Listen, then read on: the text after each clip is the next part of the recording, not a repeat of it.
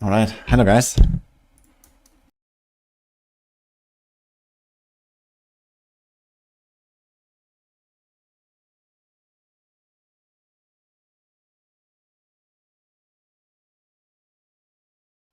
I'm out.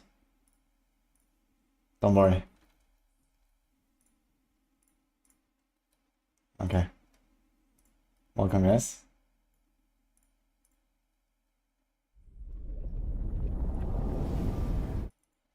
Very late stream start, unfortunately.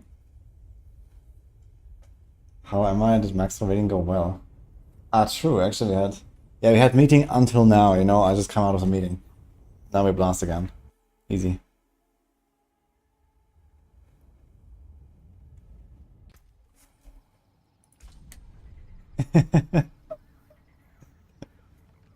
Yeah, it was all good.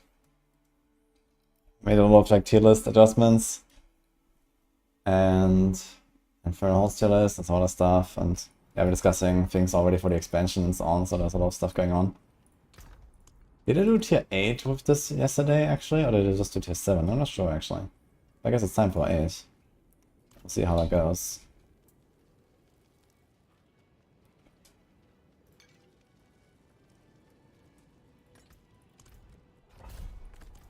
Let's try it. Maybe it's time to rip. 15-hour meeting. Easy. Fucking double stopped at 6B bow last night. Ah, 6B is nothing these days, is it? I found 100B emerald. And 30B pants. Yeah, that's what it is. Okay, do this. Hi, Aurelian. This is the Andy Barrage rogue from Maxwell.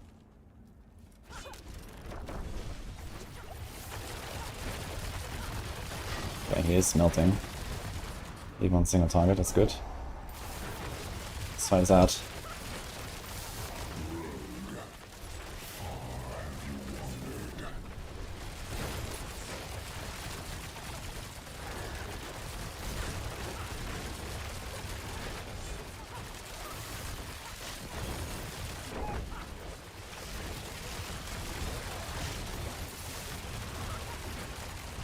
Man, the sound is so nice. Machine gun.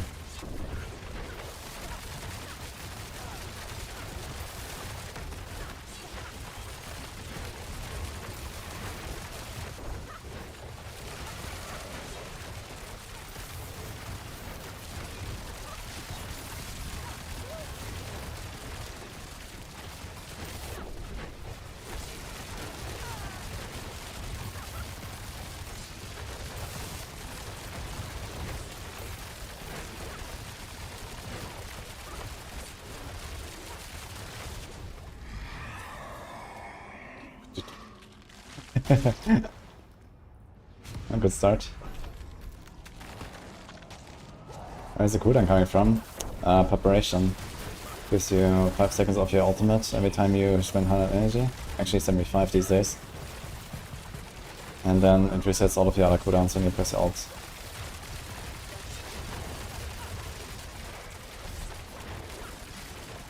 This is undiable right now. I haven't tried Cold Barrage yet. Cold Barrage is also going to destroy in here, I think. The trick attacks and stuff will be wild.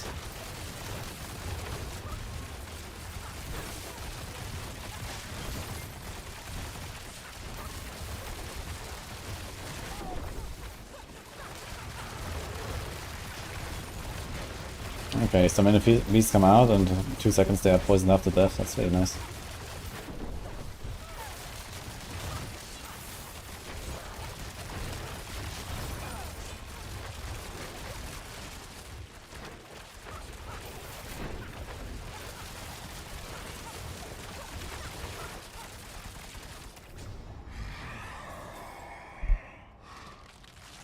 Okay, good start.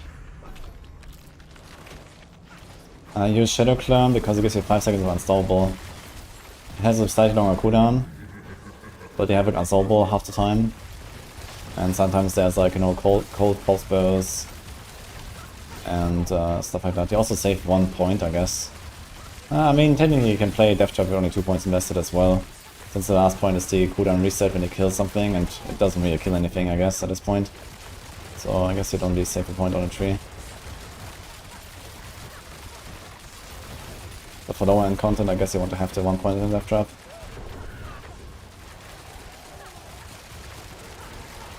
Yeah. Infernal Hordes is nice to have the unsolvable, with like, you know, thousands of Hellborn spawning and these kind of things.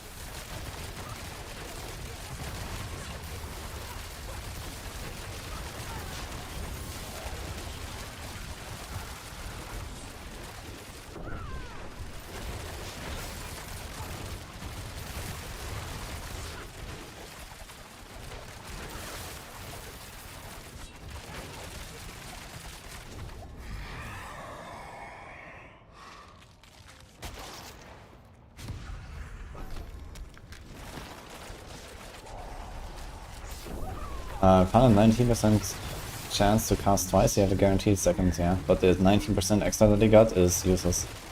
So I usually only want maximum 1 masterwork crit if you have a decent roll, at least on your chance to cast twice on something like Lightning Spear or Heartseeker, Puncture, and so on. Like all these things have the same 65% chance baseline when you masterwork it, or when you temper it. And then if you have 65%, for example, without any masterwork crits, it will go to 94.3. And then with 1 masterwork crit, it will go to 110. So you can afford like a slightly less than max roll. 59% for example, chance to cast twice, and then 1 masterwork crit, it will be at 100. But then getting the second crit is useless, unless you have a very shitty roll.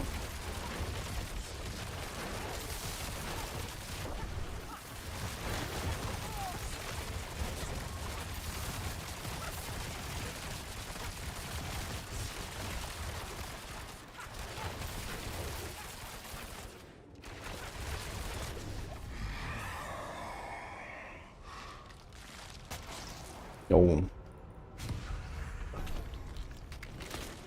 Hellblood. Hellblood is good for blood hits. The Blood Maiden in particular. Morning D, how's it going?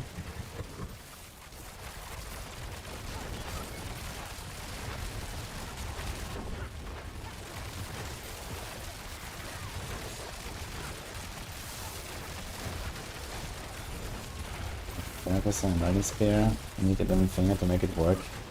I need 11 fingers for Lightning Spear. Just need to hold down Lightning Spear, spam some Frozen Orbs, that's the build now. Pretty simple.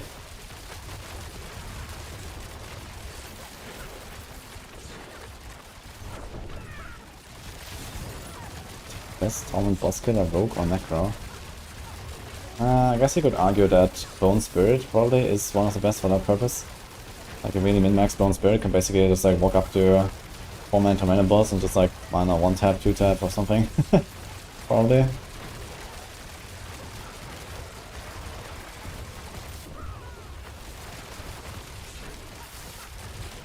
You need a +1 Hellborn when spawn, let's go. Look at these arrows, man, it's just hilarious. Oh yeah. It's actually a really good run here. Let's go.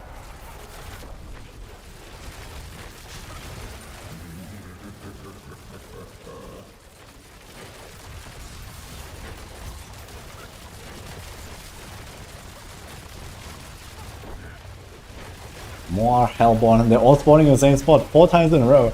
And this thing as well in the same spot. It's kind of funny.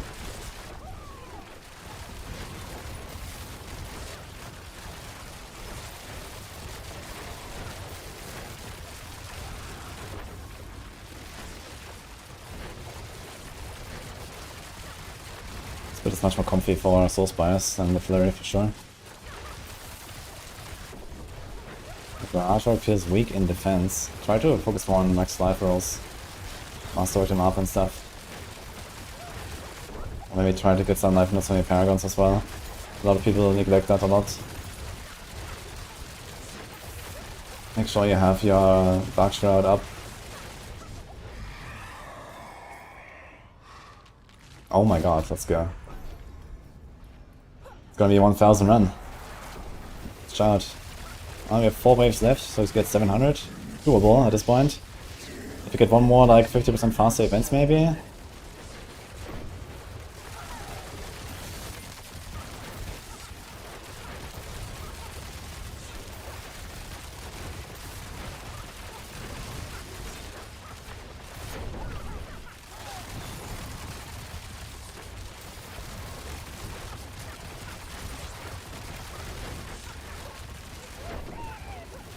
A good first T8 run for my rogue. Or for this build of my rogue. Or done on another. I'm really excited to see arrow stones again, if I can do the same. Full min max.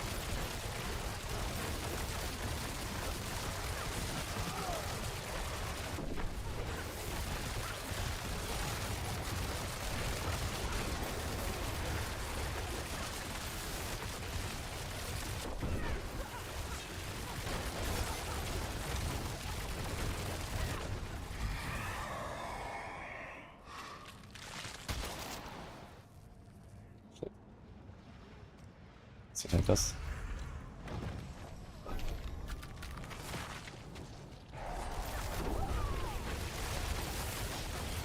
Both 10 with rogue, nice. And you get very lucky with those Hellborns if you get 1200, that's insane. I got nearly 1100 on my Sorc once. This guy's blasting me with his fireballs here.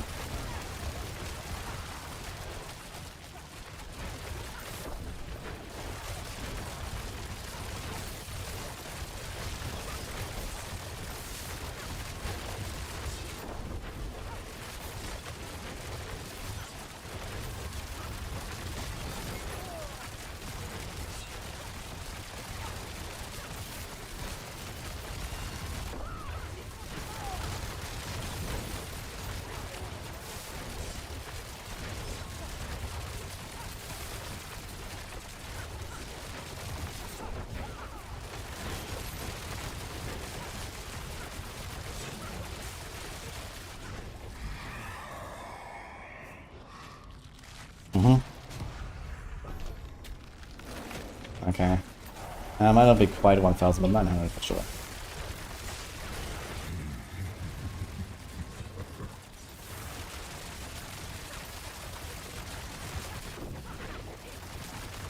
If you stay outside of the boss room and your mate kills the 200 boss, I think you should get the achievement, yeah. I think you just need to be in the instance, but I have not tried that. I mean, otherwise you can maybe join at the last moment or so. The boss is staggered or whatever. How do you use Shadow Clone effectively in pit?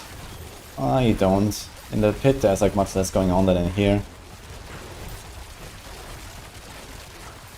I mean, okay, there's still like crowd controls going on, like for example also in some boss fights you can just like, you know, pop Shadow Clone as long as you're tanky enough to survive boss attacks with 3 tormented stacks. You could actually just like, you know, use the Shadow Clone to like not even get knocked around or something. That's hard to get there, especially for like some high-end pushing variant where you wanna include a lot of damage.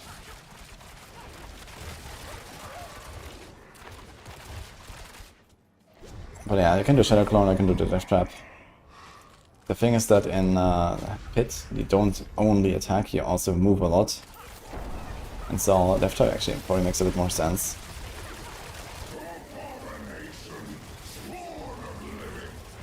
And also just like less ground controls. Like the main reason to have the Shadow Clone here is for Unsolvable, so it has a longer cooldown, but it gives you Unsolvable, which is nice in Hordes, not so much in Pit. Just don't really do that much, and there's not so many of them.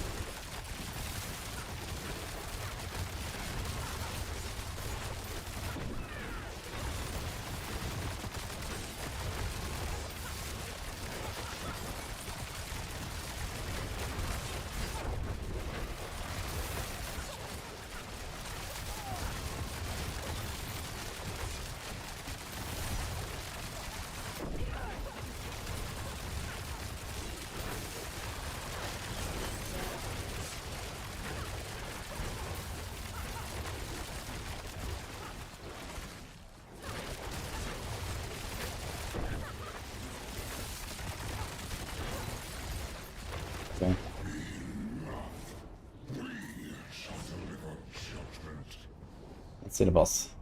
I wonder if I can one-cycle them. I guess I have good positioning, I can. It's funny how much longer masters live. Yeah.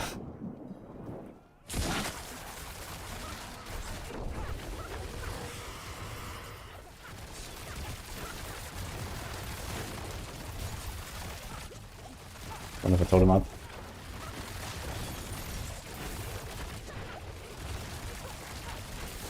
You can actually one-cycle these guys. That's crazy.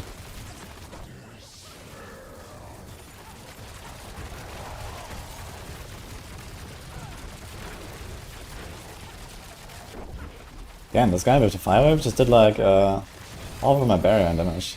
That's wild. Wow.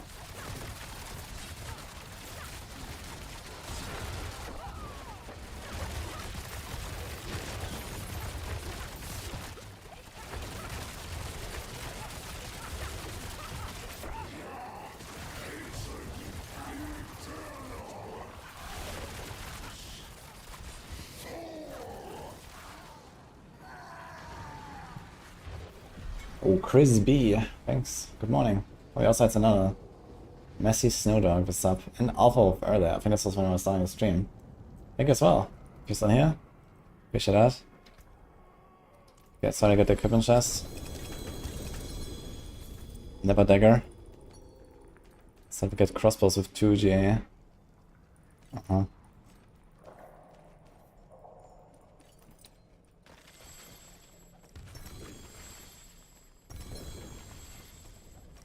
Bring 120 pitches, no problem. Even on the Flurry variant, I think I did a 4 minutes 120 or something. That's kind of funny.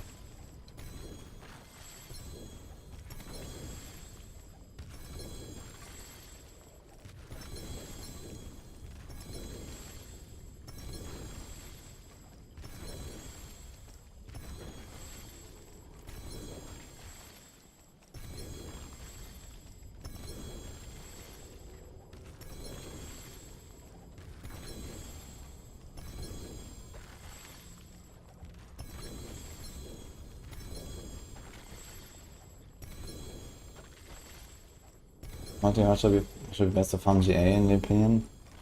I don't think that there is a difference to the chests. Okay, maybe the higher tier chests scale up a little bit. Maybe there's like more items dropping out of the equipment chests or something. I'm not sure about that actually.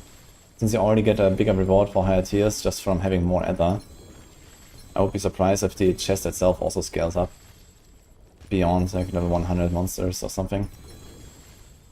God, look how many stones we got. 7.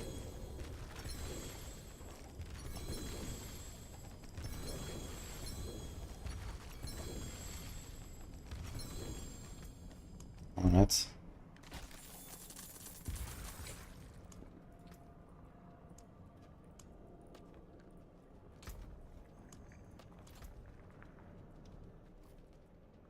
Should I save this or anything? Yeah, damage over time is not really a nice G8, really. You want the decks in alive. Free to pen shot. Healing received. I might save these healing received pants for the Barb. I might need them for the Deathblow build.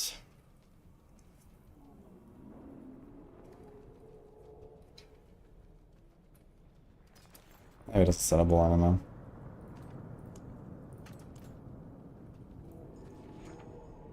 How did I change to the Maxwell guide? Not too much, I just have my own Paragon board.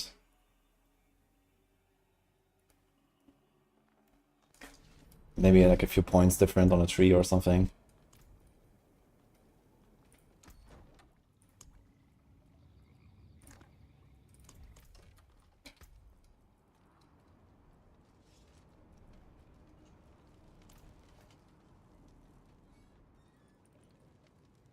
What will it be?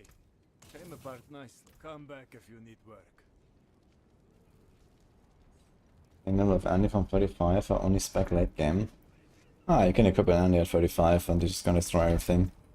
Just play the same build if you want. Well, maybe not the barrage thing because resources.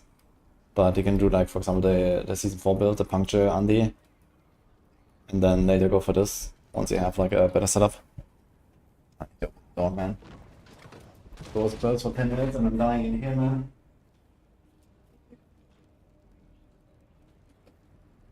Right. This is the Andario rogue on Maxwell.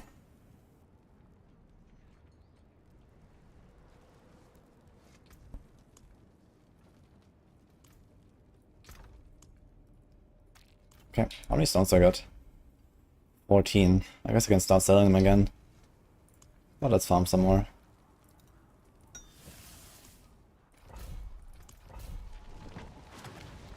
Oh, Ghosty, I'm playing as Druid. What's my thoughts on Landslide? Super fun build. Oh, it's one of the best in the game currently as well.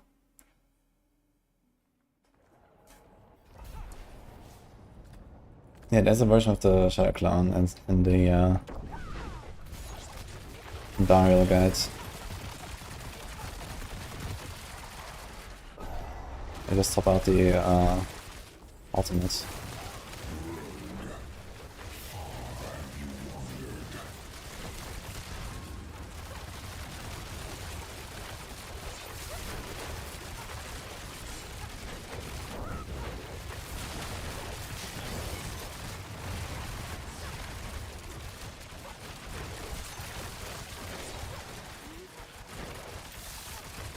That's my goal now, after completing everything, Pit's push.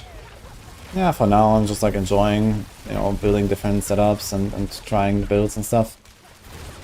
I'm gonna go back to the arrow storms as well at some point. Maybe also play one of the precision builds, like Barrage or so. And then we have some work to do on Barb and Necro at some point. I'm gonna do Hurricane Druid a little bit. And once I've done these things, yeah, I'm probably gonna just like hit push them all at some point later in the season. For now, not a huge reason to push anything.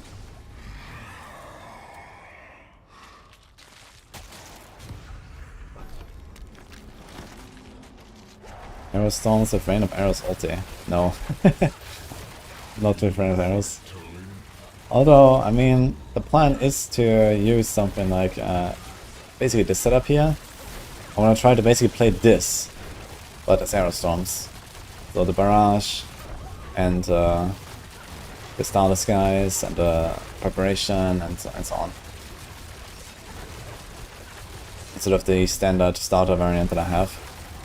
And see how powerful it actually is once you go like all in.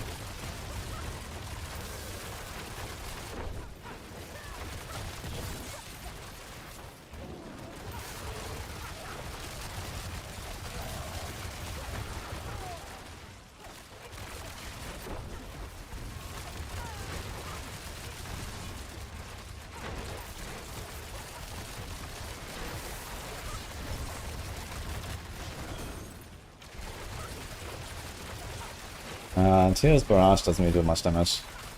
You can kind of scale it up. The thing is that a lot of the rogue damage multipliers are very conditional effects based on like, are the enemies trapped, are the enemies frozen, and so on.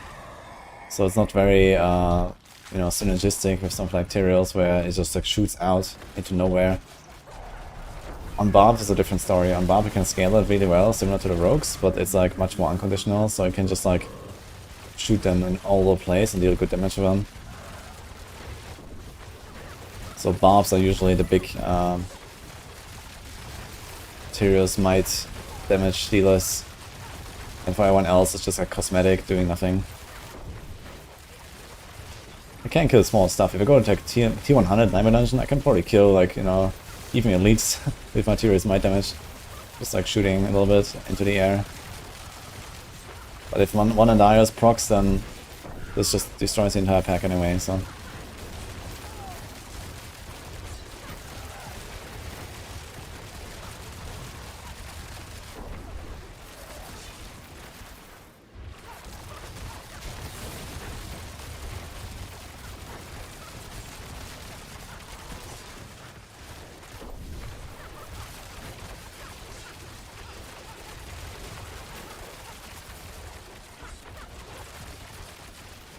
Amazing for Helltide. Yeah, Helltide is like low enough that they can just like one-shot everything. But on the other hand, they can go so fast anyway on Rogue and then do like some kind of Shadow Imbue build or whatever. I think you saw that Flurry Rogue I was playing. That's fucking fast. I mean, that has not really anything to do with the materials. Grundsätzlich.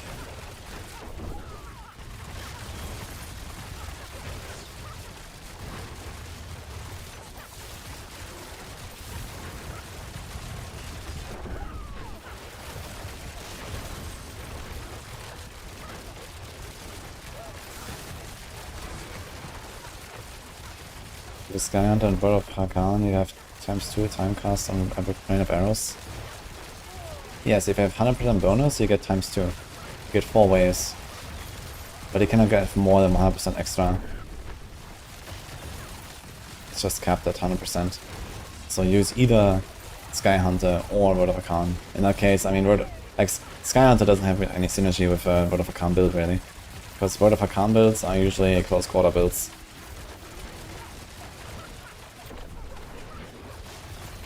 And not precision builds.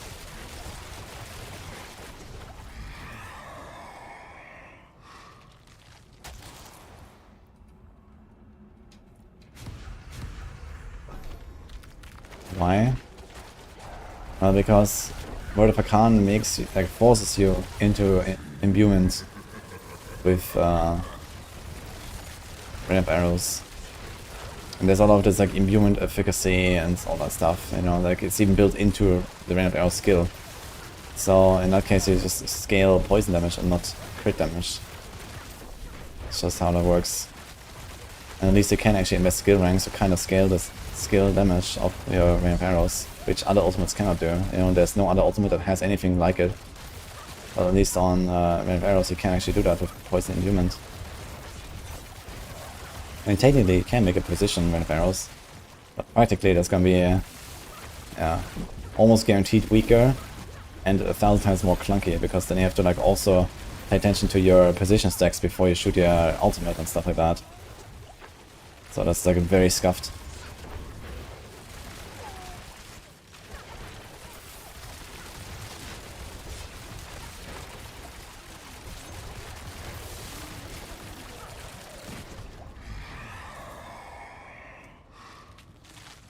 Here we go. Nephi and Rust drops in massive quantities in 7 and 8, yes. Okay, it's good.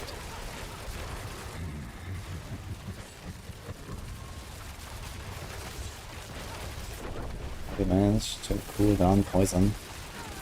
This is one of the 2 upgrades on poison imbuement. It's a mixed poison imbuement that resets the cooldown when you hit stuff. We don't use blended poison imbuement because our poison imbuement is not here to deal damage. We're not actually critting very much. And we go for the mixed, just to reset the cooldown. The poison imbuement is just here to activate Eldritch Bounty mostly, and give us a bit more extra like a hit with non-physical attacks. I wanted to try and see how Concealed Aspect feels.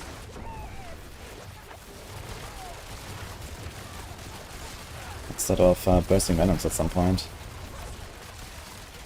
So try that.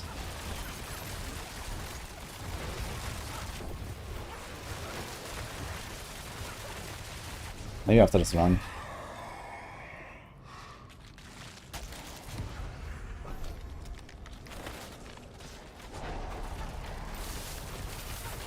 You can get rewards on Pit. I have more. How's the point of Pit? Oh, Pit is better before you can do tier 7 hordes basically. It's just that the rewards in tier 7 and tier 8 are like really overtuned. And the Hellborn are really overtuned. And also, I mean, Pit has, you know, it's just completely different gameplay and stuff, like, you know, it's just more fun, I think, to do Pit than just to do Infernal Hordes all day. And, yeah, I mean, there's also like this infinite difficulty scaling, right, so you can actually have a challenge. Like here in tier 8 and stuff, like I can't really have a huge challenge anymore with my characters.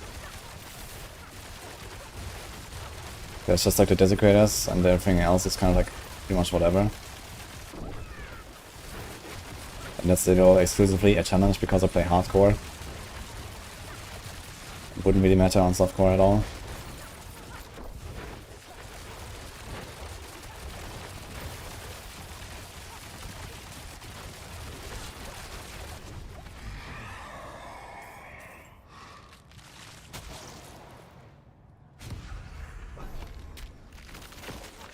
Trade chat is working really badly.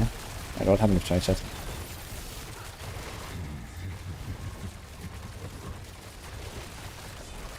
I tried stitching Umbra for Doombringer. Didn't notice the difference in T7 hordes. Yeah, not in the hordes, but you're gonna notice it in the boss fight. You know, in the boss fight, you have a lot more damage of Umbra. Here, you have like 20,000 targets anyway, so you don't need that one totem. You need totem on the boss. And I mean, if you're doing tier 7 with this build, then yeah, of course you're gonna insta kill the boss anyway. I mean, I'm melting the guys in one stagger on tier 8. If I can do that, then your character can be 5 times weaker and you're still gonna do the same on tier 7, so.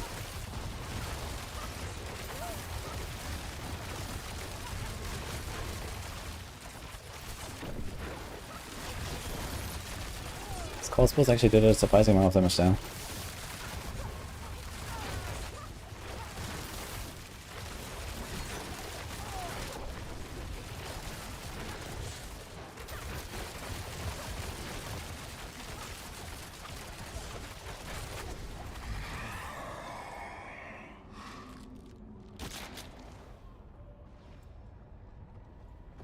Second Scotia, okay.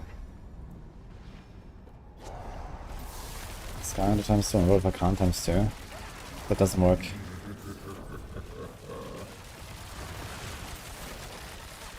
I mean, okay. You never know in this game. Maybe there's some spaghetti code and you can actually get that triple cast with Slayer Hunter and Rain of Arrows. But in order to test this, you need a greater affix, chance to cast twice, Sky Hunter, Masterworker twice, and then you need a... Okay, on World of Arcana it's easy to get, I guess. In fact, on World of Arcana, with a greater affix and a triple Masterworker, you can get to 202.5% chance to cast twice, I think. So that would be funny to see as well. But realistically, I don't expect anything to happen. But yeah, if anyone wants to do that for science, go ahead. I just don't have such an item, and I'm not really willing to invest like 1 billion gold and 2,000 leaf iron just to find out something that is almost guaranteed not going to work. But yeah, some rich guy in softcore may give us the info. The intel, rather.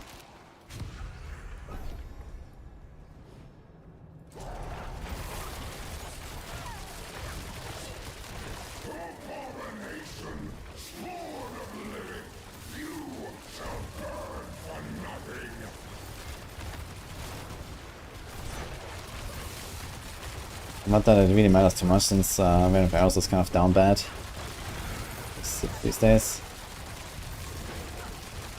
Not as down bad as some other ultimates. I think there's actually a possibility to make like some decent, probably even tier 7 farmer with Rain of Arrows.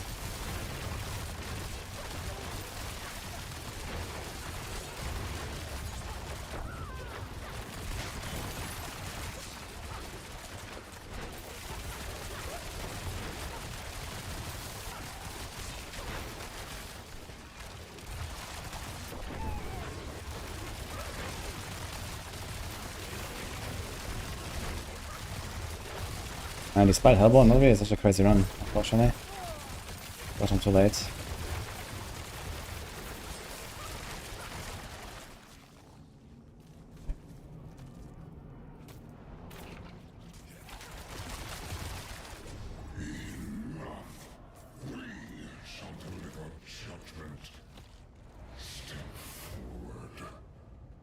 How do you do this build without an Ariels?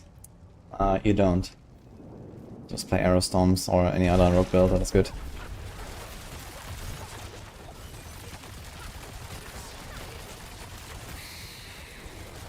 Putting down a Death Trap early was kind of a mistake here. I can't one-stagger them if I don't have the totem ready to go. And the ricochets are actually problematic because I mean, I do some damage to them, but not really as much as I wanted to. If I just like probably shotgun them, the ricochets.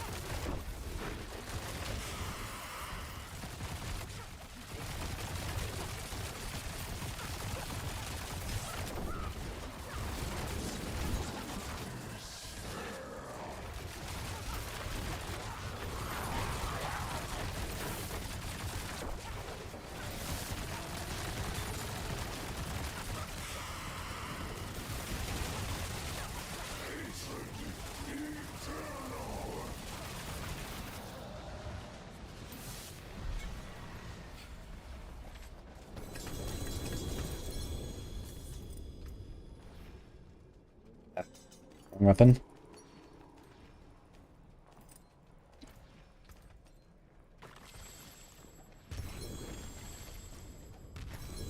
That's exactly what it means, Madhead.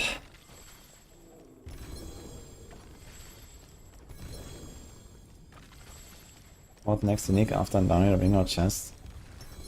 I suggest the Interior Smite, because as soon as you have Andariels, you have a strong enough build to easily go into tier 7. Then it's just about surviving and then improving your gear, and then you can go tier 8 eventually. So I would say Tyrials. Then go starters later. Hey, button. Umbercrux Doombringer or Umbercrux Bursting Venoms? I could actually consider Doombringer in this setup here. I think Bursting Venoms is relatively optional. I was actually going to replace it with a Conceited, but we can try Doom.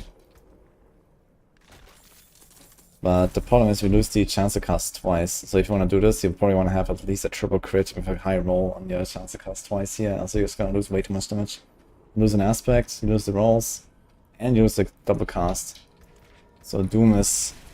yikes, actually. The chance to cast twice can only go to 77 anyway. So either way you're missing a third of your damage at least.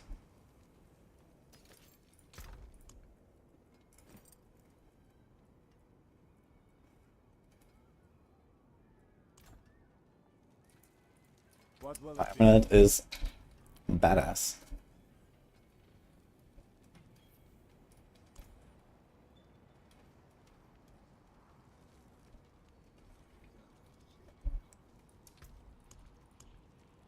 More stones.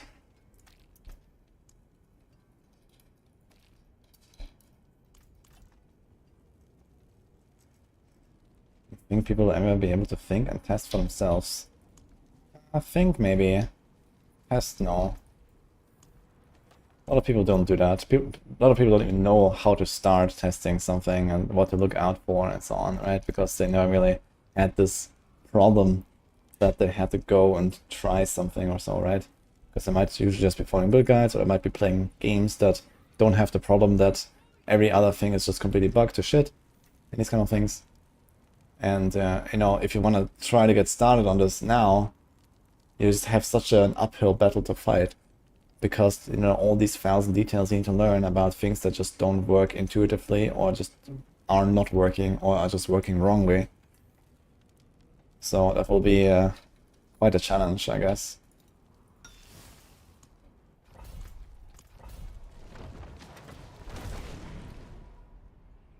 Hey, Buck. Why no Skyhunter? This is not a precision build. You get it, Alexandra.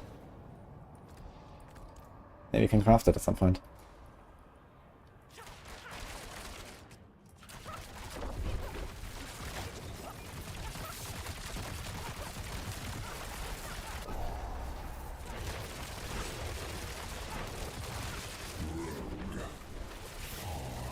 Find default to be really opaque in terms of how things work together. Nah, I mean, not necessarily. Like, if everything did what it says, then it would be not too bad. You know, of course, that's like, you know, it's a relatively complicated game. Lots of different, like, you know, details go into a single build and stuff like that, right? And yeah, some things are not really conveyed in the tooltips either. The bigger problem is just that a lot of things don't work as they say. You know, as I just tried to explain, like, either they don't work at all, or they don't only work under certain circumstances, or they only work not with a certain thing, or something like that, right?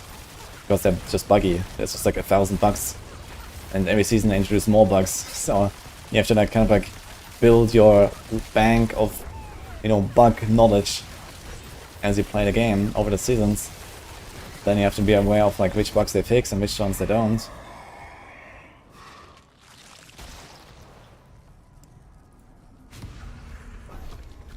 Hi, bastard. I'm planning to level anything during XP boost. Well, the XP boost will be up for around a day or so before I go to Gamescom, right? Okay, yeah, I guess I can like just level my Barb and my Necro to 100 real quick. And that's up. Maybe ask the boys, we're gonna do a speedrun, I'm gonna play Barb, let's go. That'll be funny. 2-hour run, 200. Half of it is just standing in town and tempering.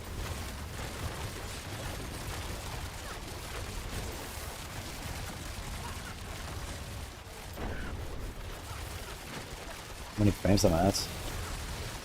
I think the 18 frames breakpoint. I've only 4 to economic advantage on my neck and should be 6 in order to hit the last one. So I could remasterwork and go for the triple crit on economic advantage, but I don't really want to do that. Since I have to finesse double. I actually spent quite a lot on that. Critical finesse is very powerful.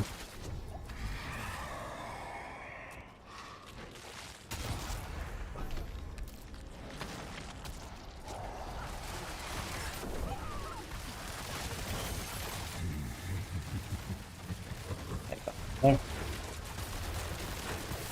There are starters which are in attack speed, you need to do crit and other attack speed affixes. Well, it depends what you do with your Andariels. If you play this build, you actually reach 100% attack speed cap in cap 1 quite easily, just from the Andariels. If you get like at least a double crit, you have 58.5 already. Then you get 15 from close quarters. So that puts you to like 73.5. Then you have a 15 from the potion, that's 88.5, and then you just need like 12.5% more combined from starters and fists. And starters alone, without anything, already has more than that, right? So GA attack speed on this build in particular does literally nothing. As long as you masterwork your attack speed on the Andariels a little bit. Yeah, you just want to make sure that you hit 100% between 15 from close quarters and then your gear and your potion, and you're good. So in that case, you could also masterwork something else in the Andariels also.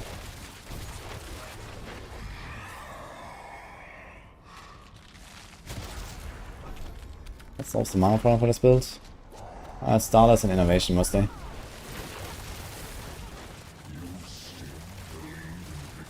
And the ridiculous amounts of lucky hit we have.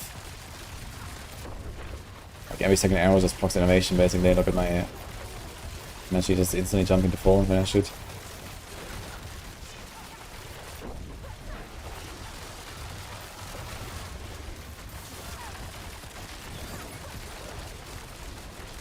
That's the most important Umber crux. Totem duration, and totem duration. And dex. In that order.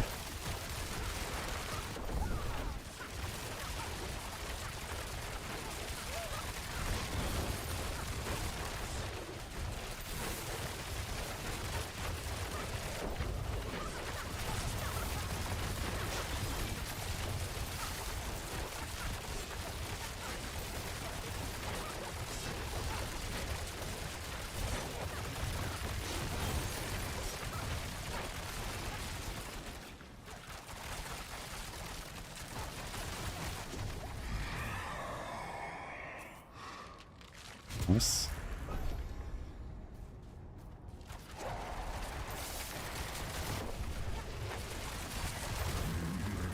Yes, the cutthroat attack speed from close quarters is 15% in cap 1, and then the other part is 15% in cap 2. So, your gear plus potion plus 15% from close quarters needs to be 100%.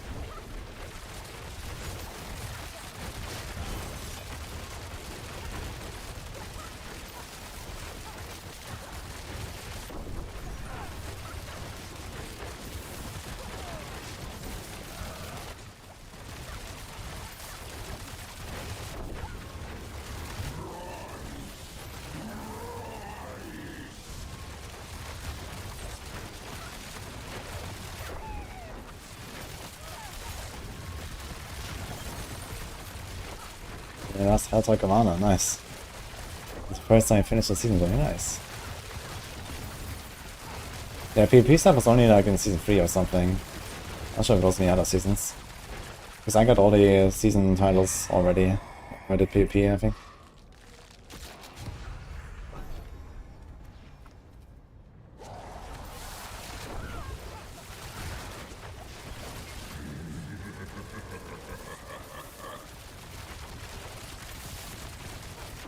Black mark.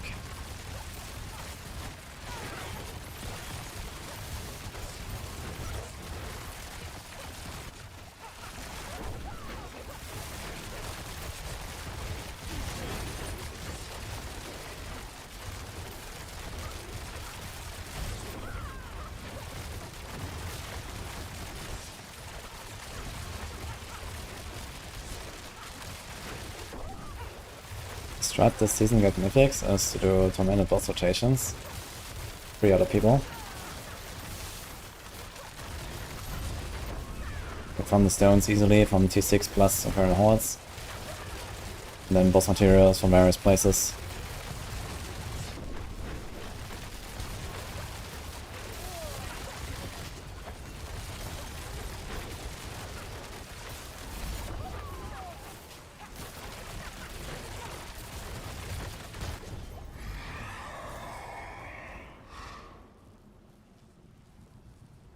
Should I do Butcher for the lulz?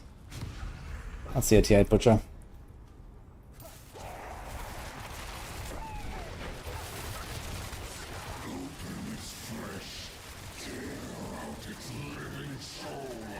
I wonder how tanky it's gonna be.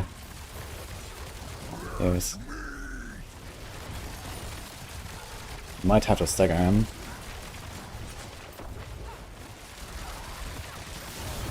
He's very hard to stagger though, fucking Butcher. But we can, I guess.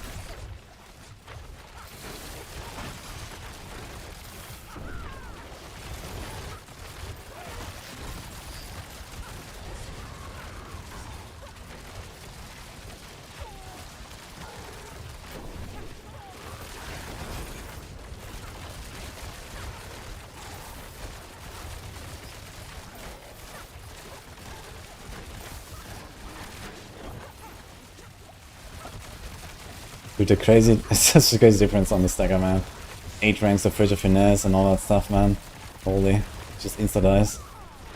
But he cost me the entire wave, so it just takes too long to stagger. Oh, that's fun. I use advantage at except for this.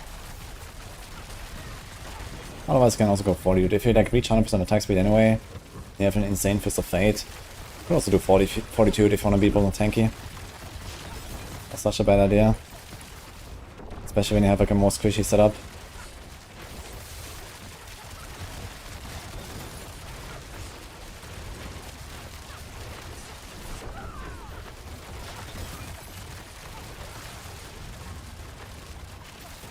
Should you always prioritize the damage on Totem?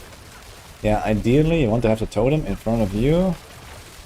Like basically between you and the boss is where the Totem should be. So you can shoot into the Totem and ricochet 2 arrows into the boss. That's the ideal scenario.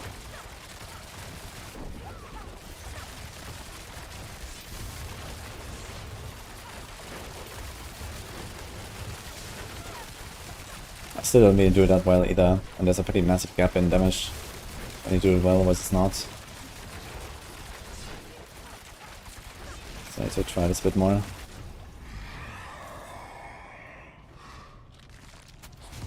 It's not a butcher, but we need a Hellborn.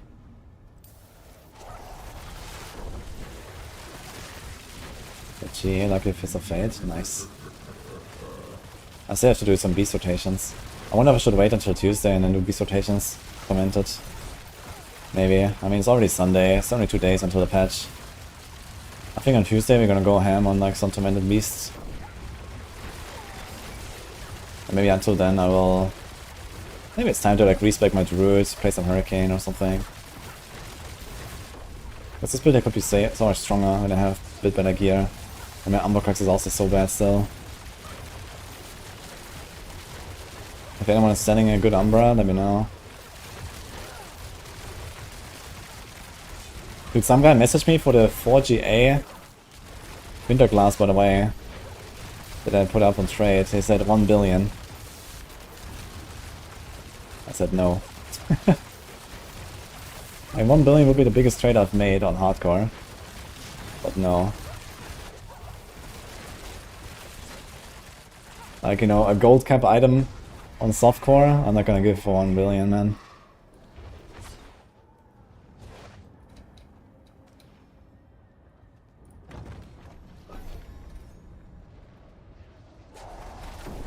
I had a GA, like a hit Fist of Fate on day 1, and then ripped to with my Sorc. I had it equipped on my Sorc when I died, so I don't have it anymore. My Fist of Fate is really bad, actually. It also has like a terrible chance to apply crowd control roll. It has a good lucky hit roll, not GA, but a terrible crowd control roll, and I need a better crowd control roll for better stagger. Like this butcher, for example, could have died like probably 20 seconds faster or so just by having a better roll. Just because I would staggered him.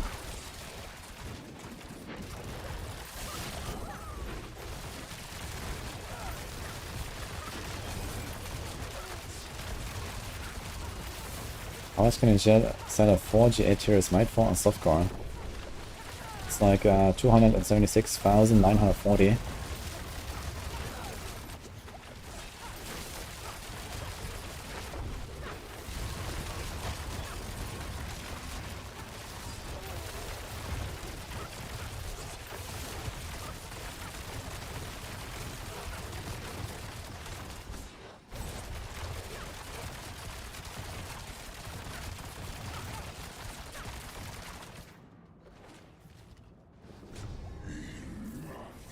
Automated bosses have 7.5% chance to drop an effect.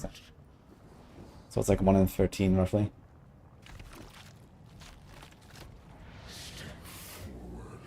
The name of this build is Andario Rogue. It's not max roll.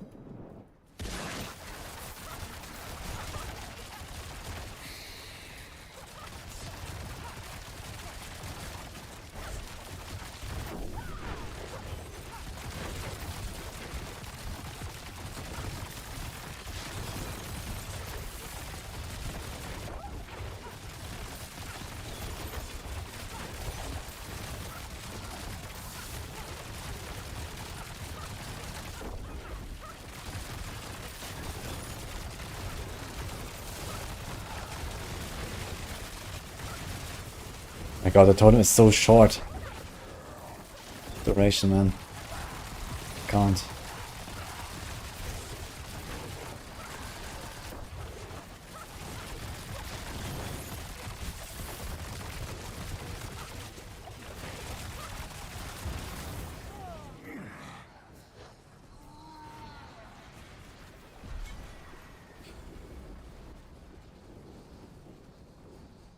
No, it's not flurry on the maximal build guard. The maximal build guard is Barrage. I took that and then made the flurry version out of it. That's what I explained in the video as well. But I'm playing Barrage right now, anyway.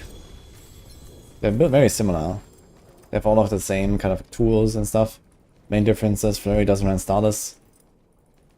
You have like, you know, flurry aspect instead of barrage aspect, and you know, slight tweaks everywhere, but it's overall literally the same Paragon board, almost the same skill tree, and so on.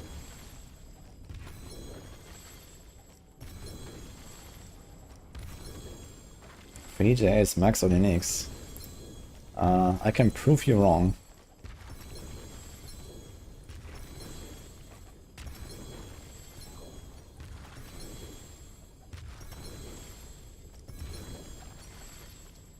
For Umbra, you want to open the 60 chest. I think the small chest can also drop the uniques, but it seems much more rare. So usually I just open the 60 and then the materials. And I just hope for the best. And usually get one unique. Yeah, but there's like, I don't know, 5-6 uniques, and then there's one class unique, I think. So it should be like something like a 1 in 5 or 1 in 6 or so, right? There's like Rakanov, Lokran, Lucian. What else? Varafiel. Yeah, Umbra. There's maybe like 1 or 2 more, I guess, or so. So the chances are not really terrible, I guess. If they're all the same chance, which I guess they should. 7 stones again, man. This is going well.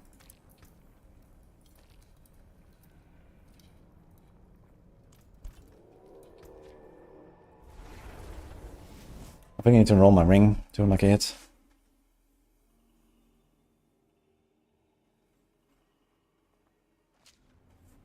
5 generic, 1 class, yeah, exactly. I can take common, turn it special. 6 crit. It kind of feels bad man rolling off and almost perfect. Like, I rerolled to the vulnerable, and I got relatively lucky, and now I'm rolling it off. Because for the setup, you don't need it. Yeah, 6% okay, that's perfect, right? Yeah, okay, easy. Father bless.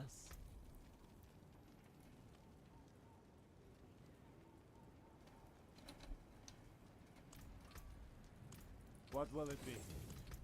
More pots.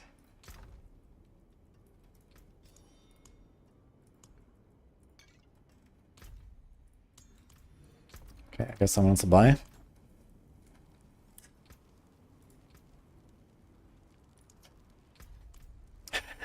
Now one guy says want to buy Stitching Stones 50 million each.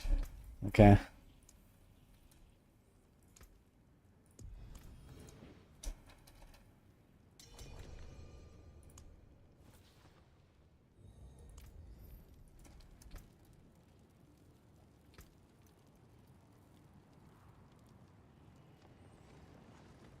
Dude, what is the latency on the server?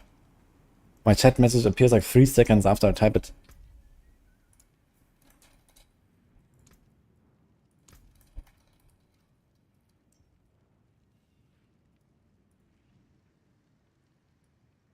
Yeah, this guy. 1 billion, okay. No, it's not okay, man. Okay.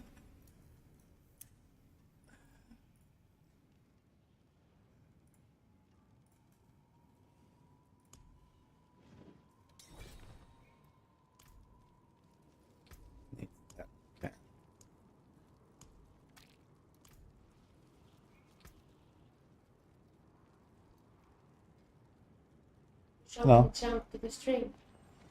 Sorry? Can we show my junk to the stream? Your junk. Ooh, Okay, show us your junk. you're busy, I see. Hello. Party. I'm just trading. Okay, should I link them to you? Okay. What is it? What do you want to show us?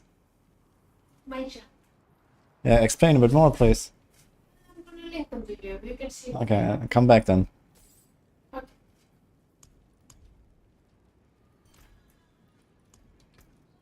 I appreciate 7 seconds. Umbra, huh?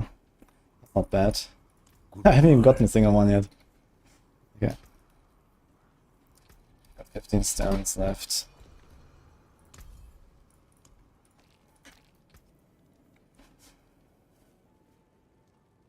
Yo, Gorgon.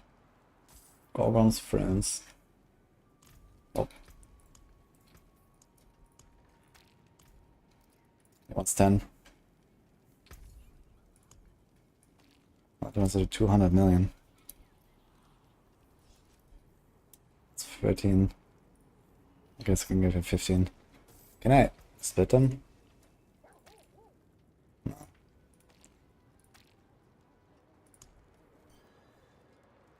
Okay.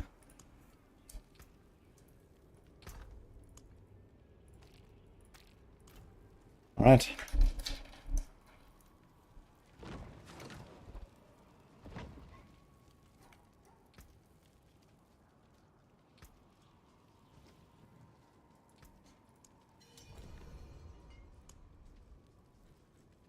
Here's a guy in trade chat, want to buy boost in pits. PM if you're farming, wanna get some gold meanwhile. That sounds interesting actually, I should have tried something like that. I can easily carry a dude in 100 at once. What's up? There they are. Mm-hmm. Can we appraise them? Appraise. Appraise, yes. Okay guys, Nini is playing softcore and she has some big loot here. That she calls junk, so it needs to get out of the stash. So we have a 2GA sword, Dex Life. We have a 3GA ring, crit overpower resource. We got an amulet, deadly venom and alchemical advantage, not bad. Can roll frigid there. We got, yeah, this is not very much. I think you linked the wrong item. I put it by accident. Yeah. It's one I just found. And you got a free frigid and life amulet here. I was thinking of keeping Wait, them. what about the pants? There are 2 links. The pants. What pen? The pants. Go. What? The Heartseeker pants. I'm pretty sure I linked everything. I'm pretty sure you didn't. Why they don't appear? Yeah, try it. Yeah, so this amulet is really good. And so is this. They're both pretty good. Here you need to roll Frigid. I guess here I need to roll... I mean, you can use the for other builds as well, not just the poison builds, I guess. Try again. The ring could work for Nova Necro. True, I guess. You mean like Blood Surge. There is no pants. Ah, now, okay. Here, those pants. They're fucking insane, man. 4 Heartseeker and Dex. Do you like my junk? Yes. Okay. Anyone interested? Nini is selling them. How much should I sell now? These pants, Yeah. I think you start at 10 billion. What? You probably start at 10 billion. 10 billion. Yeah. What am I gonna do with all this money? Yeah, you're gonna masterwork your shit. Yeah, I'm pretty much done. Maybe for my sorcerer. Anyone can spare 10 billion? Maybe 9? Did you say starting from 10 billion? What? I mean, this is an S tier build. It has 2 GAs, including a skill for that build. This is an insane amount of... insane pair of fans, man. Come on, there's no softcore players in chat. Yeah, she's playing softcore, yeah. And we're trying to get her some gold. So if anyone is interested in some of these items... Yeah. Usually very bored to sell my junk. 2 GA sword. The 3 GA ring. It doesn't have to be 10 billion for the pants, I guess. So... you take what you take, huh? Got this neck. The frigid neck. And the Heartseeker pants. I would buy the pants, but only have 2 billion. Look. Oh. Good morning, J Shiv. The neck goes for 5 billion. The frigid neck? I guess so as well, yeah. Neck goes for 5 billion at least. Okay, where would I sell it? I don't want to do the whole procedure of selling. I hate it. No, I just add I them. won't play SSL. Yeah, you just add them, give them the item, they give you gold, that's it. What? You just add them. Add them. Yeah, you have to add them if you it. Yeah, but if we don't find anyone here, I have to go through other channels. Yeah, Yeah. yeah. Okay, Is guys. anyone rich enough to buy Offers, my junk? offers in chat right now. I'm gonna show the items again. Heartseeker pants, frigid neck. Not this one. Giveaway? No. Deadly venom, alchemical amulets. Triple ring with crit overpower. Here. And a double sword. Καλησπέρα, πατρίδα. Should Are also you say rich? should also say for which item, by the way.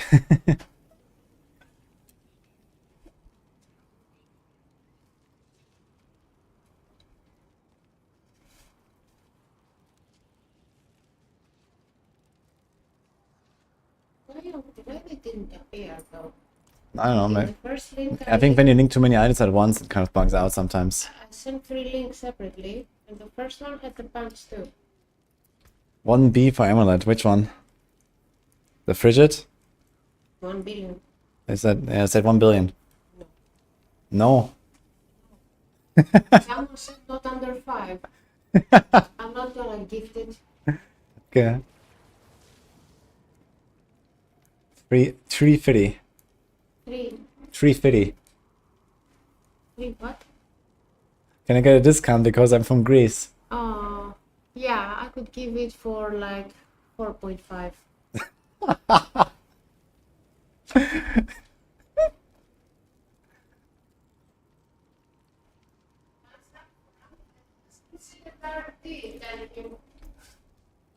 What's up for amulet is considered RMT. Yeah. Yeah, we don't do that around here. Are you also a Diablo streamer? No, Yeah. not In the yet. making. In the making. Yeah. Yeah, Woody wants to make me a streamer. He totally humiliated by trying hardcore. Yeah, she's gonna try hardcore, like after I come back from Gamescom. And I'll be backseating her. I've started hardcore. Yeah, but I don't On know this why stream. I stopped. Not on stream, no. Yeah, of course on stream. Hmm? On stream, I mean, when I come back, we're gonna do hardcore. Yeah, I'm talking about the past. Yeah. Degrees body price. 2.4 billion for the pants, it says Lords. I would take that. It's probably a bit undervalued, but what are you gonna do with all the gold? Okay. Okay? Okay. Okay, your battle tag? I just wanna say something.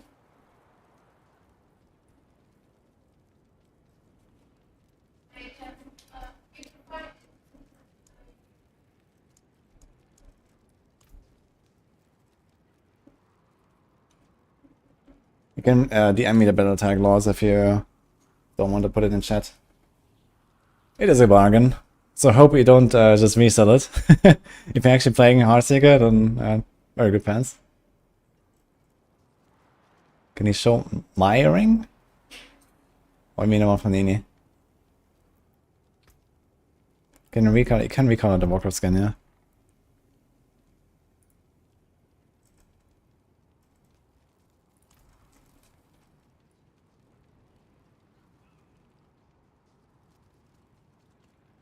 Nini posted her battle tag. Incoming 1000 friend requests, Nini.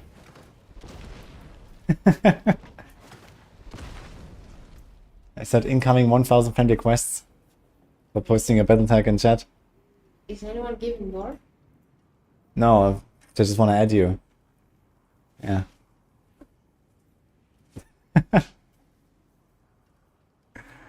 Movemency cap is 200. Where's 94 chair? Nini is sitting on it right now. She had like some problem with her leg a little bit last days, and apparently it helps her more than this chair.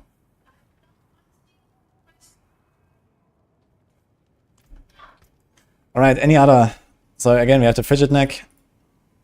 Not this one, man, I keep opening this one. There's a free Frigid and live neck. A triple crit overpowering. A double dex life sword.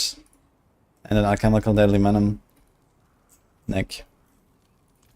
Last chance before I go into the next run here. Let's go. Hello. Yeah. Greetings. Hi, Kieran.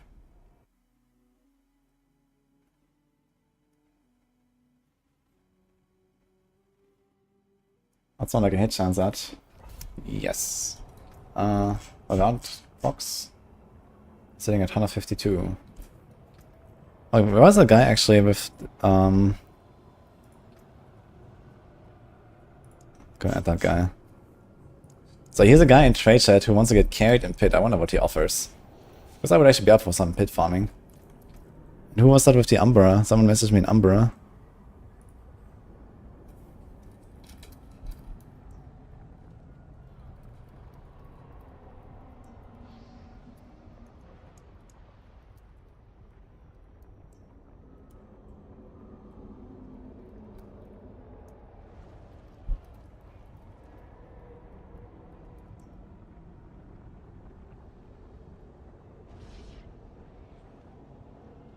Like 20k mats, open the item chest, Umbra procs option. I can try to open the item chest a little bit. I tried it from the 60 chest, not from the 20 chest. 5M per 81 pit. Wait, now this guy says not okay. Thank you. Alright, I guess he doesn't want to get carried in the pit after all. That's blast.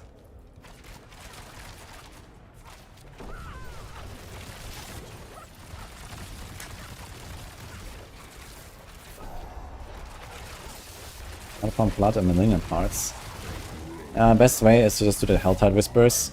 If you want to speed up your art income, also just do like generically like good whispers, like the Breach Whispers are pretty good, the seasonal ones. And like sometimes you have like these regions where there's like harvest and like 1, 2, 3 like small little one pointers. So you can do those. Also the PvP whispers are pretty good. Just kill the big guy and turn in. That's 8 grim favors usually in like 2 minutes or so. It's pretty efficient. I still have bursting limits on my weapon. I wanna try to change that now to consider and see how it feels on the bosses. I think it should be better.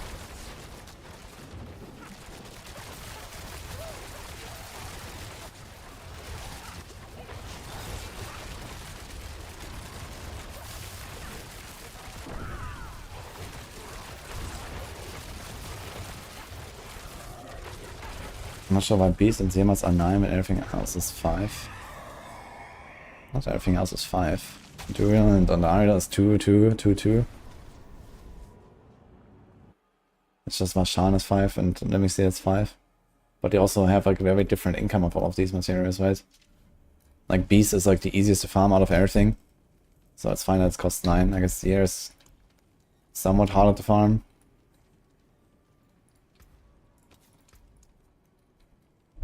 Let's try this, and I'm not sure if I want to keep the Alchemist's Fortune very much.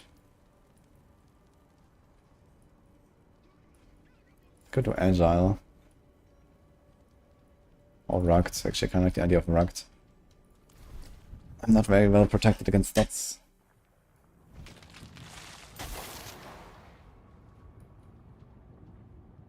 Ugh. I need an Umbra, yeah. Someone just offered me a 7 seconds. If someone has a better than 7 seconds Umbra, I will take it on hardcore.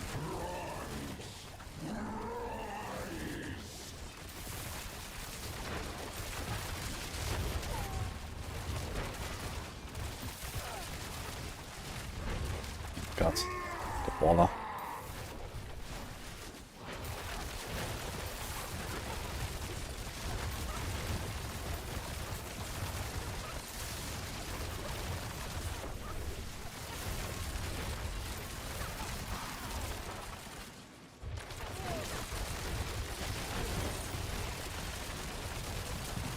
Okay, did you add Nini, by the way, Lords? Anyone else want to buy any of the other items? You can add her, she posted her battle tag in chat like a few minutes ago.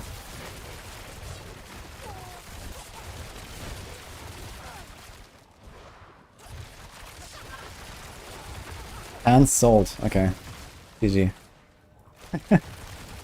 And Nini is twice as rich as me.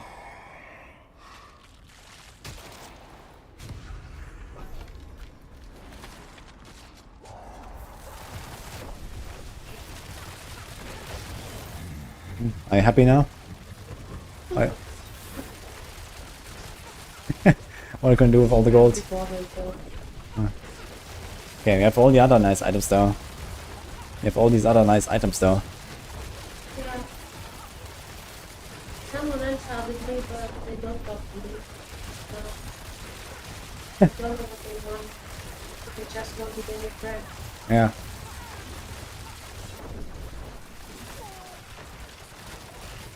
How much is friendship? Say that. Yeah, maybe it's like also, you know, instead of selling an item. Exactly. Hear my voice Yes. from the room. I hear myself all the time.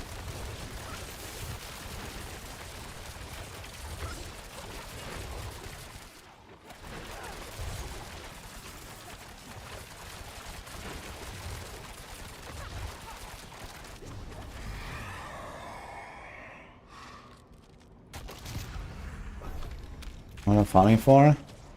Oh, I'm just blasting some hordes, you know, getting familiar with the build. Trying to get a better armor work crocs maybe. Fist of Fate if Lucky hit GA has worth a lot. Not sure what they go for though. Should check. A lot of people wanted Lucky hit GA. Fist of Fate. It's not enough of these.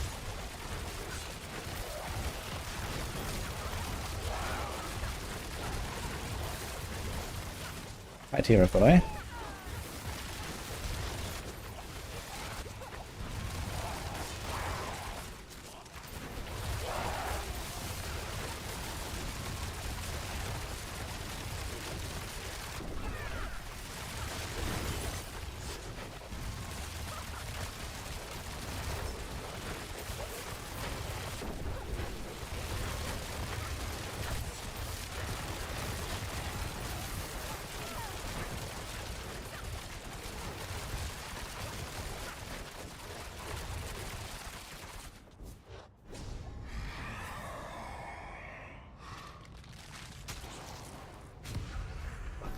The barrier is the second wind passive. It was reworked to give you a barrier when you spend energy. It's very powerful for non-common point builds this patch. And, well, I guess mostly for preparation builds. Because inner sight is also, you know, kind of preventing you from getting that barrier. So inner sight in general is just kind of like not really much of an endgame choice because of things like that. It's more like of like a mid-game thing, I guess, to kind of get your build online.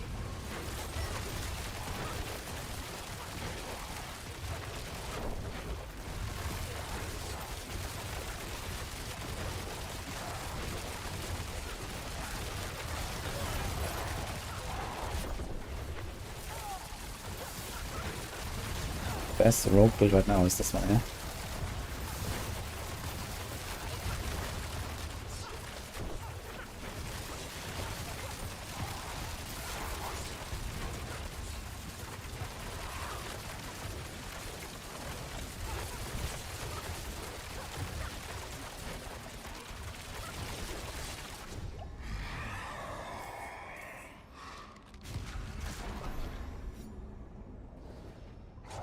For to get health of version and for a 2k shield, yeah, it's wild.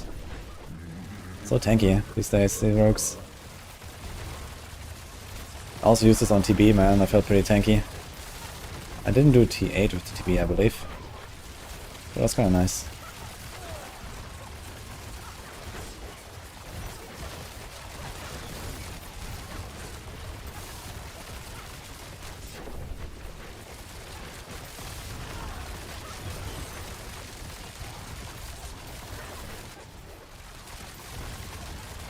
Ah, well, the barrier, it does hurt though. Actually, it chunks like 80% of my barrier. This Desecrator. Would be still nearly a kill. I'm still not sure if you can hit you with multiple of the fireballs or not. Or it's always just like one, it's like one wave of a fireball basically. That can only deal damage once to you.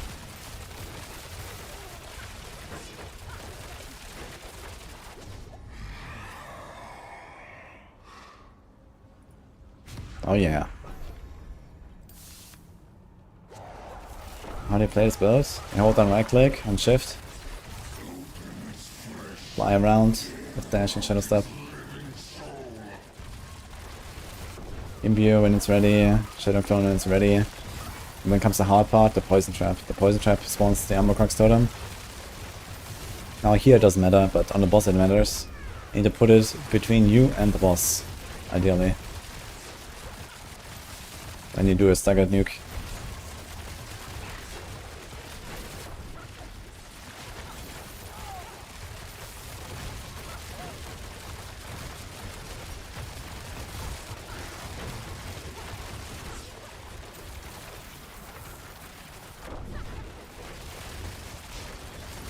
Also I have Desecrator mobs. Just don't get hit forehead, mostly.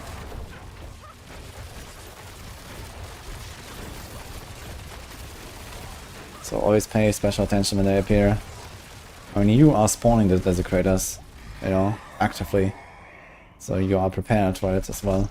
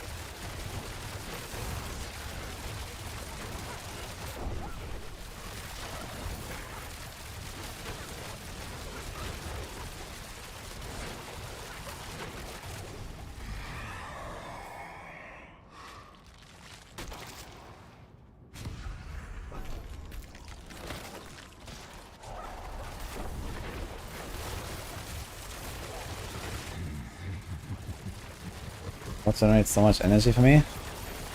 Exclamation mark rogue energy, of course. And innovation.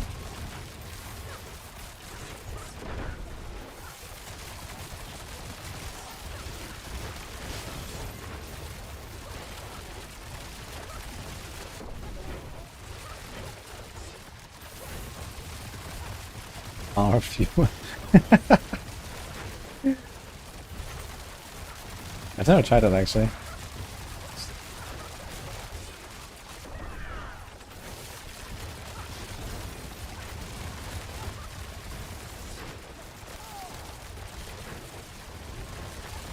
It's gonna be a pretty good run actually. Probably like 700.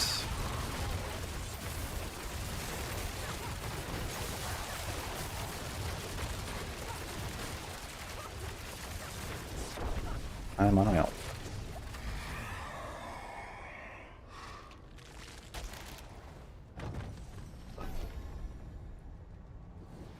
Can easily one-shot you even with the barrier up. I just got hit by the Desecrator and took like around 80% off my barrier, so he can't one-shot me with the barrier. Unless I don't have my Dark Shrouds up or something, but you always have Dark Shrouds up. I'm not sure if I had 4 or 5, I guess that kind of matters here. Might have been a moment where I had 4, but to be honest, it's perma 5, right? Like it never really goes down. It's like a split second sometimes where I have 4. But yeah, he could have hit me with 4 instead of 5. But with Dark Shrouds up and barrier up, he won't one-shot me. There's not really many conditional damage reduction effects that can apply to this guy. I guess the only thing is poison, but I basically poison everything all the time anyway. But yeah, if he spawns and I for some reason don't hit him or don't proc Andariels, which is extremely unlikely, then he's not poisoned and he does 15% more damage. But for example, I can't apply wiles from the Paragon nodes.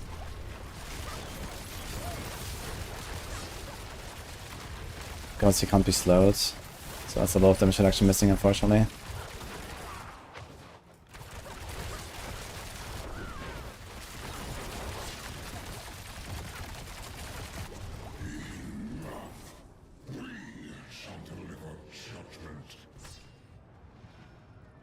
Managed to one-shot me yesterday, 47k life on tier 6. Oof. Wait, you're a hardcore character? You're in a hardcore, right? Only against... on what build?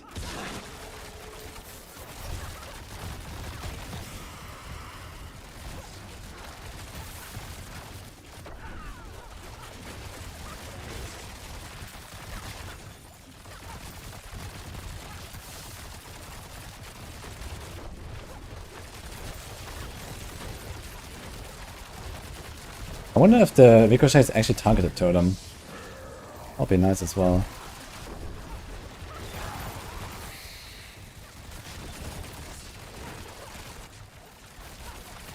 Oh shit, he's staggered somewhere in the corner. Now this guy too. Scuffed.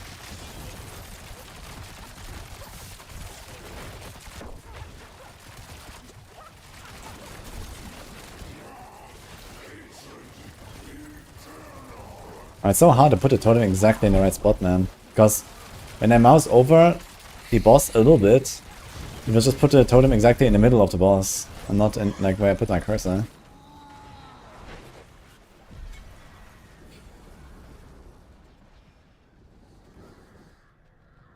Dude, I got 75 adder for killing the council, actually.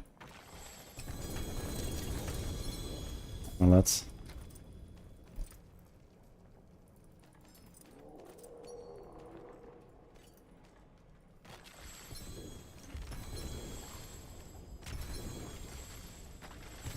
Gonna try 1-1. Here's a boots.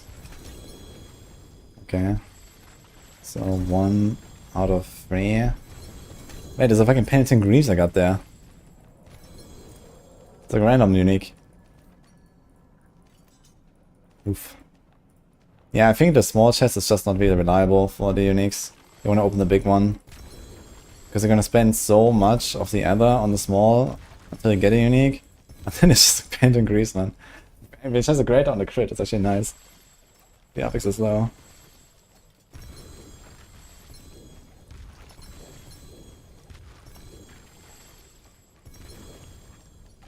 Yeah, I'm still looking for Umbra. I guess the 7 seconds one will kind of work for now. What was that?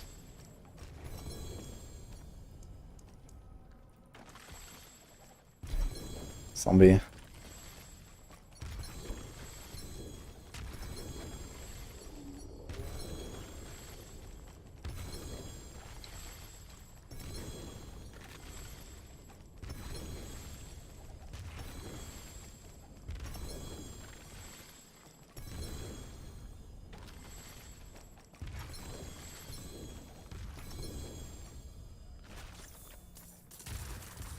Once I get one shot by the desecrator. How do I survive it then? Maybe your Tear's Might is not really as good, or you don't have a Tear's Might. I mean, Tear's Might is really important in that case. Tear's Might makes you roughly triple as tanky against elemental damage with a masterwork outcome like this. So yeah, this might be why you die through the barrier from desecrator.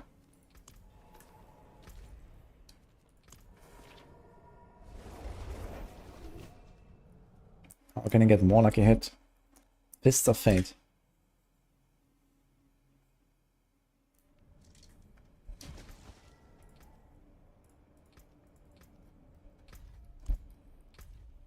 I kinda like right click on the... Oh, he's in a party. Oh, let's see. You there? Please. Have you seen a man named Julik? What?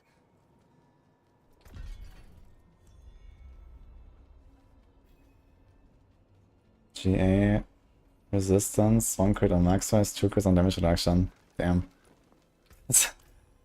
That's insane. Yeah, so I wonder if you can actually like shotgun you with the 3 fireballs. Maybe this is how people actually get one tap with such crazy. So if you extend right in front of him and all 3 fireballs hit you, they might all do damage. Without any extended delay or something like that. Then I could imagine that you just get one tapped. I wonder if they're gonna like adjust this guy. 5 stones again, nice.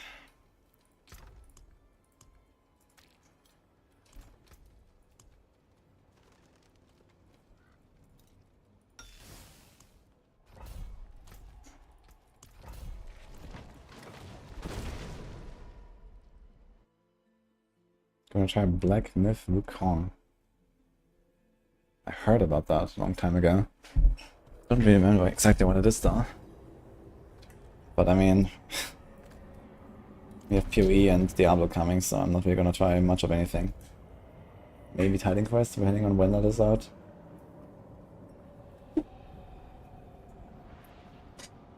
And I was also considering maybe some World of Warcraft, but I mean that's in 1 week from now, which is kind of a bit early, and I'm also away at Gamescom.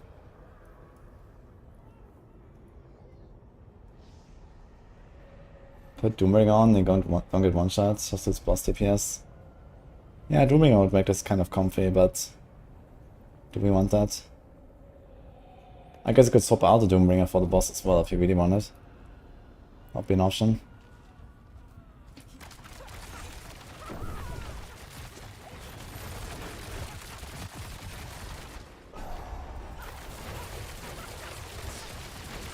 Yeah, with Doombringer I don't really have anything to worry about.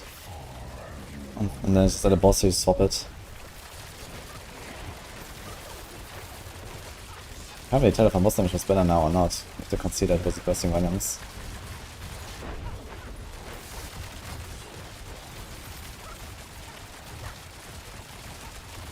New expansion feels more like WoW is now in maintenance mode. Like, what makes you feel that way? It's like a typical expansion, you know? There's like 4 or 5 new zones, some class reworks, and all the other good stuff. Seems like a very standard expansion. Besides the fact that it's like part of like a trio of connected storyline.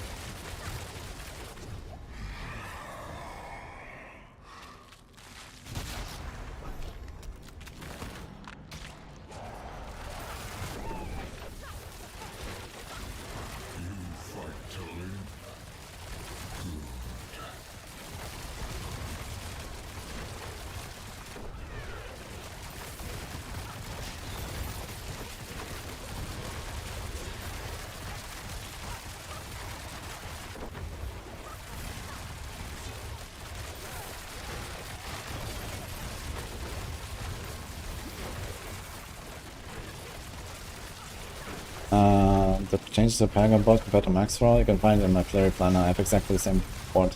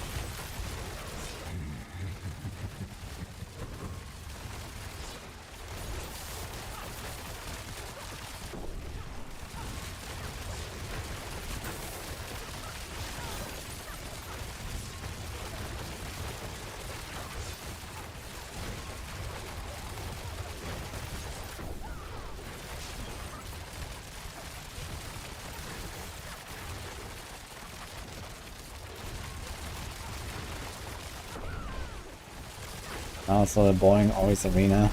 I mean, you don't have to only do Infernal Hordes. I also sometimes just go and pitch for fun or, you know, do something else. Or just try like another build or something.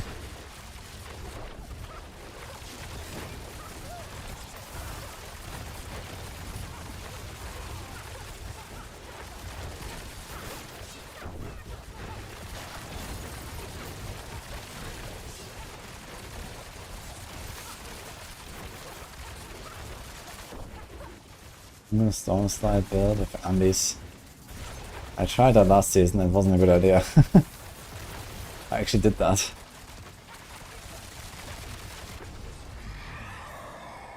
And I mean, you also have to play it basically with not even Storm Slide, because you probably want to go Fist of Fate. So you probably don't do Storm Slide, just Stand Slide or something. Or maybe just Storm Slide anyway with Nature's Fury, but not with the glove, I guess. Because they have like all these extra lucky hits. You have a pretty decent amount of lucky hits. I was kind of surprised how bad it was playing this on Druid last season. But I tried it was pretty terrible. And now with how powerful the Storm Slide build is, I don't think you're gonna get anywhere close. And it's gonna have the same playstyle, but scuff damage. Also no Basilis, you're gonna be squishy, you're gonna have no bear synergies. I don't know.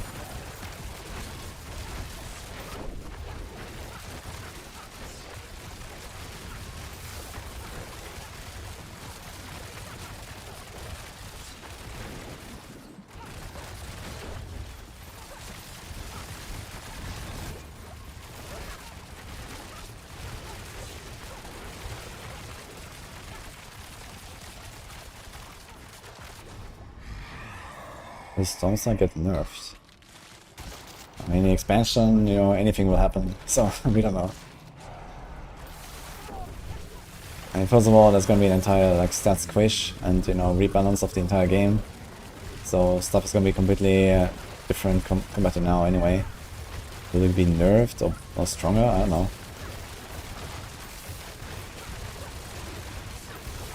I imagine they're probably gonna raise the ceiling of difficulty in the game, which outside of the pit is like kind of low, even in Infernal Hordes, right? Like, there's a bunch of builds that can go tier 8, maybe not necessarily like farm tier 8 very effectively, but you can do tier 8 just fine, maybe a kind of long boss fight or something.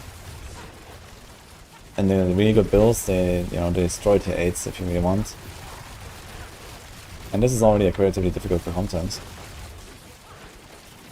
So if, like, you know, we can also raise the difficulty of other content to roughly this level.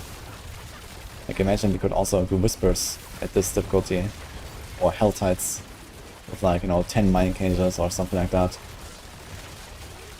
And this could be much more interesting, I think. Or tormented bosses that are actually, you know, a challenge or something.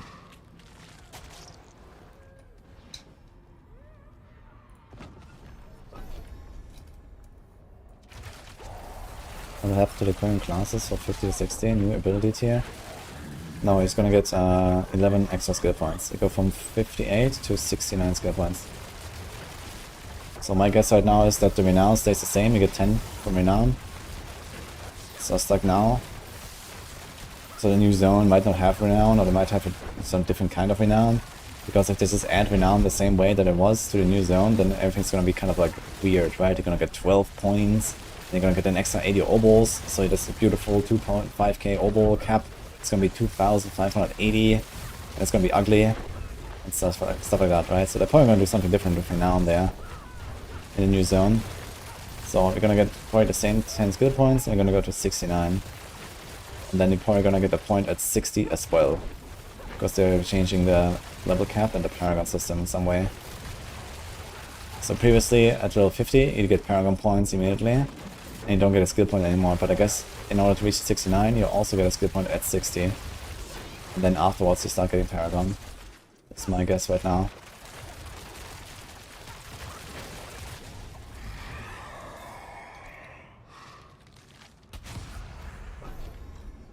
What are you gonna do with 10 more skill points? Yeah, it's gonna be wild, man. It's gonna pick up everything. Unless they, you know, really increase the size of the skill tree, right? If they add like a bunch more passive clusters and I don't know what, then yeah, sure, right? There's stuff to put points in. But yeah, right now it's like, okay, the 58 points are really good, I think, for decision making and making builds and stuff. But I fear that if they don't really like update the skill trees in a big way on the existing classes, it doesn't seem like they will, because I've seen the Spiritborn skill tree. And the Spiritborn skill tree, outside of just being OP, looks exactly the same as other classes. So they're probably not gonna do like a big overhaul of the skill tree. And this means we don't really have anything to put points into. And this means that there's gonna be a very little variation between builds, because everyone is gonna pick up the same shit, and there's no like hard choices to make anymore. With 11 extra skill points. Like, what am I gonna do with 11 skill points on this build right now? I don't know what to take. Like,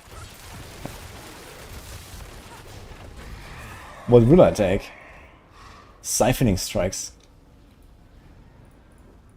Agile, I guess, would be kind of nice to have.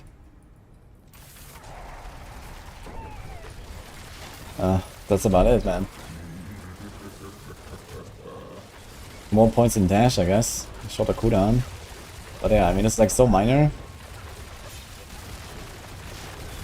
And then there's gonna be like much less decision making on the skill tree. I don't really like the idea of that.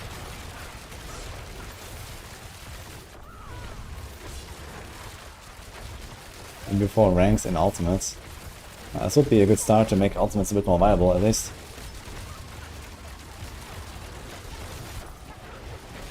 Yo, imagine, man, a rank 5 Shadow Clone. And the Shaco, man, rank 9.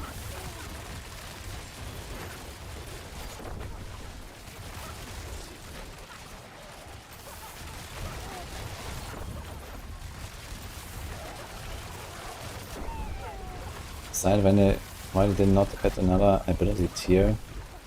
What do you mean with ability tier, exactly? And what happened in Diablo 3? In Diablo 3, in the expansion, they just added one skill per class and called it a day, which is also pretty lame.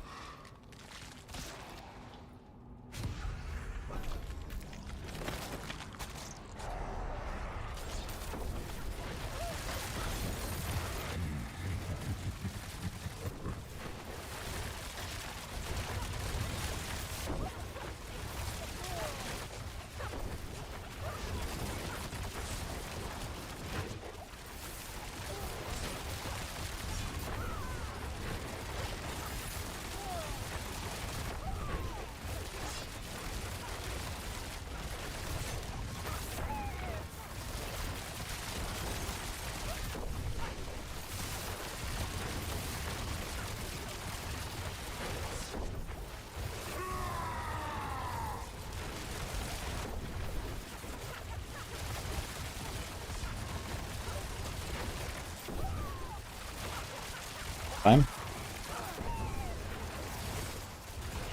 Need a Dotomu.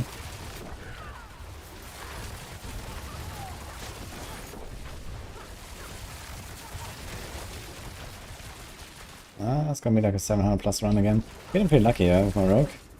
There, Hellborn everywhere.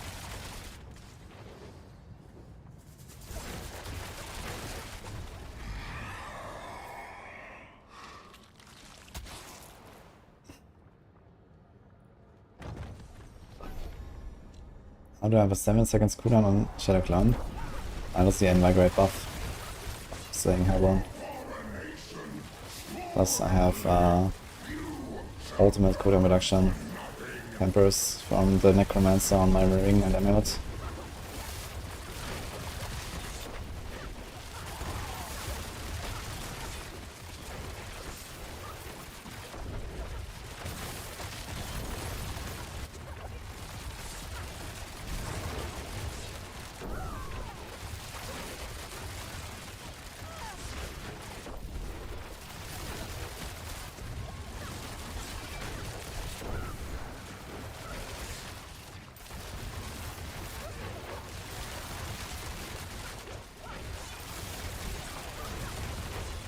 Being blasted by Desecrator, man. Leave me alone.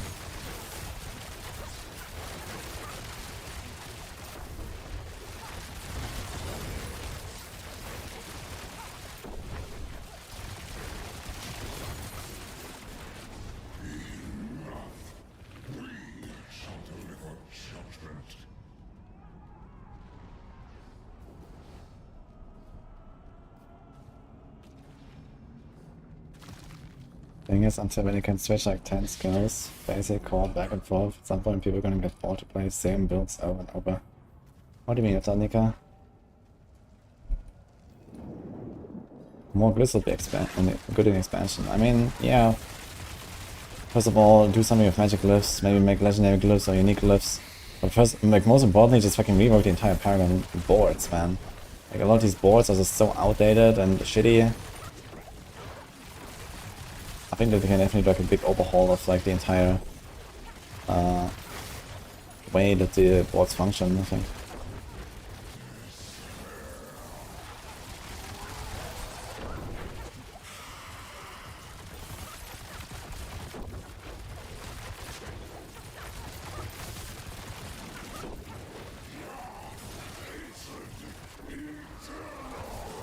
Seems like I do more damage with the Conceded. By the bursting venoms. This was a better boss nuke. I almost one-cycled them all. But really a perfect nuke. Sword! Wait.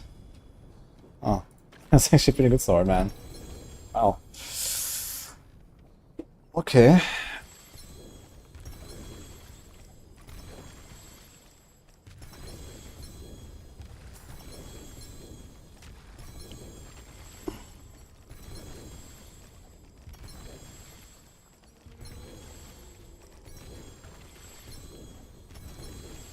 Could still be able to play with people that didn't get the expansion. Strong doubt. I mean, technically, I guess you might be able to invite them into the party. Maybe. But outside of that, what are you gonna do with them? They can't really play any of the content, and they can't really go where you are going and whatever, so... What's the point?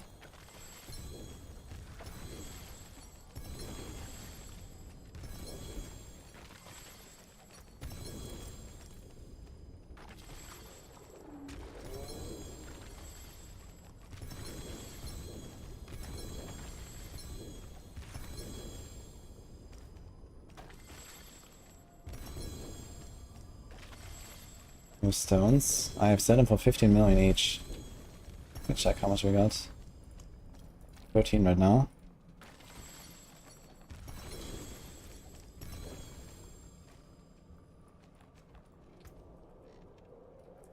It's very nice for Raphael. I might use this actually. I have a 200 non-GA, or I have this. Not sure what would be better. It has a low max roll, max resistance. Low all stats, but I guess kind of minor stuff. The attack speed is good.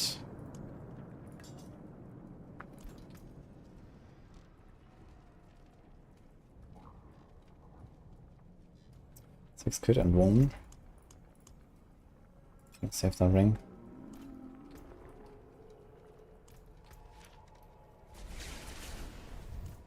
Spend all the item chests now. Nah. I can just try to buy an Umbra for like, 100 or 200 million for someone that is good, and just open others' chests. Until I get a good Umbra out of these chests, this will take forever, I think.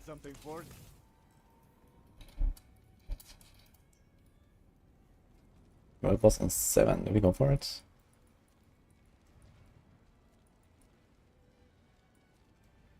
Maybe on one of the other characters. Yeah, where's my Doom?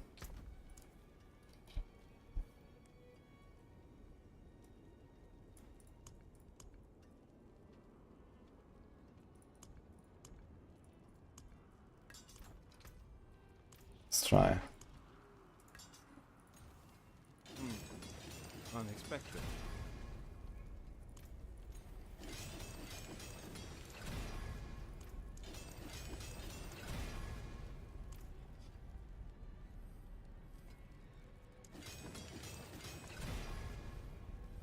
Blah. Not bad. Okay. Well, easy enough. Alright, I'll take it. Okay.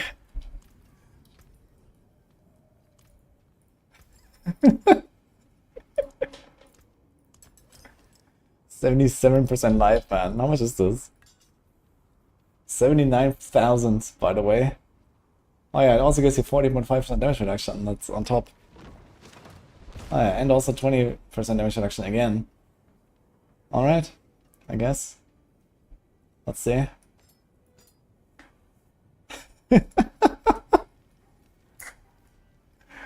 Sometimes lucky, I guess.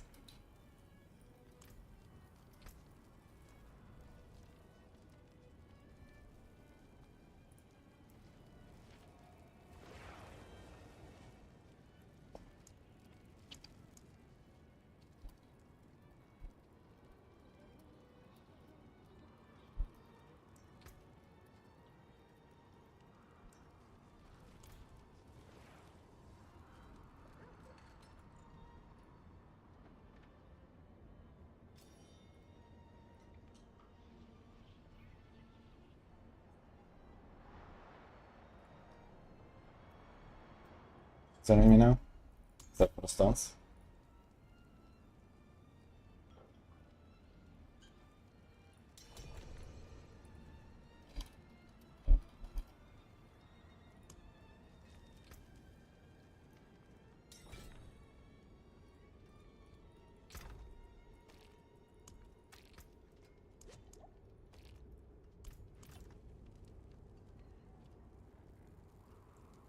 Well, the ultimate damage, it's for the no witness paragon node.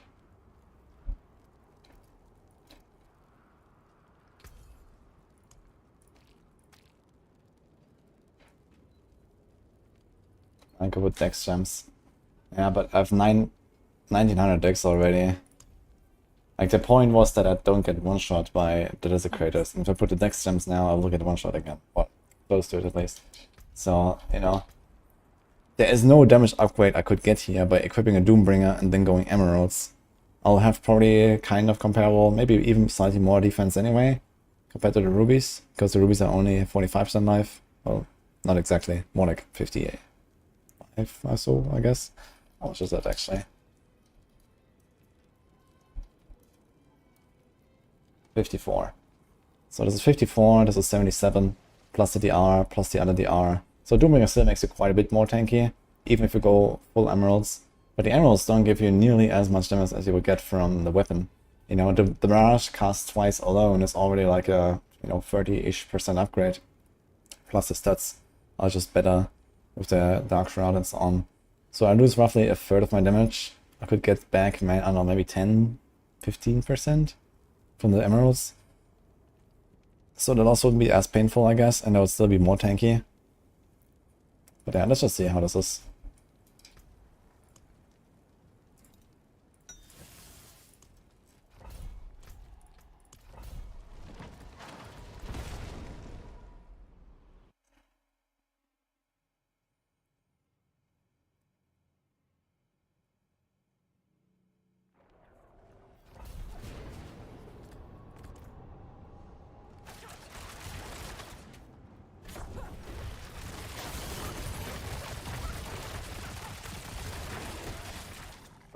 Let's see. The good thing is if I'm tanky, I can also just kind of like look at chat more and stuff.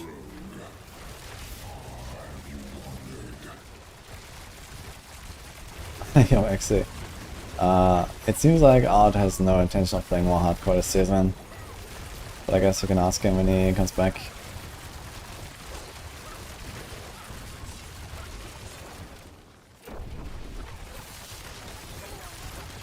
Skip all bosses. Ah shit, I forgot about now. Okay, so I will arrive at the world boss 9 minutes late. Maybe we can try to catch it. We'll see. Maybe we can try to catch some latecomer instance.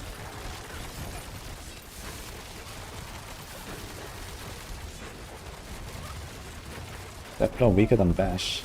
I'm not sure. Deathblow is pretty powerful. Apparently has some bug going on that makes it pretty powerful with the Crusher glyph.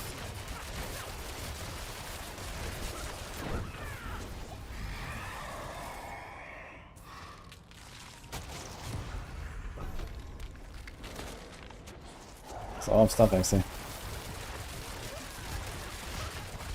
Don't exploit and charge on Sorc. Some people do charge, I don't. And also no exploit, yeah. I guess you can try to put an exploit if you want to make everything vulnerable easily.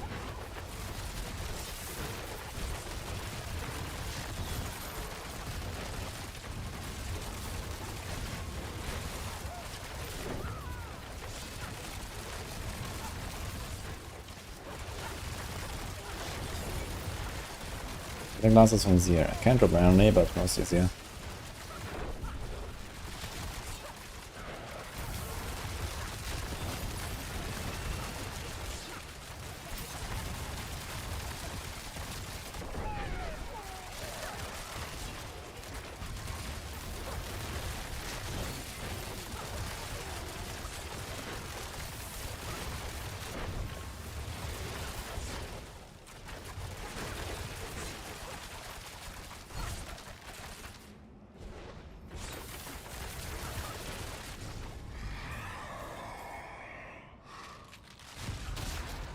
Good start.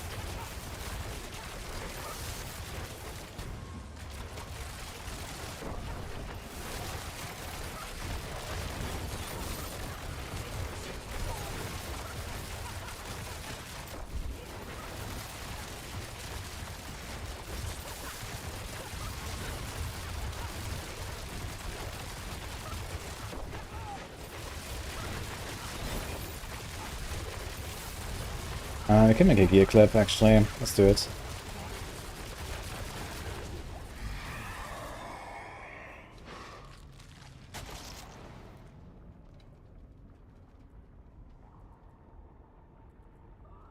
.5. We need to improve that Umbra.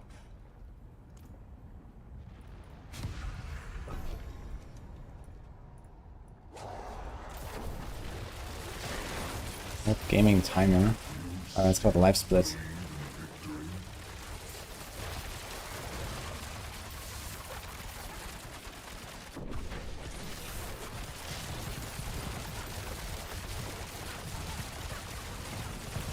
Should we try how much damage the Desecrator does to us now? With the Doombringer and stuff? With 79,000 life and 79,000 barrier? Should try to take a hit and see.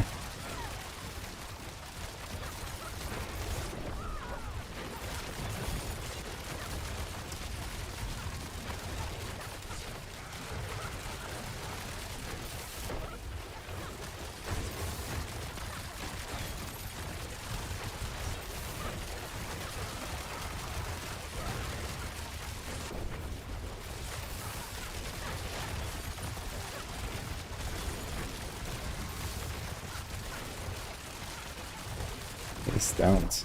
Why? For science.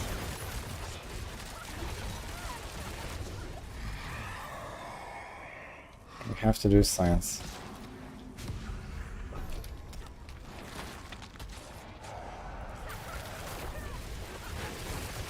We have Whirlwind on Discord. I don't think I made a Whirlwind one for the season. But I have it on Maxwell by Snail. He has made a really good Whirlwind guide, so I should check that out.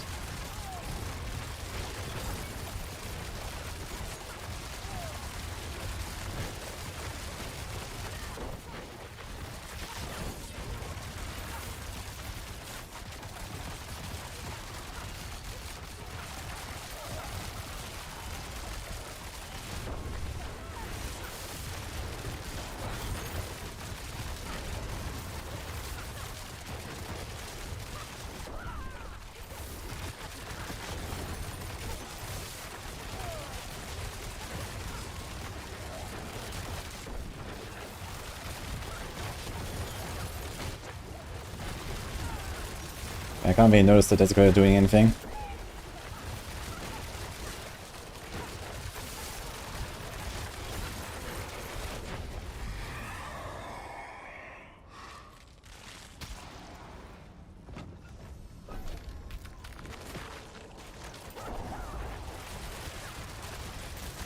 Yodak, for commander kills, you only get 1 spark on your first kill of the season for any boss. Not for all of them. 1 spark total. 1 from Lilith and 1 from the gift.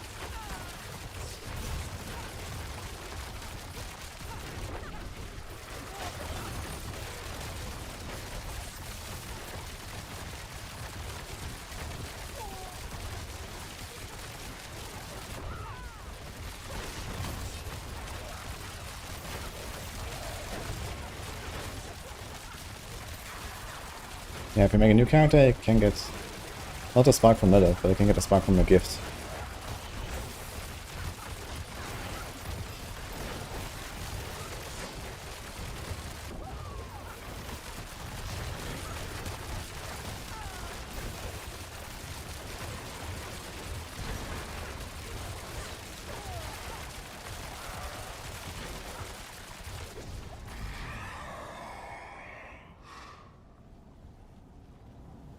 God.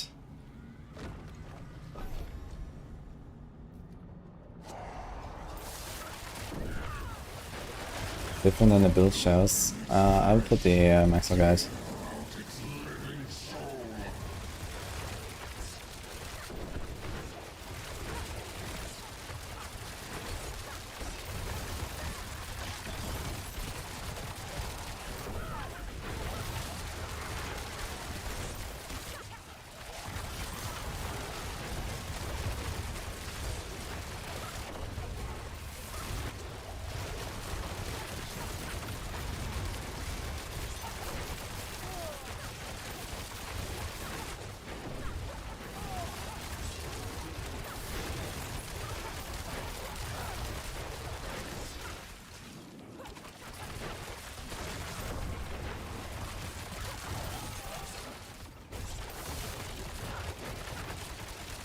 It's kind of crappy around here. Wave 7, 260. Despite having Hellborn, but you have nothing else for them.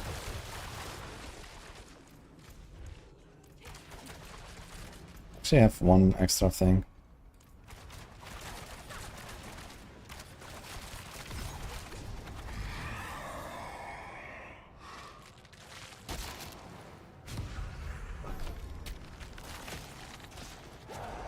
Rogue is best DPS, yeah.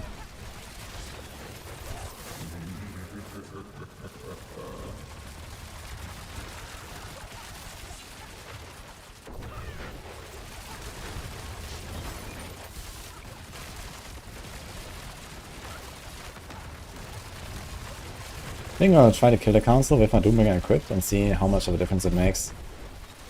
Since I wasn't really able to 1-stagger kill them anyway. Maybe just kill them then 2 staggers and that's it. But I was able to like 1-stagger and then a little bit without a 2nd stagger. And do a good nuke.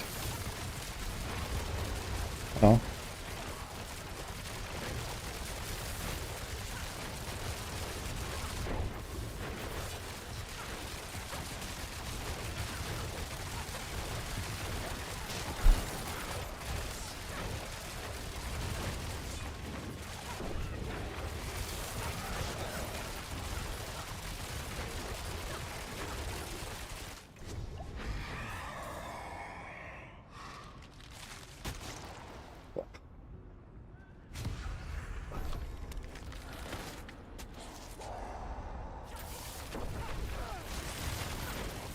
momentum only works for melee skills, Psychor. What you're looking at is the flurry version that I played yesterday.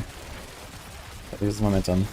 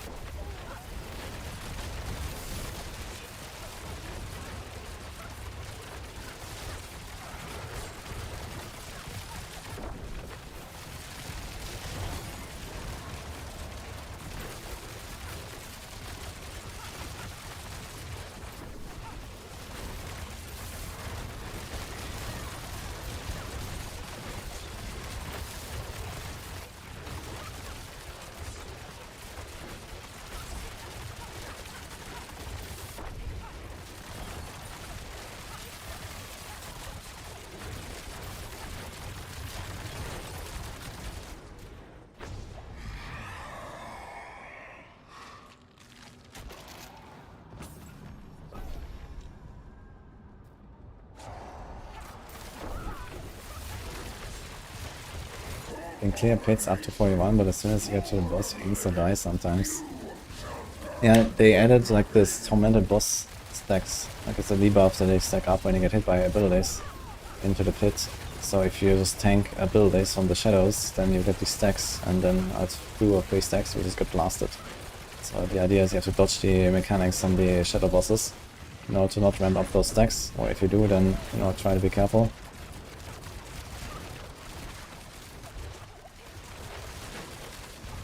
Try and get hit by the desecrator once.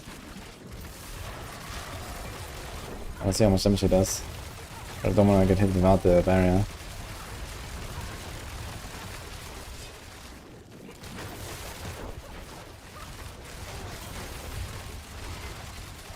Okay, I literally did not see the damage value. My barrier was just full. It stayed full, so maybe I just gotta block in that moment again. Or I dodged it maybe.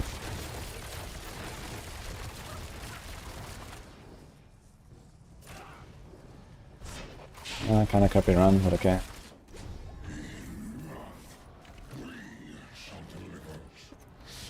The rumors about T9 and Hordes, T9 and T10 Hordes true. Where are they coming from?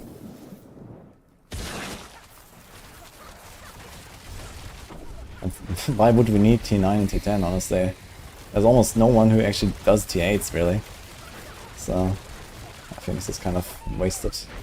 Unless they change the rules a little bit, if they make it like some kind of like endless mode and they make it like the Echoing Nightmares a bit from Diablo 3, for example, where it's just like some, infinite onslaught, and they get harder and harder, and then eventually you just get overwhelmed. That would be interesting. So that was kind of cool in D3, I guess, just that there was no reward attached to it. But here they could attach a reward, which is nice. So that would make sense. But then I don't see why we need 2 more tiers and not just, one extra thing, basically. Okay, damage feels so much worse actually to Doombringer, holy fuck.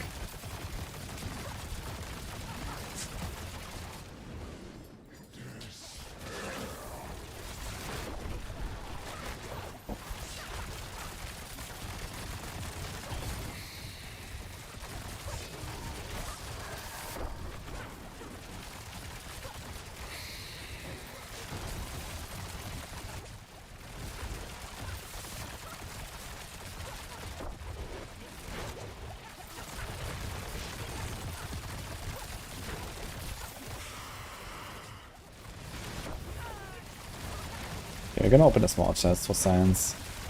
See what happens.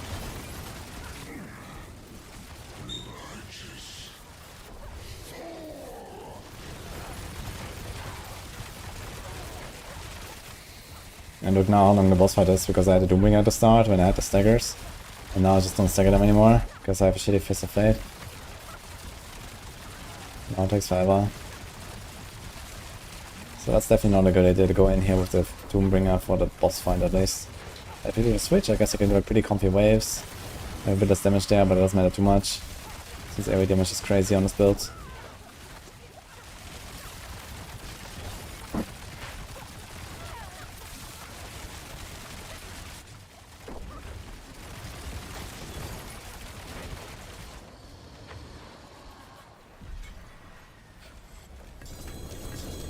problem is you can't really open that many equipment chests until we are full, right?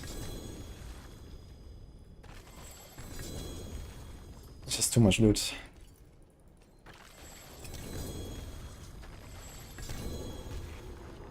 I mean, 10 items can be sent to the stash, I guess.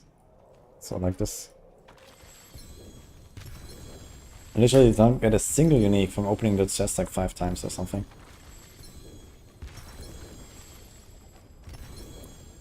Do we need to make a better Heartseeker bow and stuff? I'm not sure. Good check. The text bow is kinda nice. I'll play some Heartseeker the next days.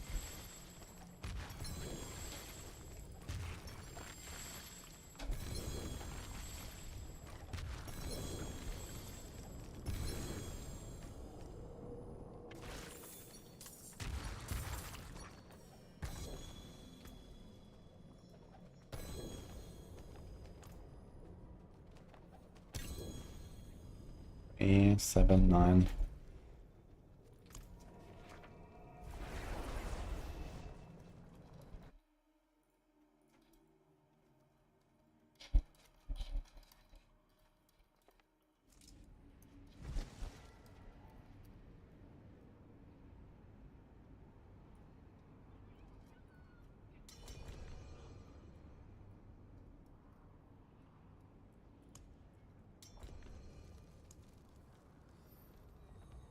I'm adding the build guide here.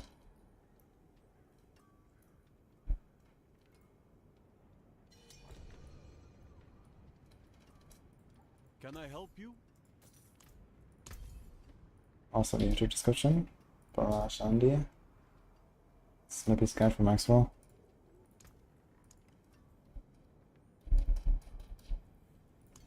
$69. Enjoy.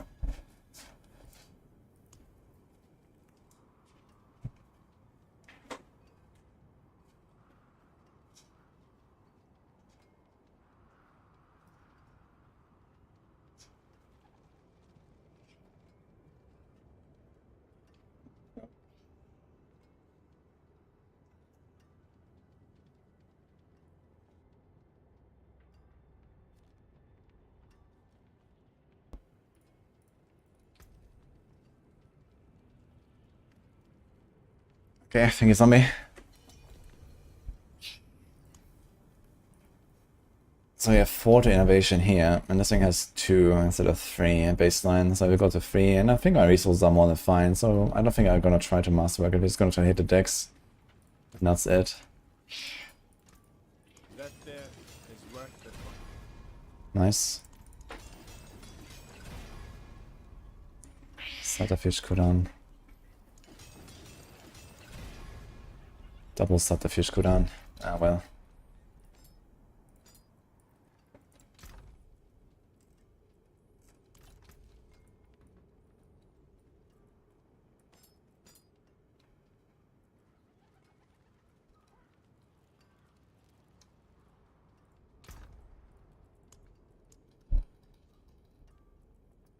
I think I have all the weapons already that I want, right?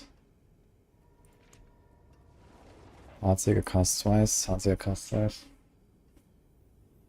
This has good tempers, kinda shitty rolls though.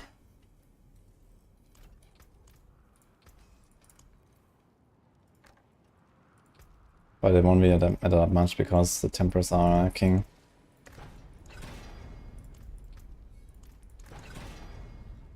Okay, 63.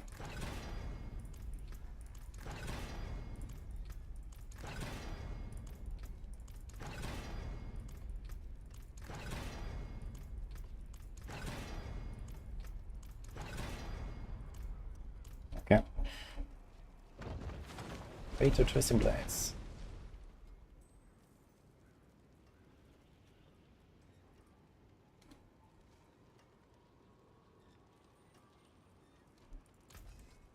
You can take what's left.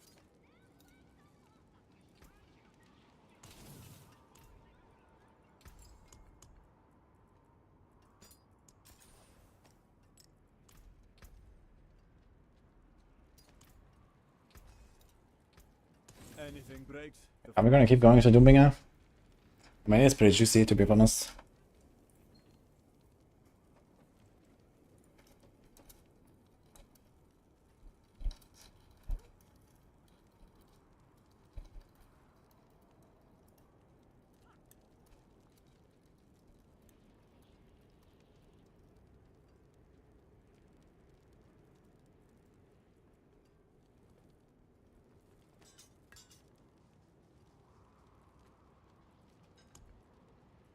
I got only one stone for this.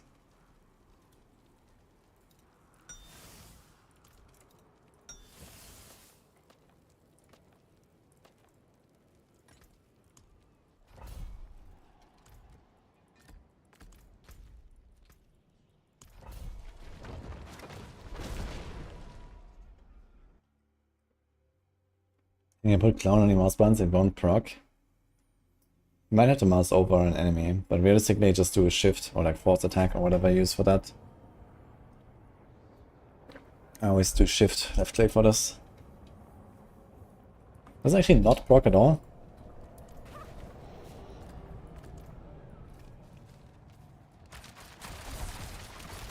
Sure, yeah. It's actually nice, so it's like a move only button. Didn't actually realize. That's very cool.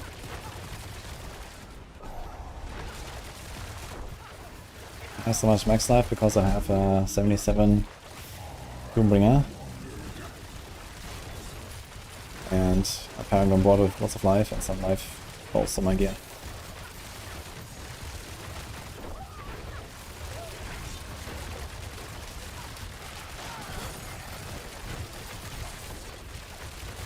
Ultimate damage for clone damage. That's the reason why we put the diamonds. Exactly. The clone is blasting, trust me. It's not a no witness node or anything that gives us a 39% damage bonus.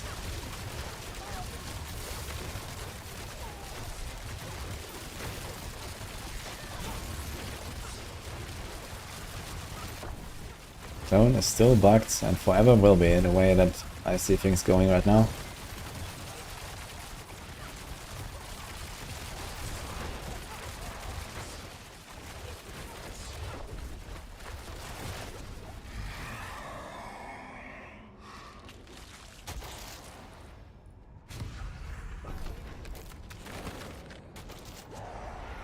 Doombringer just makes this very comfy here right now, so I can read chat. Don't really lose out on much.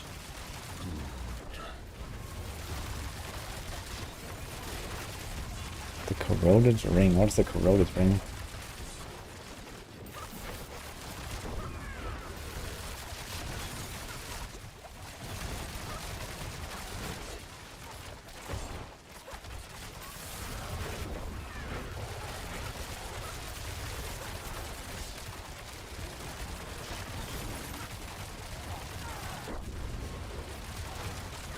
Diamond damage in the weapons is for no witness Paragon node. It scales the damage buff. And all other weapon gems are pretty much irrelevant anyway.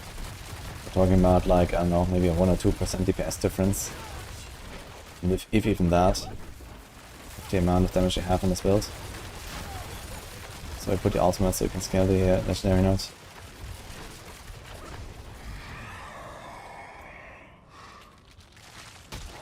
Yeah, this one.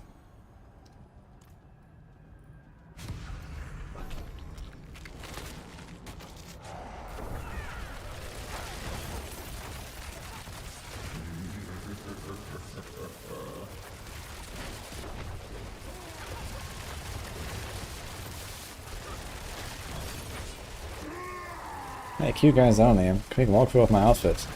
Well, the other day Blizzard decided to cross-promote the new WoW expansion launching next week in Diablo 4. They made some really cool skins, one for each class. And the rogues got the most banners of them all. So now we look like Sylvanas, including Doom Whisper. Is it Doom Whisper? Transmog?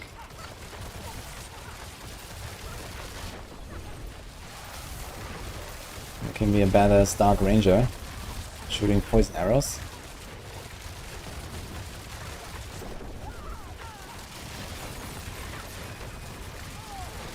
I really enjoyed it. I just went with the standard version of the transmog.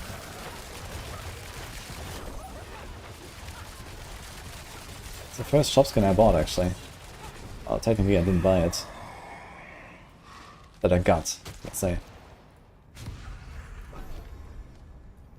One Jaina. Jaina would be pretty badass as well.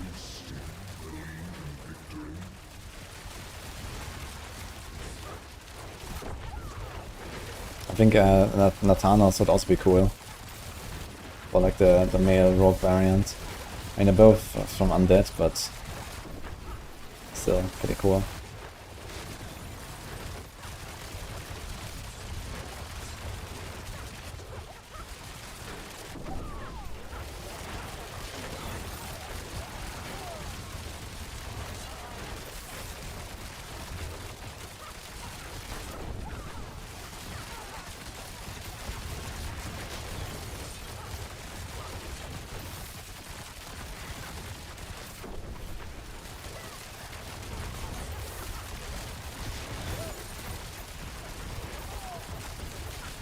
I have not tried whirlwinds this season.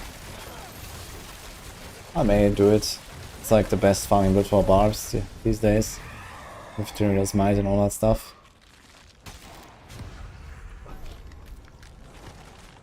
That's weird, I forgot the world boss. F.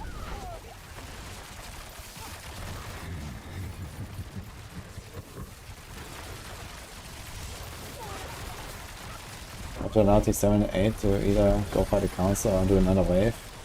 The boons are 2 times worse once it's done to keep going past the council. Yeah, the thing is that some of the downsides of the boons or the banes are actually upsides, right? Like there's like this 1+1 Hellborn when spawned, and that +1 Hellborn is the downside, but it's actually a second upside, right? So doesn't quite work with like what they did here, because you know most of these boons are not really impacting you enough. I mean, okay, there's like this, you know, it leads to extra damage, normal enemies do extra damage, and at some point I guess this would ramp up to the point where we just get blasted. But this needs to ramp very, very far, right? Because it is pretty easy in this game to become nearly invincible. You can go Doombringer, Tyraels, Melted Heart of Selec, and on a really strong build that still has good damage output despite those, despite the aspect loss here on like the Doombringer or the Selec. There are builds that can probably still do T8 kind of difficulty. So you need to ramp up everything, the damage, the life, especially the life. I think would make more sense to ramp up than anything. And yeah, that's what I mean with the Echoing Nightmare in Diablo 3. I think if they make extra tiers of Infernal Hordes or like some endless mode, it would make the most sense to just kind of keep going, like never stop spawning waves, don't pick any more boons or something, and the monsters just become harder every time they spawn. And then you have like a wave counter or something, and that's it. So similar to like the Echo Nightmare, so I think that actually worked really well, and this will be pretty fun here.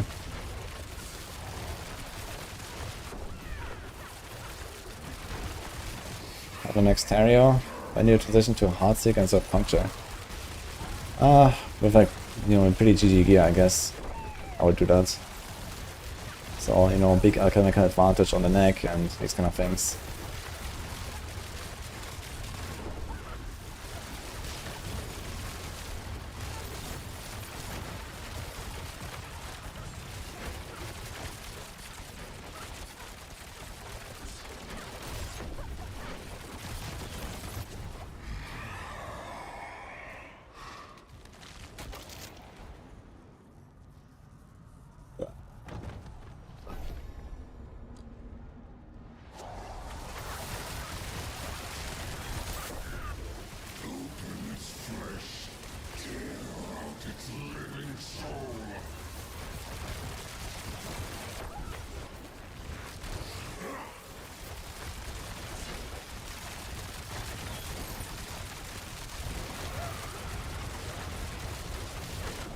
Pencil bug eating all of your inbuilt charges.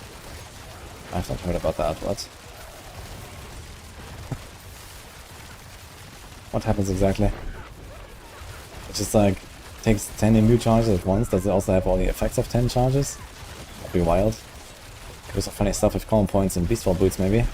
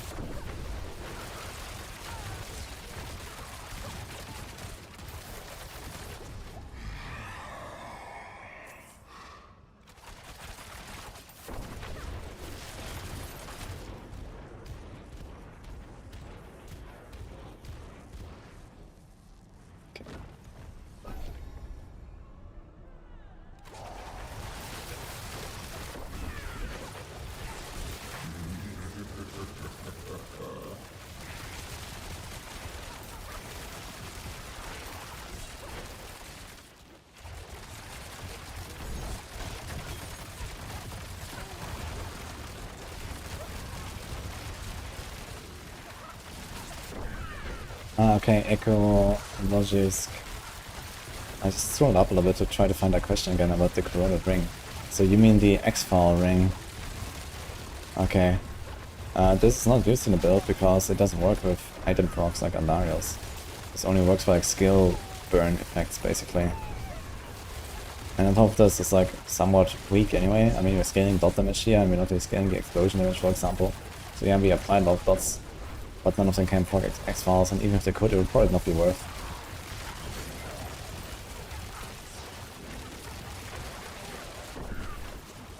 But apparently there are some builds that run something like X-Files.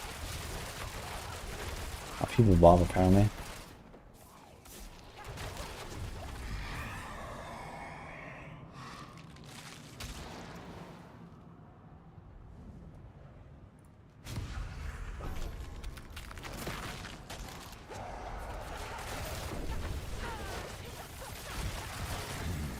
Best Druid leveling build is Windshield Pull. Yeah, if a season 4 guide or not, you can check it. Why Death Trap over Shadow Clone? I don't know. Actually, I do know. Reason is Death Trap has a 10 seconds shorter base cooldown. It's easier to reset when you have not so great cooldown reduction on your gear. Or not so great attack speed yet.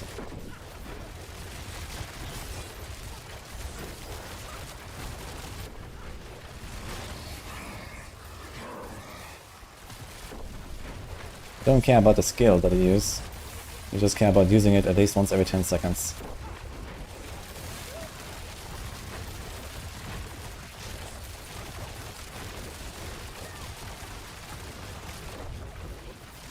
Death Trap unique, fans viable. Actually, someone linked me a Death Trap nuke build. And he actually clears tier 7s with that. Kinda funny. If Ice in the Dark Pants. That's cool. Dude, there was like one monster spawning. It was like 10 seconds of nothing and then one monster spawning. Okay.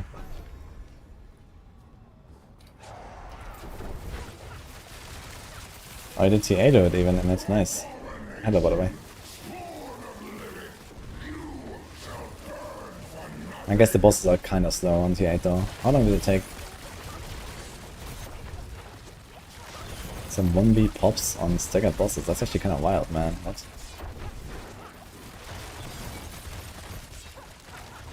Is that like including the double cast and everything?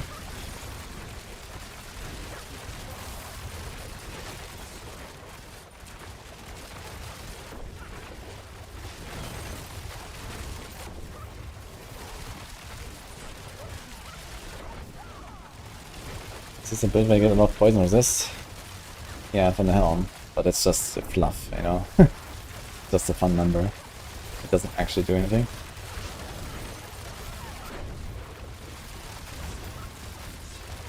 Oh, there's maximum poison resistance on it.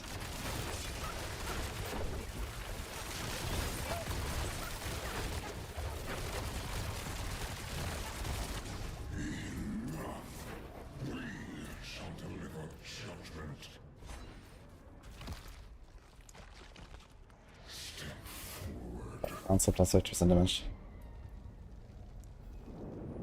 I don't think that Lightning Spear is the best bosser. It has notoriously kind of weak boss damage, at least compared to its AoE part.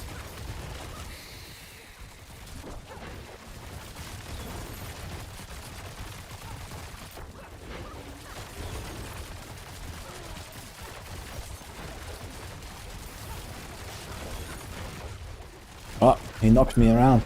I was in such good position to nuke.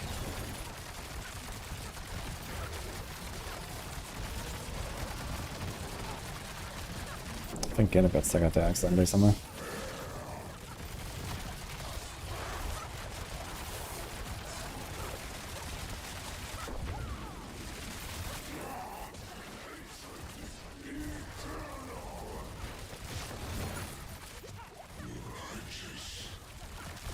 Am I hitting him properly? Or the totem? No, it doesn't seem so. That's really crappy.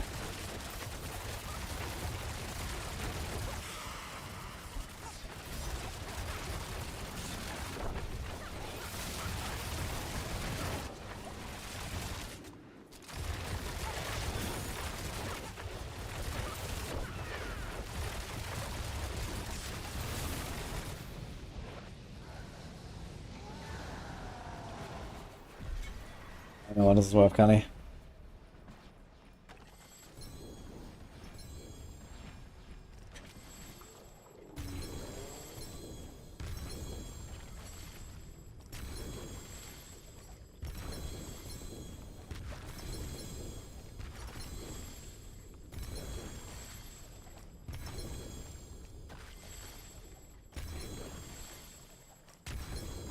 What is a bugged interaction with Hellfire and Hellfire spawns Hellborn? So we just saw in like the patch notes for Tuesday that there is not enough Hellborn spawns from the Hellfire. They're fixing that. But I have no idea if this is something you can influence. I don't think so.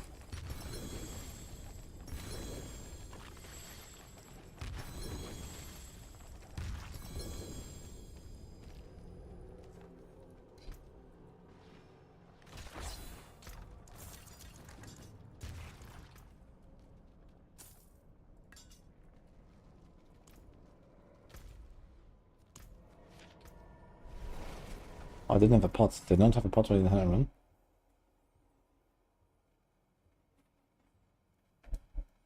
Let's see if I can find this.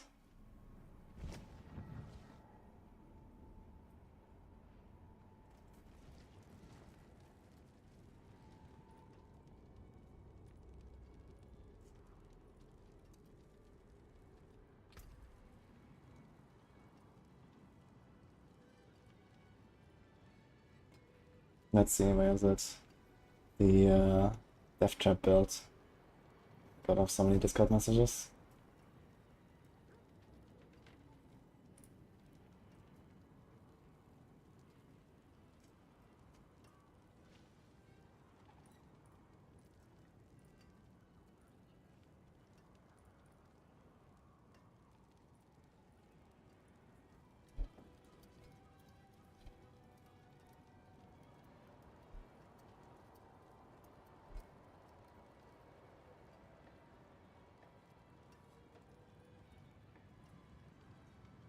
Aha. Greetings. T8. Death Trap build. Kinda funny. So this has Barrage, Caltops, Shadow, Smoke. Shadow is kinda interesting. I guess you can do the mixed Shadow Imbue. And also Eldritch Bounty. Okay, that makes sense.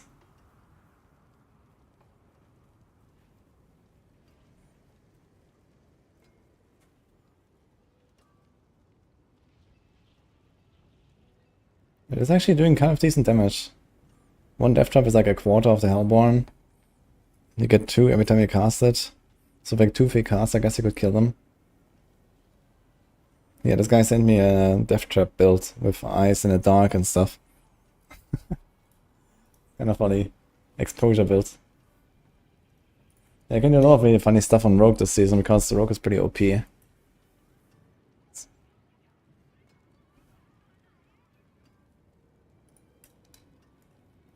And gives a run out of Warhide, do Legion. What are those keybinds? Right click on left click, V for the card drops on the right click. FERD. He must be coming from some weird country. Maybe. Where are you from, Emmett? Boss fight 10 minutes. Let's see. There's no boss fight in this clip, unfortunately. How long was the boss fight? Okay, he said boss fight 10 minutes, so didn't include. Okay. Lucky. But yeah, T7. If it's a 10-minute boss fight on T8, it's probably like a 1-2 minute on T7 or so for Rogue.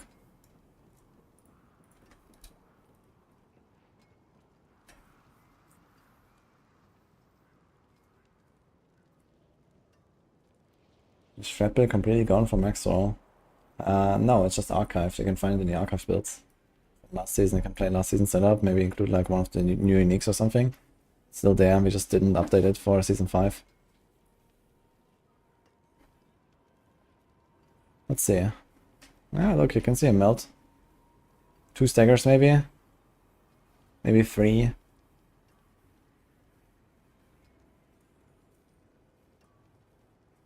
Depends on like how optimized the setup is, I guess. This clip is prior to true main max for the builds. Okay. That's nice. Yeah, look at the depth of cooldown.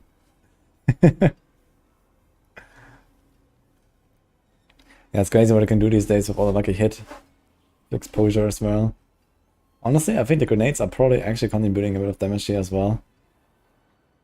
Maybe I should try to remake Grenade Rogue with exposure instead and just like don't actually use any of the grenade aspects on a Grenade Rogue. No Saboteur Signet either. Just exposure grenades. It's probably stronger. Because the exposure grenades are not buffed by the grenade aspects. I'm not sure if that's intended, but for some reason they don't work. But they do have pretty high base damage. And you can trigger tons of them. So that might actually be a stronger version of a Grenade Rogue than the one I was doing with all the grenade stuff.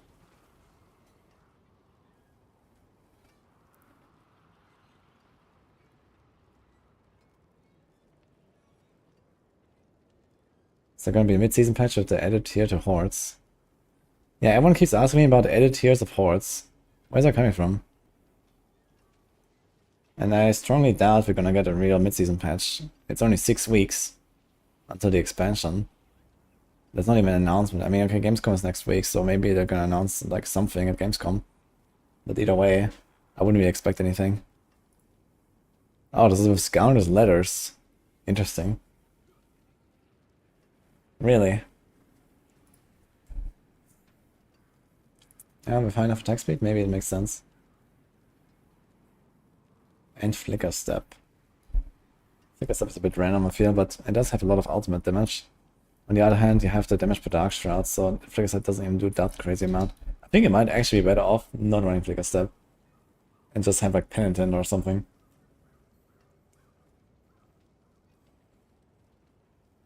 I think Penitent would actually be more damage, at least against stagger targets. Doombringer.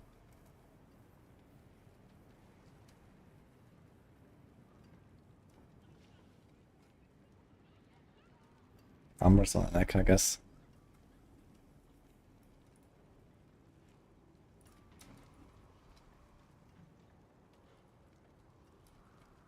Need something for it? Come back if you need work.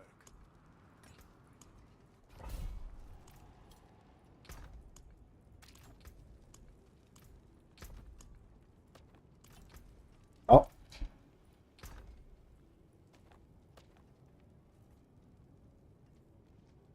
I got a full stack of Abyssal Scrolls. 999. They have the technology, man. Why can't this other shit not stack to 999?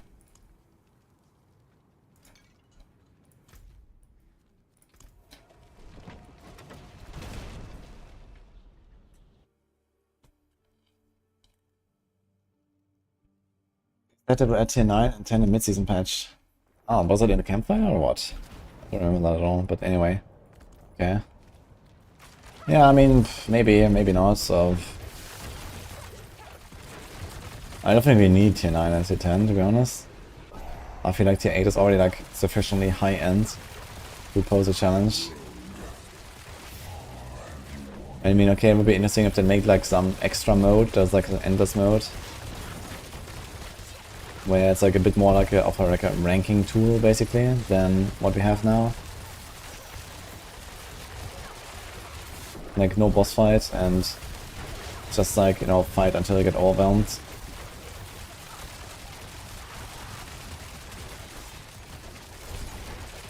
This could be like a, you know, like Pit is like a single target ranking.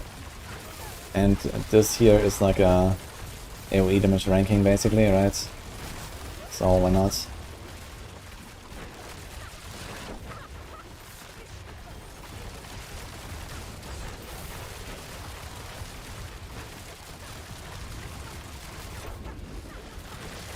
One using Shadow Clone or Death Trap. Unstoppable.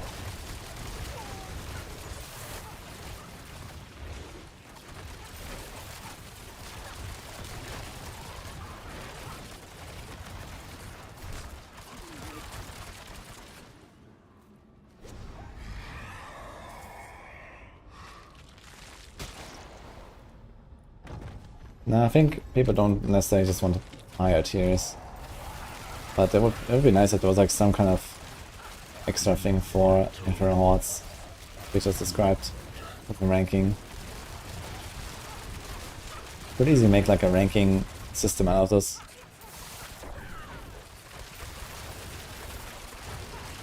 Did I make a video on a tempering pity mechanic a few months ago? No, but I could have. And it would last roughly 2 seconds. Plus my outro is like 12 seconds, I think. So 14 seconds. Out of which 2 seconds is content at least. Where I would explain the pity mechanic. And I would say Tech W.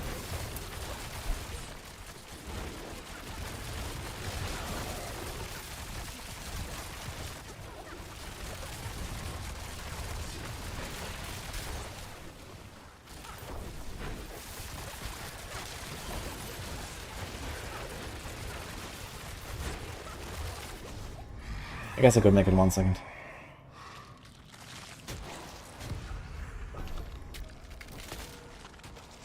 I'll come this what's in it, but dash. Because I like to fly.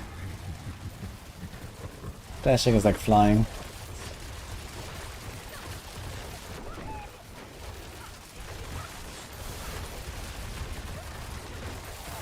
Be free.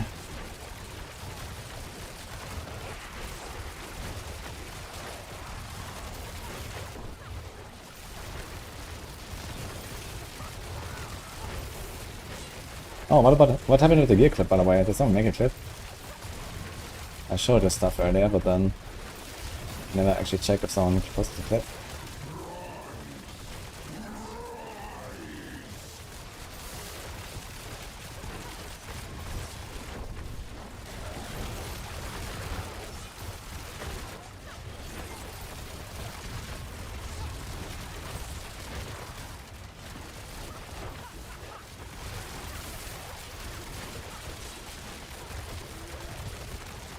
Hey, Taurus. Yeah, Lightning Spear Sorc is still OP, so don't worry.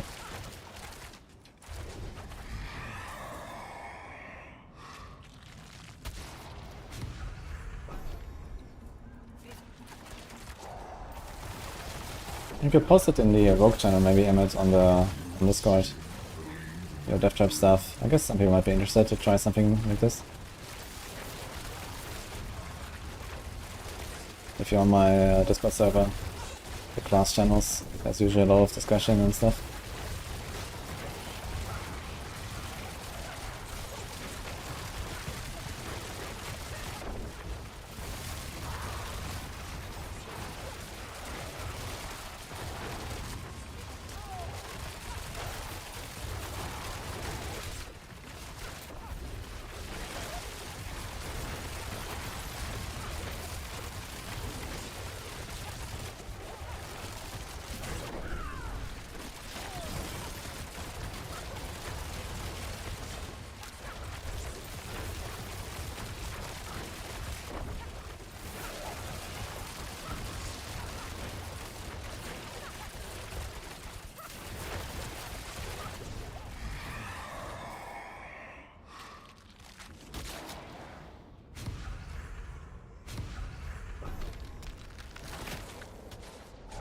Ruined some type of dash, being so it doesn't fit the game anymore.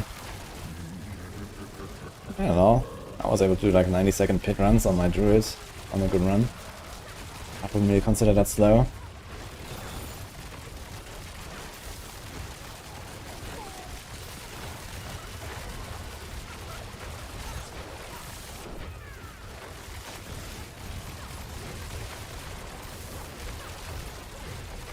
Also my Druid was so far the fastest class I've leveled this season. Faster than the Rogue, faster than the Sorc. So I don't know, I don't have anything to complain about.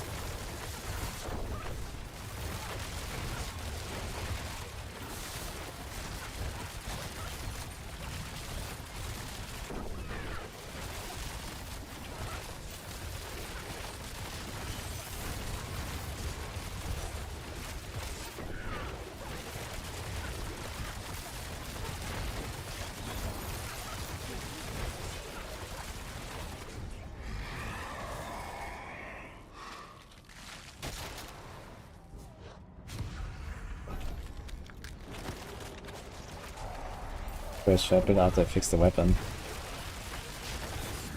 Yeah, the problem with that is it's like pretty easy to reach like 100% crit chance or close to it anyway, without the stealth and the weapon and so on.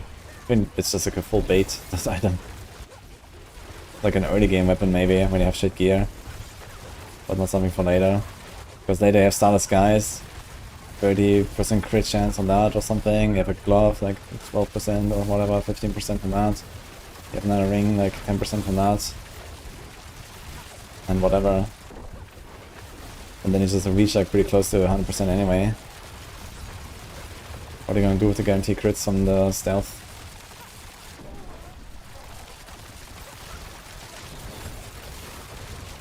You just lose an aspect that you can't really afford to lose.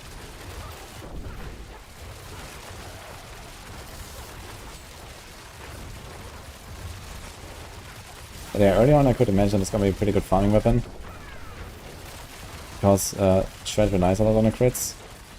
Can benefit from Venom and these kind of things much more.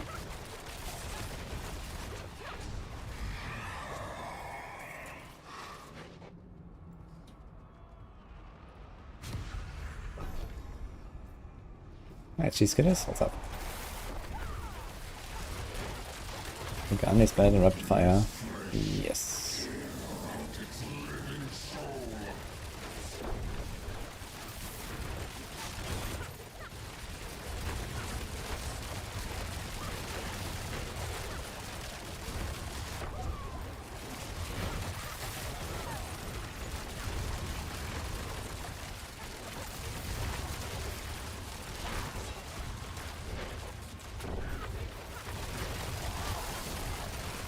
Diablo does not proc Andy and it does not do damage.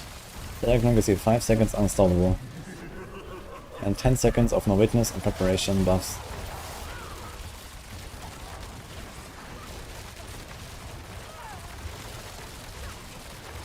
It's time for command, I guess.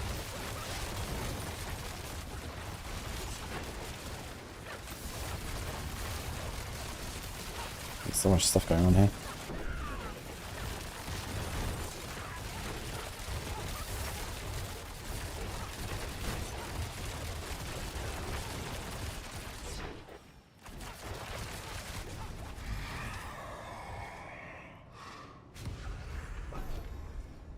Alright, we're popping off here in the last few waves.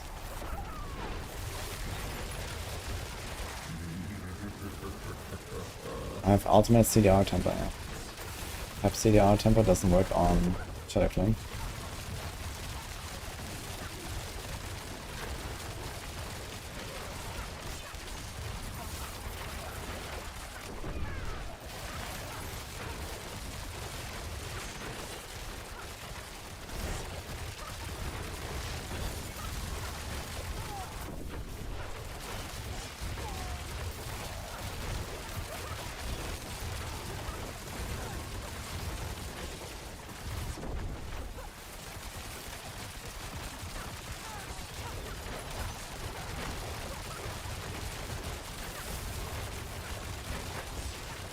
The game is really good right now, Cheesekitties. Should try the season if you haven't yet.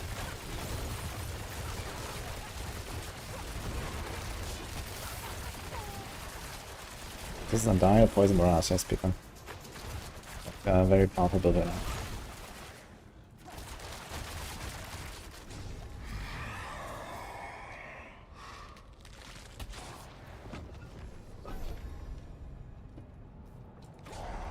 Battle Pass all finished. Yes.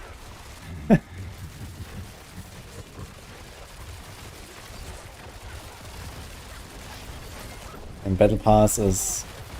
You get it done before you even hit level 100 on your first character, I think, right? You have everything. Battle Pass is very easy to hit.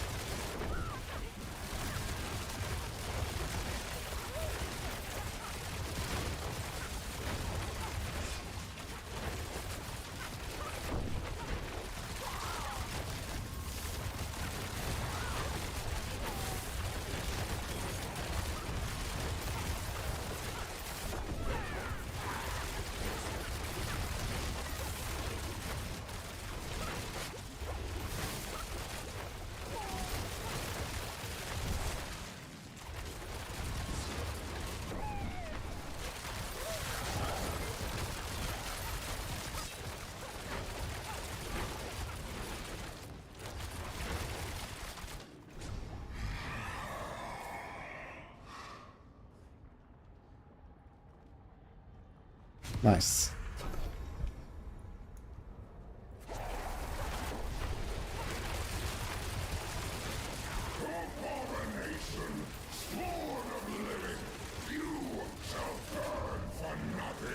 What do you have to do when you're in the Hordes? Complete the events as soon as possible. Well, the events, whenever you clear them, like for example you kill an Edelmars, it gives you a bit of a progression on the bar. Like a quarter or so is usually what you get for finishing the event.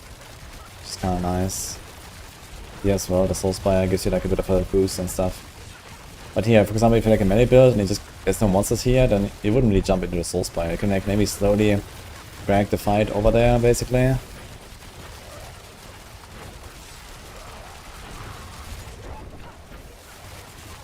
But I wouldn't really just like run into a Soulspire and wait 10 seconds for everything to follow you or something like that.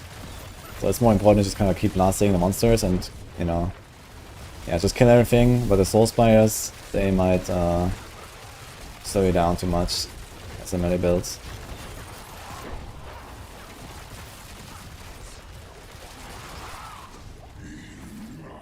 Enough. Okay, 730, not bad. You have one council buff too, I think.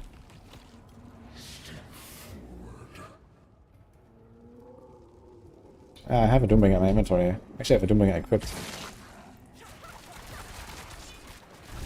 No more now, though. I'm gonna go for the bosses. Will be a weapon.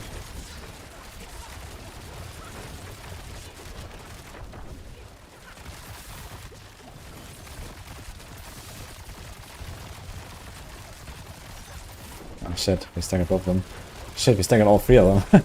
Gallop also got staggered, he was somewhere in the middle of nowhere. Lucky.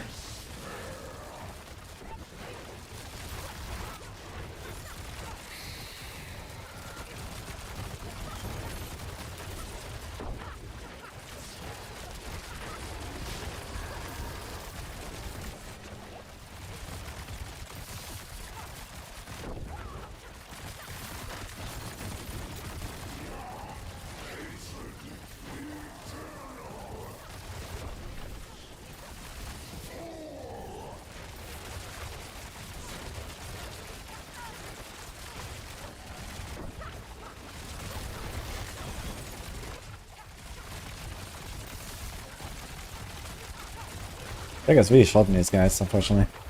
It's hard to really get a good nuke off. Maybe I should like worry less about the totem.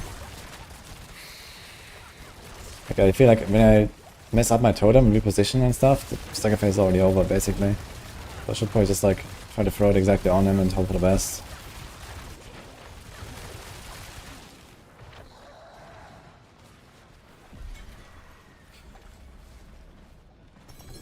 How's that masterworking? Oh boy.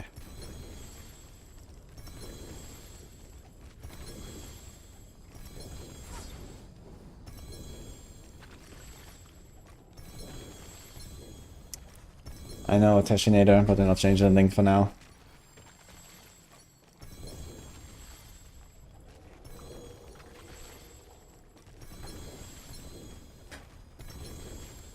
The link is kind of irrelevant.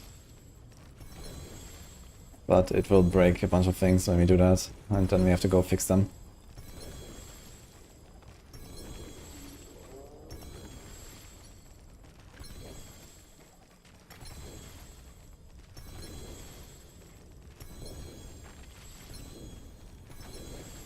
How much is too much Neve iron? That doesn't exist.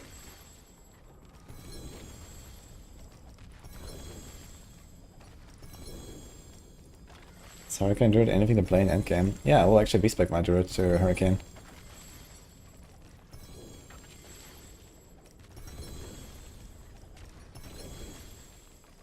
Did I just get 2 stones on 1 open? Looked like it. Maybe it was 2 opens. Got 7 stones again, man. Holy. Very nice.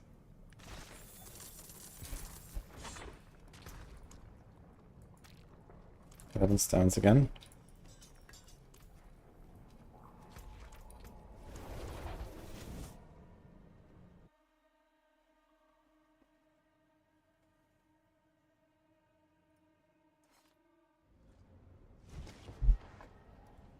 We'll play Spiritborn, yeah.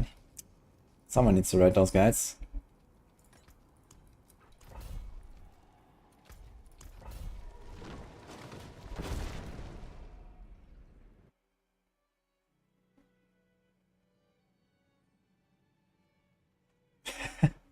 The 1 point shot in his skill tree.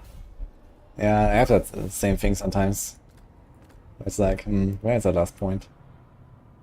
In worst case, just put it, you know, somewhere. If you think they have all the important stuff, just put it in a passive. Or like a dash rank, or I don't know.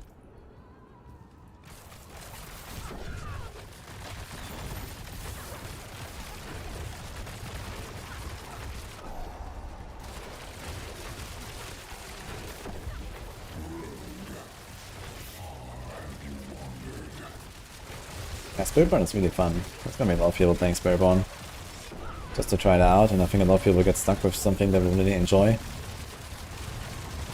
I'm gonna be doing a lot of like Spiritborn content myself.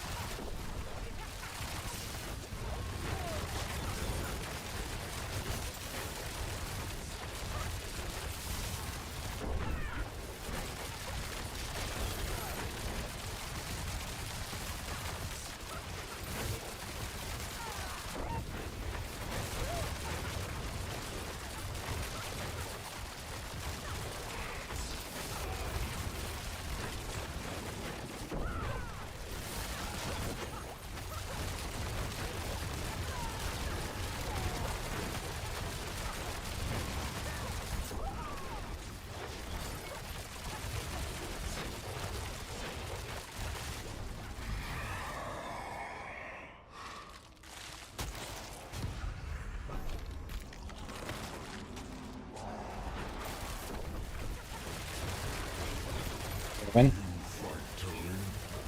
I usually use my own planner pretty much as they are.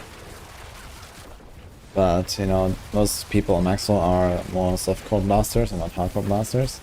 They usually make more softcore oriented builds. So that depends. For example, I like if I play a build for Maxwell, which usually I don't, to be fair. But I have tried a little bit this season actually for once to also play builds that our other guys make. For example, I played Boiler's Lineside Druid and Alphar's Lightning Spear Sorc, pretty much from the guide. But then I started making some tweaks that are like more for hardcore. So yeah, there's always like, you know, some little things you can adjust, some, you know, switching out some stats on your gear for life or something, or or switching out a glyph from offense to defense or something like that. Or just making a Paragon board that has more life nodes and defensive nodes. What build is the most powerful and tankiest for high tier hordes now?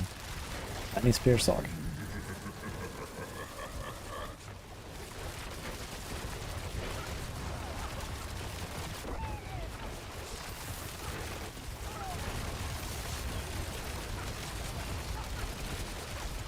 And Lightning Spear Sorc is slightly better than this. Most importantly, it's more comfy than this, I'd say, for hordes. Like Lightning Spear Sorc, you don't even have to look at the screen. But here, like, I can't just read the chat like 24/7.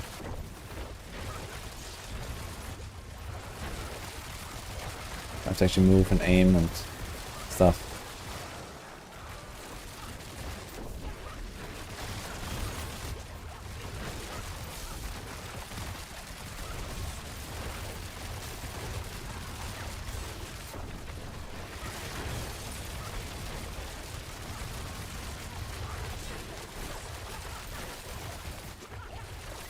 Yeah, Rogue is this build here.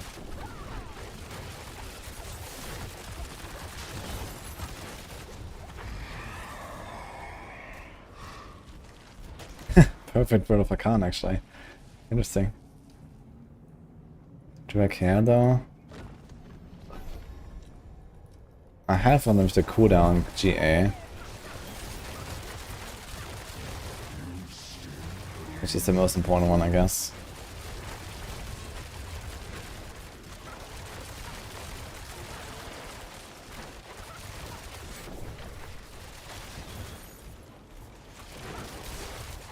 Wait a minute, this guy got a copy of my Tibbon's Mills. What? I have exactly the same one. That's wild. Okay. This Desecrator is still pumping me, man. I have Doombringer equipped, right? Yeah, wow. Crazy.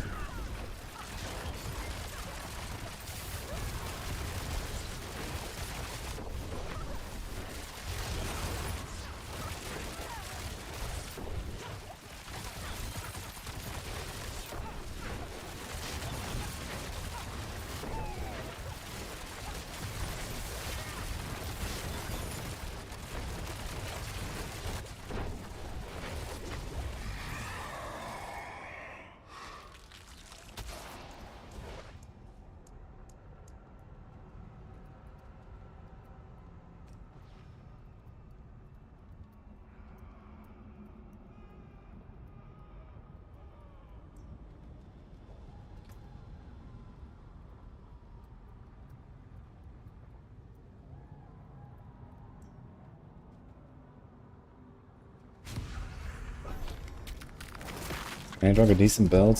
Yeah, we have it like ranked in B tier. I played it a bit 2 days ago. It's not like a crazy good build or something, but it works. And I played pretty much exactly the Maxwell setup. So that actually kind of worked out there. It's just like a TB spam build now, basically. With the Saboteur Signet, I try to make that. I think you can probably make a stronger grenade build by doing the evade strat again that we did last season with the Shadow Imbue and the, what's it called, Lethal Dusk aspect, I think. We always go into stealth. And I tried to make one around Saboteur Signet. Kind of feels like it's probably better to just go for, I don't know, maybe something like Blade Shift. Attack once or twice, like ding ding evade, or is this like one attack, one evade? It's just like the puncture stuff last season. It's really fast animation, and then this season you can also do this with momentum, which is like stronger. So you got some power there, and like also the other generic buffs that Rogue has gotten.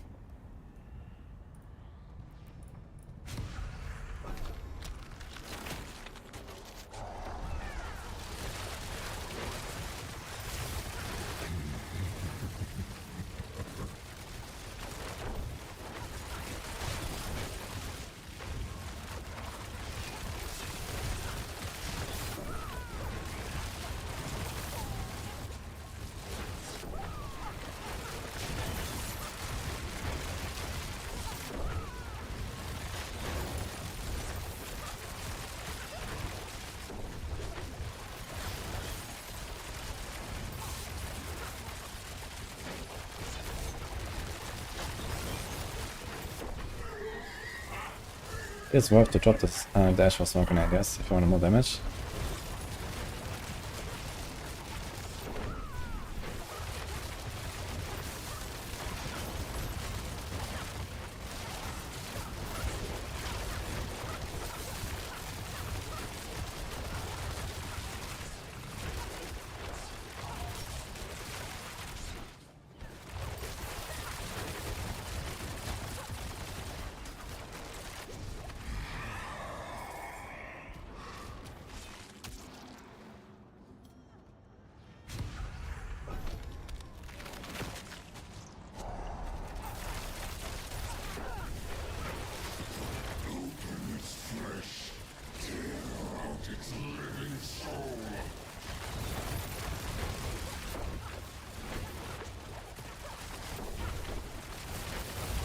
Oh, one more spark missing for Flowermouth.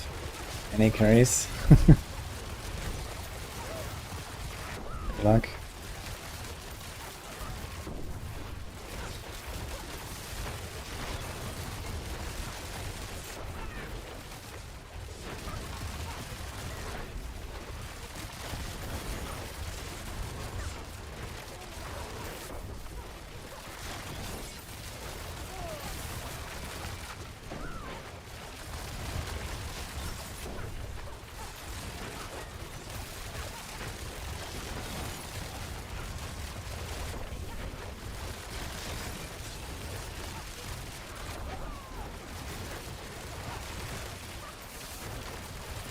I'm trying Doombringer right now.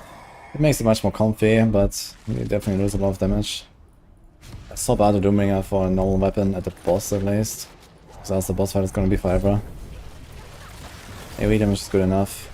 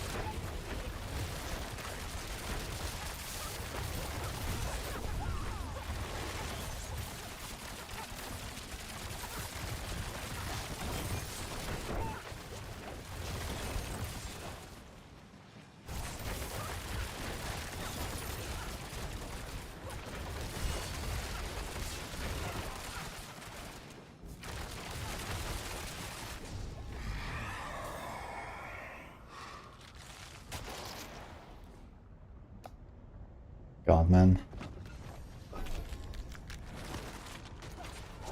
I had Bursting Venoms that I replaced with Conceded, and then I replaced out of Doombringer.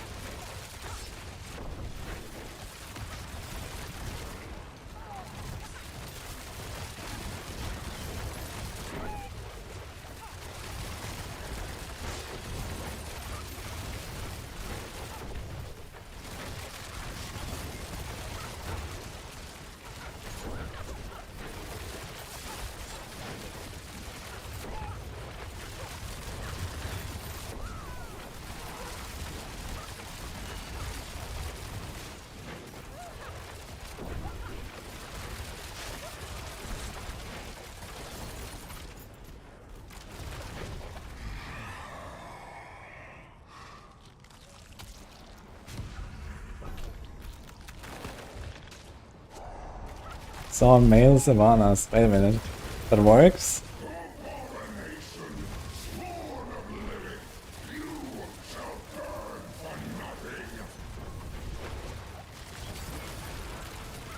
Garage looks terrible compared to Lightning Spear Sorc. Okay then.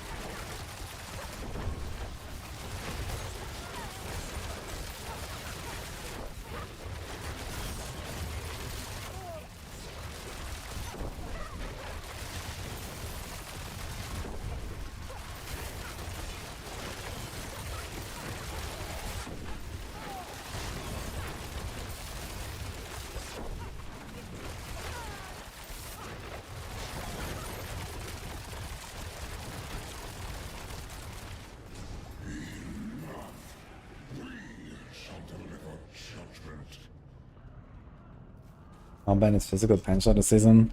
Seems like all meta builds are using imbues. Yeah, physical builds are not really a thing these days. Just the loss of Eldritch Bounty alone. I mean, there are a lot of really important like Paragon choices to make. To the point where maybe picking up or not picking up the Eldritch Bounty is actually not so bad, but on the other hand, I mean, if you play a physical build, then why don't you just play a cold build? Because a physical build will be crit based, and so is a cold build. But cold build also just does like, you know, 40% extra damage when they just stagger the target, so easy clap. Alright.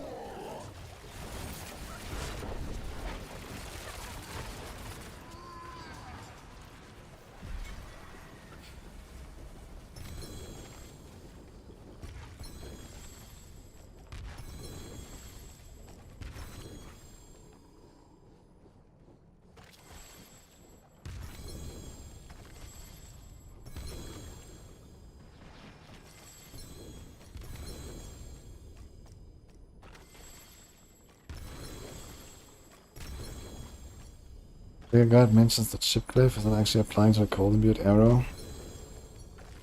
That's a good question. I'm not sure if Darkseid found out something weird like that. I would guess that since it's cold imbued, it should not apply the chip glyph debuff.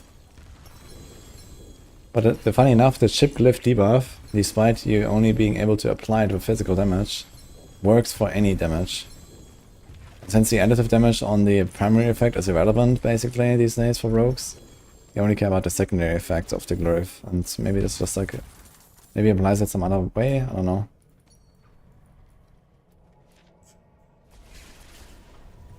What needs to be updated? Dude, it's Jake.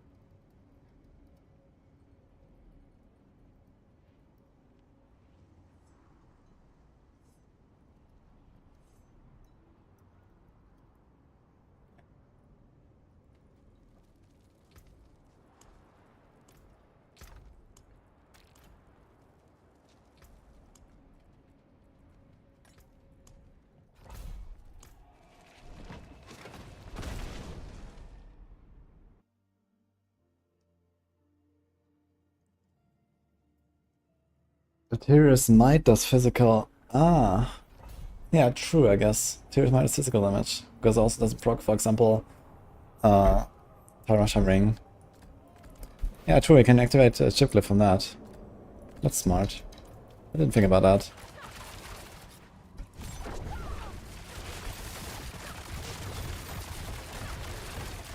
What is Necro? That's one of the classes in the game.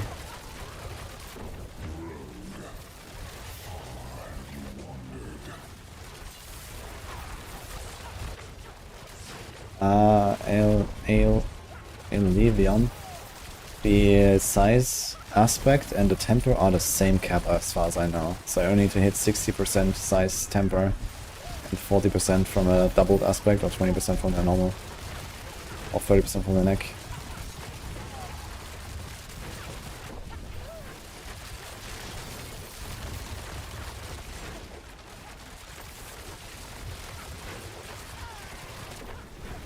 I'm playing this at dot damage on my weapons. Actually, do I? Yes.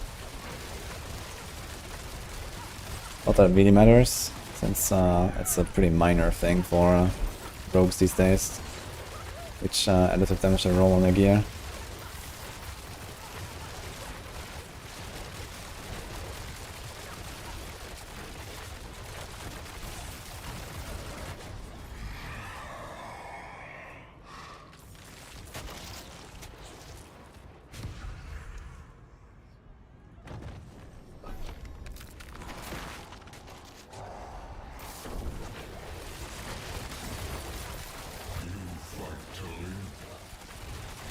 Necro is a class. Limor. Necromancer.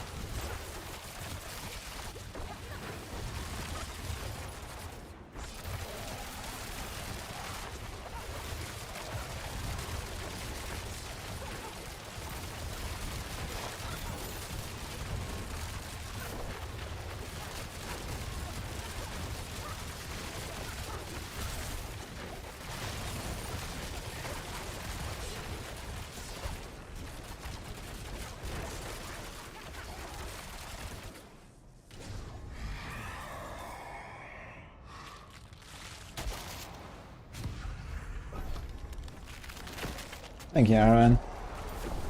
I agree.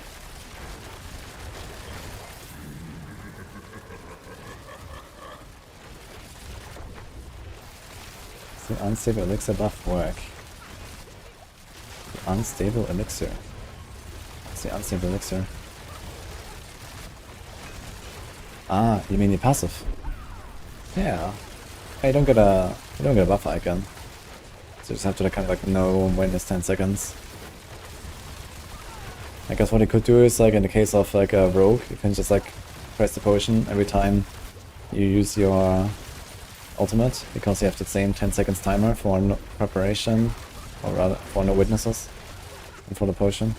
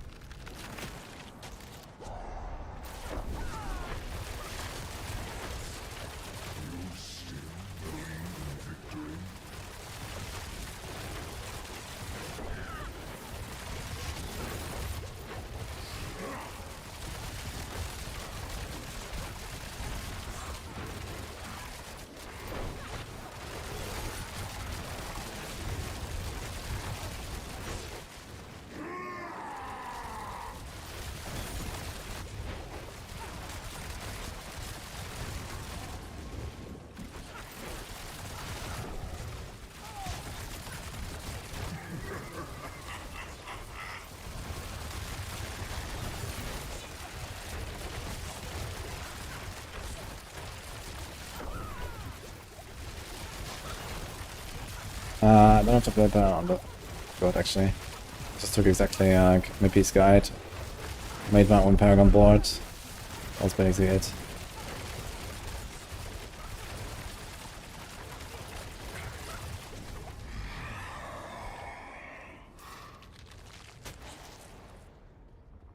I guess I can do this variation with this Paragon board and stuff as well on the planner.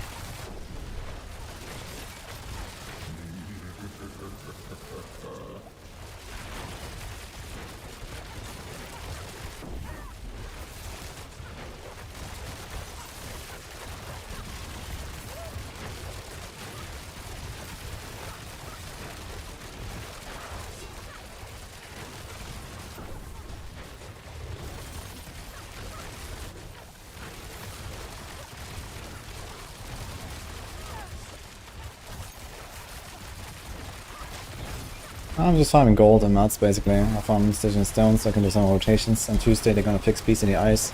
I guess we're gonna do a bunch of Beast in the Ice rotations. I might try to get a better Festive Fate finally. And then we can really elevate this build to the next level. We have basically everything else that we want. Big Emerald as well.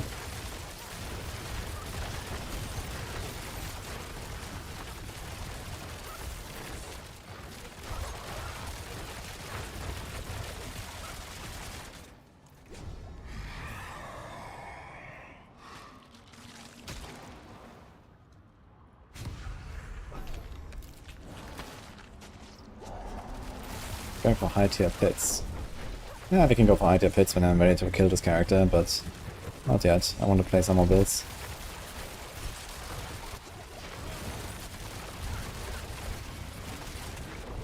I mean, okay, to be fair, I guess Infernal Hordes is way more dangerous than high tier pits actually. But it's actually rather unlikely I will die in high tier pits unless I make my setup more squishy. So we'll see.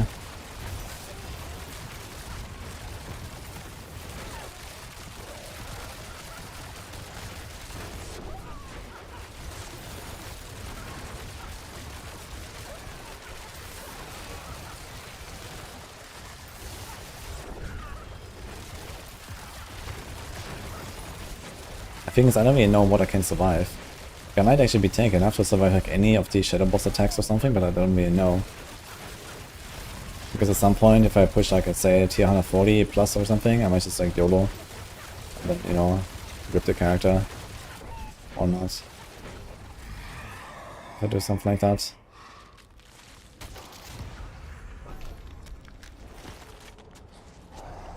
Fist of Fate Paladin plus Barrage for gloves. For this build, yes. For Barrage build, you want the ranks and a normal glove. Fist of Fate doesn't do that much on normal Barrage build.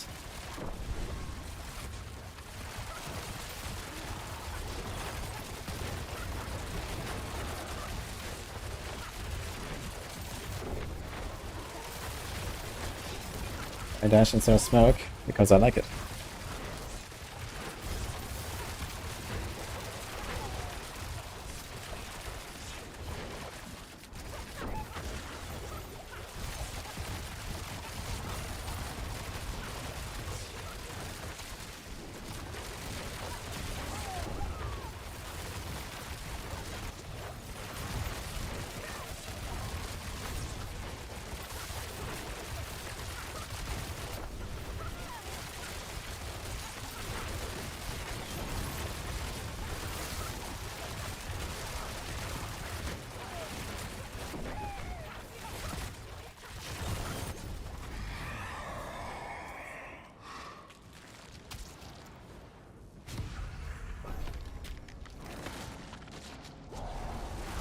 The best place to get amulets is the pit, I would say. Just farm pit, like 2-minute runs or something on a tier that they can do, and then gamble. Get pretty good loot in pit, plus you can get tons of obols. The ship can farm like tier 80 plus or so really fast. Every 20 minutes or so you have like full obols. You can gamble a bunch of amulets.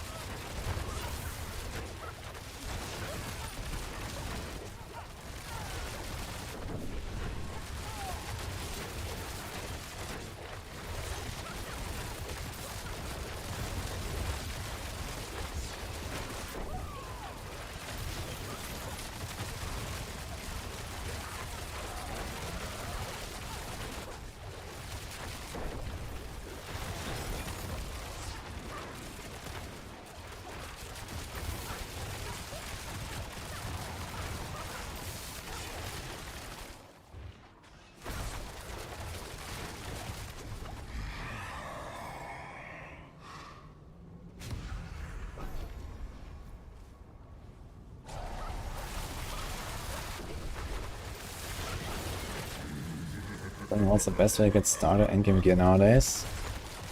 It's not very effective for gearing, I'd say. I mean, endgame gear, if you're talking about that, I guess you're talking about like uniques. For that, it's also not a good source outside of the uniques that specifically drop from Infernal Hordes, which are all of the new uniques besides the class-specific non-weapon uniques that they introduced. But yeah, if you need anything like, you know, Crown Lucian or Umbra Crux or whatever, you get it here. Outside of that though, it's not very great for gearing, I'd say, but it's okay if you open the equipment chests, in the lower tiers at least. But really you want to gear up, you know, farm your Helltide stuff, farm your boss materials and Helltides and Whispers. Then do those bosses, get some of the uniques that you need for your build. And then on the way there, you usually get like, you know, 1J affixes for the right stuff that you need most of the time. And then you kind of have a build.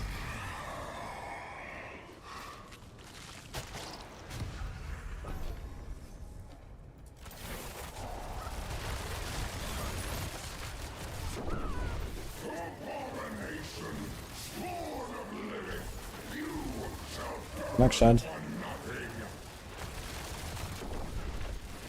5 Hellborn from one spawn, man. What is going on? Look at this amount of Hellborn.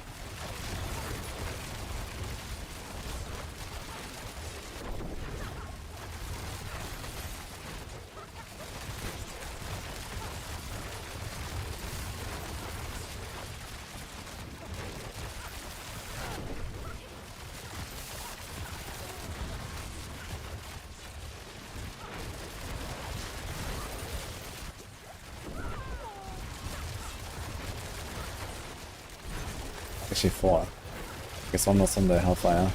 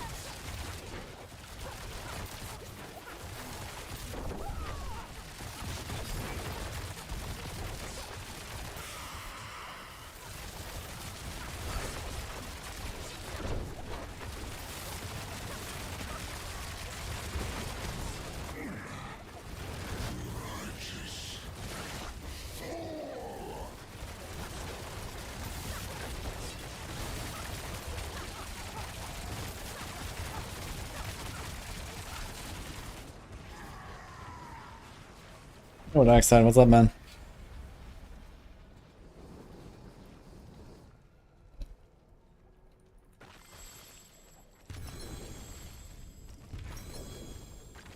Yeah, full build and starless, you went out of resource. You have an Umber Cracks too? I'll try to put a few extra points here in animation. I only have one, for me it's totally fine. But maybe just like shooting into nowhere too much. And you can't just shoot into nowhere. Yeah, 1, 2, 3, 4, I'm out as well. I need to hit something.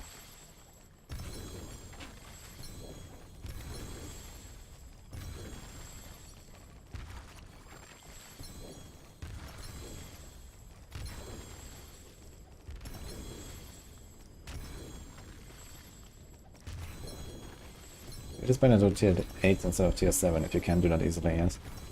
If you struggle a lot and if you have like a really long boss fight, it's not really worth. Huh? Oh. The cat, guys.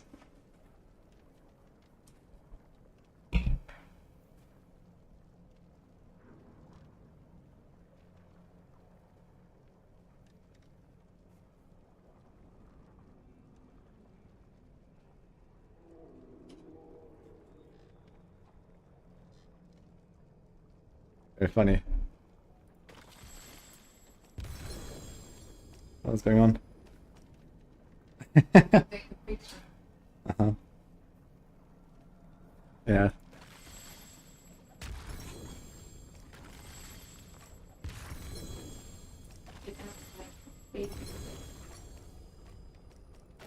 I need your phone, man. This phone is so laggy at this point. Yeah. Chilling on the, the window. What is it called? Window, what do we call this here, actually? Nini was looking for the cat. It was here all along. I didn't notice.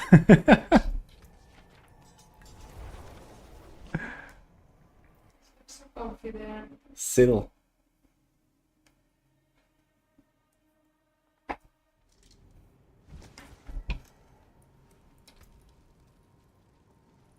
Ledge. Chat says sill. Yeah. Yeah.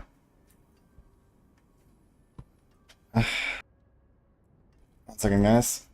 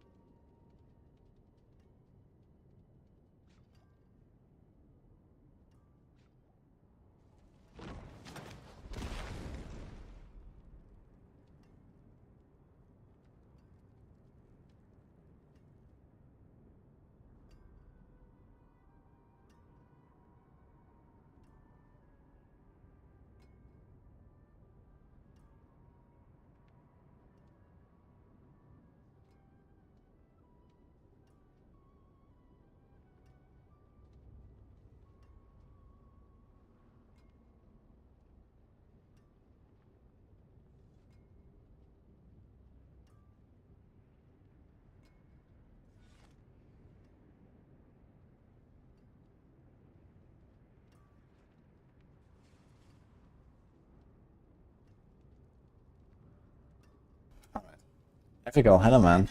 Appreciate the sub. How are you doing?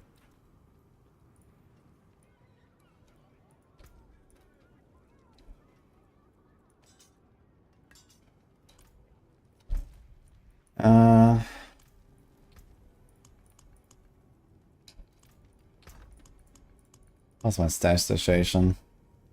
Terrible as always. I should mule more stuff.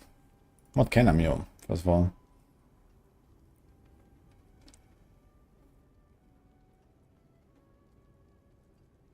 Oh, there was a 5.8 Umbra. Wait, I didn't know I had those. Where does that come from? Well, I guess I have an Umbra Crux to give away. If anyone wants one.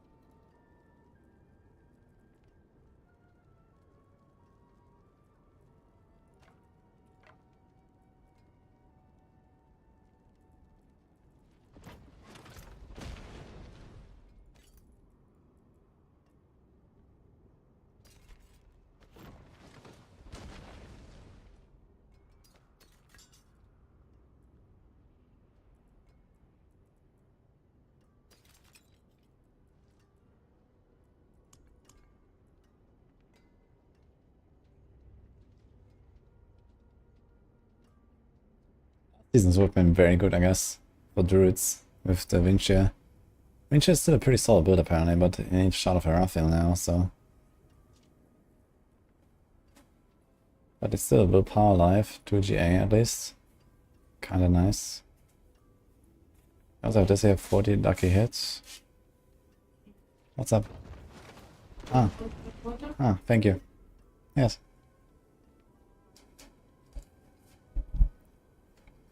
Okay guys, it's time.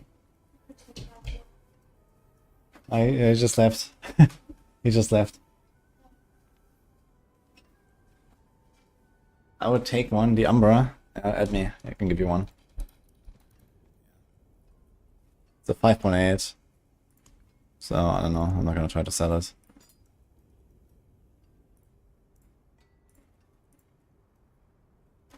Do you really need to rubies in the armor? Yeah, technically you can get away with no rubies and make up a bit for the damage loss of running Doombringer. Actually, we can map it out and see exactly how much of a difference it is. So we're probably gonna be something like 30 to 50% more tanky and something like 20% less DPS, which is a pretty decent trade, I suppose. But still, I don't really feel comfortable running with a Doombringer. I'm comfortable in the sense that it's like really a good choice.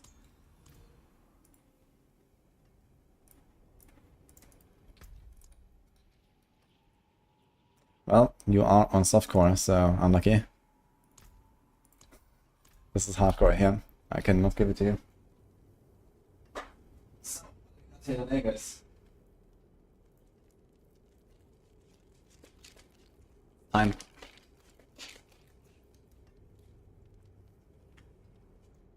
We're doing a... what is that? Grape popsicle. Rogue energy. I'll try today. I'm not sure if I have tried this one yet. Out of the 100 flavors. Don't quote me on that, but it feels like it.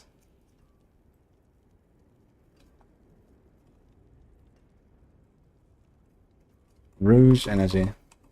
Yeah, just gonna put it here. It's like a powder, basically, that we put in the shaker.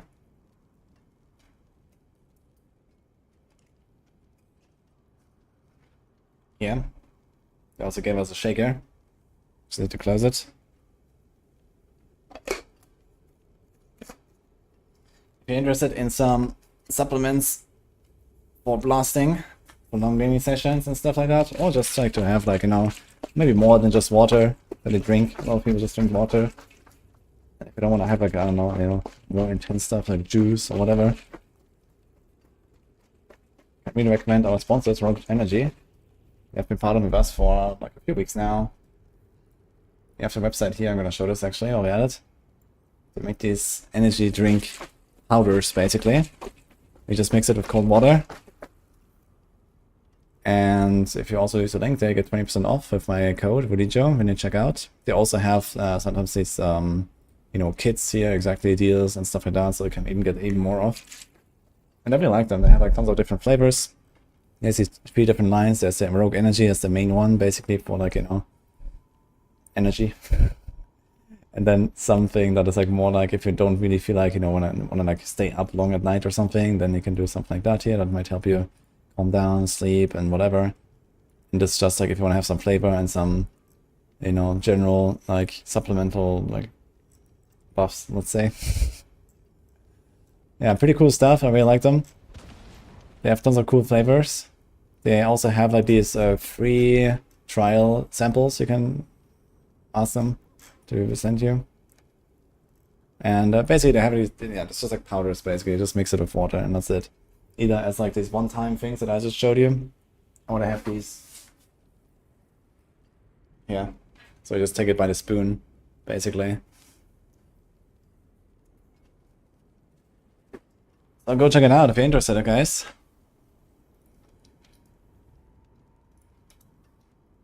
You just drink. Okay. Yeah, the good thing is also like their energy drinks. This Rogue Energy is like not this crazy burst of energy. Basically, they have like some there should be like some graph or something, some how this works basically, and it's like more smoothed out. It's like longer lasting, but not so spiky basically, that you get like a crash right afterwards, after like, you know, a few hours or something. So I also really like it. For example, when I did my 30-hour stream at the season start, I used it once or twice and stuff like that. So it's pretty cool. Rogue, basically. I'm waiting for the cucumber flavors as well. What about Barb energy? Guess someone needs to make Barb Fury. How about that? Is it filled with a huge amount of sugar? I don't think so. I mean, you can check also on the website what exactly is in there and stuff. But I don't think there's like really like lots of sugar and stuff in there. Total carbohydrates 4 grams in this one serving here. So that's, I wouldn't call this huge amounts of sugar.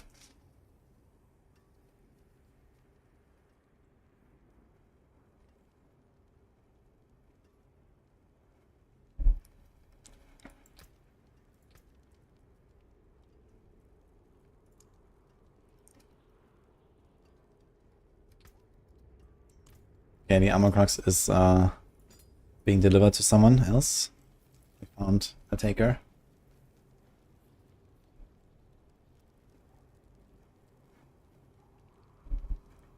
Even if it was 100% sugar, you'd only be pouring a few grams per 500 milliliters of water. Yeah. But I mean, there's like so much sugar that you kind of like intake too easily, right? In many different like foods and drinks. Something for it? So it's good to also avoid even more sugar if you can.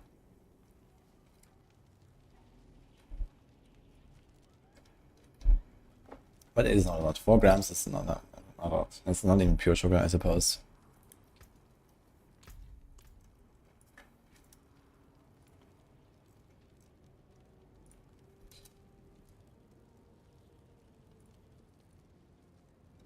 Anyway, I started blasting. Let's do another run, I guess. Actually, I was looking. Almost 8 PM. I still want to do more Grigras, actually. How's my stones? I have 19. I'll do more Grigras. I'd like to do some sales here. Okay. Let's go. Oh.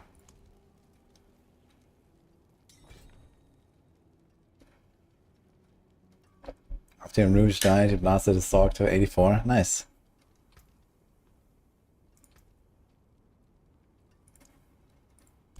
This guy wants to buy all my stones.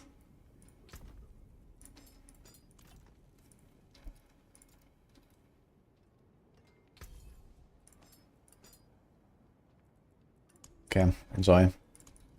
Yeah, I appreciate that.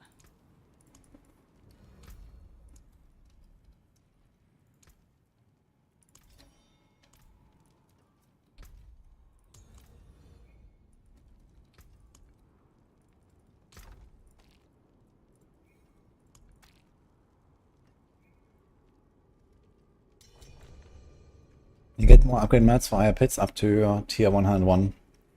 And then you barely get more after that.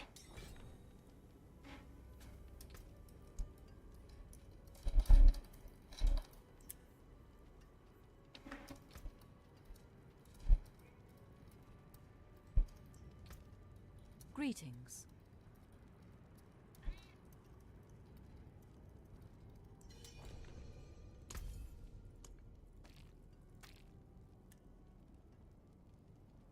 Just doing 40s. If you're doing 40s, you want to do at least 41. Because this is when you get the next step of... Ah no, wait, it's 31. Yeah, okay, 40s I guess, you get Ingolith. Goodbye. Yeah. You want to try to reach 61. 61 is when you start getting Neef Iron. There's a kind of like a jump in efficiency.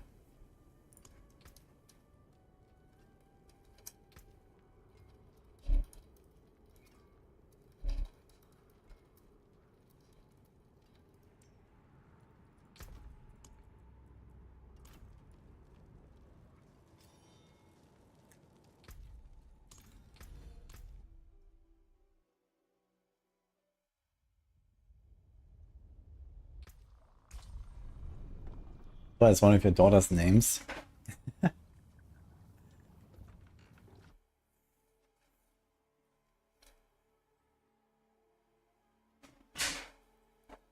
Doing T5 it's better than doing it 61s. I mean, in Tier 5 you don't get Leaf Iron, you get Leaf Iron in Tier 7. So in like Tier 5, it's relatively difficult to do Tier 5s, I think, compared to doing like 61 pits. And okay, you might get a decent amount of Ingo lift there. That might be okay if you want to just like masterwork your stuff to 8, but you can't get beyond that. I took Rape Popsicle. Yeah. It's kind of nice. Oh, I just opened my... Oops.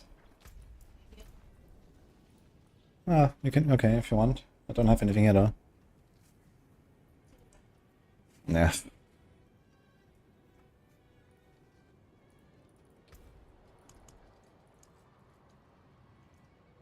I have a 5-minute break. Okay, now? Whenever you can. I'm in town right now. I'm in town right now. 20 minutes? 20 minutes? Yeah. Okay, I can do one run. Okay. You're running tier 8? 8. What is the maximum you've gotten? An Ether, you mean? Ether. Yeah. Like 1100. Yeah.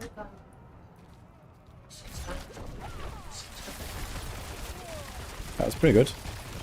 That was my best. Yeah. I would ask about the average. Yeah, I mean, it's very much RNG, so... Yeah, if you get like, you know, Hellborn, Hellborn, Hellborn, Hellborn, and then you also keep spawning all the time, it's pretty...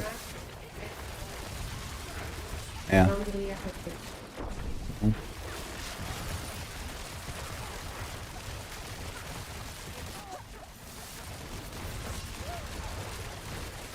Still no dagger. Did you use it? I use that, yeah.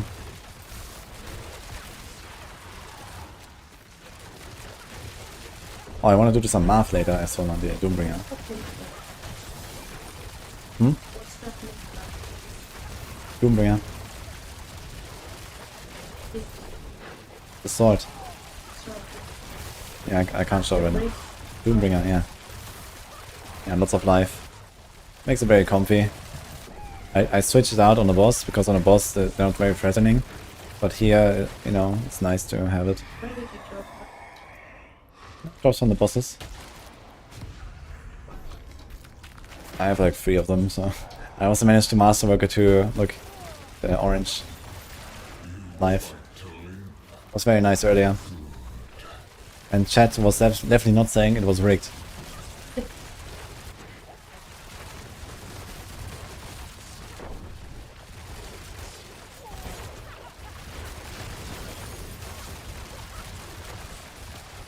Would Visage and Fist not be enough to transition? Yeah, all you need is basically Andariels and can get started. It's already gonna be good with that, and then Fist of Fate, easy to get. Just farm a bunch of beasts with some people. And yeah, then you can get blasting basically already. Right, well, Uh-oh. Ow. here. I was overwhelmed there. I know how. But there's a crater. There's a crater. Yes. Is this the thing that you use the other time? Yes. That's the thing that kills everyone in here. There's no other thing that kills anyone here. I think I'm gonna take the 50% faster over the Hellfire Rain. Yeah, it was. And then I was constantly avoiding dying, but the rest of the lot. It was very easy to die. I wasn't expecting it, that's why I died. Yeah, he can blast you with the firebolts. He does like this firebolt attack. So the easiest is to just kind of jump on him in melee range, then watch him. Just pay attention to that guy and nothing else. Just pay attention to the Desecrator, and then just evade through him when he does the attack. That's not dying the butcher and dying from the other thing. Yeah, the Butcher does nothing, yeah, really. It does a bit of damage. Yeah, I think the Stomp with the fire.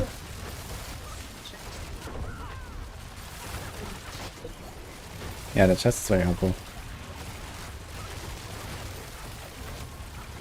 How many Stygian stones do you have? How many Stygian stones do you have? Still, Yes. I can maybe do a nice boss rota. stuck with the Kitty? Do you need some people? What? Do you need some people to join you? That's not planned yesterday. No one responded. Need to invite more blasters. Yeah. Yeah, but most of them playing softcore, I'm on hardcore, so... Maybe we need to invite more blasters on chat. But we asked for background. Yes. Are there any blasters on softcore? For the big boss rota? It will happen soon. Soon. Not now. Which one are you now? Yeah. I'm gonna be done in like 8 minutes.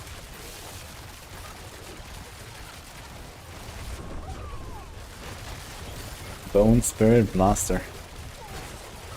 Okay. I guess Nini will probably appear in chat again later, and maybe there's some action.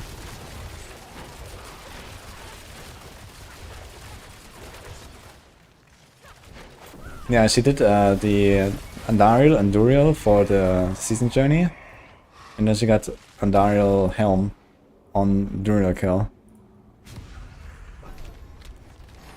And now she's happily blasting Andariel Flurry build. This is why I played it yesterday as well, and I made the planner and stuff. What boss? I guess a bunch of bosses. I'm not sure what she has exactly, and she left again. She'll come back.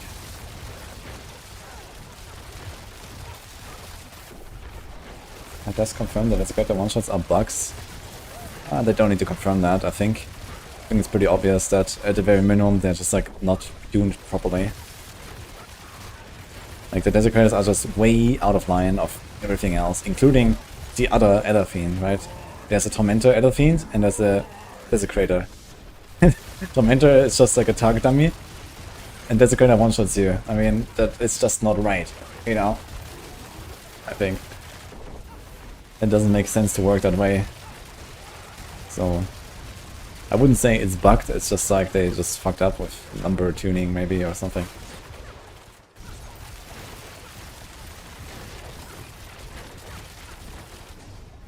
Incoming buff, whatever to mentor. Hell yeah.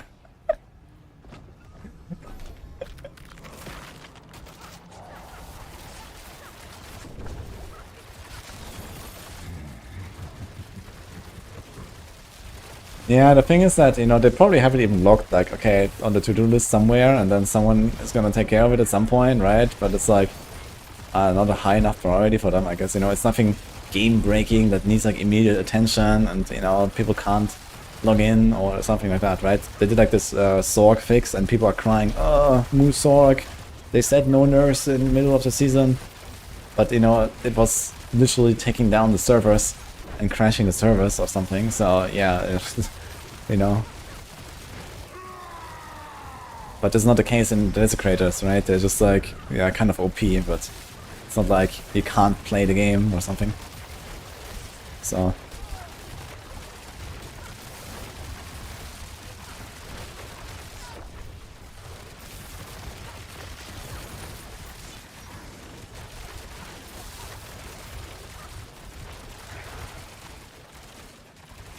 So this goes for the code.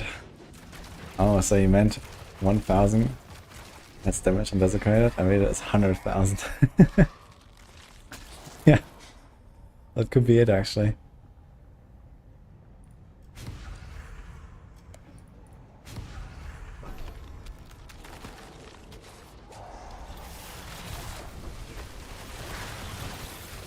Yo, Asmon. Lack of heroic.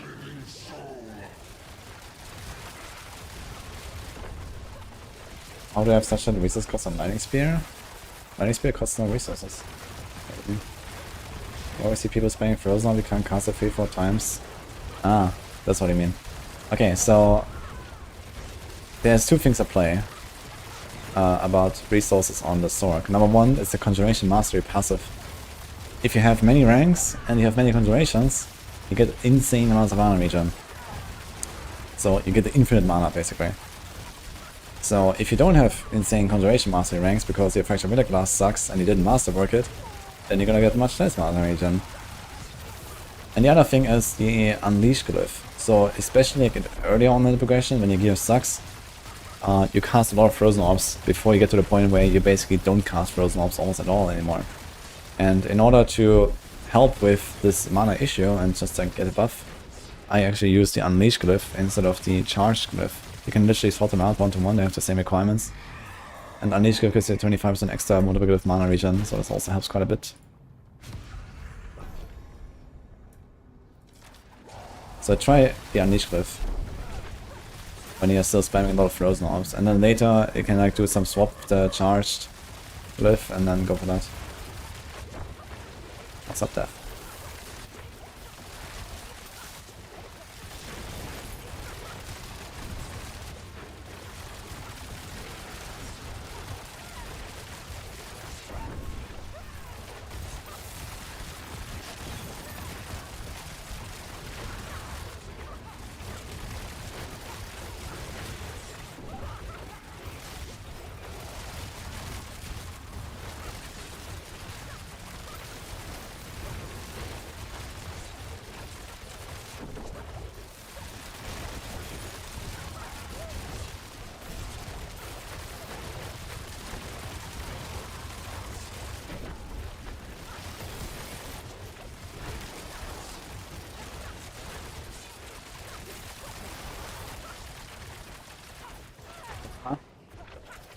You're on Shadow Clone without also the Alt Temper.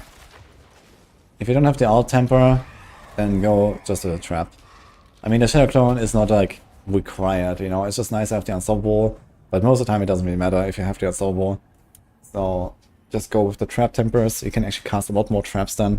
Trap Tempers are stronger than Alt Tempers, and Death Trap has a lower cooldown by default, so you can just cast more traps, get your buffs more often and so on.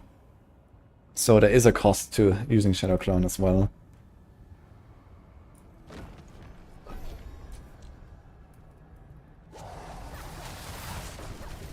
When I get Starless Mythic as Rapid Fire Rogue, we replace Scoundrel's Kiss? Certainly not. Scoundrel's Kiss is required for the build. I don't think you really want to go for Starless on a Rapid Fire Rogue, unless you don't play a combo point Rogue. Like personally, I kind of hate playing combo points with Starless. But I mean, if you have really high attack speed, you can. And Sky Hunter is a bow, so that makes the Rapid Fire animation relatively fast as well. So yeah, you can do it, and especially here when you're continuously fighting and not really running that much, you can keep up Starless Skies. So it is doable. Personally, I kind of like hate playing around it though. And also you lose the temper, and if you lose the temper, then you can only have the cold imbue temper on your neck, and that's also not really great. So, because on the neck, usually you want to masterwork up your passes or something like that, and not the imbue thing.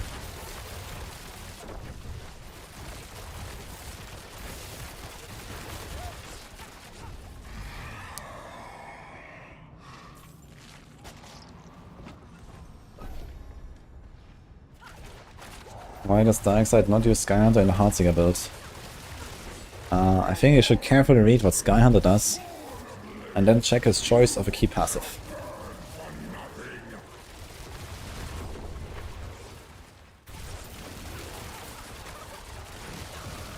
It's very satisfying watching you feel like Watching me do what? Ah. Do you guys find it satisfying to watch me clean wave after wave? Otherwise, why would they be there? I don't know. For the Rouge energy. Vibing. Vibing, yeah. Vibing. Doombringer is not worth for pushing, no. For pushing you need damage, not so much survivability.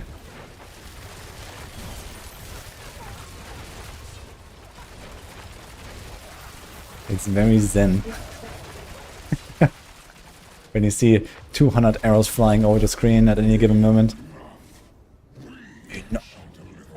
Material that makes it so sad.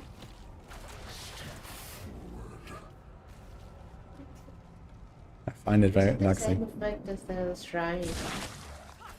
What? It's the same effect. The shrine we get. Yeah, these are the same. It's the same graphic basically, but it's Same effect? no, it's not the same effect. No, the shrine actually scales with the level of the monster basically, and the shrine does generally a lot more damage. Yeah. That looks great.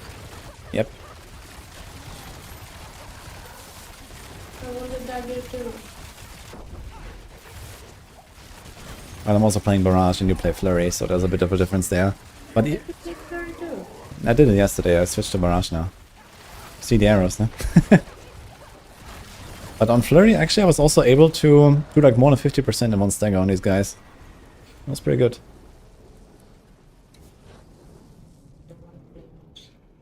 Yeah. Flurry is not really far behind, I would say. Definitely S tier territory for builds overall. Just like a bit weaker than the Barrage. So now you don't even open the second one. No. Someone sold me a... Well, they actually wanted to give it to me, but I gave them some gold. An Umbra. It has 7 seconds. So I'm just going with it.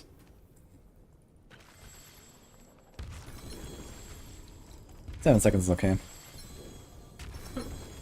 You have 8 innovation Umbra, man. You also run a Melted Heart of Salek? Is it worth going for G8 triple crit Dex version for more damage? I mean, Dex helps with damage, of course. You don't need 8 ranks to innovation, man. Like, I had... Yeah, I have 3. This is a low roll, I didn't masterwork it up, and I'm totally fine. And I have 1 point in my innovation here, so you don't need more ranks than when you have starters. Can't open the chest. You can clear in one way. Yeah, or killing the boss. Okay. So now, or what? Yeah. Okay, how long? 5 to 7 minutes. Okay, 5 to 7 minutes, guys. Watch out for the cat. BRB.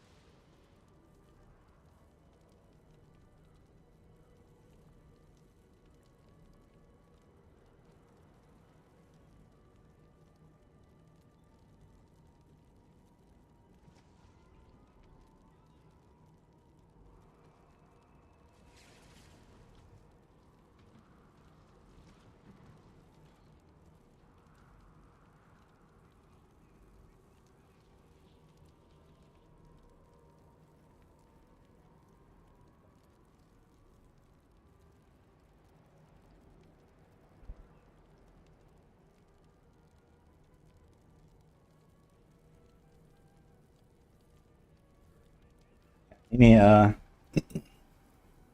made dinner. That was a 5 to 7 minutes guy. That was very good.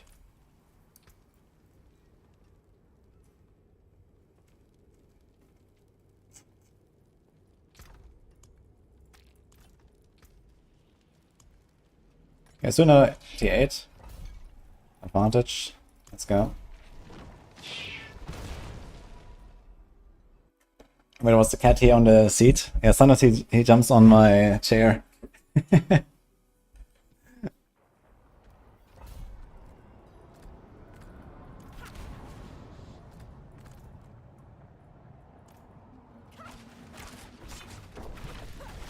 Still owe me a donation.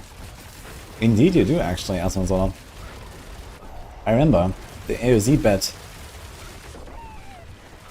And I wonder where you have been in the last half year.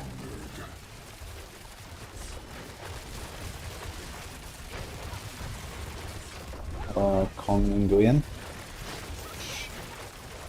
The dog always tries to steal your chair. He sits in it every time you get up. Yeah, the cat here also really likes the chair, man.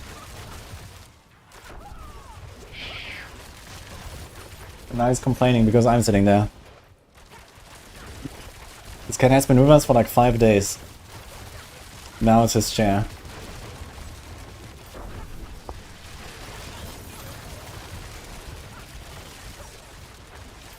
It was good food, yeah. Nini made spaghetti with like chicken legs basically that we had together with it. It was nice.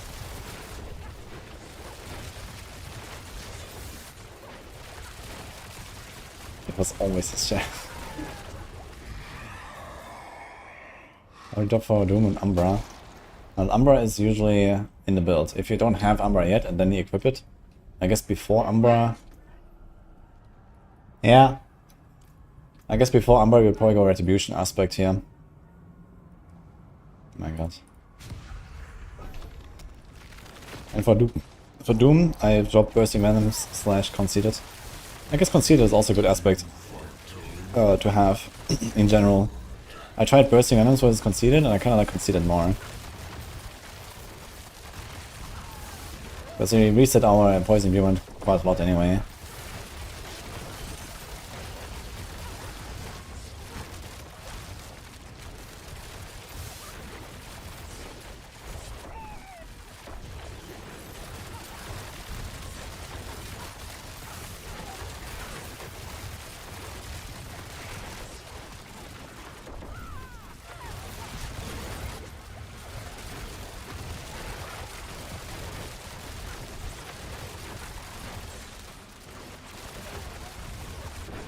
Four days away, and now we use Clone.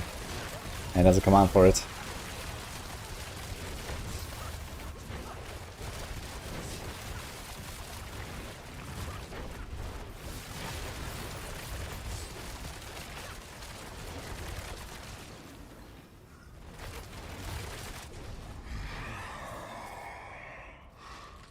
There's no best boss for Tormented Mythics.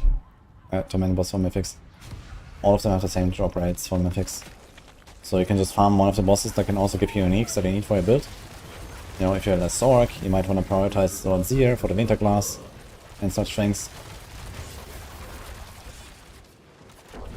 But there's not really, you know, a difference in the Mythic drop rates. So the boss that is the easiest to get materials for is Gregoire. Because Living Seal just drops like candy in Helltide.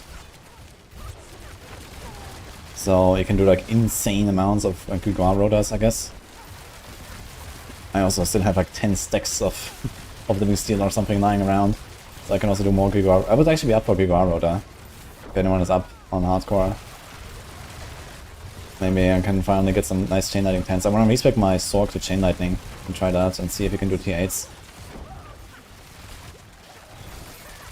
That'd be interesting. But I want to try to get better pants.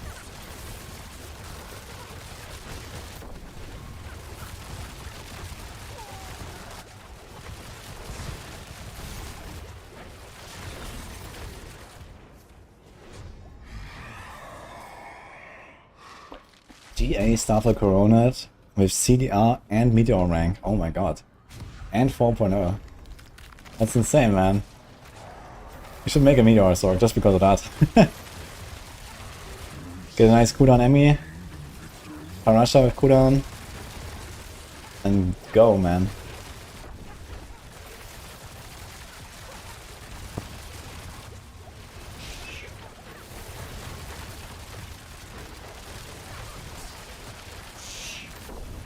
Ow. What do you want?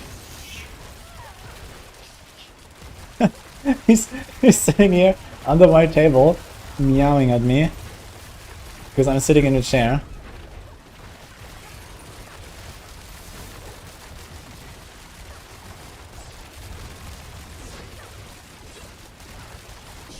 In his chair.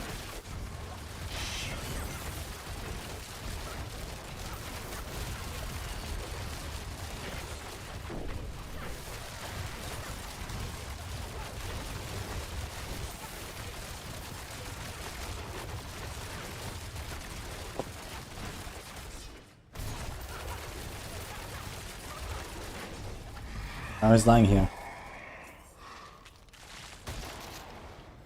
Waiting until I get up.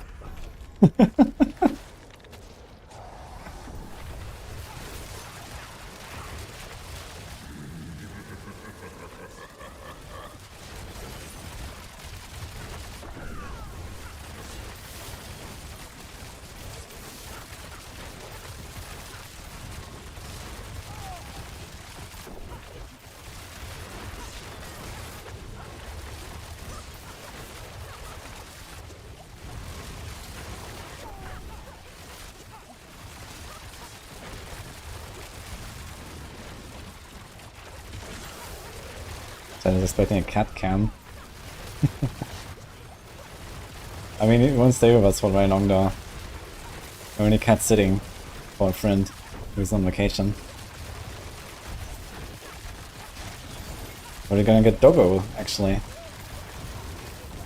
Very soon. The dog is gonna come into a home where previously there was a cat. He's gonna smell the cat.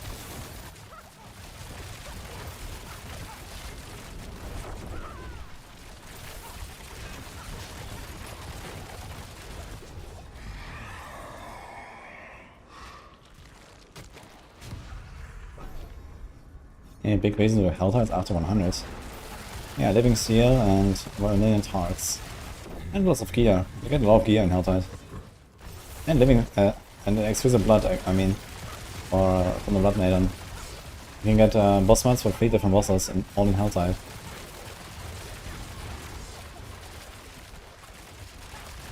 By extension, basically all of the bosses. Because Duriel and Animats come from those bosses as well. The only thing you can't get there is the fear for beasts.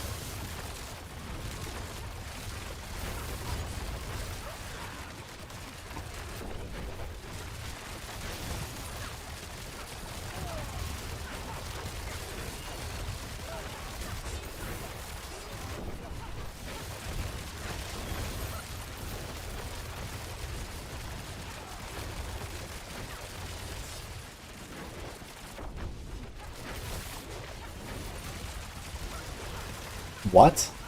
The Desecrator just despawned, but he was already out for like a few seconds and I hit him. And he just despawned anyway. What?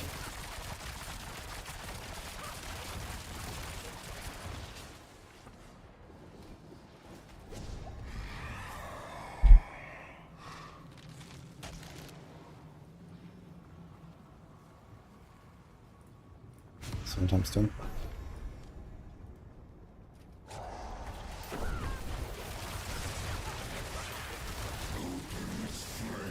You can get spear from both events in Helltide and Goblins. Yeah, they can give you like random material drops, yes. Goblins I think actually always drop boss materials.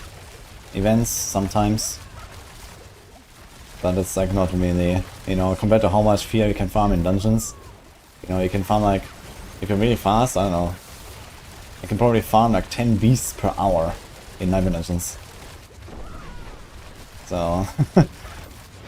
I think it's possible to get nearly 2 stacks in 1 hour if you just like mega speedrun dungeons. It's free per run. You need 3 runs for 1 summon.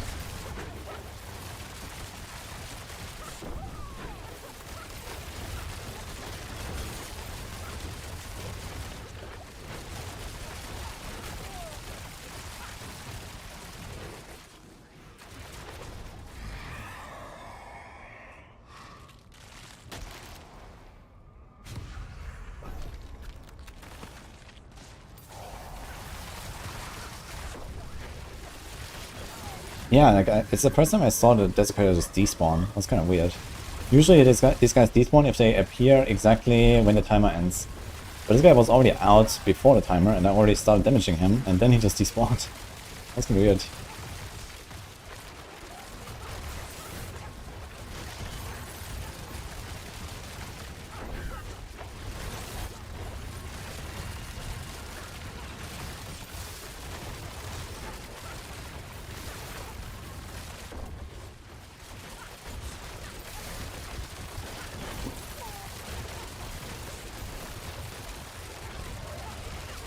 Can increase mass for high number dungeons? Yes.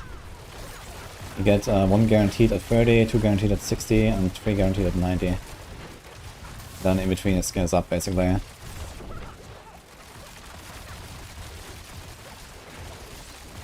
I think, something like that.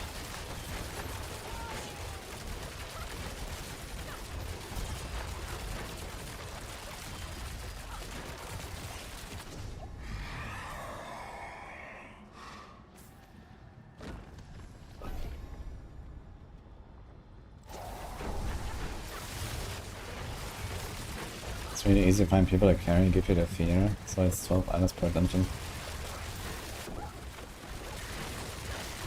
Really? Okay, yeah, if you carry 3 guys, because they wanna AFK, farm their glyphs, and they give you the fear, I mean, that's a pretty good trade, honestly. 12 fear per run? I mean, okay, you have to coordinate with like some people to TP in and stuff, but on the other hand, I mean, yeah, they just TP whenever, right? They can just stand there.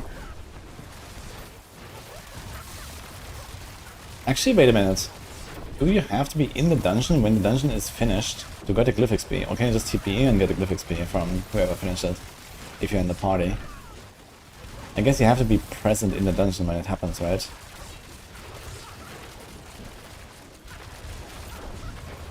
Just tell me I'll just TP at the boss, I guess. And just run to the boss and then let them TP in, that's it.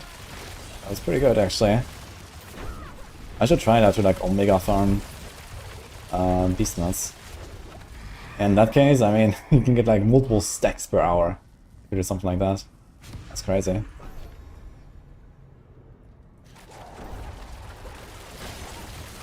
Like 4 runs is 1 stack. 4 runs, even with like, you know, slacking and coordination and stuff, it's like, I don't know, less than 10 minutes probably. And you get like, I don't know, 4 stacks, 5 stacks, 6 stacks if you do it very fast. In 1 hour, that's insane.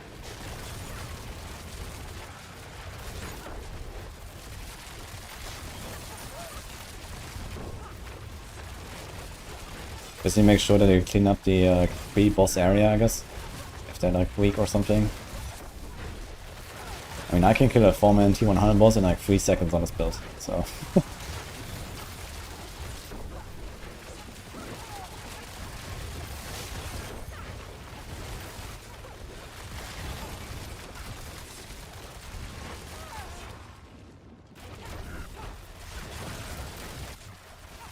I kind of feel like Tormentor is not only much less threatening, but also squishier than the Desecrator.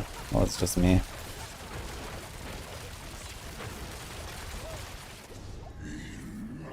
Enough.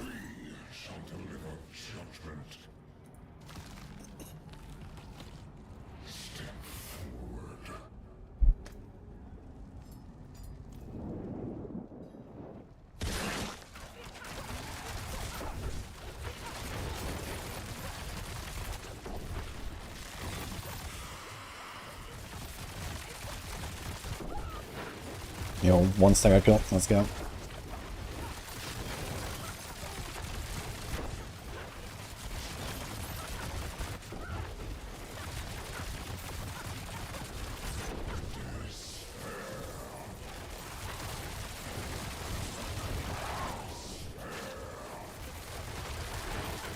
Oh, he teleported right on me.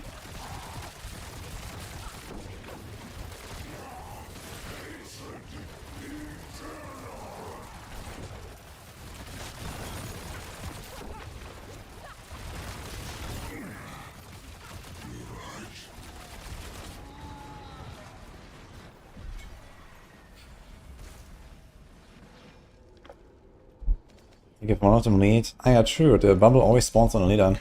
That's a good strat.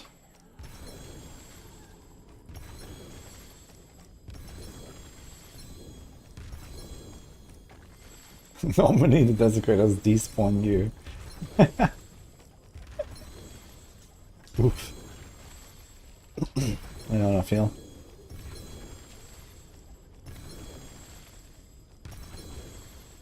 Scenario ball lightning a thing. I actually crafted such a setup last season instead of the chain lightning. I'm not sure if it would perform better. It was very resource hungry, and I think I didn't really like it very much.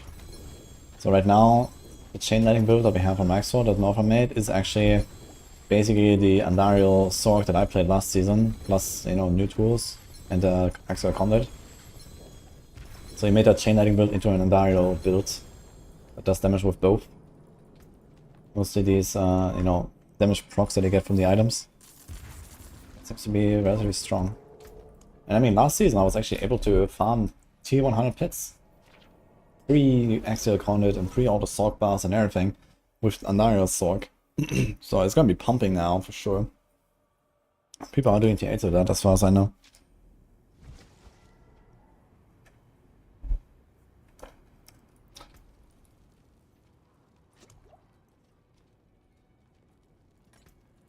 Another round before the potion runs out.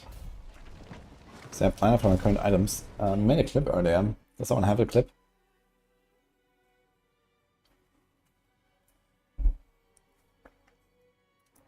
Andy sale is super fun, yeah. I liked it a lot last season as well. And this season you have, like, you know, even more of the, like, you know, lucky hits with Fist of Fate and, you know, Axial Conduit hits and all that stuff. So it should feel really nice and really consistent.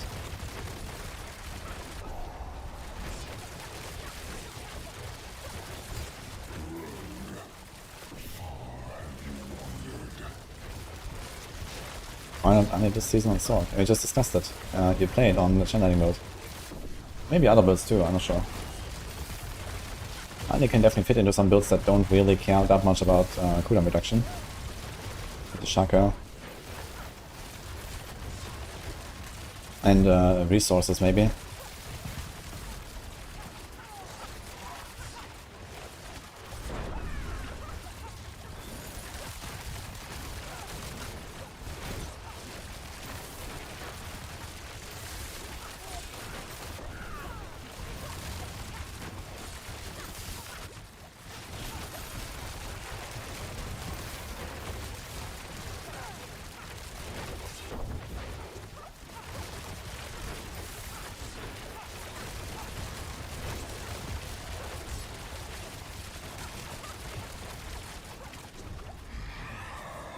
Fireball, yeah, Fireball can run Andy instead of Lucian.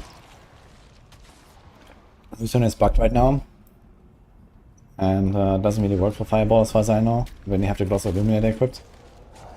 So you can just go Andy, get the 20% buff. Or not really 20%, I guess it's more like a 13% buff or so from the Tarasha stack. And then you get tons of attack speed from the Andy. And you don't really care about cooldown that much on that build. And I guess it kind of comes out to be a slight downgrade to Lucian's Crown or something.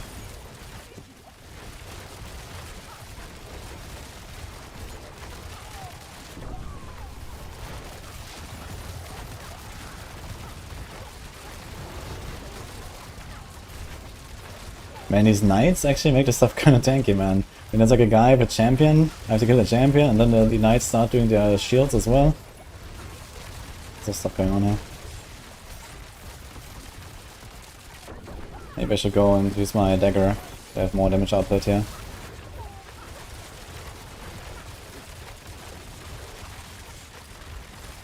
think might have to put a new pot later. Oh yeah.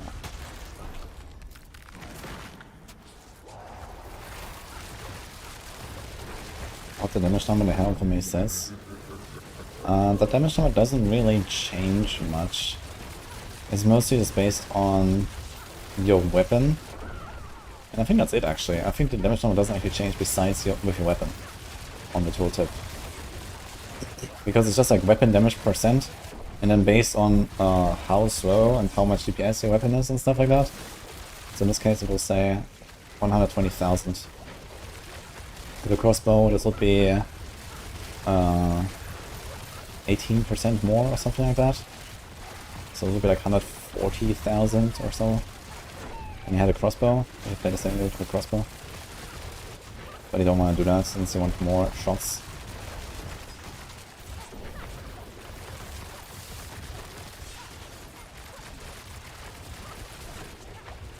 Yeah, sometimes it says 80k. This might be because you have like low power melee weapons. When you dash, for example, look, when I dash, now it says 115k because it switches to the melee weapons.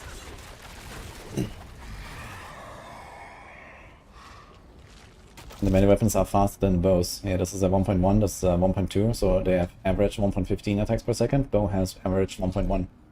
So my melee weapons are like roughly 4% faster. You know, kind of have 4% less damage. And this is kind of, you know, the 5k that is missing now on the tooltip. Because it shows you the weapon you have in hand right now.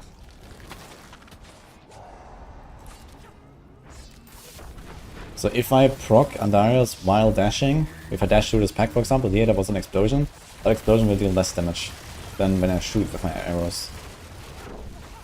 4% roughly. There's also the reason why only arrow storms work, for example. Eventually you want to transition to a crossbow variant with Heartseeker instead of just puncture. Because you have a cap of 7 arrow storms, and in that case it actually makes sense to go for the slower weapon. Because you cap out anyway at some point with high enough attack speed and lucky hit. And then the only damage you can gain from your weapons is just having a slower weapon.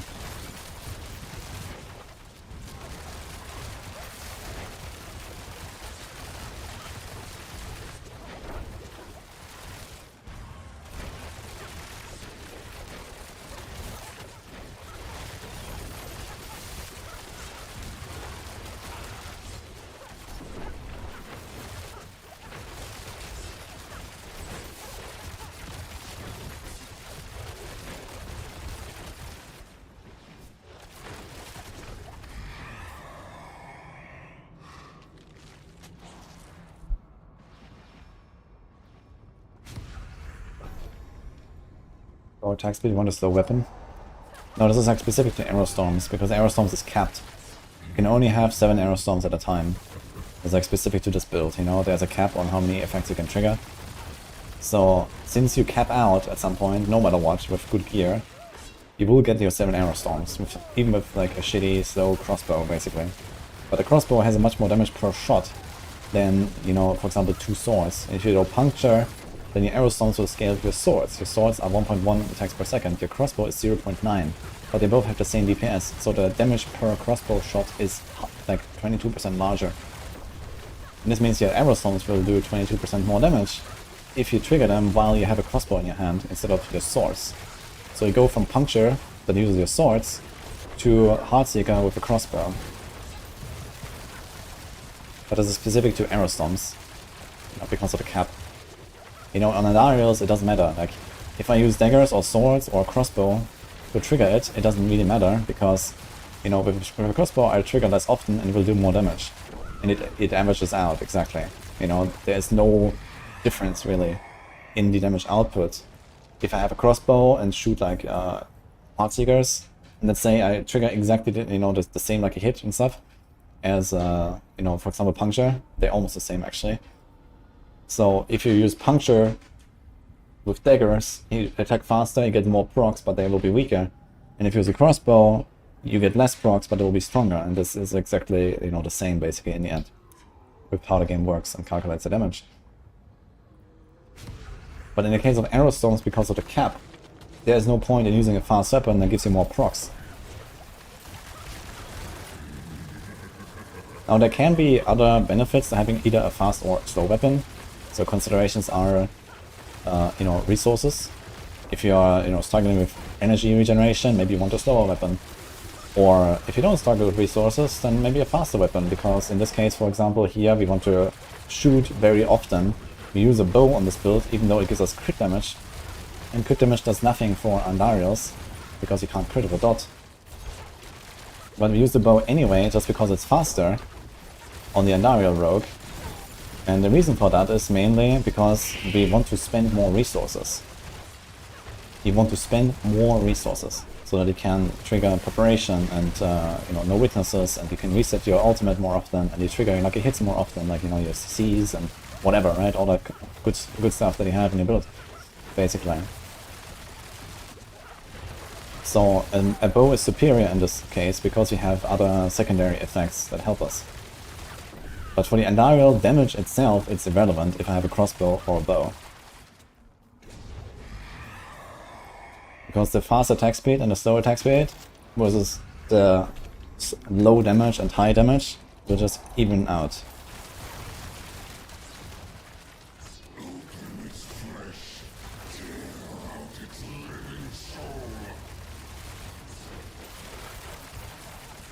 Stony, thanks for Brandon.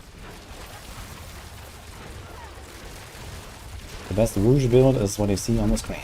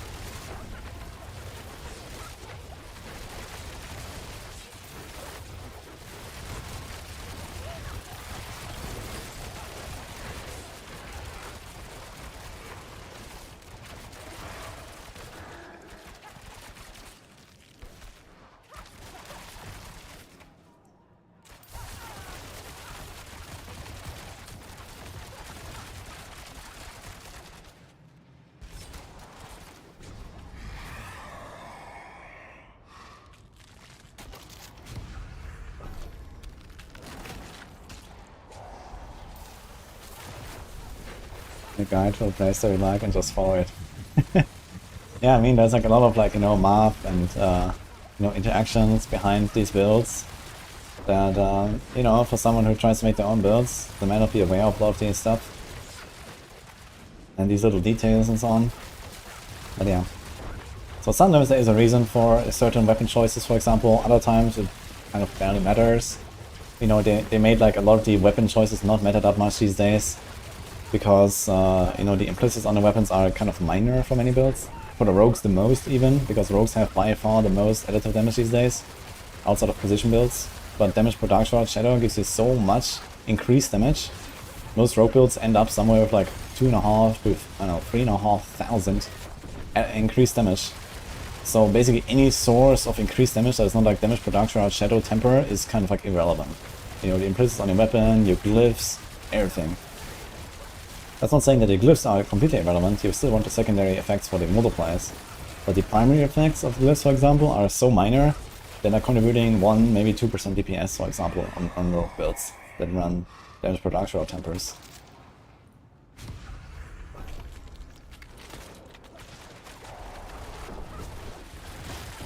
And this also means that, for example, all these, like, you know, stuff like, for example, I said the bow, the implicit, the 35% crit damage does nothing for us, but it's so irrelevant.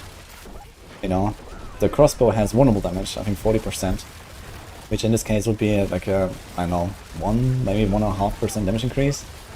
So it's so minor that, yeah, you just go with the bow because of the other benefits that I explained earlier, like more attacks, you spend more resources, you get more procs, and so on.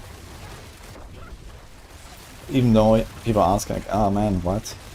Crit on dot build? Yeah, it's just so irrelevant. And the same is true for, like, you know, all of the other weapon choices on other classes as well. Like, it doesn't really matter if you have like a sword or a dagger most of the time. or I don't know, like a mace or a sword or an axe on the barb or something. Unless you care about like a special effect, you know, like, you know, there are these weapon expertise effects on the barb, so maybe you want to trigger something of that or so.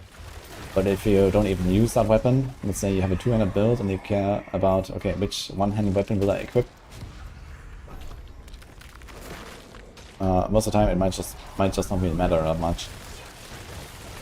You just take the one that has the better stats, even if the implicit is wrong or something.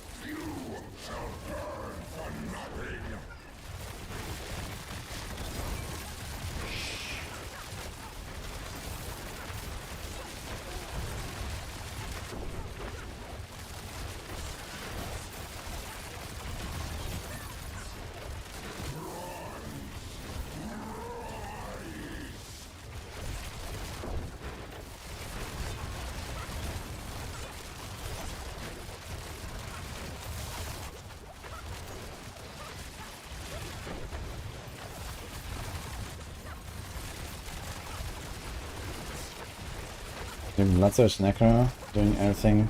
That's T8. Yeah, that's pretty good. Like, Bloodsurge should be really nice, like in T7s. You probably just destroy everything and then kill the boss pretty fast too. Bloodsurge Necro is pretty good here. I think I put it relatively high on the Infernal Hordes tier list. Which is out, by the way. We published Infernal Hordes tier list on Maxwell. If you wanna check that.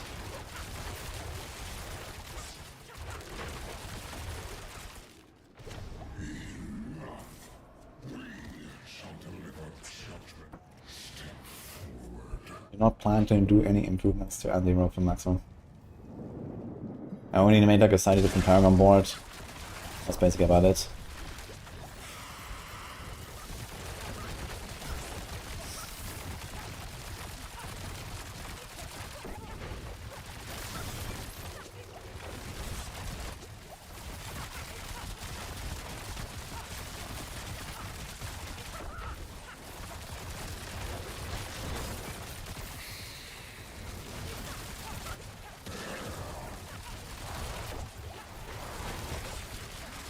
Maybe I blasted these first two guys.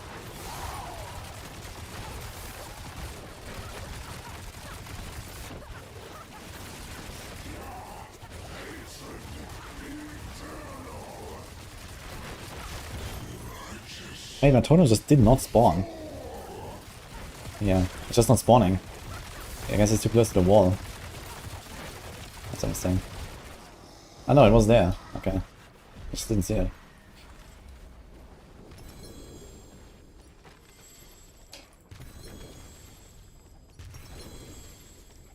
Almost doing so full on resources. Rouge energy, my friend. And a bit of innovation ranks. That's dollars.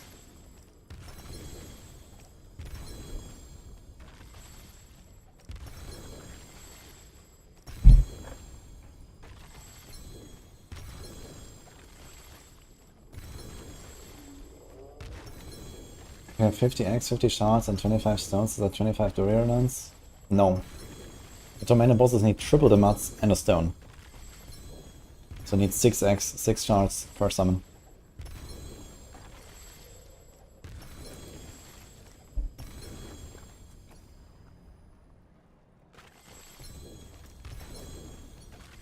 Oh, there was a guy that wanted to buy stones from me. Oh yeah, but I don't remember the name anymore. How many do you have?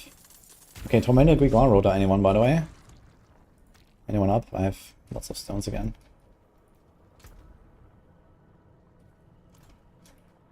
Do I have my trade site open? No messages? Unlucky. Maybe I should give it to this guy for 1 billion. But 1 billion seems so low for this eminent man. But 1 billion would be nice to have, I gotta say. I'm usually not someone who spends a lot.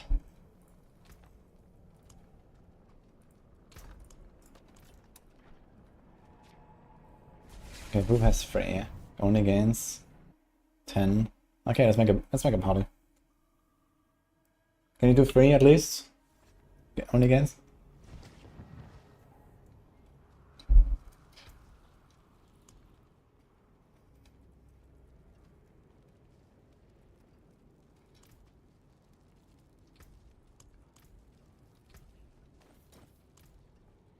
Actually, I can just keep this equipped and go with the other tier chest, right? Where is it actually? Wait. It's probably on the Sorc already. Maybe 4. Okay, let's do 4. I got you guys on the list, right? We are doing Tormented Grigor a little bit.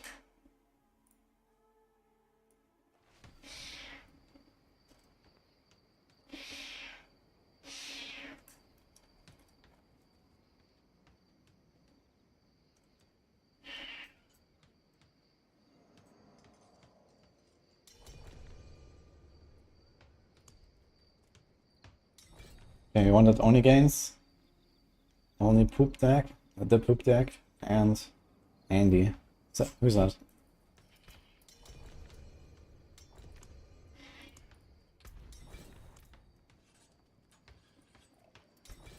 Okay. So I think we got everyone. It's not a problem if you're level 70, it's fine. We will blast this guy. Actually, let's see what we got. This is... I remember, the Arrowstone's Enjoyer. Alright. Rain of Arrows, even. Okay, we got 2 leeches, actually. Although this guy has a Shaco, Winterglass. He can probably even fight. If you're up for it. I'm gonna take my Tybalts. Oh, we got Tybalts.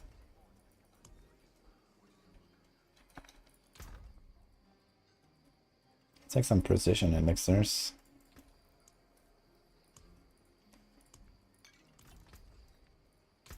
Okay, we do 16, guys. I'm gonna pop a prediction.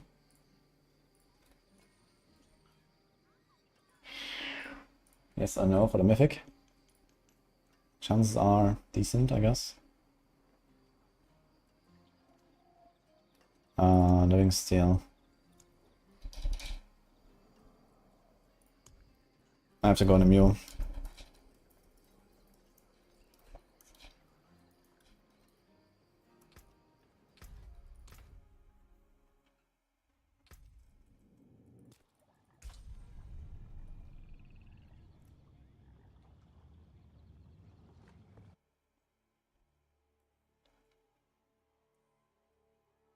Thanks, Sardiana.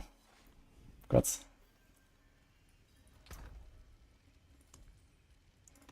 Oh, actually, soon out of Living Steel. I have a lot of blood though. A lot of beer. So on Tuesday we can go ham. Hope they fix the damage bugs on Beast. But I guess with a good party we can just blast them down.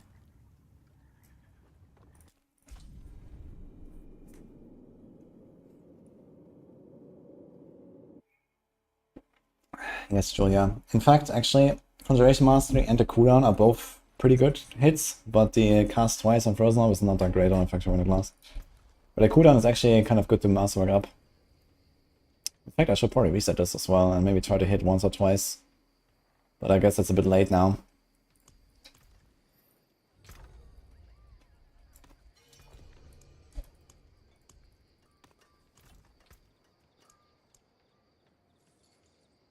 Like to return your own world state now.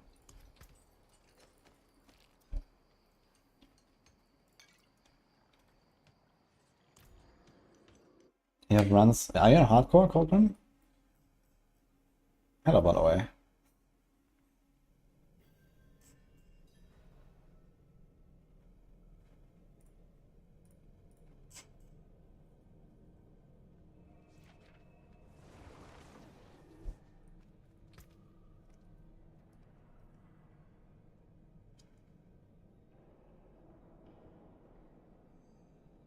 You pay a chest DLC at this point? Me too. That'll be nice. Like, even if I just had like double the space of what we have right now, this would make things so much easier, dude. You know, I can have like 2 stashes per class or something, and then like, you know, 1 or 2 stashes for like your mythics and your mats and whatever.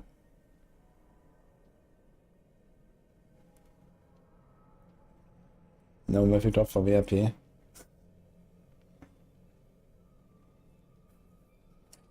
Ready. Okay. Okay, 1 kill, and then TP the town, guys. We don't do what happened last time. Okay, let's see the damage here. Do you have any Umbra Crux Enjoyers? We have pretty good damage actually. That's fine. I'm looking for Axial Conduit.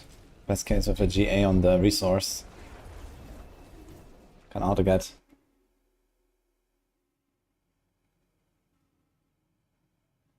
Why did they move the aspect tab instead of changing to a separate boss mass tab or something? Yeah, they should have made like a consumable tab and a sigil tab at least. Kinda weird. I agree with that actually. In 6 mana per second. This might actually be useful. I'll save this thing.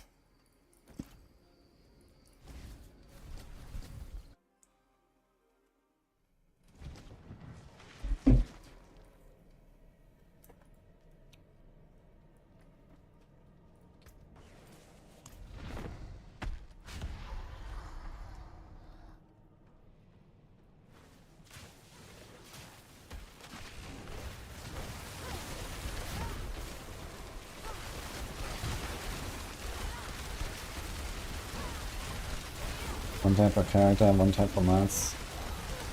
Yeah, I think like specialized stashes will definitely go a long way.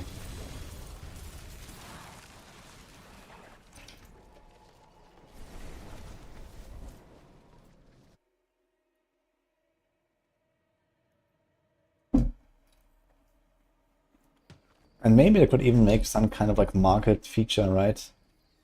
Where we can sell stuff through the game. And you could have like a dedicated market tab or something. Even though only are a few slots, for example, right? I think it would be fine if there was like some kind of like in-game market tool where, let's say, you have 10 slots and that's it. And there's like some moderate trading, basically, that you can do through the game. I wonder if they're ever gonna like redo the stash system in such a fashion that they actually allow us to have a lot more tabs and stuff. That would be really nice quality of life if you had more tabs. I can find myself looking at the items I have in my stash, and I already have like, you know, an entire character full of rings for mules. And I have like another mule that only has like a bunch of good uniques, and another mule that has a bunch of good uniques. And that mule also has like an entire inventory of consumable boss mats. And it's like, yeah. And I already try to be very strict of what I save. Like most of my stuff in my stash is like, you know, 1 GA plus items and so on. And okay, I've been blasting pretty hard now the last like 1.5 weeks and so on, but yeah.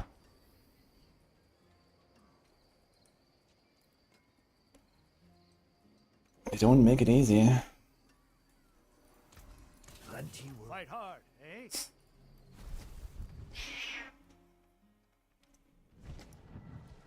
On Ice Armor Sorc, it's unstoppable, what? Some other streamers are Blizzard headquarters. No, they're already back actually. They were there for like 5 days, I think. Yeah, also some of our Maxwell boys actually. Mippy, Ava, Condus, Chronix, and Boiler.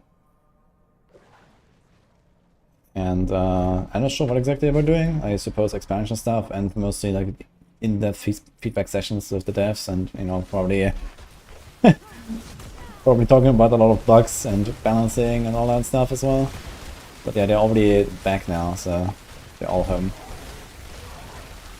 That was like last week, or this week rather, until Saturday I think.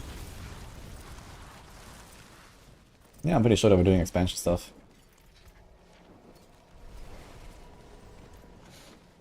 That reminds me, I actually thought about it earlier. I'm not sure if Chronix is here. Is Chronix streaming?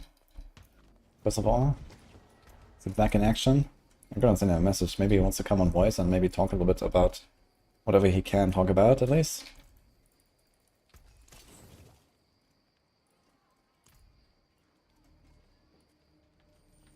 Last broadcast 7 days ago, 1.5 hours, monkey. Let's see if he if he answers.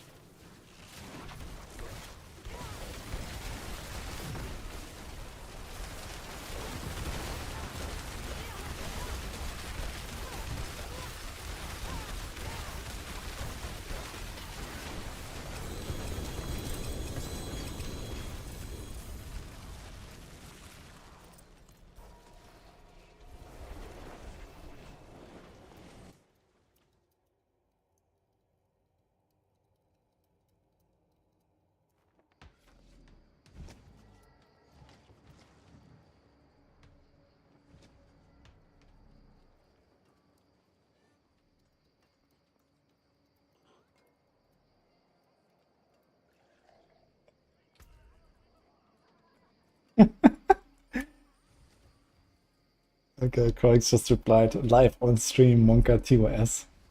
Good salvage. Let's see.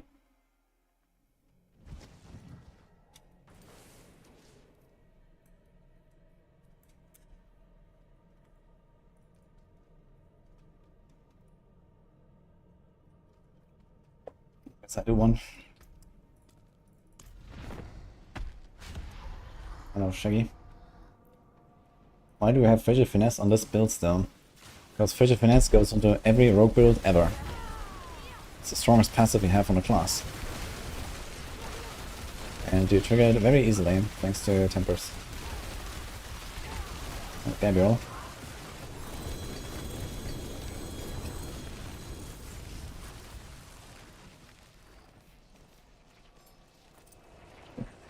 Chronix tested Diablo 5, of course. If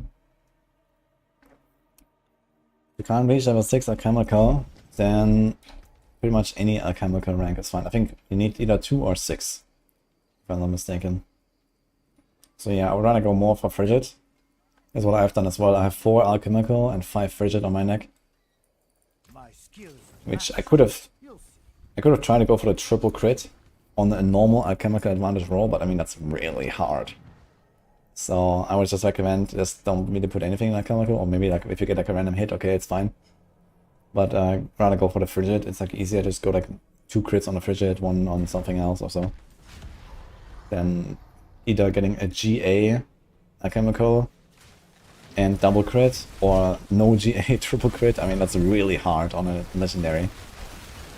On uniques, triple crit is much easier because it's only 4 stats. But on a legendary, man, oof.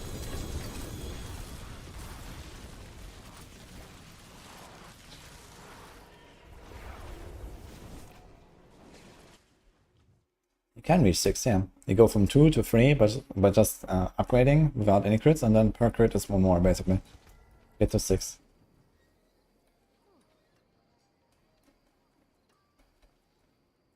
But yeah, it's like very, very, very costly. Getting a triple is 1 in 125 on a legendary. And this means also that even if you like, you know, spend only a few mats on rank 4 and then a bit more on rank 8 and try to get a double and then go to the triple, you still need on average 5 times to go from 8 to 12. So that alone is like, you know, almost 3k Neve Iron. Just for the average outcome. And this doesn't include all the, like, you know, dozens of resets you have to do before that, with all the Opticite and Ingolith. So we're talking about something like, I don't know, 5k plus Neve Iron and a couple 100 million gold at least, in order to try to hit something like a triple on the legendary. So it's pretty rough.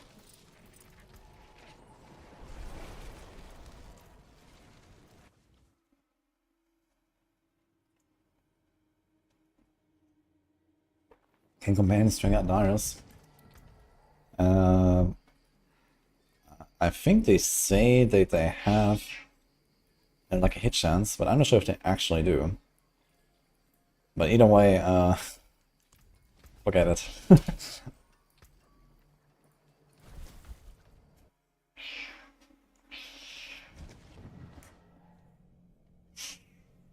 You hit DR twice on Tyrius and the third land on max auras, you're keeping it. Yeah, that's fine to keep if you don't want to reset.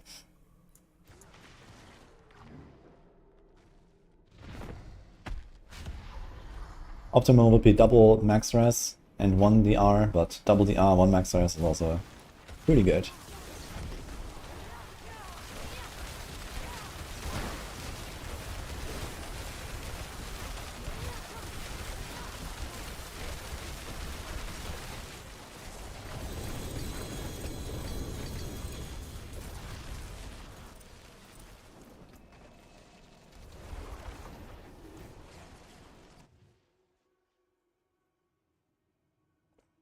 How much percent damage do you need?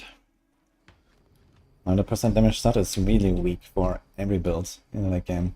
No build wants it.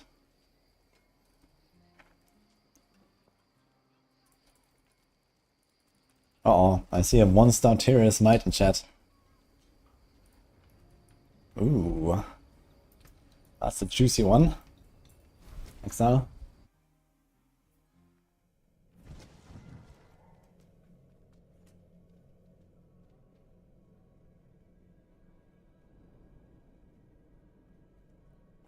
Same with Andario, always triple hit attack speed and it's such a waste. I mean, if I hit triple attack speed on my Andarius, I'm just keeping it. The other stuff is relatively minor on the Andario. I mean, okay, a bit of all stats or something, a bit of life and hit, sure, but you might actually want to use the Andarius on another build that doesn't have like free attack speed from other sources, and in that case, it could be nice to have the triple attack speed, I feel.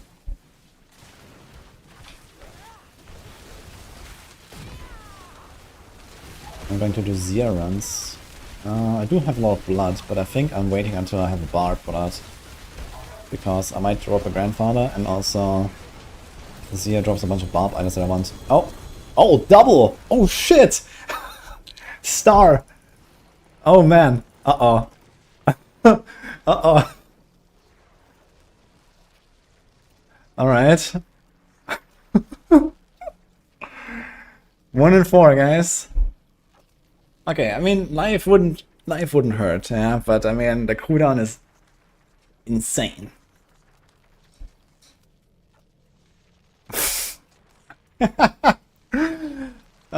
Unlucky, guys. Unlucky. The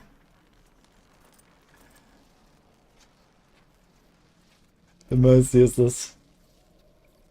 I mean, for Bone Spirit or something, I might wanna go for it. I'll see what I will do. Bone Spirit might actually like this maximum resource in a Shaco.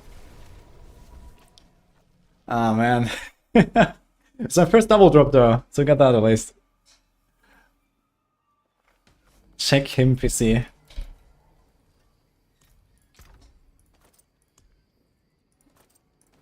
Oh man.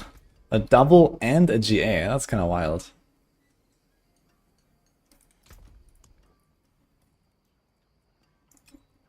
Alright, let's go. Fight hard, eh?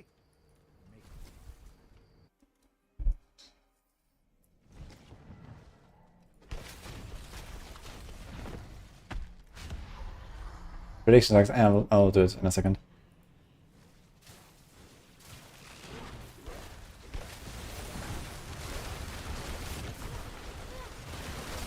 Never seen it happen, yeah. I never got a double either.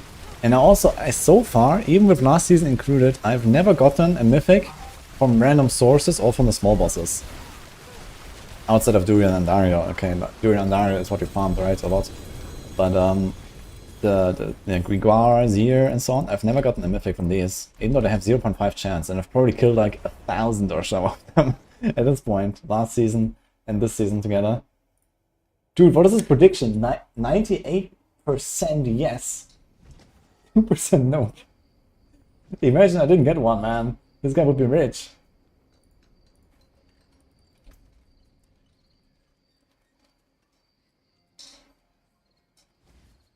Three mana and a fireball explodes. That's not actually needed. He won nothing, yeah. Wen had 150k points on yes.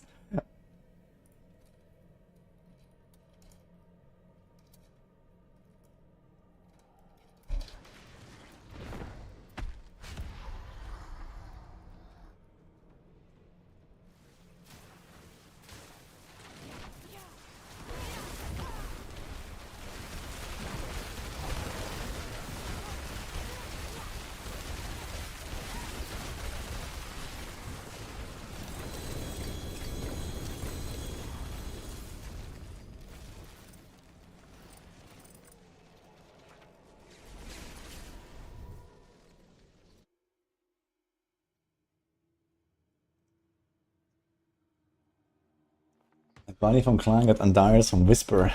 Yeah, I mean, you can't get him. Oh! Ah, man. GA. I mean, damage reduction GA is nice, but I want a resource, man. And a higher effect, I guess. This is not terrible.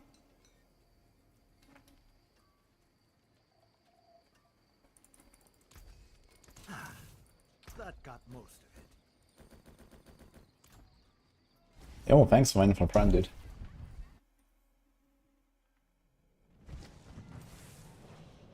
VR interior is Biz. It's not Biz. The Biz is 2 max res, 1 DR. But if you hit a triple DR, you might want to keep it. If you have not that many mats and that much gold, it's fine. You know, as long as you don't hit the movement and you don't hit the res, I think you're good anyway. So yeah, it is more optimal to have more max res. But triple DR is kind of nice. And triple DR helps you more against physical damage, for example, which the max res doesn't do. I mean, the most dangerous attacks right now are Desecrators with their firebolts, which is fire damage, and not physical. But I guess there might be like, you know, for example, pit bosses, if you're doing like some pit pushing or something, that do big physical damage and so on.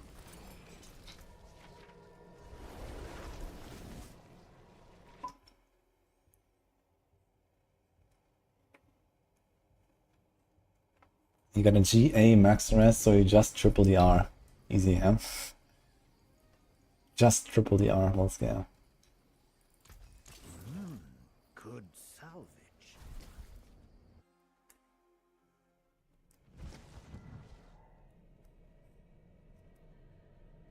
You're a hoarder, and the chest space manager is too much. Yeah, I mean, I'm at the point where I have really good gear in every slot, and also these days you use a lot of uniques. 1, 2, 3, 4, 5, 6, right? There's only 1, 2, 3 legendary items on the setup right now. So it's not really that much to keep in the first place on many builds.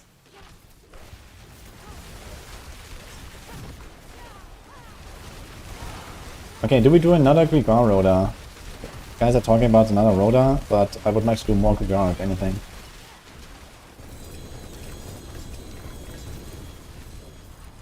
So is there anyone else?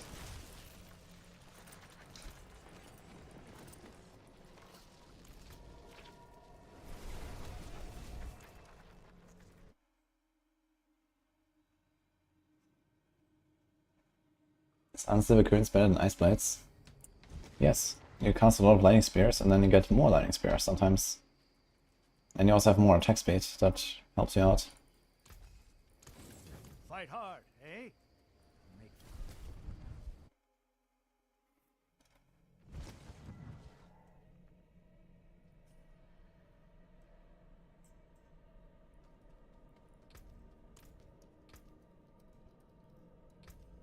I have 1 more, right?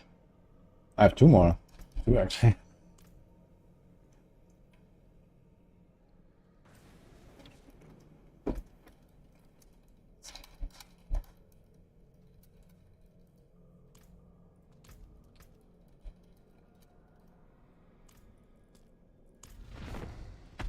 How many do you have, Fitz?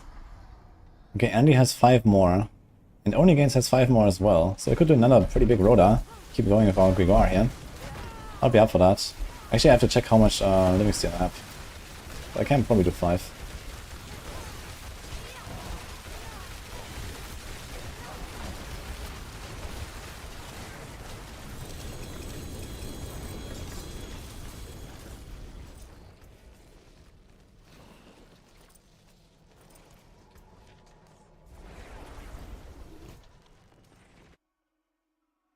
Okay, let's do 5 fits. 20 kills. That's nice. Big Rhoda.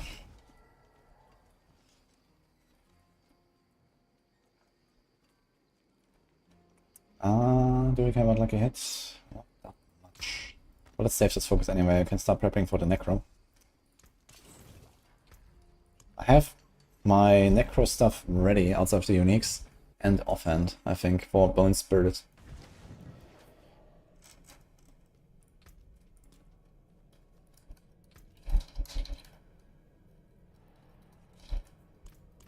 Yeah, it's last turn of okay. World boss in 3. Oh. Okay, I can do that.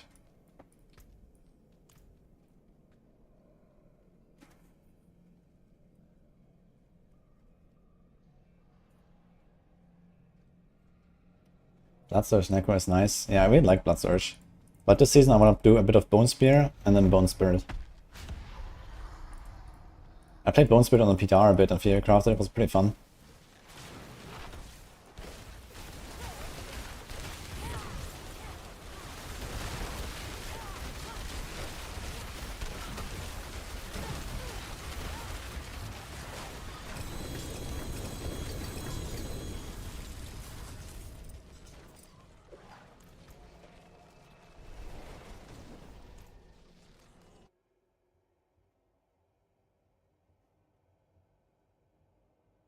Oh, actually, how many stones do I have?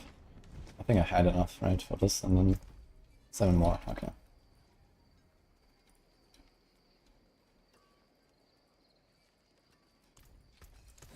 Fight hard, eh? Make the devils pay. Okay, I have so many of these shards, man. I guess I'm gonna start selling shards to someone. I don't know what I'm gonna do with all these shards. Here's 1. Almost 2. Almost 3 stacks, dude. And egg, I have 0. I can literally just sell like 100 or something of these eggs, of these shards. And I still gonna get more now. Okay, living steel, how much I got? Okay, this is, what do we say? 5 summons, right? So we need this. Oh, we're actually low on living steel now. So this is about it for me for Grigors. So let's hope we get something. Okay, it fits. Okay, let's do World Boss. Where is it? 21 seconds. Get it. I did level 7 Horde on level 95 Blood Surge. So easy. Yeah, it should be very good in Hordes. I think I have it pretty high up. I think I have like number 1 in A tier or something on our Infernal Hordes tier list.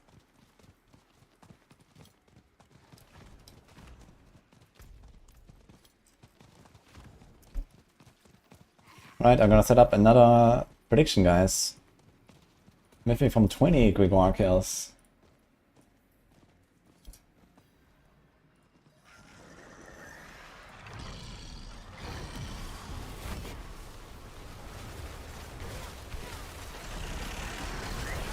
How many runs on average before you get a mythic? It's 13 on average.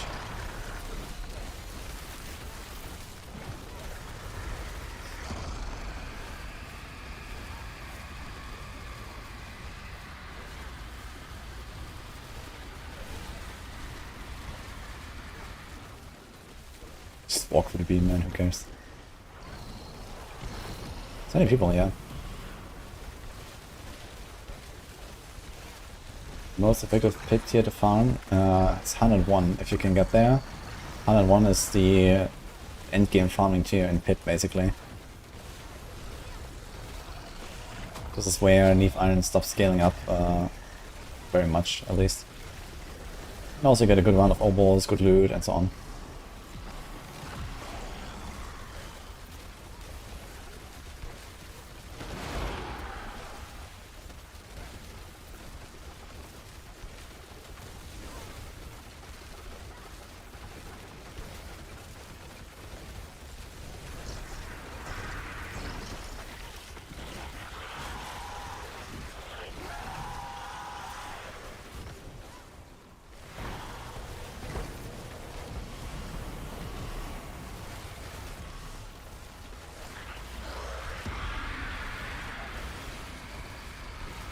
Stand in the beam. just, I'm walking with it. It's fine.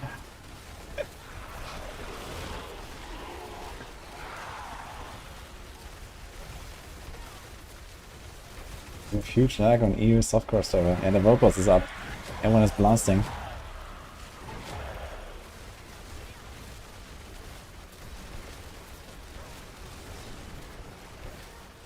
That's a really fast kill, actually. 2.5.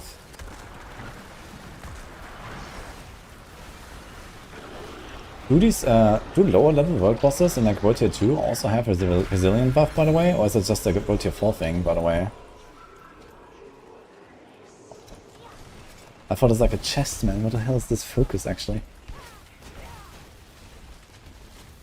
It's just like a little box attached to the non-existent belt.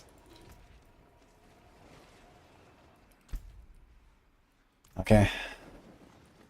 Fits. It's an all virtues, okay.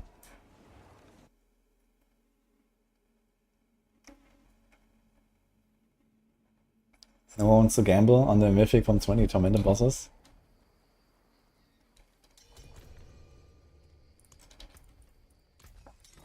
Fight hard, eh? Make the devils pay.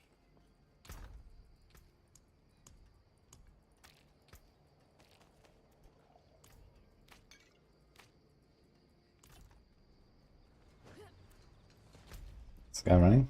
I'm running.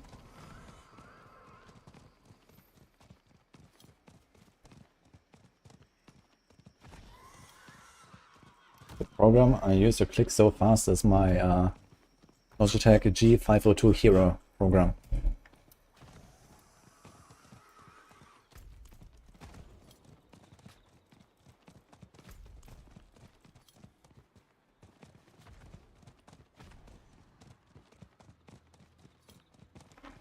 Good luck, Martyr. Let me know how charge balls goes. We're not gonna play a V1. I don't know some softcore. It's a Druid season, I guess, so I guess he's happy.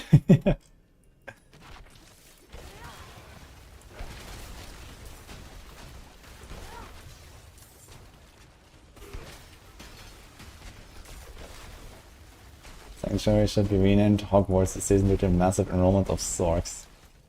But in Hogwarts they have wizards, not sorcerers.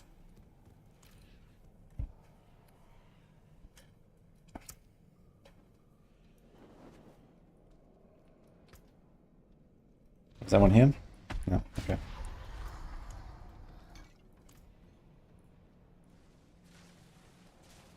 Lilleroni!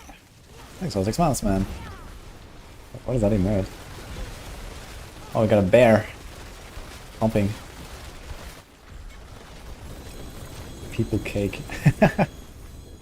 Thank you. Hands of GA and it's Ice Heart Braze, man. Oof.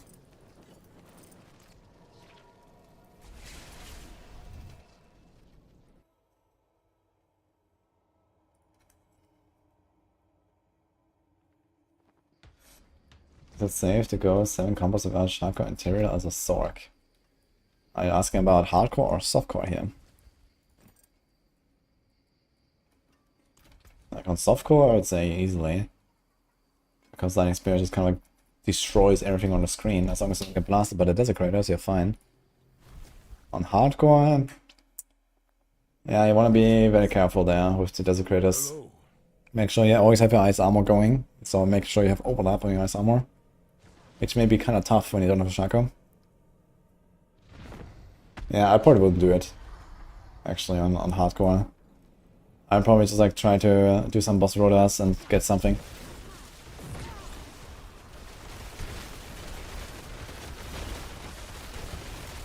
At the very minimum, I'd run 42 elixir. Even though that's not really a crazy good choice.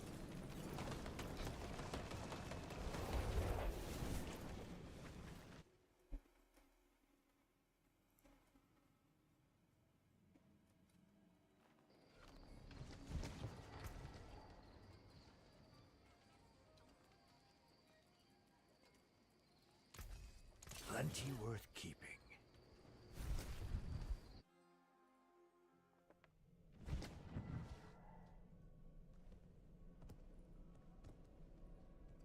About up here.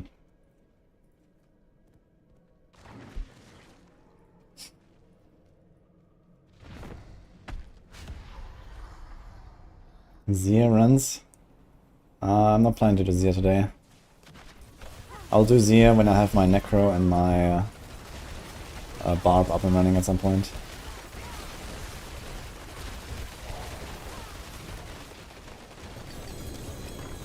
Actually, I realized I need to Path Dragul at some point from Grigor on my Necro as well. So I definitely need to save some Living Steel and maybe do some Helltides at some point.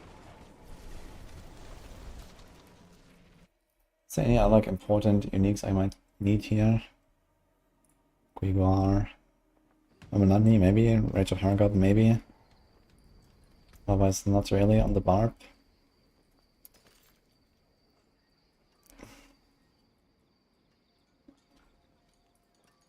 My skill is unmatched. Win favor, my friend. What about Zir?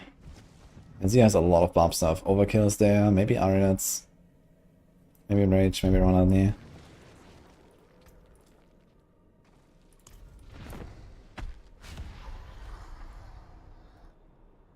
Necro. Depthless Visage as well. Yeah, Depthless Visage as well if I want to play some Bone Spear.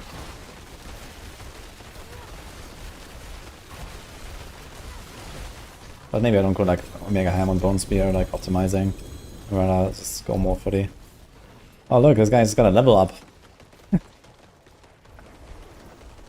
know, 4 and 6.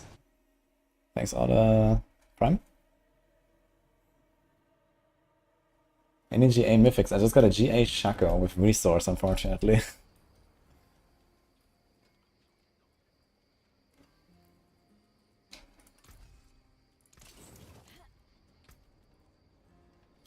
Ooh. Wow. That is actually pretty good neck, man. 3 Conjuration and attack speed. Or the life could be nice on hardcore. If you have attack speed cap already with Andariel's, like... This will probably be something worth using on Andariel's Sorc. Life, Conjuration, roll the attack speed off. You might have enough. Or maybe not, maybe you don't have enough. You can craft a Shaco for 4 Mythic Sparks. Resplendent Sparks at the Alchemist. And you can find it mainly from these bosses that we're doing here right now, the Tormented bosses. The level 200 versions of any of the summonable bosses.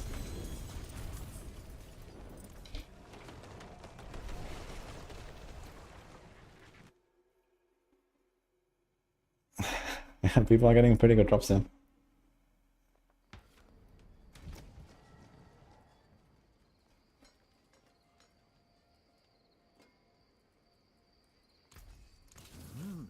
Could salvage.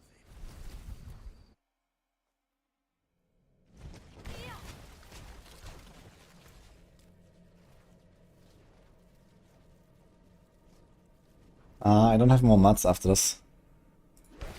Wait, is he staying? In the fight? Apparently, okay.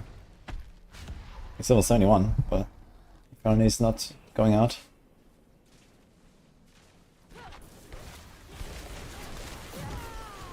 I guess he should be able to tank some auto hits, right?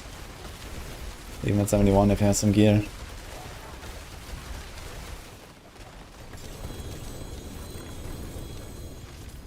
Yeah, I'll go back on the rope later, probably. Just doing some rolldown. I was trying to get chain lightning pants. Is anyone here on hardcore who has a greater affix resource chain lightning pants? Who wants to sell it? Is it possible to solo tormented boss as a rogue? You get one shot every fight? Yes. Endgame ropers can kill these guys in like 5 seconds or so. And not get one shot either. Maybe you're trying Beast in the Eyes, which is currently bugged, and actually just one-shots pretty much anyone. Otherwise, maybe you're just accumulating way too many of the tormented stacks, so you have to dodge certain abilities of them. Else you get a stack and that increases damage taken massively for the rest of the fight. You can't buy a Shaco. You can only find it or craft it from the Alchemist.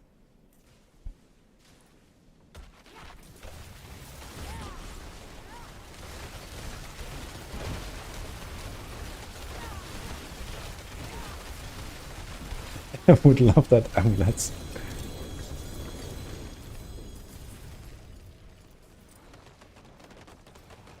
I'm not sure if I want to trade a 4 GA winter glass for a chain lightning pair of pants. You have the... okay.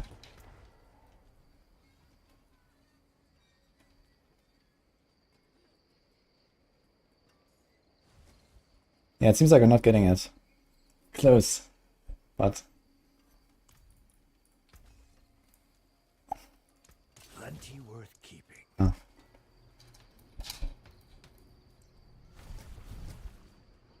Chronix! Hey! Nice to see you. Munka TOS.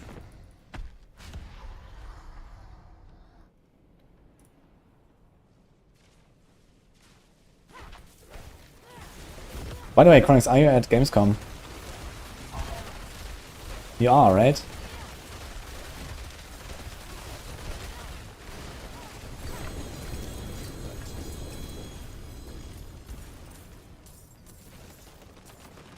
Gamescom login. Sounds like more like logout angle. Dude, shake my head. Chronix, first he just flies away to another continent to do whatever he wants to do there for like 6 days. Then he also goes to Gamescom. This guy is not even playing the game, man. And he's supposed to write guides to us. Forge awaits your return.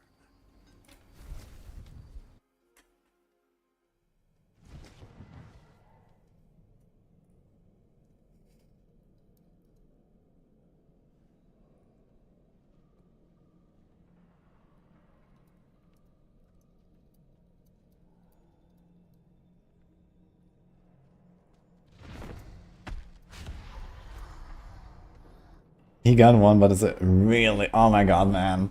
This is sad. The aspect is so crappy. Like, we need a high roll on the aspect as well.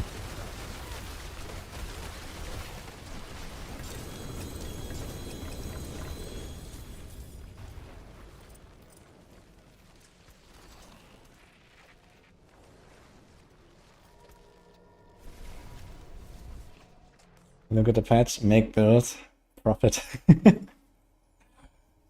Konix just, you know, he just knows.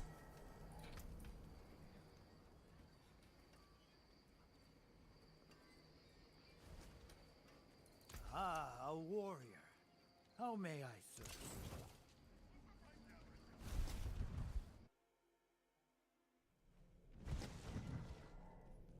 Happy birthday, nice to talk to you.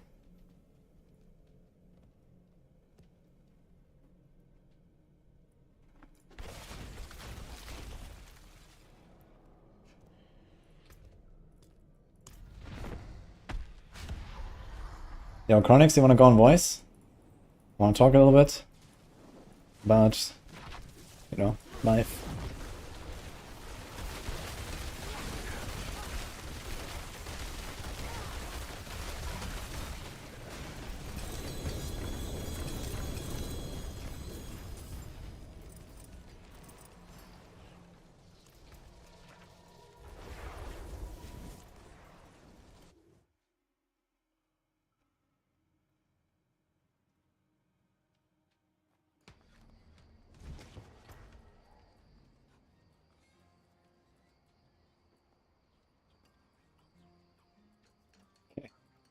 At US, I guess not then. I was the paladin.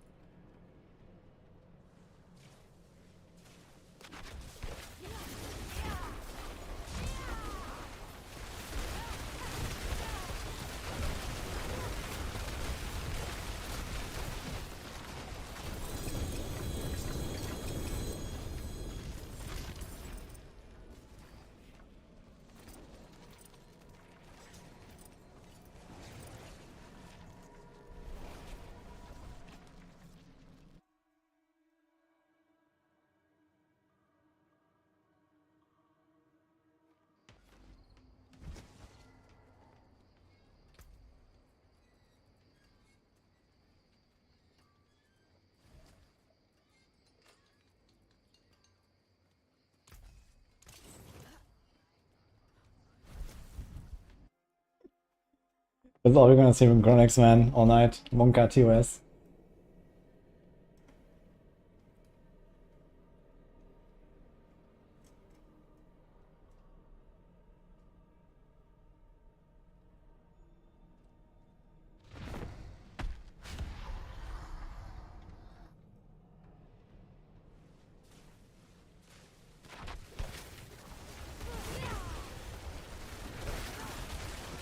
Alright, that is a juicy axial.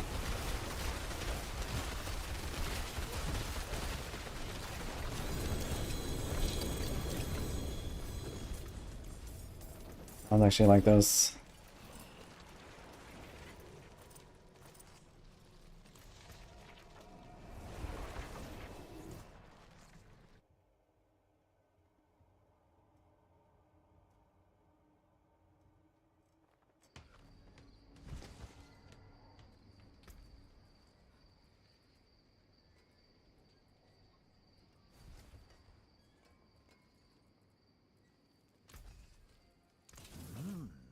good salvage.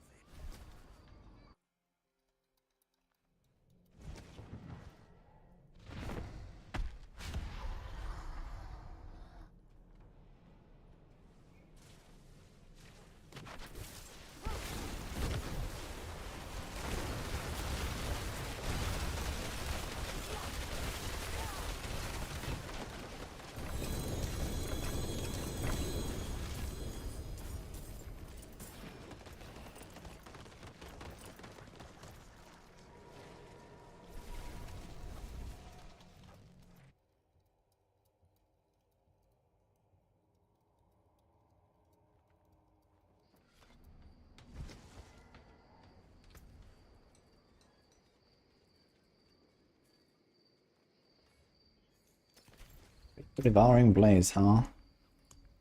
Alright.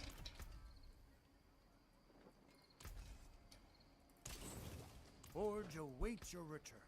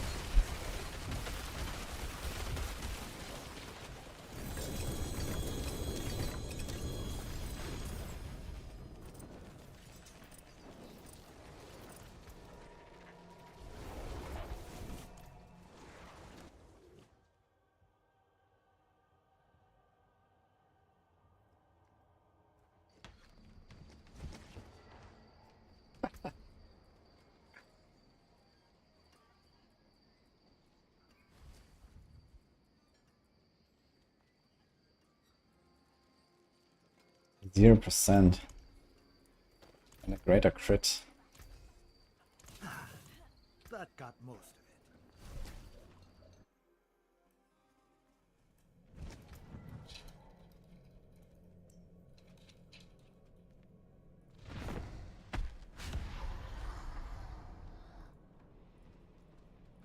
How's the season? What's the matter? Well, Sorc, Druid, Rogue. Mostly Rogue, I guess. But I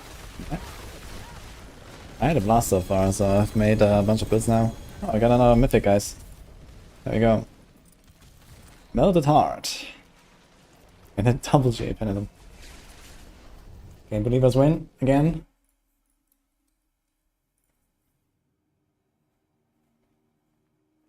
Found a Frostburn with 4 GAs. Wow. I mean, it's a good twink item, I guess, maybe. On certain classes. Until 100, maybe. Yeah, Frostburn is not really a thing for like any real build.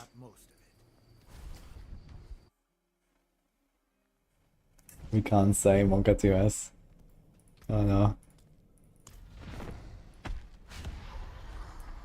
Yeah, rip.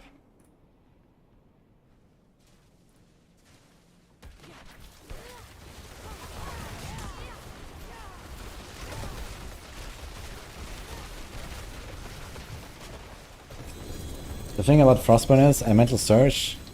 Like there's no like Elemental Surge build, right? And that's basically what Frostburn does. It has like Elemental Surge stats. And that's not really a thing. I guess rogues are probably the class that could try to do something like that, but then it's just like a worse version of Aerostorms or a worse version of Andariels or something like that. And outside of that, I mean the freeze effect on Frostburn is just kind of like, it's literally a temper. So, what exactly are you trying to do with Frostburn? So, That got most of it. and the thing is that even if you wanted to do an Elemental Surge build, you'd probably want to go with Fist of Fate instead of Frostburn. Because it's the same, just better. The song is called Running in the Night.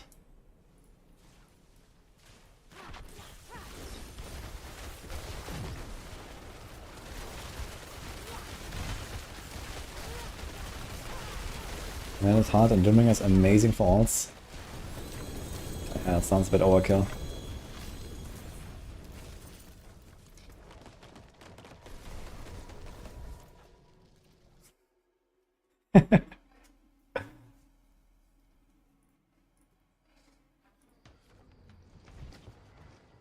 For limit on boss mods, it is still worth doing to minute bosses. It is actually even more worth doing, because the bottleneck is the normal materials and not the Stygian stones this season. So if you don't have many boss mods, then you multiply the value of what you got by using the stones, because you pay 3 times and get 5 times out.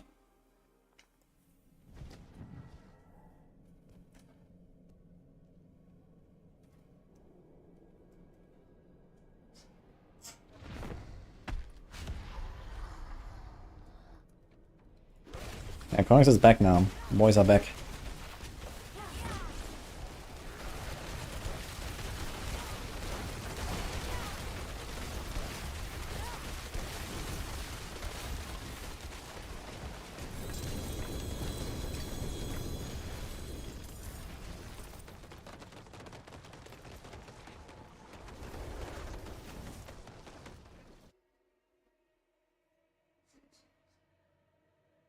We back though, log in. Chronix blasting already. What is this here? Where is the login?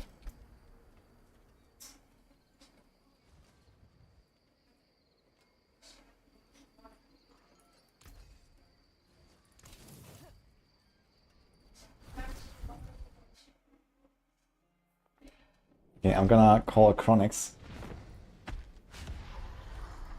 Let's see what happens. Let's talk about the fast food list.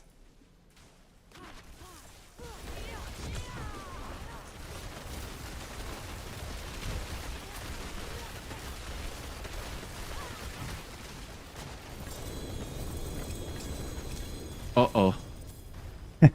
Monka TOS. Monka TOS, boys. So, how was the Paladin? There is nothing I can confirm or deny. Fuck. Okay. So how was the fast food?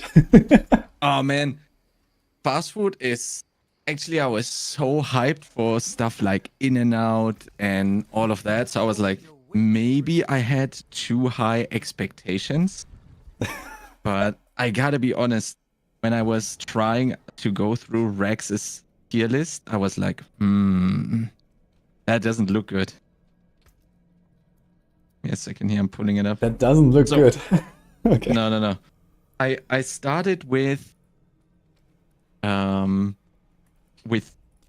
we first night I was the last to arrive because my flight was fairly late. And so we had some ramen, and that was pretty good actually, but I wouldn't really consider that fast food. That one was pretty good, but I knew that I only have a limited amount of time. So I had, after the ramen, I went to Shake Shack and got a burger. So that one was, I forgot the name though, and let me Google that one. Shake Shack menu. I'm not sure if I went there as well. That one was very good. Give me a second. Menu. I wanna give the right name here. Oh no. And that's the most unintuitive website I've ever seen. It's deep fried pickle burger or something like that. That was amazing. That was literally amazing. I was like 8 out of 10 easily. Because it's like a smash burger and some deep fried pickles. That's a perfect combination with some bacon in there. So I was like, that's a really good start to day one. Or like day 0 rather. And then I was pretty hyped for what there is to come. And on the second day, we went and had pho, which was basically a waste of space, I gotta be honest. But obviously, I had to make up the time loss. So I had a Chick-fil-A, and I tried some Chick-fil-A, and I was not really, how do you say? Not really happy about it. But I also did not know what to order, so I went and asked Rex on the last day, what do I need to order here, so I can actually compare. So I'm not talking like, oh, threats to the star list. Holy moly! See, you just gotta invite Chronix on voice, and you get all the mythic uniques. It's funny because only gains, like I just linked my GA Staff of Lam Esin, and then he wrote Garbo's Staff. This run, Karma hits, and he gets a Havarion.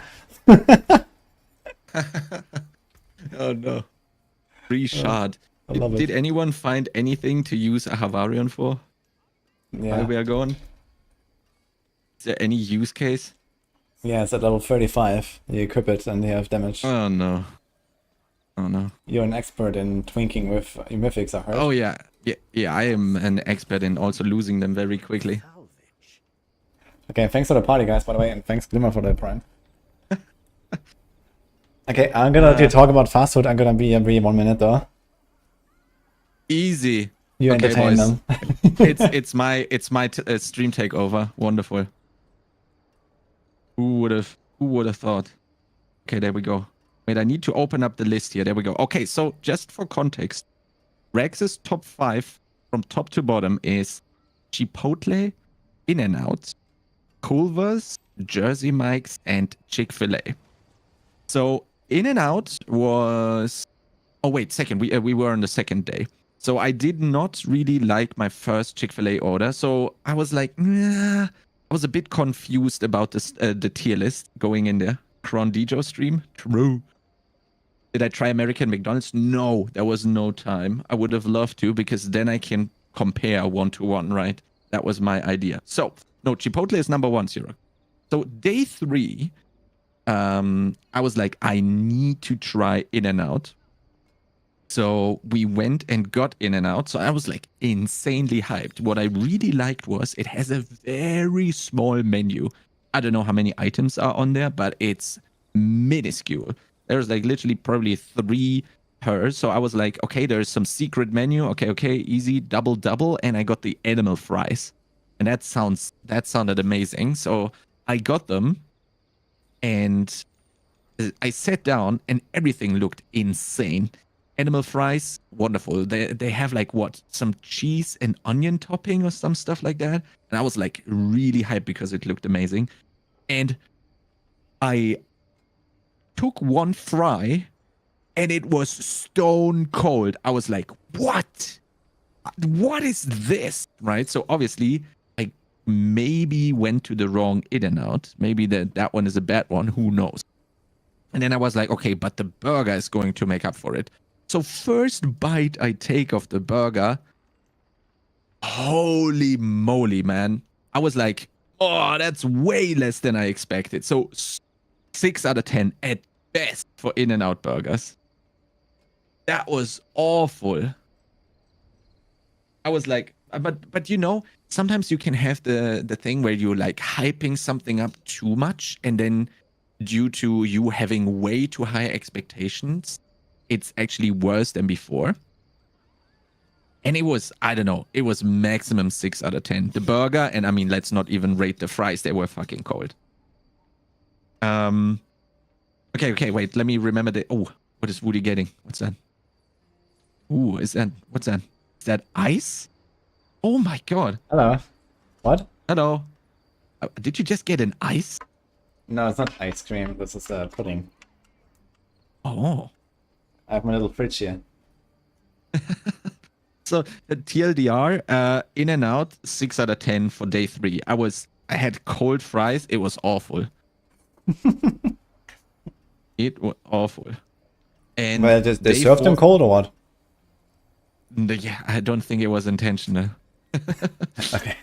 Okay.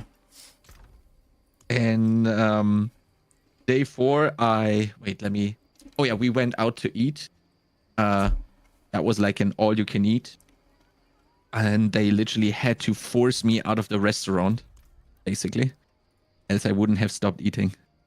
Okay. Yeah, that one was great, but not necessarily fast food, right? That was slow food, if you want to call it that. And then on day 5, I went and got Chipotle with the 1-to-1 Rex order. So exactly what Rex orders all the time. And I also got Shake Shack shakes. The first one was so good, I had to get another one. And the Chick-fil-A, wait, how did I rate it? I literally got coaching by Rex for the Chick-fil-A order. Coaching, wait, second did you here. have live tech support from Rex or what? Yes, it was literally that. Okay, wait, here we go. He was questioning, do you like guacamole? Do you like this? Do you like that? And I was like, yes, no, yes, no, yes, no. And then we came up with the following. I had a burrito with both white and brown rice. And I didn't like beans, so I skipped that. And we had the beef barbacoa with hot salsa, sour cream, cheese, and guacamole. And Holy. he prefaced this by saying, it will be the size of a small child. If you eat it all, you'll be miserable all day, which is the entire point. So I was prepared for the worst. And yeah, that thing was huge, but it was also good. I rated this with a 7.8 out of 10, but they were extremely stingy on the beef. And Rex told me that's a cardinal sin, so it would have probably been bumped up quite a lot. But yeah, that was the food was I don't know. Some of it smashed it out of the park, and some of it was very disappointing. Did not live up to the hype at all. Oh, and I got a secret recommendation as well, which was tacos. I need to find the name. Tacos de birria. That was amazing. That was so good. I got 3 small tacos because I knew I had a lot of other stuff that I needed to eat as well. And they were all so good. In case anyone lives in the US and has not tried these, you need to. They're so incredibly good. And do you like tacos? Yeah, I would say so. I don't really eat them very often, but yeah, they're nice. We actually had those. some recently. We were invited to a friend over at their house, basically. And we had some tacos there and some other stuff. It's really nice.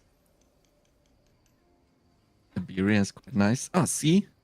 You need to bring Rex to EU sometime for some food testing. Oh, man. I don't know if he can survive a week without Chipotle. To be honest. He was very passionate about his Chipotle. No, but it was crazy cool meeting all the Maxroll guys and also all of the people that are not part of Maxroll. Actually being able to have like work colleagues to talk to is it's a very cool thing, not gonna lie. Someone that understands your struggles as a content creator or your problems. Real people. Yeah, real people to talk to that are doing what you're doing. That's amazing. That was really cool. Yeah, I also really enjoyed that when I was at BlizzCon.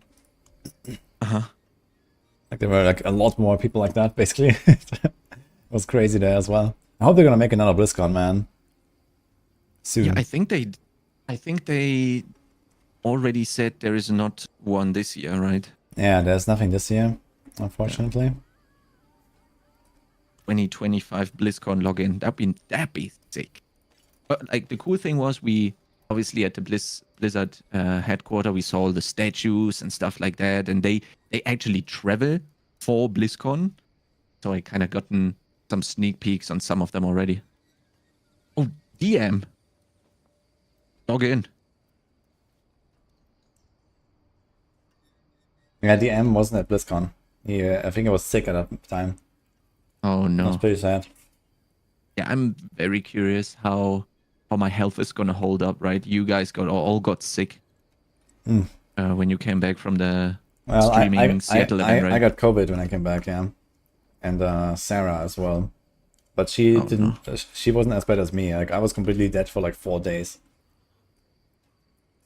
I was literally not yeah, moving, not eating, not drinking. I was just lying on my back. Oh, no. That was crazy.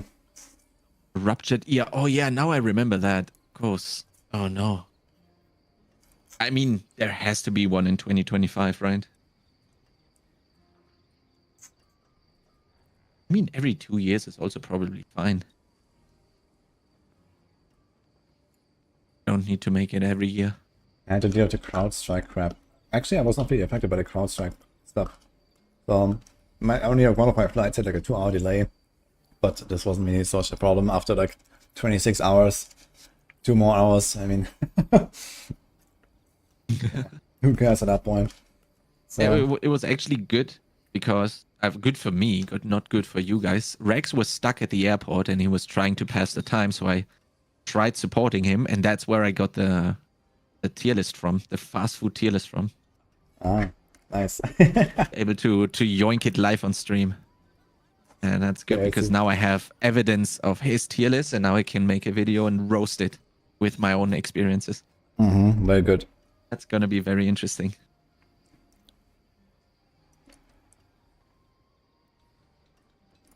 So what's the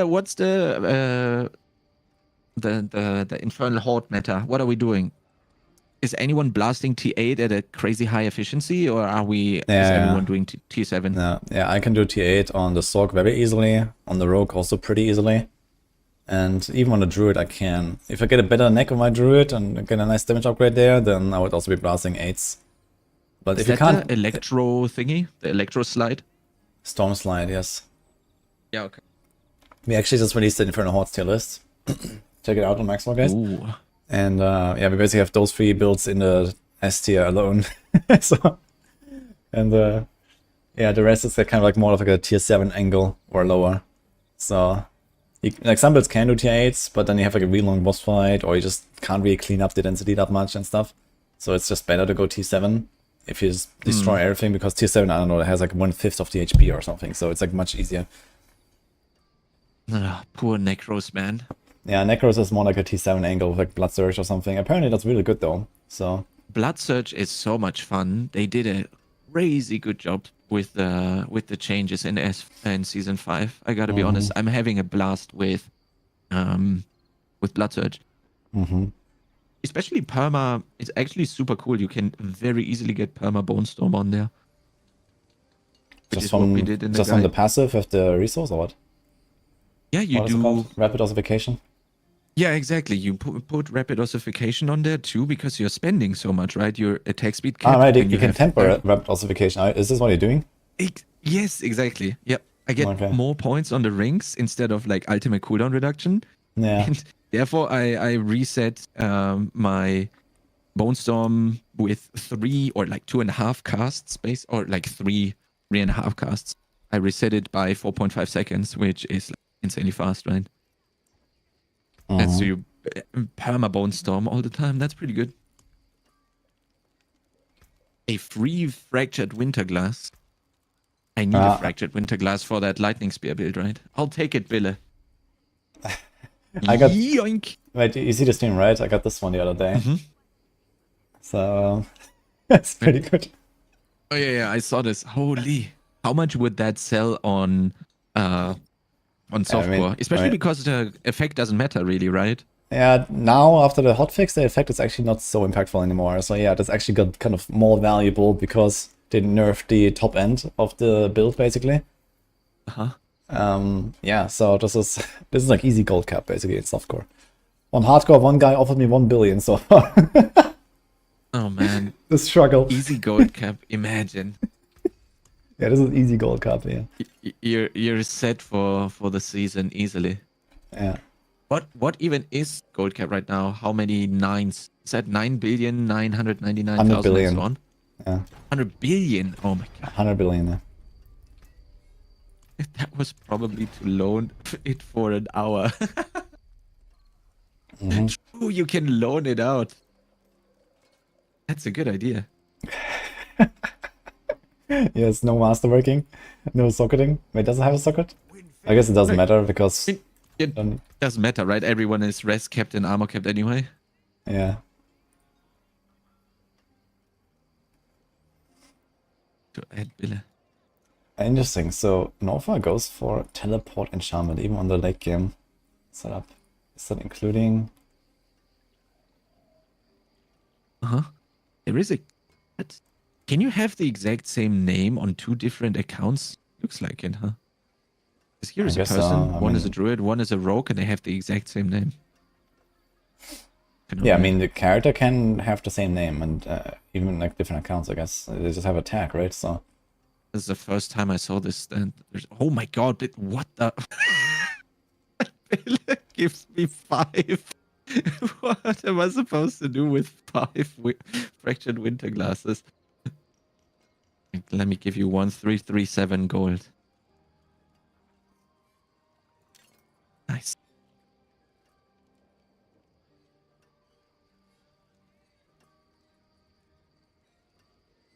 So, are you going to stream from Gamescom, like some IRL stuff? Or what's I have no the plans for idea? I have no plans for an IRL stream. I mean, I don't have equipment for that or something. And honestly, I mean, apparently it's like mega fucked up in there. There are thousands and thousands of people and super loud and everything. So I don't really expect this to go well. I know there are streaming booths and stuff where you can kind of like go and you know, maybe go load up your OBS and do something. I might try that. And otherwise, I actually do have a scheduled stream at a certain place in a certain booth with some people that will nice. do it like on my channel. Basically just blasting D4, but you know, showing off some stuff there and so on.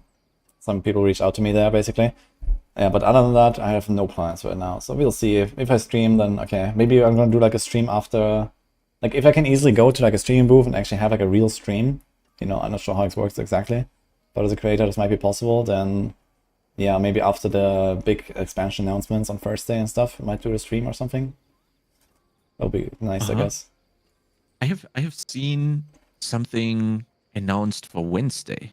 Am I completely out of the loop, or No, I thought is it that was. still I thought it's Thursday, but anyway, I'm not so sure. one of the two.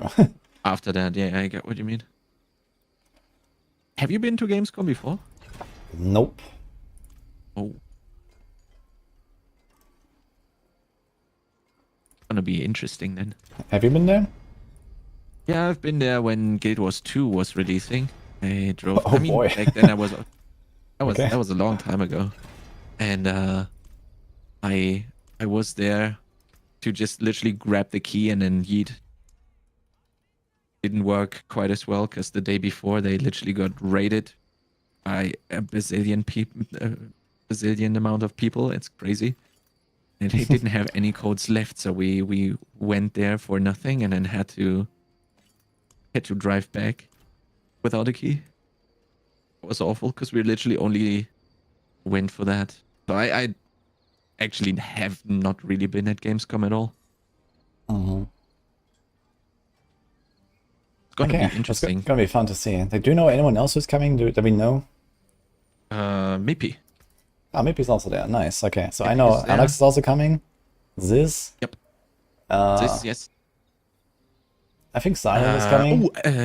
Ugi is coming as well. Ugi Yeah, is coming. Yeah, okay. There's like a bunch of Ugi's people from Steam as well. I think Zaran was.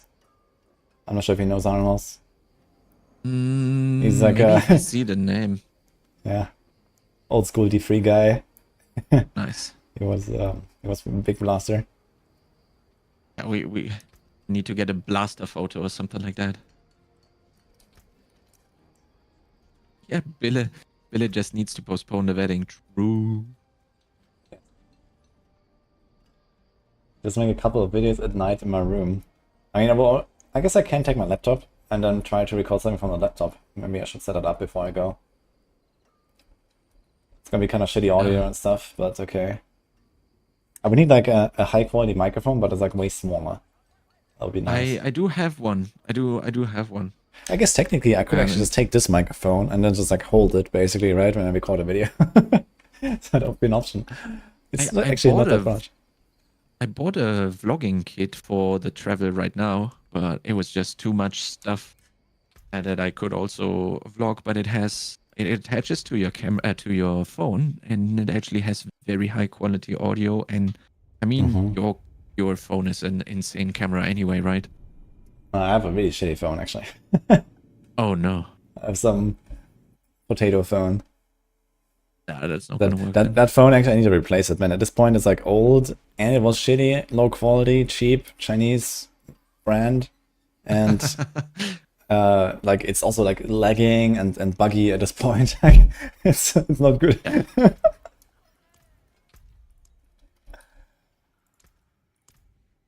Yeah. Got a streamer backpack. Oh yeah, that would be amazing for Gamescom. I gotta be honest. I mean, I just always buy used iPhones. Again, one of those streamer very backpacks cheap. costs like $4K US. Wait, $409 $409 a month. That's crazy. Wait. What is the $409 per month? Just the data stuff or what?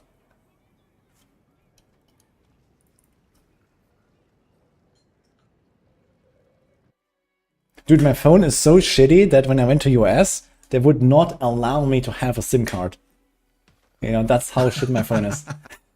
They literally refuse, not refuse, they are legally not allowed to give me a SIM card because I have this Chinese brand. It's crazy. Oh my god.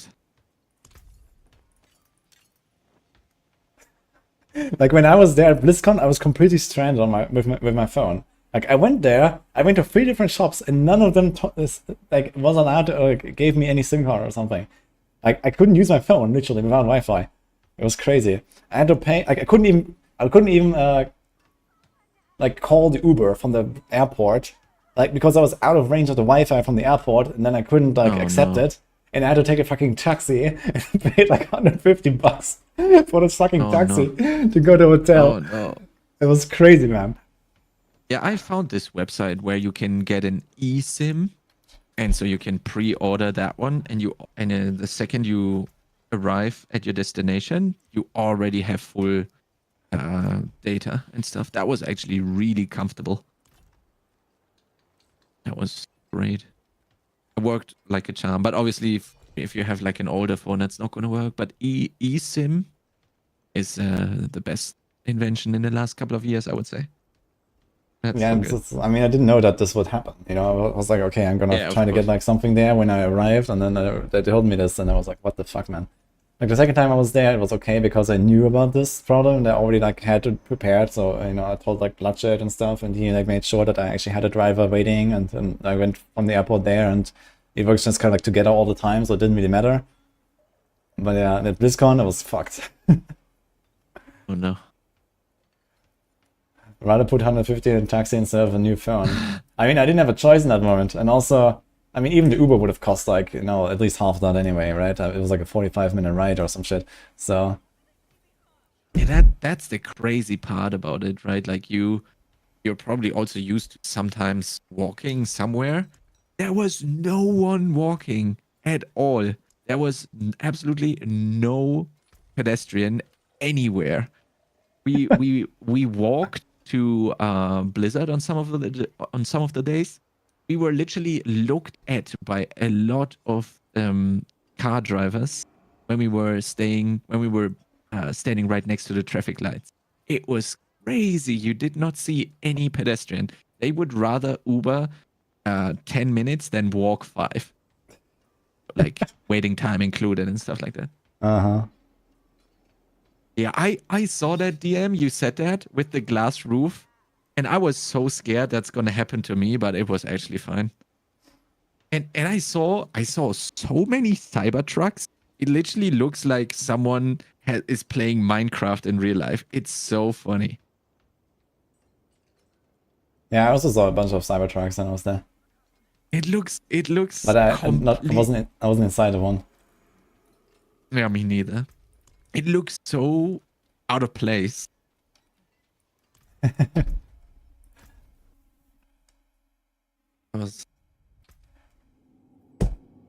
You banned Huawei phones a few years ago. This is not a Huawei, actually, it's a Realme. But also like some weird Chinese brand, basically.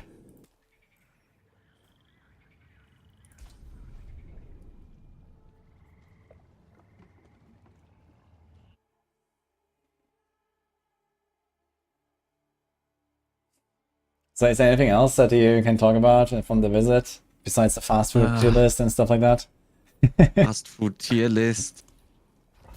I gotta be honest. All the guys I met in terms of like the creators that I have not met before, it was such a cool feeling of just getting to know everyone. That was a lot of fun. So that is definitely something I would look forward to if something like that would happen on the next BlizzCon, for example. That's just instantly a reason to go there, just because you see so many, or you see so many familiar faces that you haven't met IRL yet. That's going to be also amazing on Gamescom. Yeah, sure. Just talking to everyone, getting to know each other, and talking about something that is not gaming as well, or just having a, I don't know, eating together and just shooting the shit. That's going to be fun. Yeah, I mean, also, like, you know, when you go there, I guess we can, like, just hang out, you know, like, and go around and see what's going on in, like, you know, various places and so on, right? It's gonna be cool. It's gonna be really cool. You have the creator pass and stuff, right? Did you get one? Yes, it was so funny. I had when they first announced the requirements for Gamescom, I was like, okay, no chance, right, to get the creator exit stuff, because it's like, is it 200k on YouTube or like even 300k or something? And it's 300 average viewers on Twitch. Yeah, it's gigantic. So I was like, okay, no chance, right? Yeah, I heard they made it much more strict this year, because apparently last year there were like all these like random TikTokers that just got creator passes for free. Right? Yeah, and makes sense. So I was checking because I got reminded. You know what? How is it? And then I checked it, and it's like 300 average viewers on Twitch and like 200 or 300k on YouTube. I was like, holy moly. But then I looked at my average CCV for the last 90 days. And it was 302. Wait, what? How do you know? It was literally 302. Nice. Wait, what? How did you guess it that well, way? It was literally I need to know this shit, you know? This is how it is. Oh my god, it was literally 302. So I instantly screenshotted that and then filled out the form. Okay, now I feel like I'm being watched. Holy. You are being watched, man, by a lot of people. Uh-oh. Yeah, that was amazing. So I instantly applied and I was like, let's go. And yeah, I actually got in. Nice. Wudijo is Huawei spying on me? Oh no. Yeah, apparently it makes a huge difference to have the creator pass versus the normal. With like the queues, and there's also like the creator areas you can go and these kind of things, so apparently you get like a lot of perks. So yeah, that's good that you got it. It's gonna be an amazing experience. I remember that on BlizzCon as well, we had a special badge, like the media ticket or something. And there's also like this media area, you have like free snacks there, and like there's like this extra area basically, and yeah, it's just a separate entrance and stuff, so it makes everything like way easier to get from place to place and stuff. And a place to hang out, and just like, you know, you can spend all day there, and yeah, you know, I mean, going from place to place and then have like a break for like half an hour chilling there with some other people and so on. So the BlizzCon was exactly like that as well. Are you arriving on Wednesday? No, I'm going on Thursday. Okay, because I wasn't so sure how I'm going to do it. Like I told you the stuff with the girlfriend. And yeah, I'll be. Yeah, I know. Hasn't gotten better since then, so she's not coming. So I can actually arrive earlier than just kind of like the small little upside of this. I could, in theory, already be there on Wednesday, but yeah, I'm going to arrive roughly at noon on Thursday. Ah, okay. I probably have a car there, so if you need pickup at some point, you just let me know. Oh, okay. I haven't checked out how to get from the airport there, but as far as I know, the creator ticket actually includes some. They have some deal with the bus companies and stuff. Yeah, public transport is included. Yeah. So, do you know how that works? Do you just like show them that you have to create a ticket from this, or what? Let me see. I'll have a look right now. Give me a second. Okay. Because I think you got a QR code in the mail that says you have the Gamescom stuff. Yeah, exactly. I got the QR code, but I'm not sure like, if this is what is used in the bus. That should be it. Yeah. Okay. Well, then it should be easy. Let me read it in here. Oh yeah, you have a specific public transport ticket. Okay. So that's in the QR code or what? No, it's separate from the tickets to enter the Gamescom. Okay, So I need to a check my mail separate again email. then, what they said. Yeah. But it's just in Say- that it's confirmation email that I got. Yeah, there's one with your ticket order confirmation, which is the Gamescom tickets, and then there's another one that says your travel tickets. I'll check it. But yeah, I mean, just in case, now you know, I'll have a car because my parents live an hour from there. Okay, but So yeah, I mean, you need to find parking though. This is gonna be hard. yeah, but it's there is a creator parking from what I've seen. Oh, really? Okay. So, Yeah. So Then I'll it's- double check that. Okay. But yeah, just so you know, and in case anything goes wrong. I'm at Gamescom, yes, Spencer. Did you move? I moved to STM. We're in Athens again. But a different place in Athens. And Nini...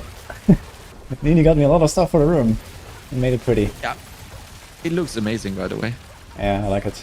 Super cool, yeah.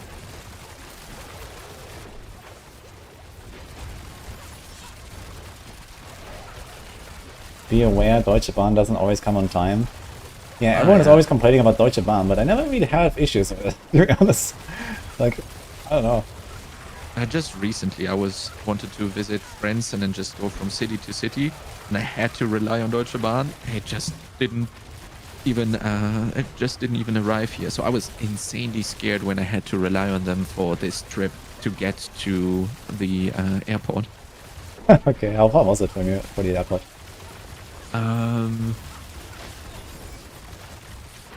By train, it's like 2.5 hours, something like that, but with layover, including layover. Okay. So you went from where? I went to Zurich. Zurich, okay. Yeah, that's because it had the direct flight, Okay. and it's the closest. I was also looking at Frankfurt, but that would have been a much longer train Wait, trip. where do you live? Yeah. There is 1.6k people watching you, Woody. I mean, roughly, I don't know. Like, you know. You should ask Nini, she knows. Okay. I'm a literally leak address right now. Address, sir? Yeah, exactly.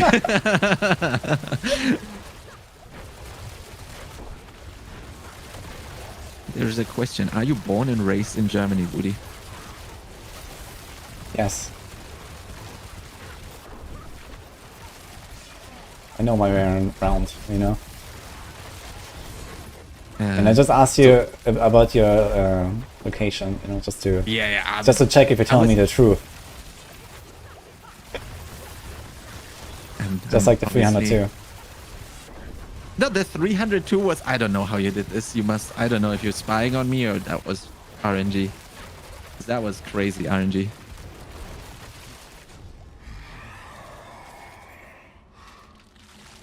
He's a psych. What are you doing to these mobs, by the way? Kaboom. Holy. Hi, Kano. The VAT, tax, and shipping to Germany? Yeah, holy. Never ask a German how they like the tax situation, I guess. Gave away PC to ship it to Germany, man. Holy, dude. Wait, you did like... Wait, you paid for the PC or what? Was it like a Star Wars PC, DM? Are they not like supporting this or something? Or like at least partially? Or like I mean like shipping a PC in general, man, internationally, like over continents, man, I mean that's certainly fucked up, I guess. So no matter what.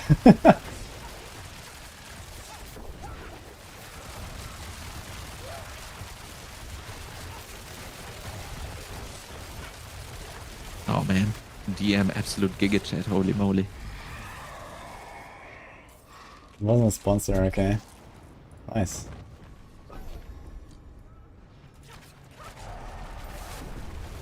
They gave away free already. Alright.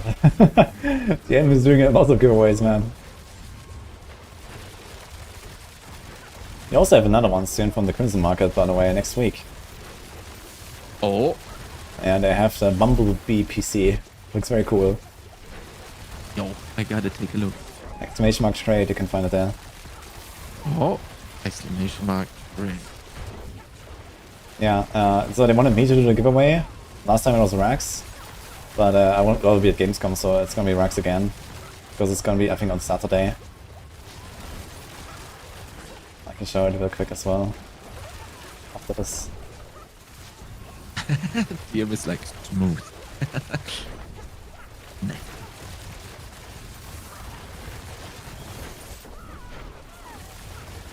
Yo, that PC looks amazing. Yeah, they make like these really funny, weird custom builds and stuff. I've seen them in the past, but this one is probably the one that I like the most. I like the last E-Clock the most so far. That one was badass. That one is insane as well. Let me check. I will win the PC again. Rigged. Yeah, yeah. Ah, look, that's me. That's Rax. Okay. Here we go. God tier PC every month. Yeah, this one. Looks really cool, man. Yeah. And This is insane. it's pretty beefed as well. I wonder if it actually transforms. You can like, open it up and stuff. That'd be badass. If you're down hardcore, it transforms and slaps you and laughs at you.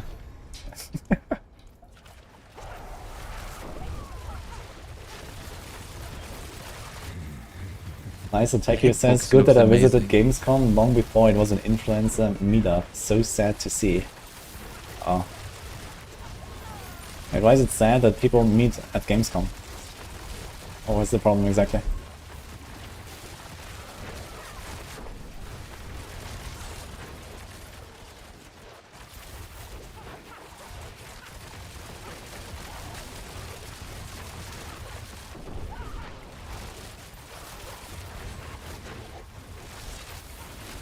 The source from AMD CPU to the Intel 14th gen. I'm not very up to date with like the hardware market and stuff, so I don't know.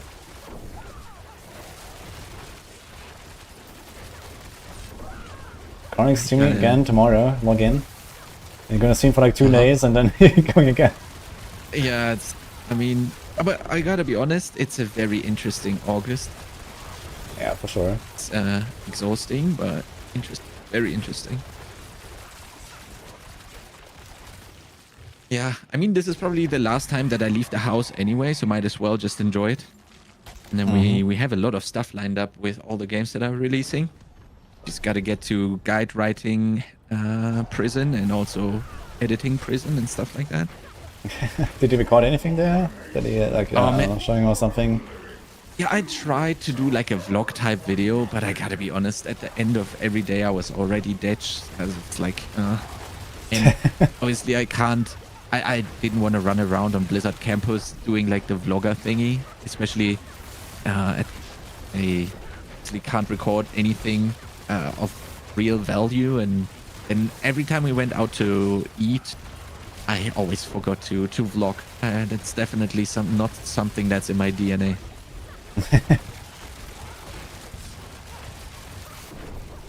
Oh Right. yeah, now that I see that in chat, arrow storms. Yeah? Is that good? Yeah, Arrow sounds pretty good. We actually moved it up Nice. to 18 now as well, and I'm gonna respec to it again with like a really optimized setup. And see if I can do tier 8s of it. Let's see. How I many think it can get you there. have right now? Sorry? How many do you how many arrow storms can you have up at the exact same time right now? Is 7. it 8 or something? Yeah, 7, okay. And I mean it's 7, they buffed it, and there's like a lot of like rogue buffs in general. So there's a bunch of stuff for it that's actually really good this patch. You probably got like a, I don't know, if you count it all together, something like a ×5 to ×10 or something this patch, and it's actually legit now. I leveled with it, man, it was so smooth. It's like the smoothest leveling build ever, man. Like you put on the two, Blood Surge. yeah, you put on the 2 arrow storms aspect, elemental surge, and then you just a level 80, you know? That's it. Ah. You just go. Is that like all of them have their own lucky hit coefficient? Yeah, I mean, proc, rather. Yeah, there's like 2 individual chances to proc it basically from the 2 aspects. Oh. And yeah, plus elemental surge. You just like do like puncture, flurry of combo points with attack speed, elemental surge, arrow storms, and it just destroys. I was doing capstone on hardcore level 15. I was one-shotting everything. So What? yeah. 15? Yeah, and then like level 35, you know, equips on sacreds. I went to Elias, I killed him in 2 seconds. That's how it goes. So Wow. pretty legit. Yeah, I gotta do that too. Yeah. Actually, I need to play some Infernal Hordes. I haven't really played Infernal Hordes that much. I did, I think, a T5 on like day 2 or 3. And yeah, then I already had to dip. Yeah, try it. Yeah, but be careful. These desecrators, they're one-shotting people all the time. You gotta be very Yeah, careful. the first guy, right? The first guy, exactly. The one that killed my rogue as well. That's the Yeah. guy. And watch out for him. Can he only spawn in the beginning?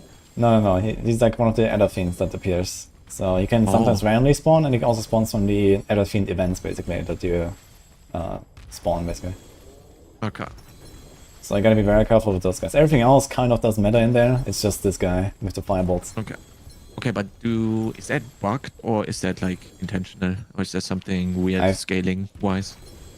I think it's just overtuned. So I don't think it's necessarily bugged, but they kind of just gave him triple the damage he should have or so, I guess. Oh no. Yeah. Do When you you have enjoy when you have keeping the materials, spoils it's of much materials? better. With materials, you can get away with like, you know, taking a hit maybe. But still, you gotta build tanky on the higher tiers for sure. Just because of this. Okay. Yeah, I think I have spot for Aterials on the Blood Surge. That could work. Also, don't do Beast in the Eyes Tormented. Oh. He's buggy as well. He's actually buggy. Nice skin you got there. Yes. Hey, did you just get 4 Stygian stones? Yeah, that was a bad run. What the fuck? I got 10 actually on Oh my god. tier 8. Ubers log in. Yeah, How many GA Ubers do you have then? not that many actually, as you would expect. Or Mythics rather. Yeah, I don't have that many. you I do, just like, found one big rotation earlier I every found day? a double. I got a double drop with a GA Shaker, but the GA was unfortunately resource. But I think that's good for Bone Spirit, right?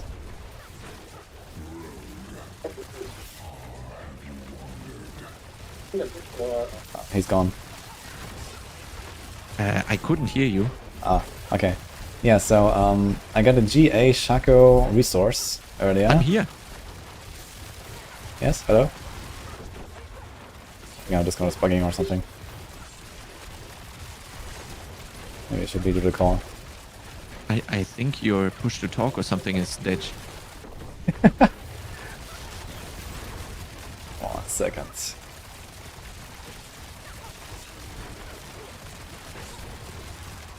So I'm asking this from the shop, yeah.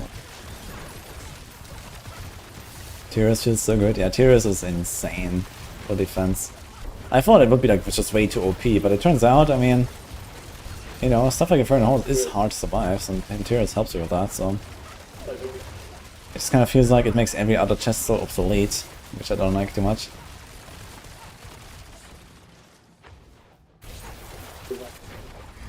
Okay, hello? Woody? I gotta dip.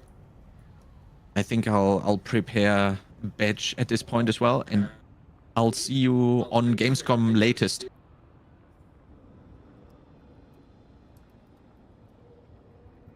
Okay, I have to write to him.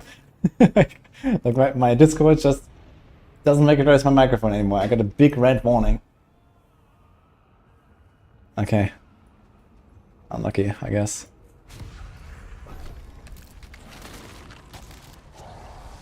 Bye bye chat, people love. Yeah, bye, Chronix. You have a shout out?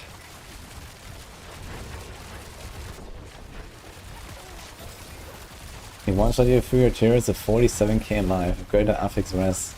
Damn, man. Damn.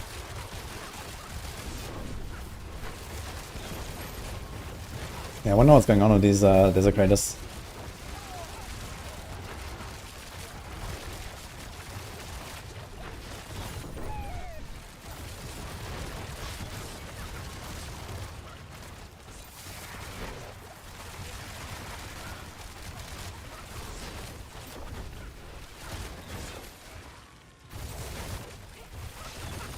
Hi, Cornix.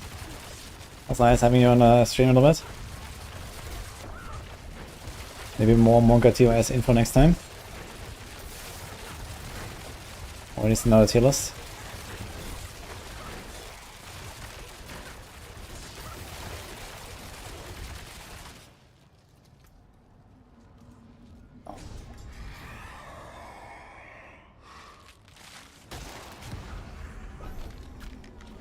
How's it gonna work?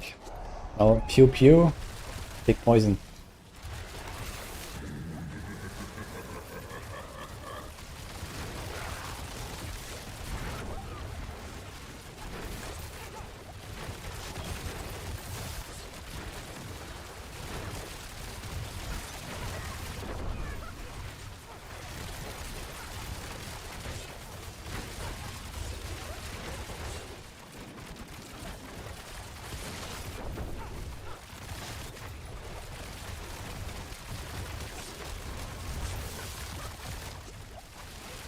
Leveling with landslides. Not if you don't have any aspects, but if you get one or two of the aspects, like the creeper aspect and the double landslide aspect, then yeah, it starts becoming pretty good. Or the trample slide thing is also nice for leveling. If you have all three of those together, you just like trample, a creeper, and then sometimes you cast a little bit and it will just destroy. Trample slide is like kind of the early game version of the build until you get Earthbreaker and these things. And then you slowly transition to one Storm Slide.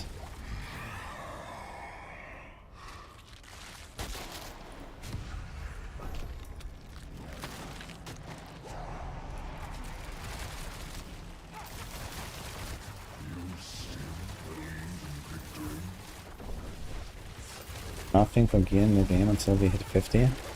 Yes! That is in the game. Level 20 to 50 can craft the leveling caches. There's also, like, if you have a bunch of mats, you can just do that. And you can get a bunch of aspects, you know, just craft, like, I don't know, 50 of those caches if you can or something, and you're gonna get tons of aspects. You can probably just level whatever you want for level 20.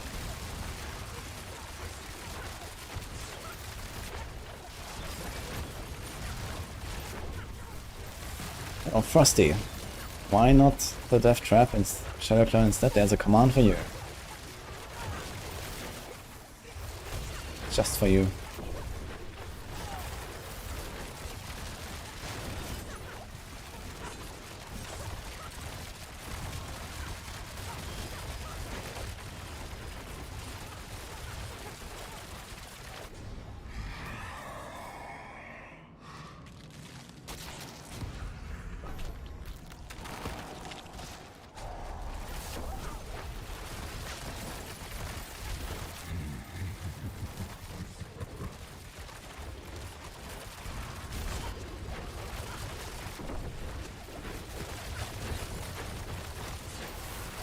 What's the best this season?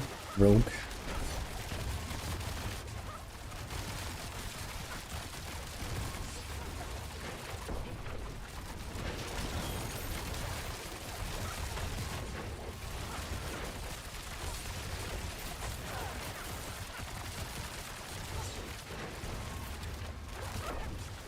Yeah, Sorc arguably has the strongest build right now with Lightning Spear. But then there's like a bunch of nothing in between that and the second best Sorc build. There's probably like 5 Rogue builds or so.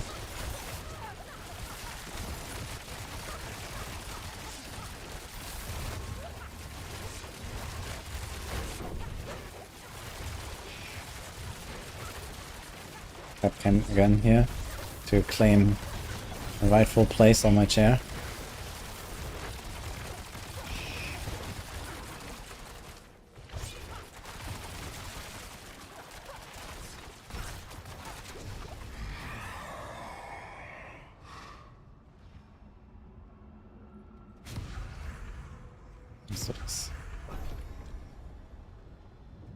Oh, Wax, did you check this one? Check, what? Is there a link or something?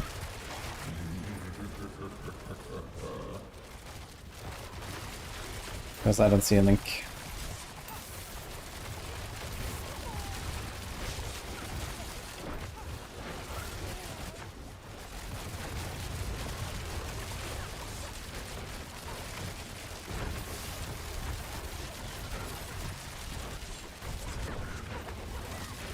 Raven Barrels pretty good as an ultimate. They're supposed to shadow clown. I mean, Raven Barrels doesn't really do anything though. I guess it has a knockdown, but that's about it. It has a very long animation.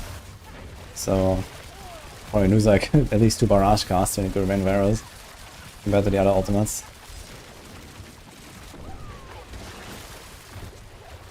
Death Trap just has a pretty fast animation, you just throw it on the ground, that's it. Raven Barrels has like a pretty long like.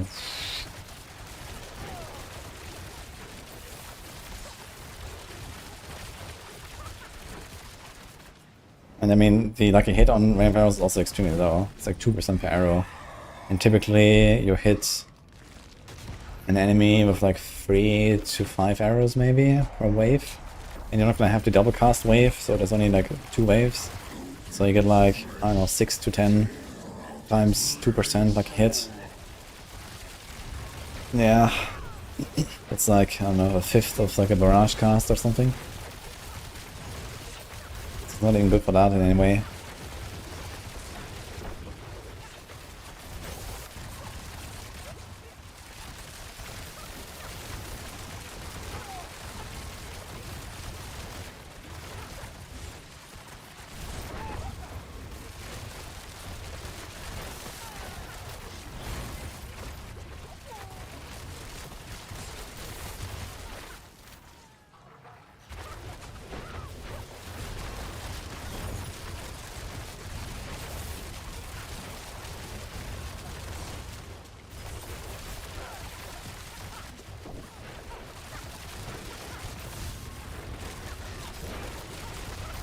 More Hellborn. Let's go.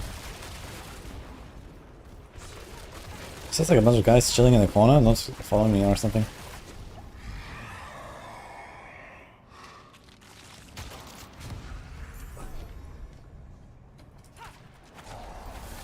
Yeah, I don't see links in my YouTube chat. I'm not sure why.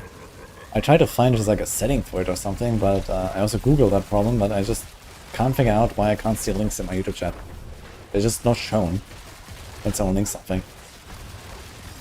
I literally see an empty message. It's very fucked.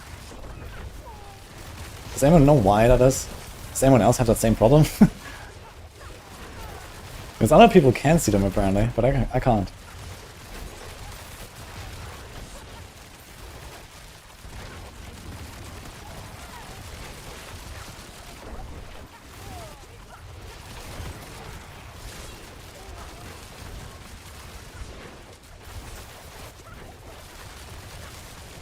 I don't have a chat add-on.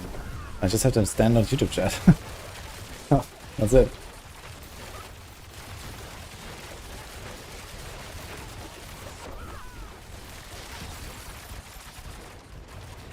Maybe it's because I have the chat pop out. What if I don't do pop out?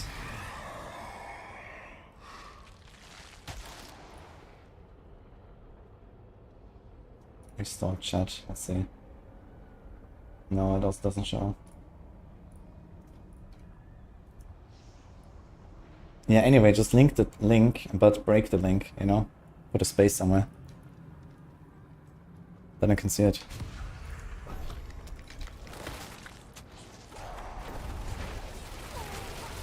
Need to have a premium Google account to see links. Okay.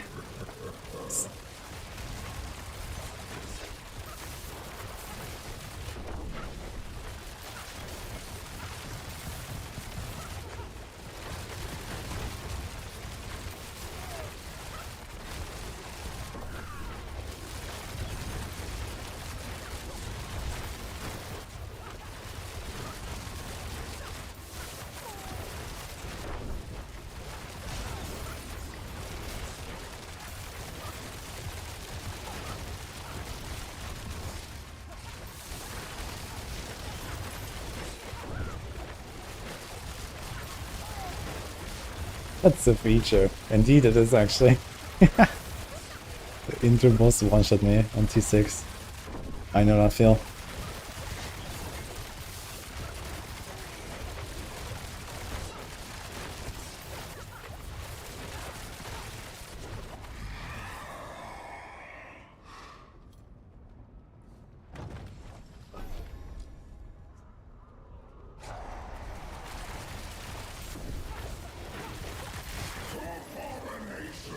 YouTube has an automated comment filter. Yeah, okay, but why would I want to automatically filter out links? It seems weird.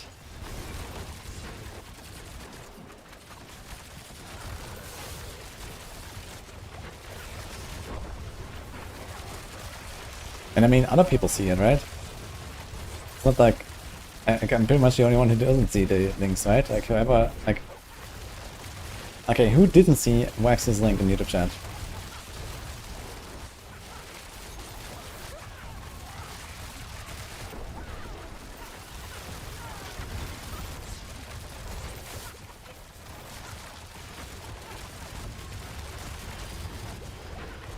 I get some troll comments on my Twitch chat. Watch out.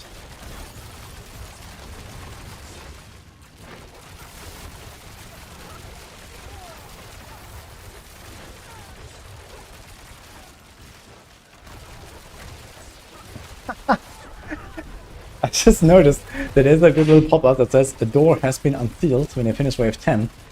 And then I click on the door and it says you must finish more waves. Nice.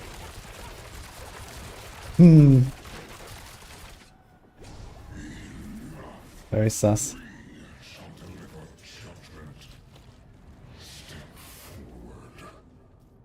You didn't see it, so very interesting.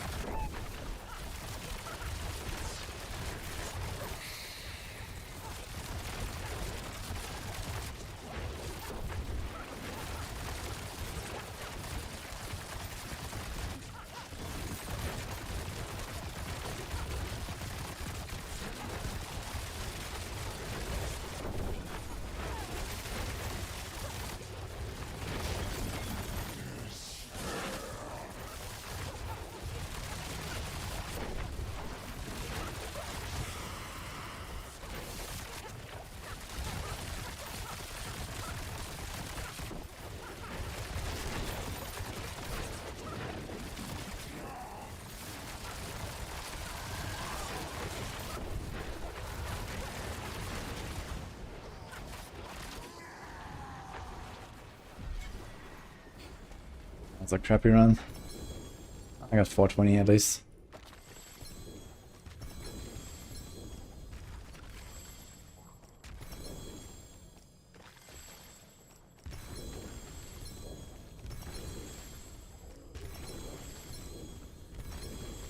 What happens when you don't kill them at the same time? Nothing. They just kind of like get the other guy's abilities. And basically the last guy is a bit stronger or something, but that's about it, so. You just happen to kind of kill them at the same time because of the stagger timing. And the barrage, like ricochets going from one guy to the next.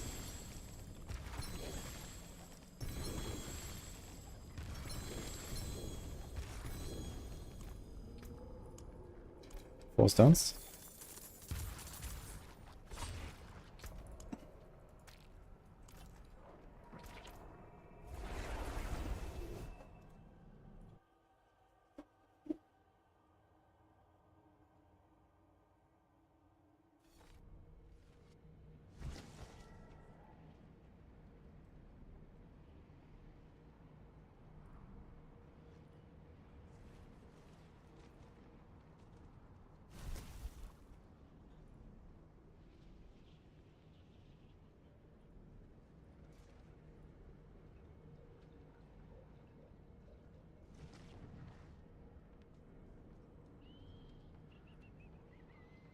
I don't have any settings on my Twitch, on my YouTube chat. There is no settings. Like, I don't know.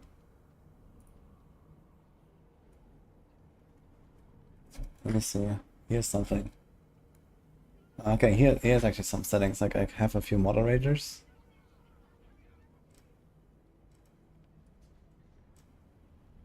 There's literally a setting that says block links and it's not checked. Ah, wait, there's actually some text. URLs sent in live chat are already blocked. If you select this option, new comments of hashtags and URLs will be held for review. What? Like, it's just blocked by default on YouTube, man. Like, you literally cannot send links. Like, what? What the fuck, man? I'm gonna literally select the block links and see what happens. So if they're held for review, maybe I can actually see them and then review them and then click on yes. Like you literally cannot unblock links, it seems. Like what the fuck is that?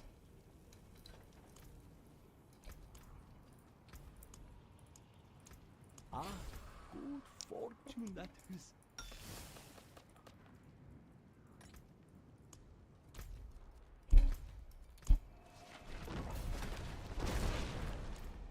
Ahoy, hi Koshi, thanks for the 8 months.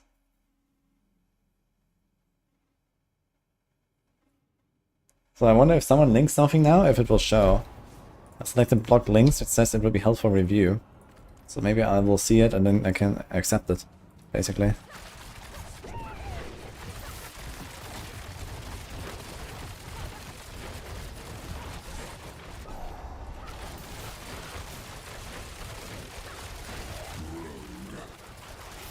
I didn't see anything. Feeling something. The question is, do you see your own link if you send one in YouTube chat?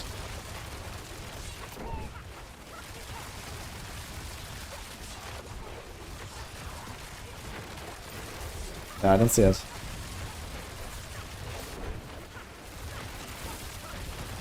That's fucked up, man.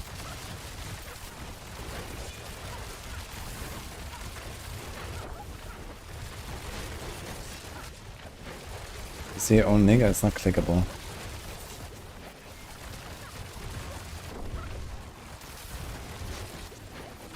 Of all the choices of how to design live streaming services, that's certainly one of them, man. That YouTube made there.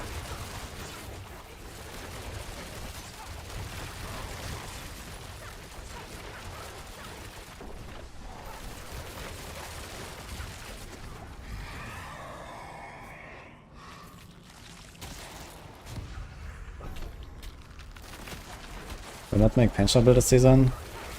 No plans for penshot right now. I do have a penshot weapon, so when I respect to barrage, maybe I'll just go penshot a little bit as well, just because.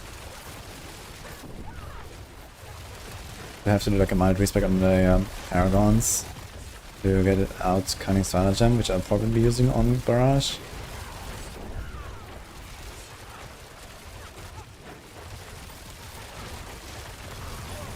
That's not a huge problem.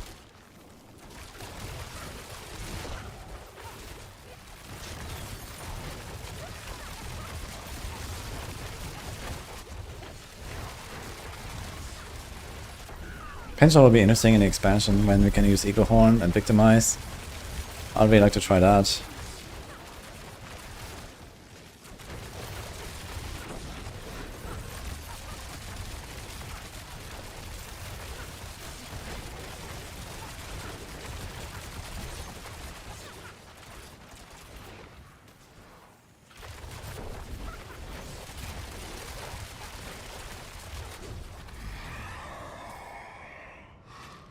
But then expansion is gonna be a while until I play Rogue, I guess.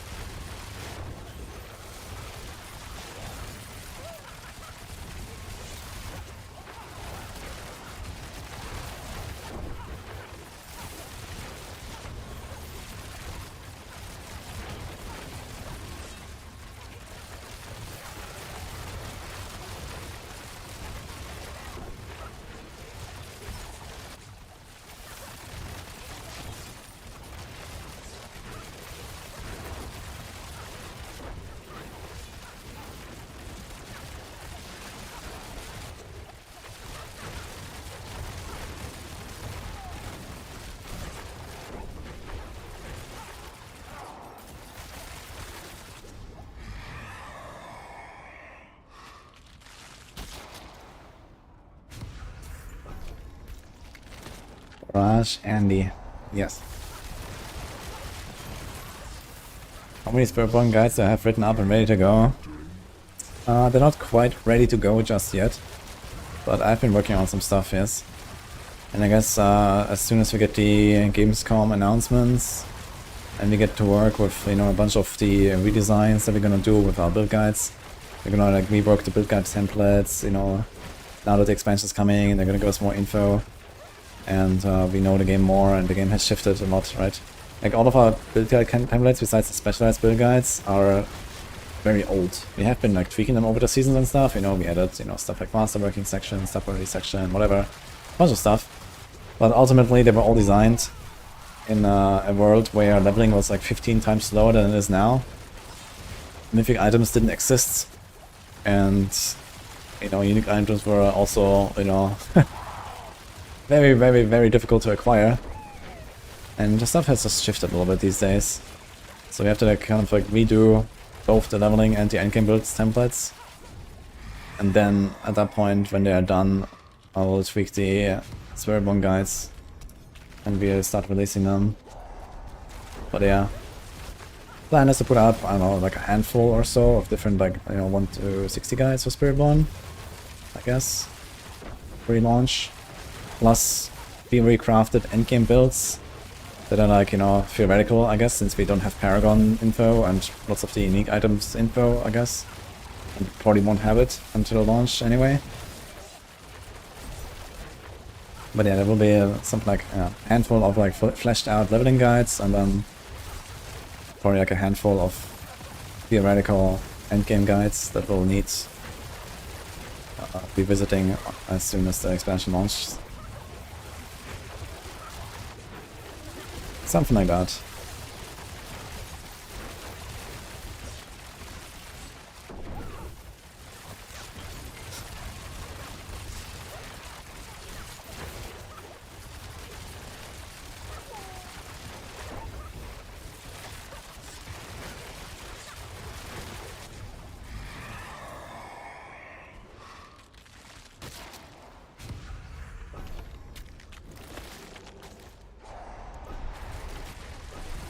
Up faster. We need Hellborn, man.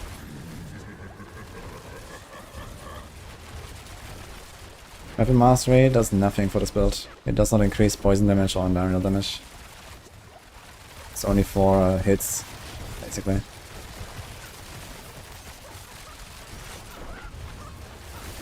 Not for aspects and not for dots.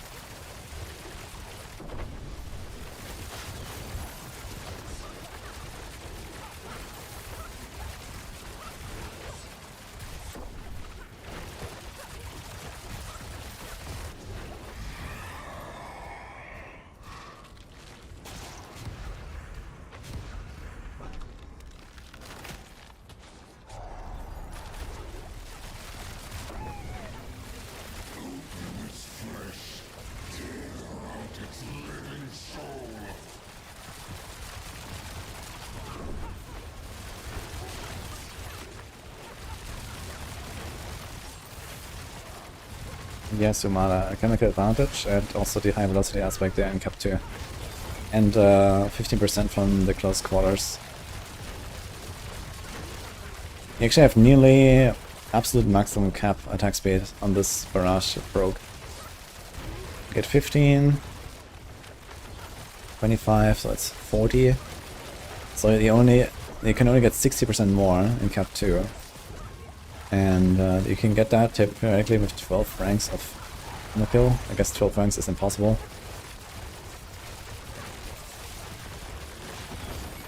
Actually, it might have the highest breakpoint anyway when you have 6 ranks. I think 6 ranks is the breakpoint you were talking about.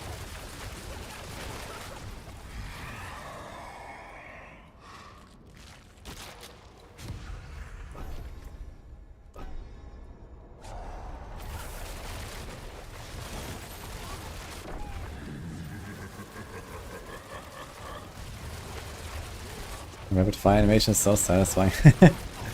Yeah, rapid fire actually feels very fun to play. I liked rapid fire a lot last season, I played a bunch.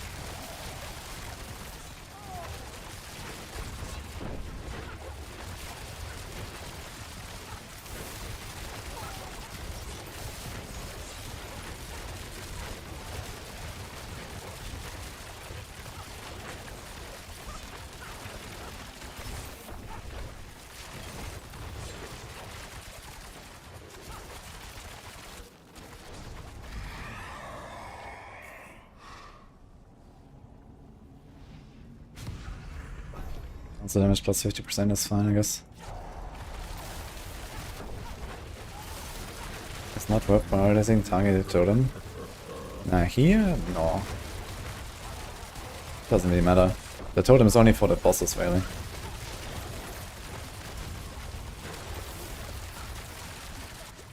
I mean, here you have like 20 targets on the screen all the time, so totem's just one of them.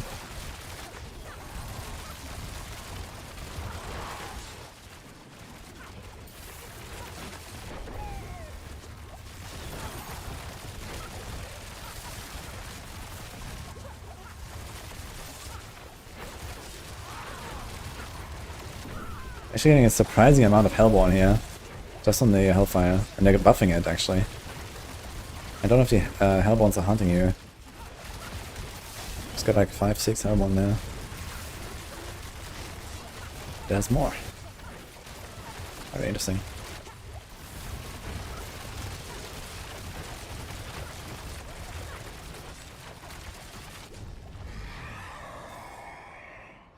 My fingers don't hurt.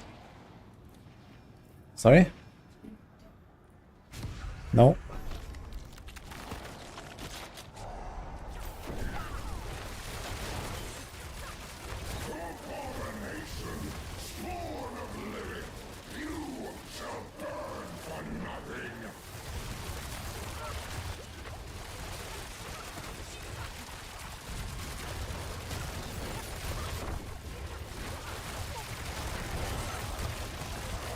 Zandaria build, Azabeth.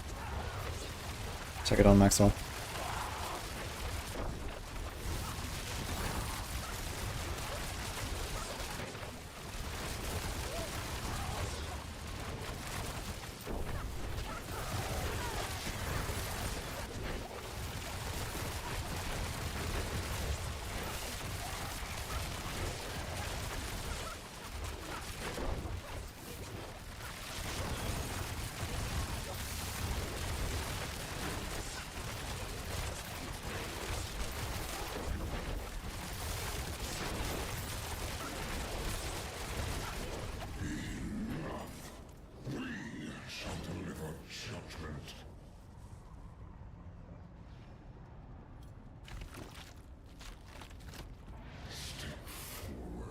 I know, but he was trying.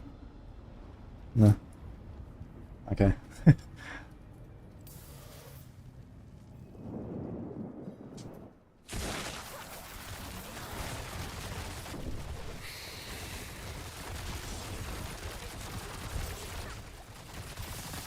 Oh, the nice double.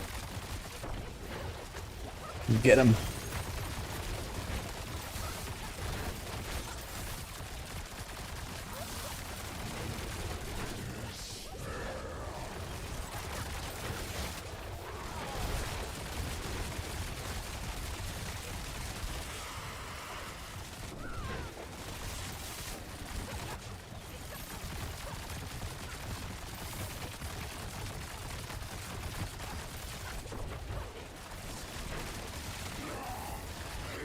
I can just finish him with one stagger.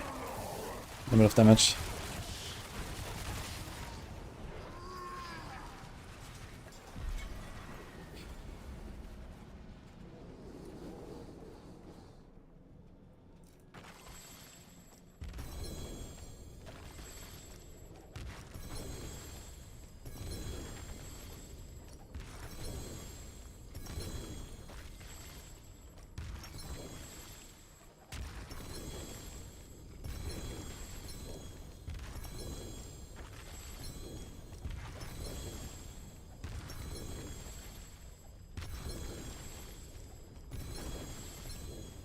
In Horde, don't get hit by the intro boss, everything else after him should feel normal. It's not just the intro boss, there's like 2 other fiends. One is a Desecrator, one is a Tormentor. The Desecrator is the fallen dude that shoots the fireballs, so they one-shot you. And you can also randomly appear as one of the 2 other fiends that spawn throughout the encounter. So you always gotta be paying attention to the Desecrators. Everything else in here is kind of whatever, yeah. It's only that guy that is like extremely dangerous.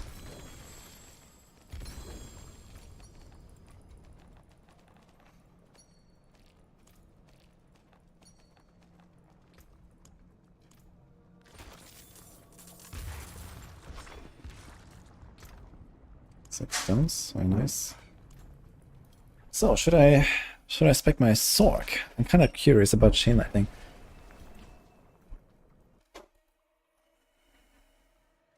Yeah, I was just grinding for stones, mods, and stuff. Nothing really special, and just kind of like enjoying the build. It was very fun.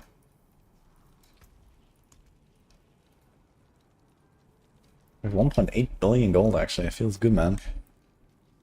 If I sell a few stones, I'd be at 2. How many mats do I have? 31k knee fired. Okay.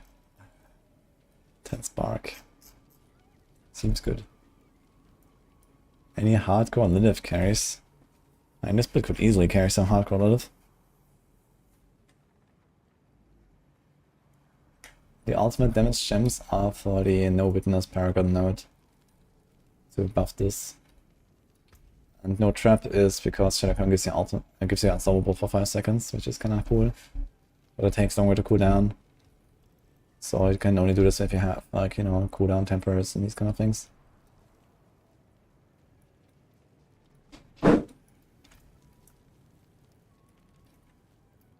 Monsters in pits after 100 is, I think, only more HP. I don't think they get stronger.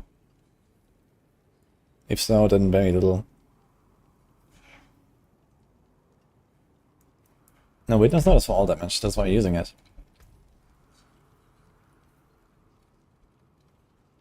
Yeah, it says grant this bonus to all skills for 10 seconds. Yeah, but it's all damage. Unless there's something I don't know.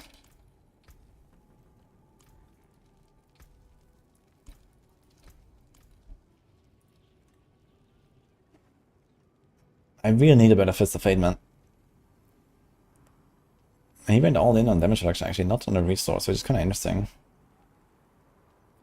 So I guess we're going to try to mostly go for the damage reduction as well.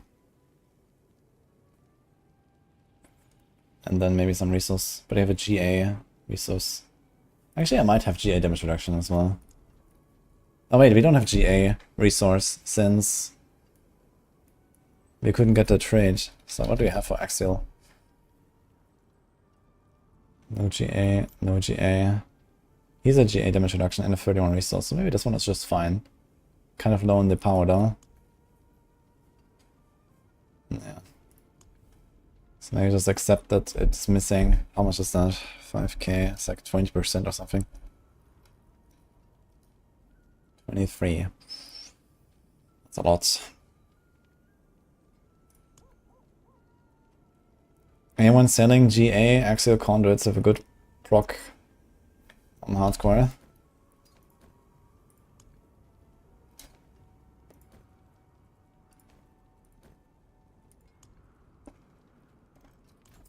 Setup is not exactly the tankiest, huh? It has Tyrios, but then nothing besides axial. And also not even perma ice armor. In fact, maybe in terms of teleport enchant, I'm gonna go Ice Blaze enchant.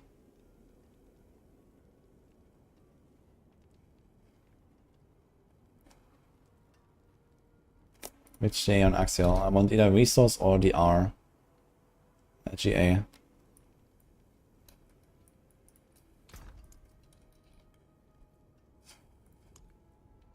Can't believe that after all these Grimoire rotations, like, these are the pants I have, man. It's crazy.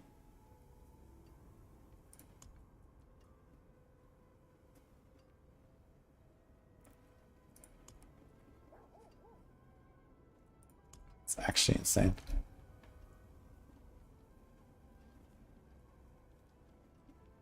These boots look so weird, man. Life int armor. No, not even movement speed, man. How much life does this setup have? 22.9k. But it has Veers. Line, mana shield, protection. I mean, Sorcs are just kind of tanky, I guess. It would be cool if extra ranks and ice armor would reduce the cooldown, so make it easier to overlap. He's going for elemental dominance, interestingly.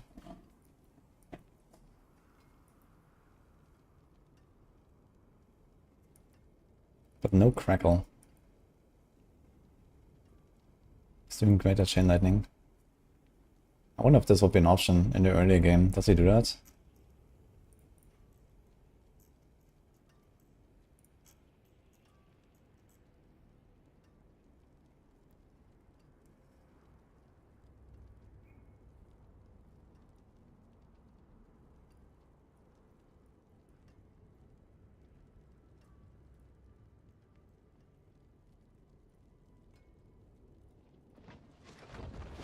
So he has tons of warmth ranks.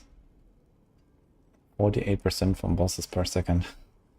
That's a lot of resource per second. Starlet is so crazy. Okay, it's a GA resource. Kinda like it. And this GA resource, but also low power. Kinda low power, but probably better than what I got. 18.7, what do I have? I got a 21 with no GA. 22. I think I want to establish these actually. So hard to get a good roll on these pants, man. Maybe in that case I will just go with these ones and just try to get more DR. And just accept that I have less damage. I think it's fine, guys.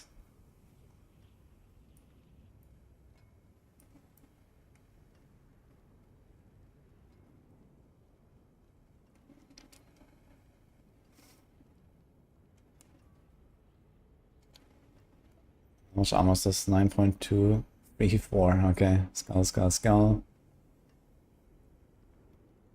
So it needs to be a perfect armor roll. Or otherwise just like one crit if it's not a perfect roll. Chain lightning cast twice. Okay. Dude, there's 3 non-unique items in this setup.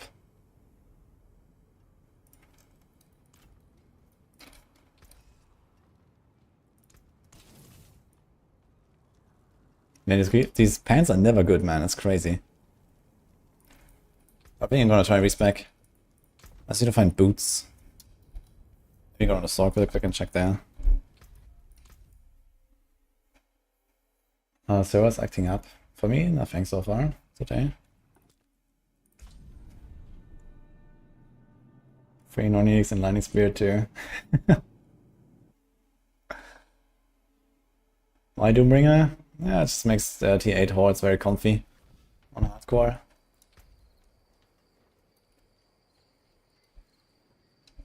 Now the question is, do we need the 3 out of 3 attack speed here? We get 25, this is like 91, and then a bit here as well. So basically 100% attack speed, but you also have potion. If you don't go 45 potion, I guess you want advantage potion.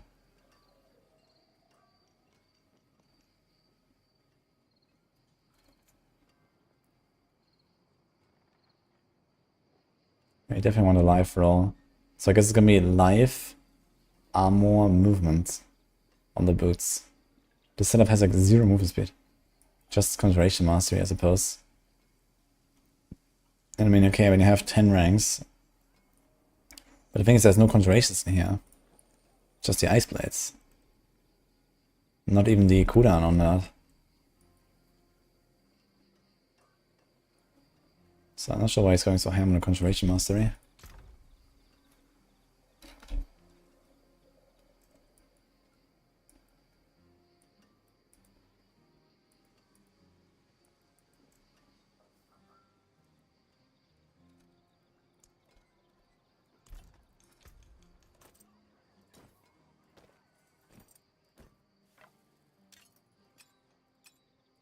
Okay, this we'll keep, I guess.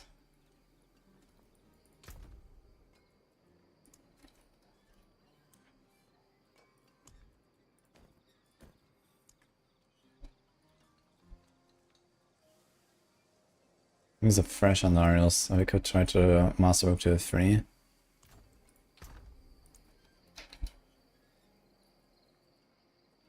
I guess he wanted a lucky hit. I went for crit. A crit status. I guess we can do that. How much crit is this? 63. Means more crit helps with this as well. Also with this.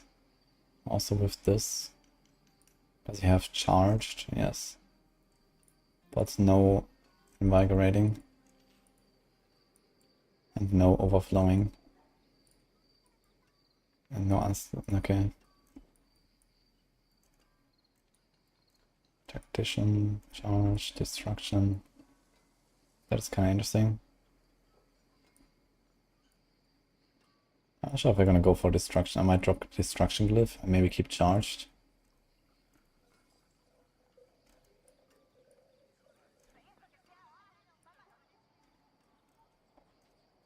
Okay. Don't need this or any of this. I'm just gonna pick up more life. He probably doesn't have any life. Do we have the DR there?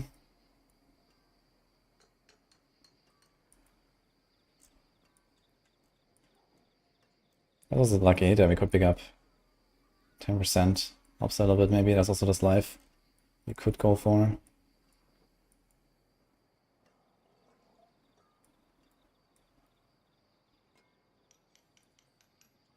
Okay, we have this. How much percent non-fizz is this? 318 with no... Okay, this should be fine with my ring.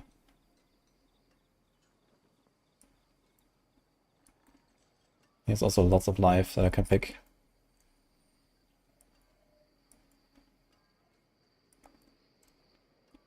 Also resists. I have terrors, okay.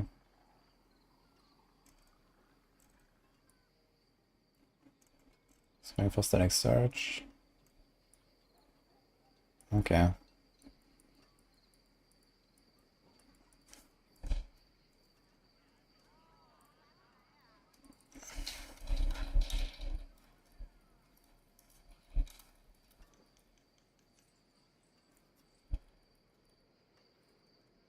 Ding! Who's that? Robert, hello. Try to make an overbubble, but having trouble with particular skill ranks, create damage effective final when with overpower. Yes, overpower, whenever it happens, it's just a 50% multiplier to the total damage. And then if you have any overpower damage on your setup as well, like the stat, it will also be added to the increased damage category, like, you know, percent damage, close damage, and so on. But everything works with overpower, as long as you can overpower. So usually only skills can overpower, and I think usually item effects, for example, cannot. But if you do an overpower build, it will usually be like an overpower skill, right? Like it's a guaranteed overpower, like Pulverize or Blood Surge or something. So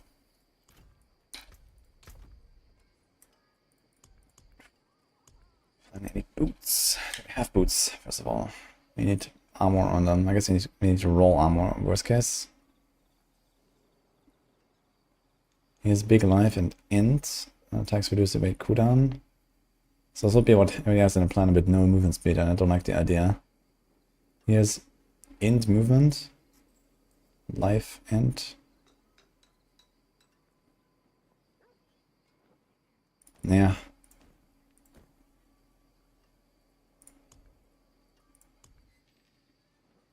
Aha. Okay. We need to roll movement on these. But let's try. How much int does the setup have? Probably not very much, man, for these uniques. Oh, actually 1400. Because there's a bunch of all stats.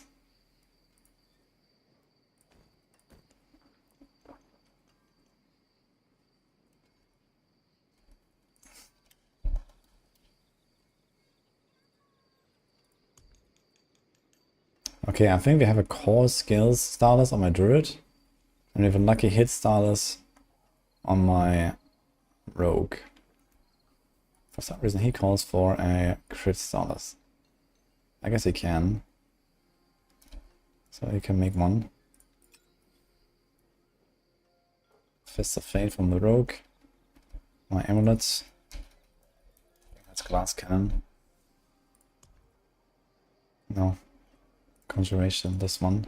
With movement. It's okay. At least they're gonna be kinda fast. My chain lightning stuff.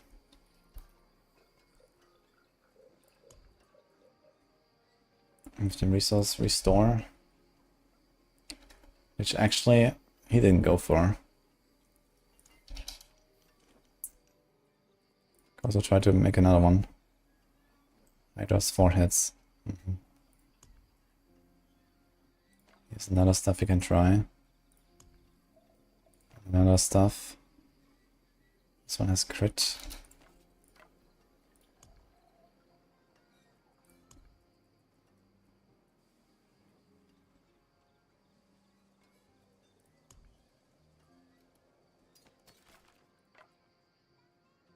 This one has int.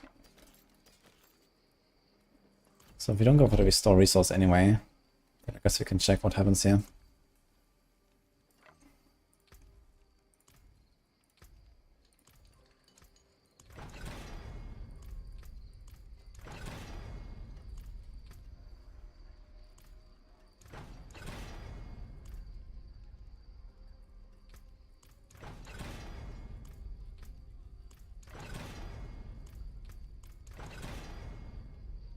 One chain lightning, let's try this one. Ready chain.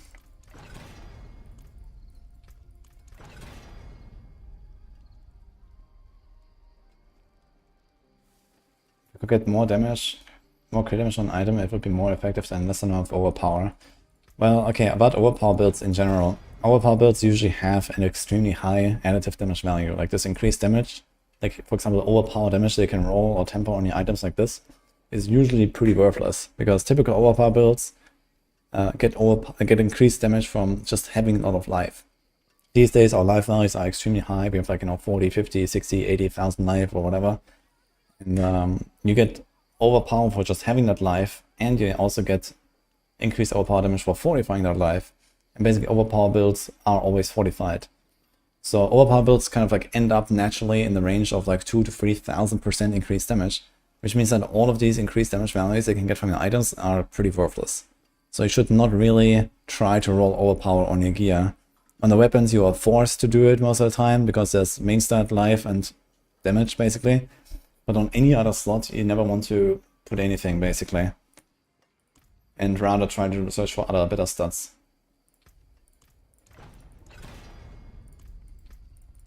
But yeah, technically you can stack crit and overpower together, and whatever gives you the higher value, you should go for that.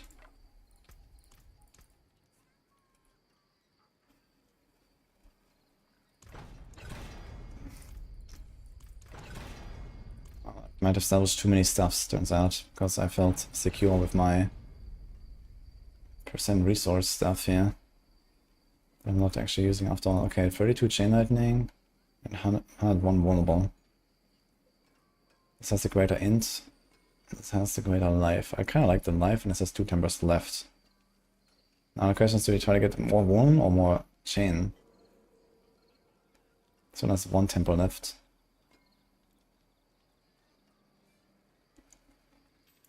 Well, let's try the vuln, I guess. It's the same number. Okay, so this one is out.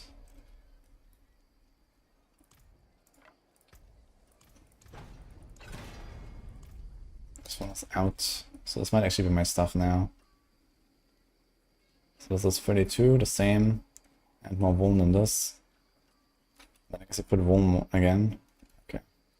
So I take this one. I got more int, less life. Actually, same life. Okay.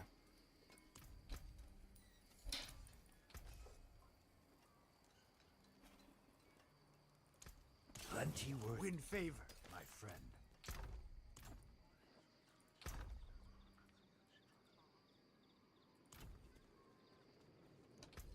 Okay, let's get the chest and the gloves.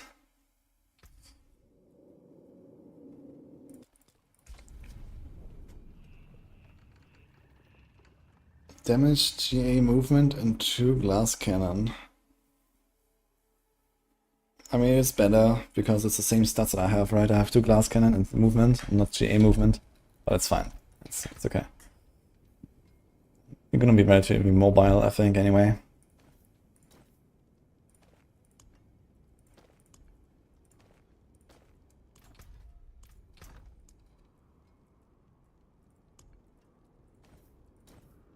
Nah, let's just use this.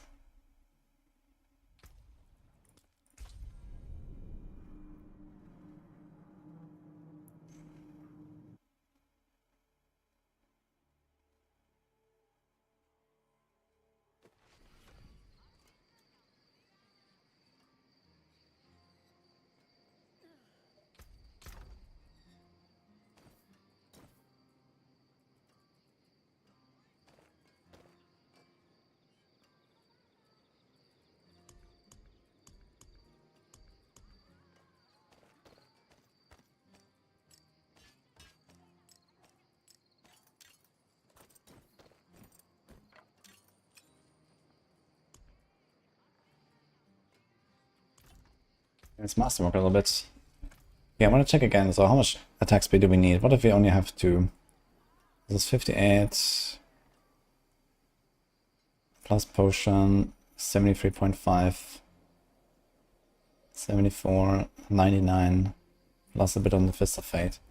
Yeah, we're gonna be fine. Anyway, with like a double hit. I forgot to take the Anarl actually, let's take it. Arms, dash, stabs between, shared between characters. Saintly, yes.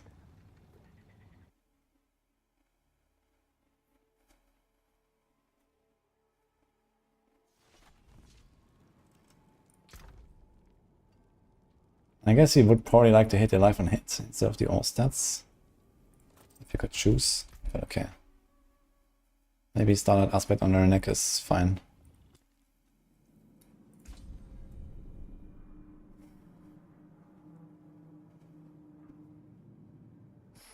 Do we have Conjuration Mastery on the neck or Glass Cannon? I'm not sure which one I got.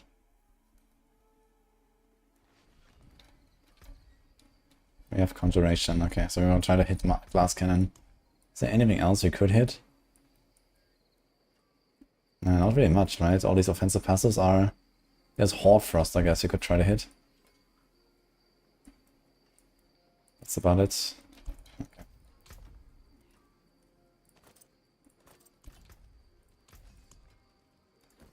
Alright, here we go for mostly damage reduction. Let's try to get a double hit. See? Finest quality.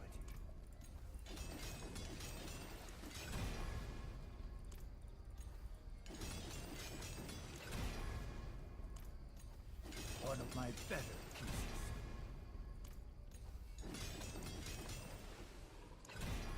What are mules used for? They're used as mules. Full of items. Make that.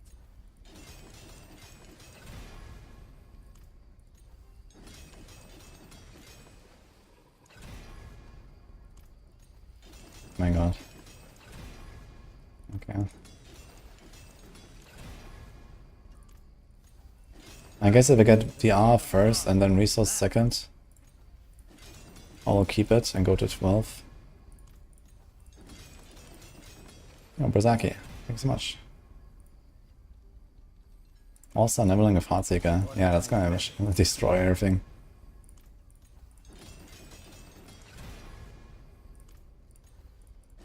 How close do we get to 100% chance to cast twice, by the way?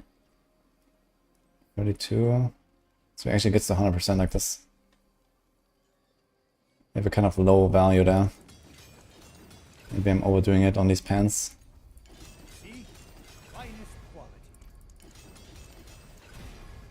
Double DR. Triple DR. Okay. Alright. Crit. Lucky hit. Let's try to get a double crit. See? The finest quality.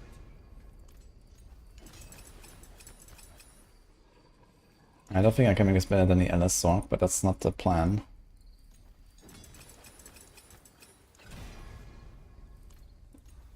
One of my better pieces.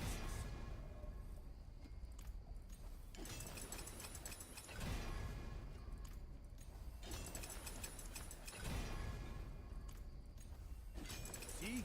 The finest quality. Mm-hmm.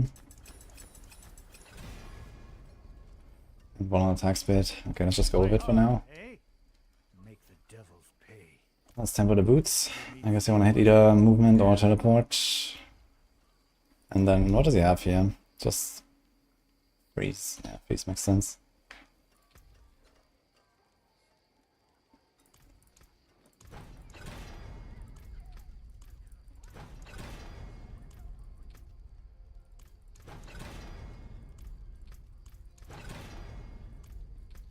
Let's try good freeze.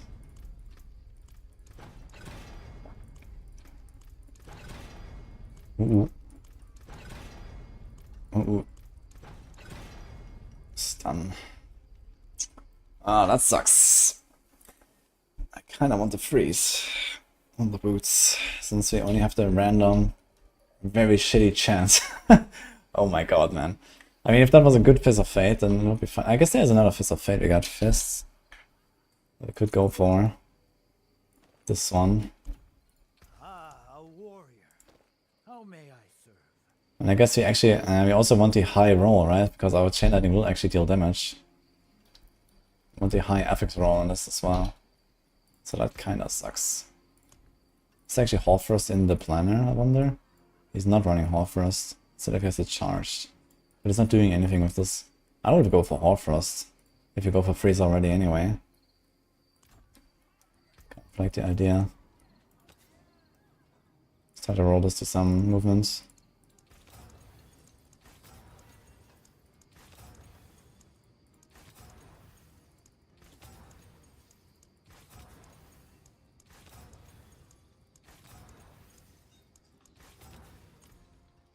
Oh, we do have some move speed already, actually. How much is this? 165. Maybe we're fine, actually. But yeah, with movement here, we're gonna be at cap on nearly, so I kinda like this. We're gonna go fast.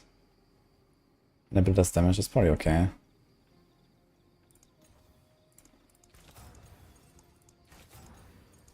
$16, okay.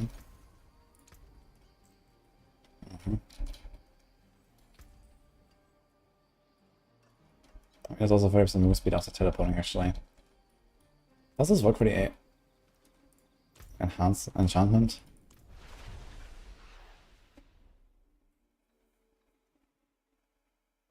And there's Alchemic aspect for sure.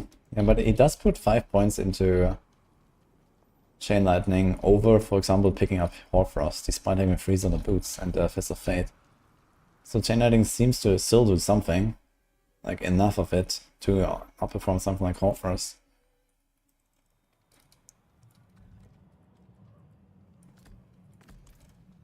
Oh my god. Yeah, I guess realistically I'll be running Ice Blades Enchant, not Teleport Enchant though. But yeah. I don't have the evade cooldown reduction either on my boots or my amulet now.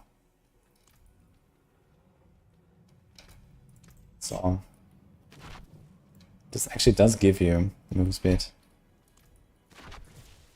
Okay.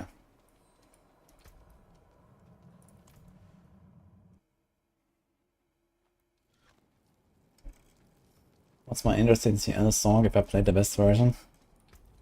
Well, I don't want to stand in Infernal Hordes and hold down left click for 2 months. I want to explore and play other builds. And get good. Mostly. So let's do that. Now the question is, do we keep the movement speed or do we keep the crit? Maybe we should go and keep the crit. Since we went for this crit here.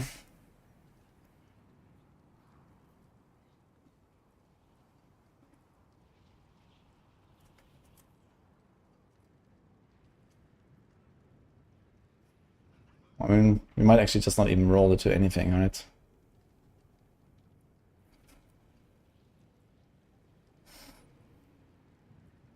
Nah, let's roll off the crit. I like my movement.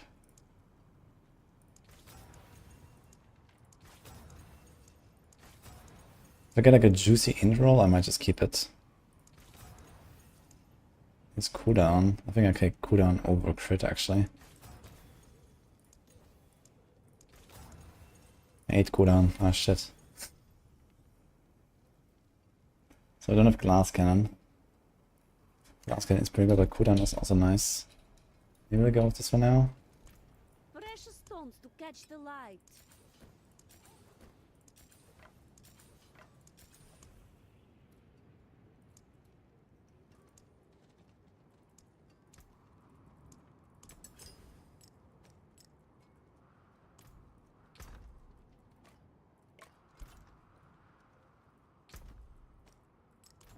I carry the best shards of the heavens. Okay, we're missing. We need to do one masterwork crit on the armor. So let's try to hit it either by 4 or by 8 and then reset if we don't. And then try to not hit it at 12 again.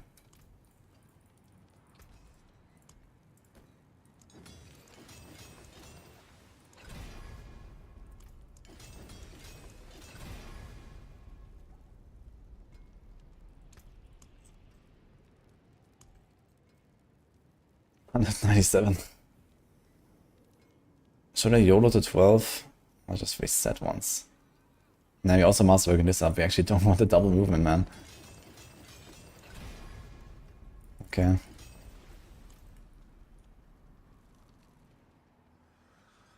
Kettle's hot. What do you need?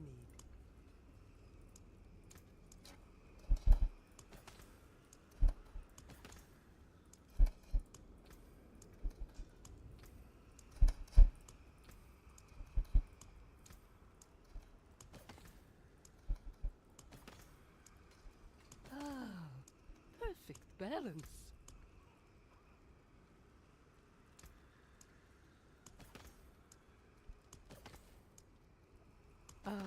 Good batch there.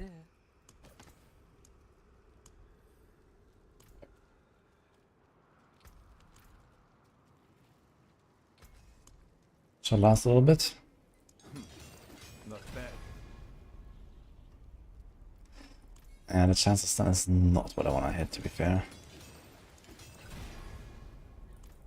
That there is worth the coin.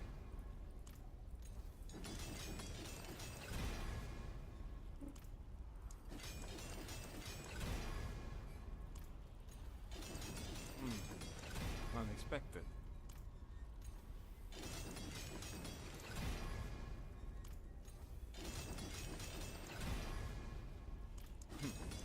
Not bad.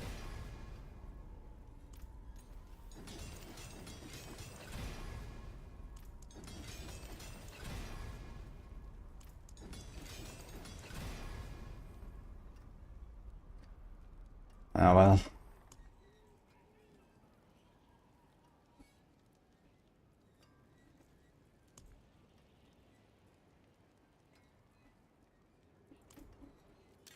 Yeah, we are too fast. We have too much move speed. But okay, let's try to just like avoid the move speed hits completely. It's 11.5. Without that, we're gonna get 182. Maybe I could like YOLO, re-temper the movements. I guess I'm gonna try to hit it against Rage Mastery and or the cooldown or the Vuln.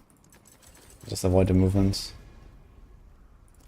Good start. That there is worth the coin. Okay.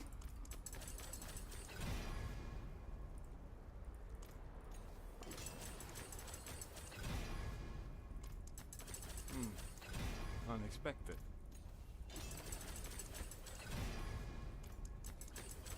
Same minute really likes the cooldown. Not bad. Double Vuln. Okay, let's just go with this for now. The Conjuration Mastery doesn't really do all that much anyway, so. We also have extra movement speed there, so we actually have, yeah, if you have like 2, 3, 4 blades out and a bit of Conjuration Mastery rings, we actually also get movement speed. So I think I have too much Maybe I should have gone for the int on the boots. Turns out we're already capped. I might roll this to int again. No witchcraft here. If I take this off, this is like minus 40. And we have 34 away. You're getting 17 from this, so it's gonna be 73, 83. Missing 17 then. Yeah, I think it makes sense to just roll this to end, honestly. Okay.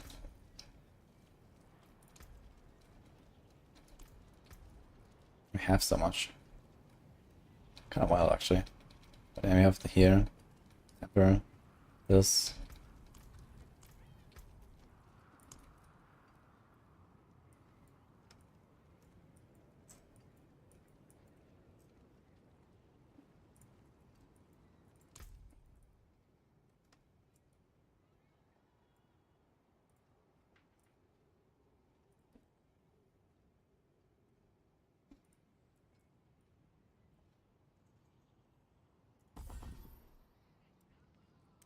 We're actually not going for the 25 DR, and I don't like that idea. I want to keep this.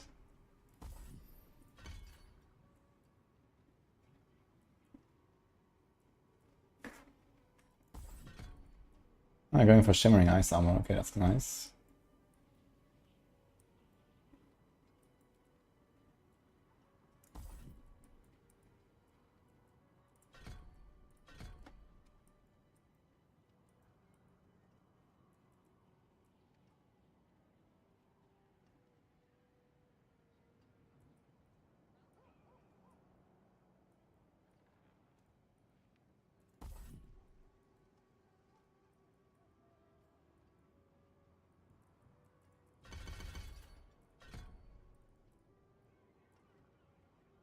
All these points from.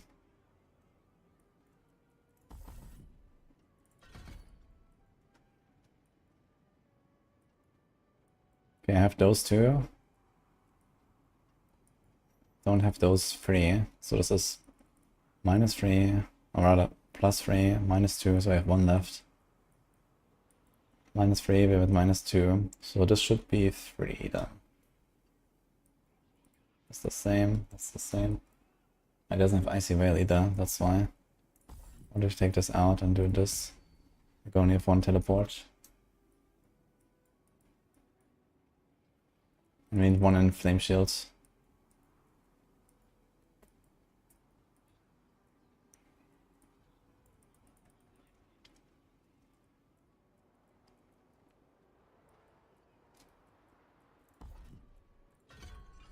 So this. Actually, this might be better still.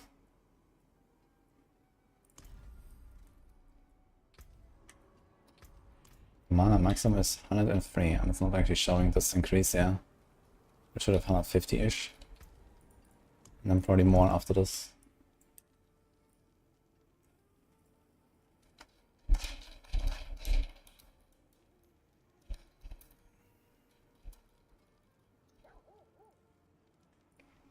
Okay. So number 1, remove charged. What else do we have? We don't have control in here that we could go for. Enchanter not needed. There's no reinforced.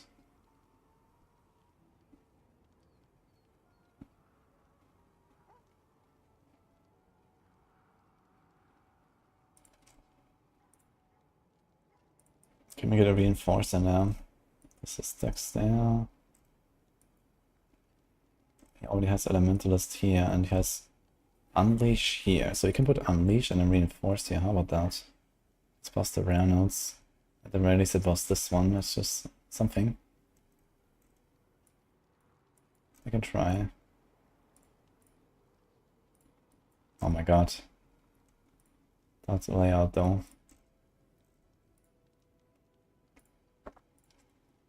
Oof.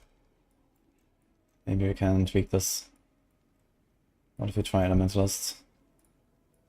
Just like usually a reinforced angle here.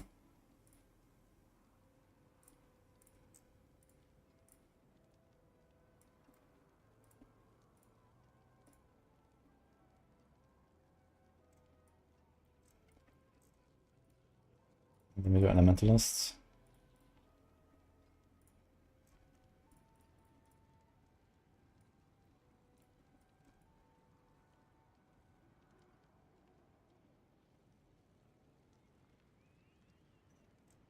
-1. I think we'll do this.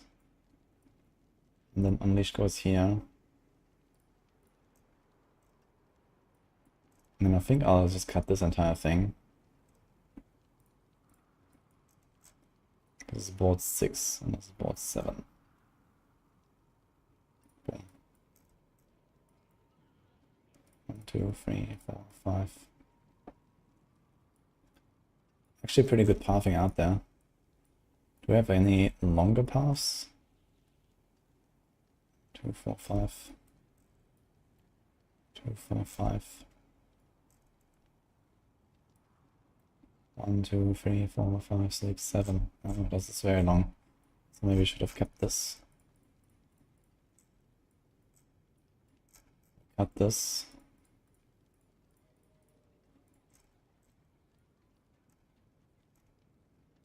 There's actually no run-out on this board anyway. It's like another long path like that. 1, 2, 3, 4, 5, 6. That's fine, okay. So let's do this.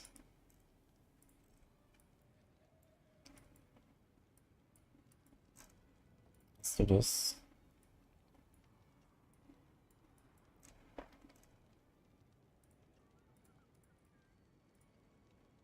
Let's do this.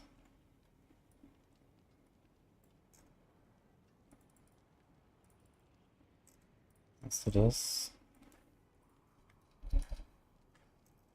That is potion healing. There's this here. But you have to path very far. This is 3, 6, 9 points just to get there, and then 1, 2, 3, 4. It's like 13 points. 14 traveling to the gate and this. Ugh. So I think you might want to take this. There's also potion. Wait, where was this other board? Yeah. Big life. Still 18. Maybe we can still squeeze in another glyph. Anyway.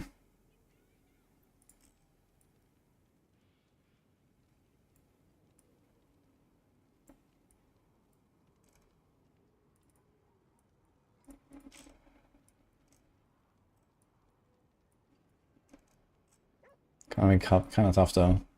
17 points is a little low.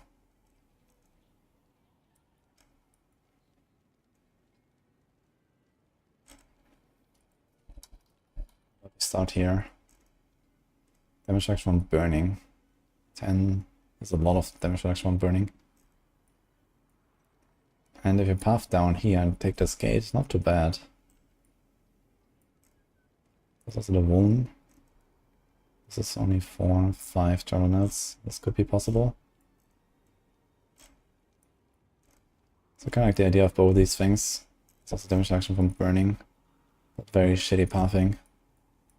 This is more realistic down here. Let's make a variant again. Let's try something like this.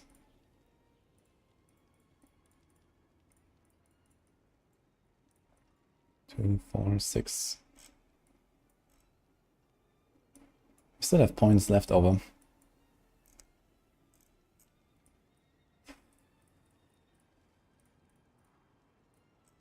Seven points. So where's the longest path?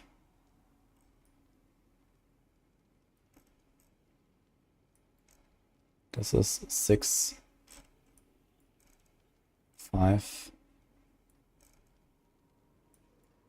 5, 5.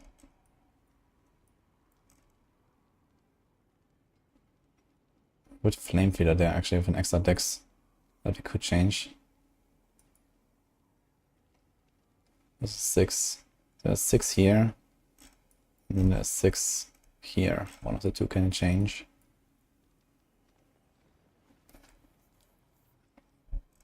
Oh, what about this one? This is also 6.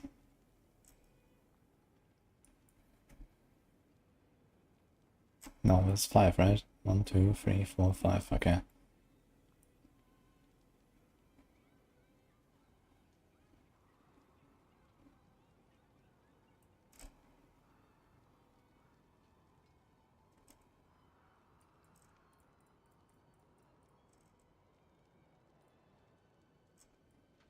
Easy, okay. So we don't get more life, but I get a lot of the R. From burning and from Wulm. I didn't take the extra 1, right? Did we? Frigid? No. Can we? Can save 1 node here, maybe? And then 1, 2, 3, 4, 5, 6, 7. 1, 2, 3, 4, 5. So we could do this.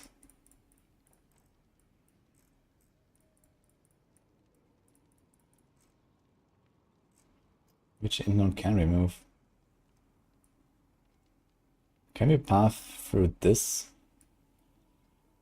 1, 2, 3, 4, 5, 6. 1, 2, 4. Wait, this is just 1, 2, 3, 4, 5, 6. Oh, this is 6. We save 1, 2, 3, 4, 5. Let's see.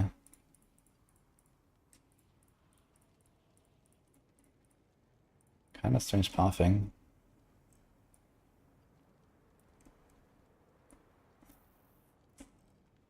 We're missing 4 points for this.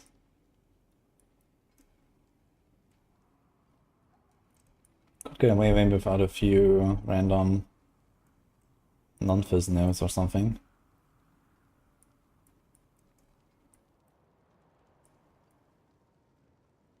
One, 2, 3, 4, like this perhaps.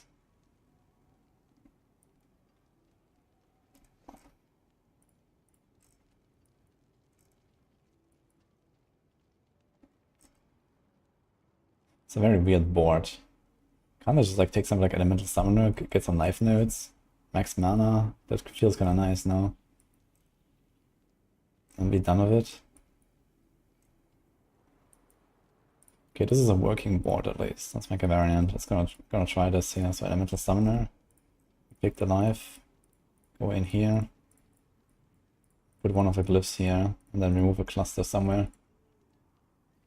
This is not a dex angle. This is like either int or will, I think. Here's will. So let's try to get a willpower glyph. So what would it be? Reinforced? It's like the only willpower glyph we have here, actually. What about tactician? This is dex. Everything is fucking dex on this class, man. So we have to put reinforced there if you want to do this. And then remove a board. Can't remove this. Can't remove this. Can't really remove this. So static search, but this also has life and we need this. So I don't think it's actually possible. It's gonna have fuck all life rolls. Alright. So I think this is gonna be my board here.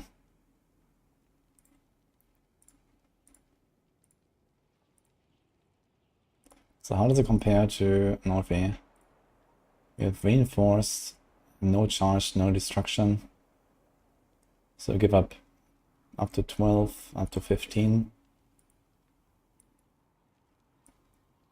My life is 25.2 instead of 22.9, and then we get DR, like a lot of DR though. This is burning is 37. This is 26. Wulm is 22.5. This is 15.1. Dot is 15. And this is 0. And the armor is missing 1. It's kind of funny. Okay. Because it's missing one strength in it. Alright. I think I like this setup.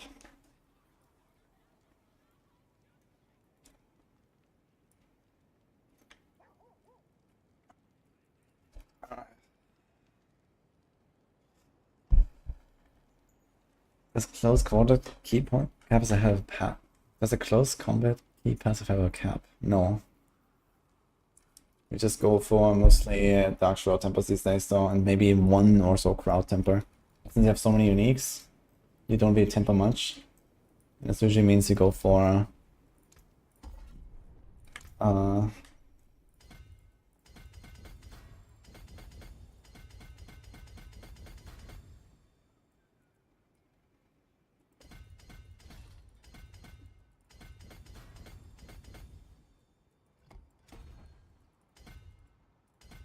mostly the Dark Shroud Tempers. I guess it's like usually you do like full Dark Shroud or maybe one Crowd. For close quarters build, and for momentum builds you go full Dark Shroud, for exposure builds you go full Dark Shroud. And from position you go full crit. Although I wanted to try doing some math on precision builds and see if that's actually the same still. I just haven't really been like working on the range builds very much.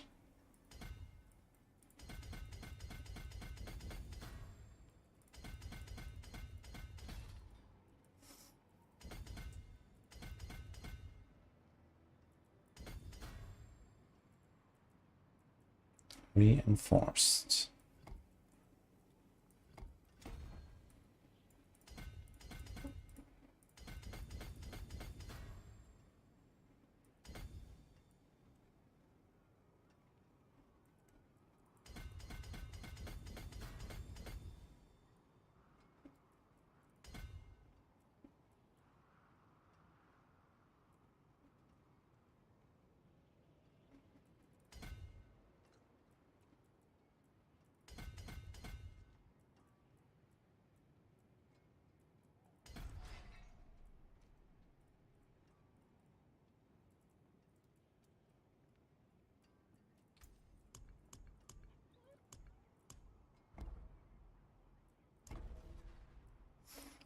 Maximal build tier list is shit.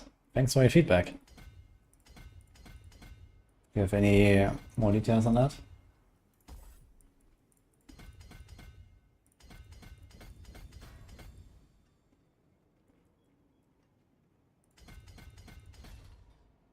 Do you just like see your favorite build not ranked at the top? That's not our fault.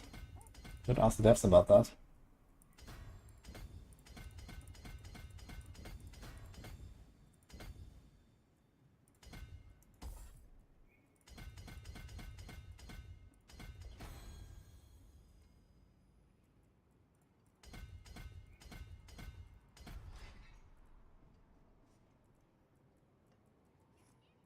Weird. I guess if I really have to, I could remove this 2DR and the stacks node and just get the willpower and get a bit of extra non-physical. I'm not sure if I'm gonna hit the non-physical cap or the cold damage cap for Frigid.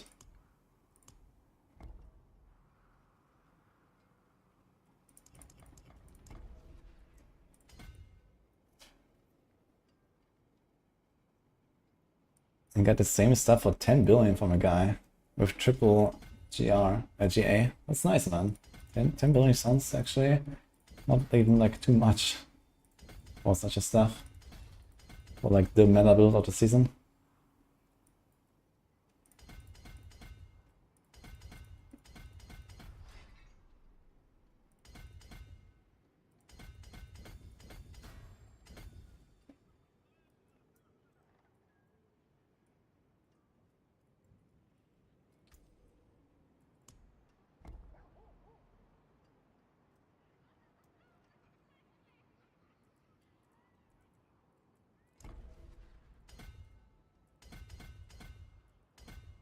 Nini dropped another Andy. Nice. Well, one more for the Shaco. Let's go.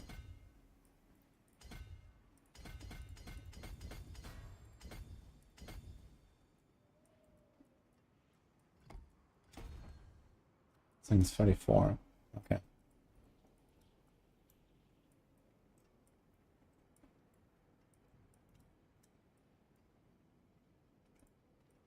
think he ripped off the guy. I don't think he ripped off the guy for 10 billion with the stuff. A triple GA stuff. Best in slot for the best build in the game. Should be sold for 10 billion at least, I think. So it sounds pretty good.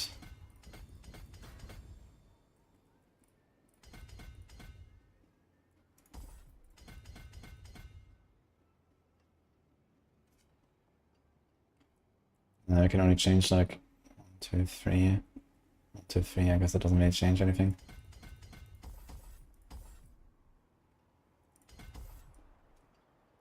Yeah. 1, 2, 3, 4, 5. 1, 2, 3, 4. We're going left anyway though, right? We take this.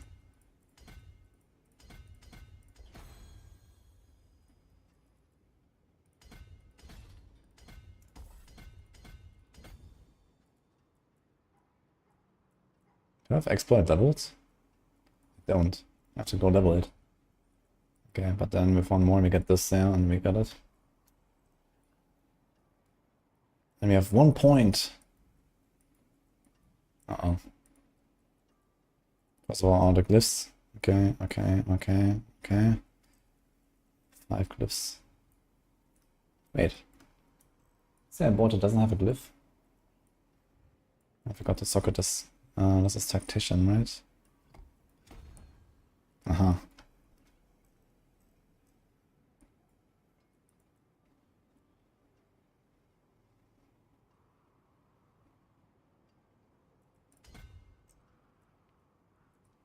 Alright. We can play the video game, I guess.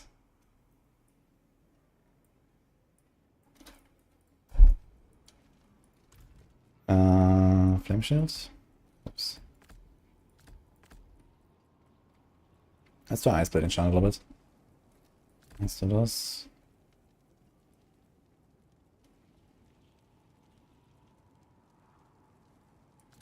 And Ice Blade's here. 24k life. Wonka.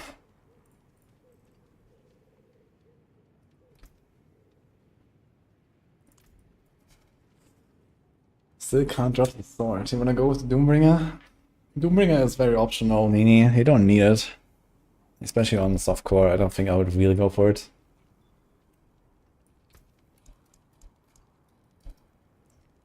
Oh, the 200 M Asus.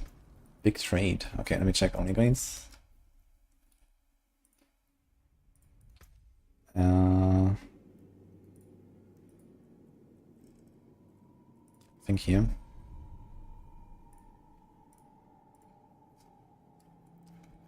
Masterwork weapon, yeah, I didn't do it yet. Oh my god, 69 listings.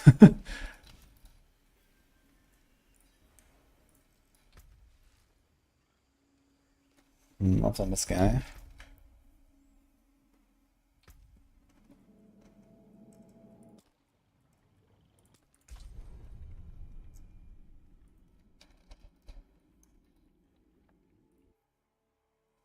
Did we get any follow-up on the Max Rotilus is shit comment from our first time chatter?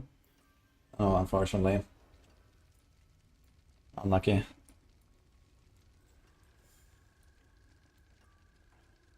Okay then. Well, let us know what you think. Maybe with a bit more detail, that would be cool. Okay, this is 18, 39, 71. Not this character. Holy, where are they? Are they in the stash? I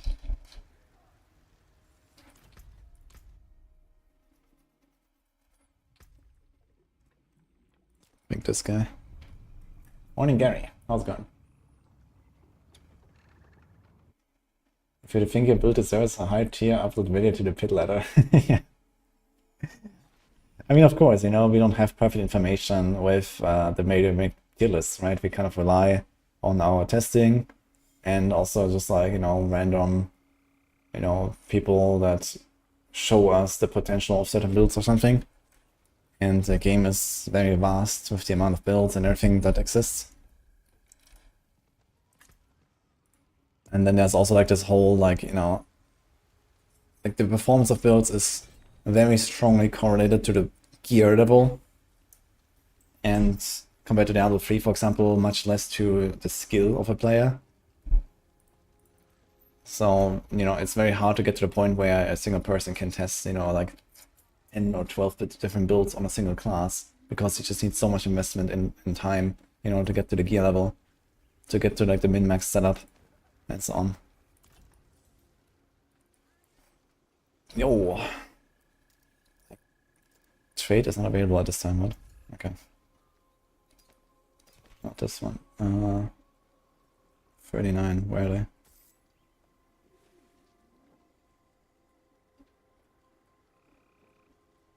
Wait, what?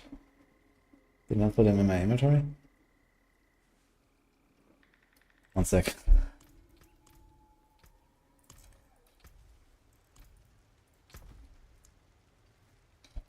Did I put it in the stash? I put I put them in the stash for some reason. Okay.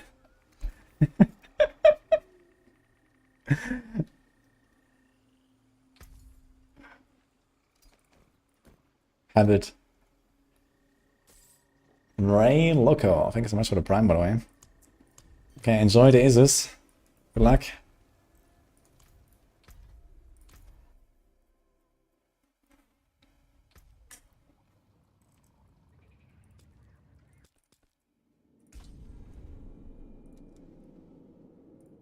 Salt.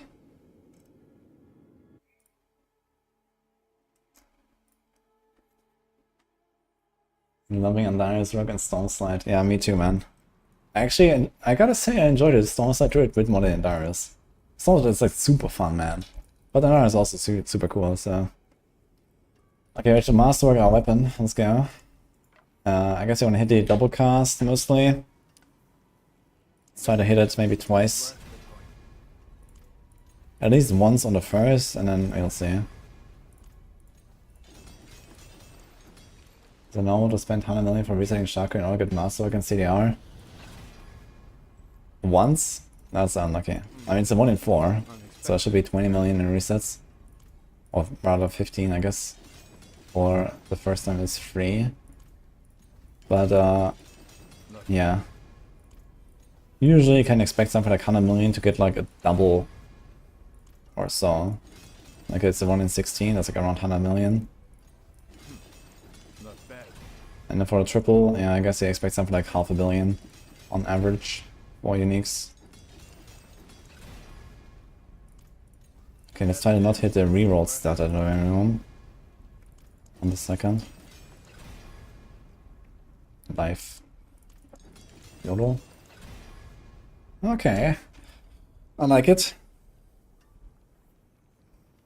So we have 62 and 21. We have 83% chance to cast twice. I'd like to have that 100%. It is possible if I had another shit roll here and a bit better here. But yeah, that's what I got now. So let's see how that feels. Alright, traveler. We roll more 1 damage on this.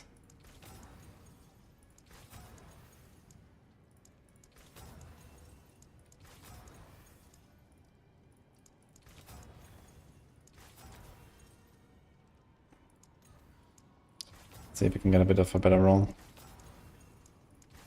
Okay, it's fine. Okay, okay. Too bad the crowd control is so shit. But we don't have Hoarfrost, so we don't rely really on freezing that much anyway. Got a nice triple DR here with greater affix, that's cool. Yeah, the Fist of Fate wheel needs to improve, man.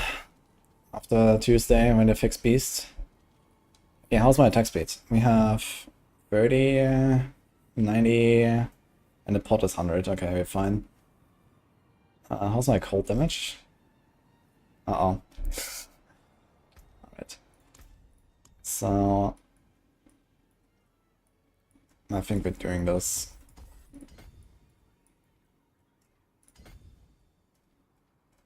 Alright. Is there maybe a dex node I can remove somewhere? There's just like this one 10% damage to burning, which is kind of nice.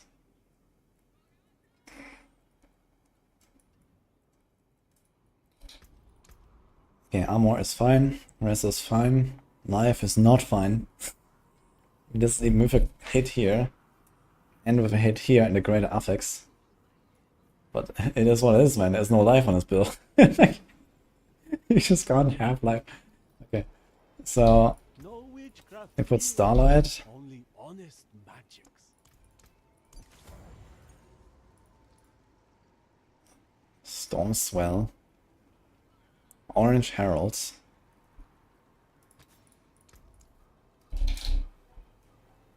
Alright then. Storm Swell on the weapon, that's kinda interesting. And with Mystical Ice Armor then. That is That seems a bit weird. But okay. I guess it's just like the best multiplier we have anyway.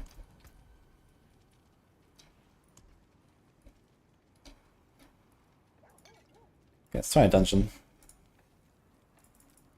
Must be in World Tier 4.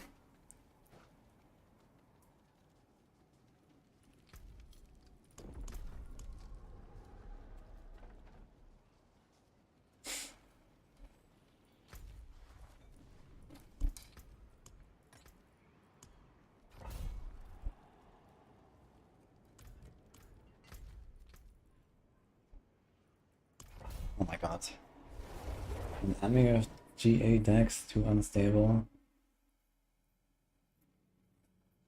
Last time we better than 10% lucky hit, 3 frigid, and 6 alchemical.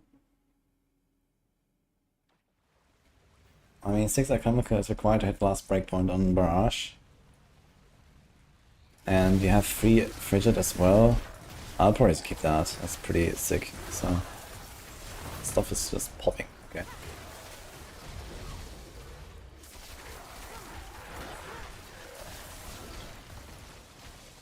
It's kind of funny, I was like instantly draining all of your resources. Wow. That's funny, man. Okay.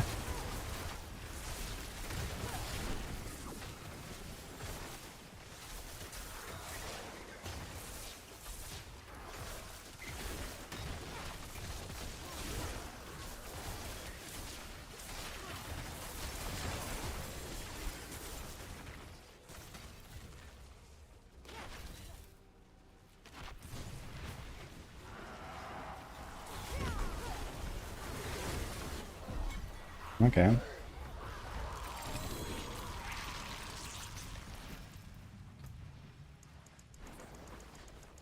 Dude, one dungeon, I got a glyph to 11.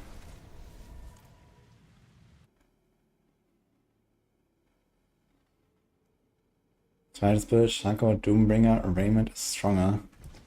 1000 add on T8. Shaco, Doombringer, ever. 1000 ever. Wait, what am I gonna do for Doombringer? And a Shaco?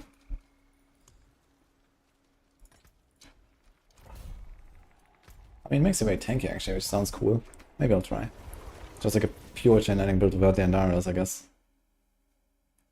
But unfortunately, we kind of like went pretty deep on the Andariels setup, and I kind of like the Andariels. Last season I played chain lightning Andy, so now we're doing chain lightning Andy again, but upgraded.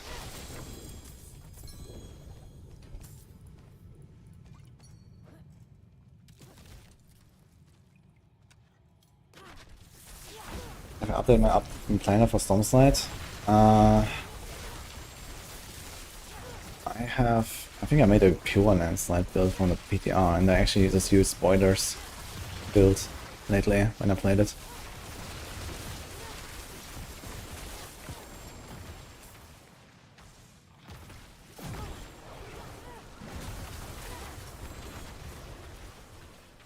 You have so much damage reduction from like, you know, burning, vulnerable, and so on enemies. That's kind of monka. Because I think all the stuff doesn't apply to the exploding corpse fiends here.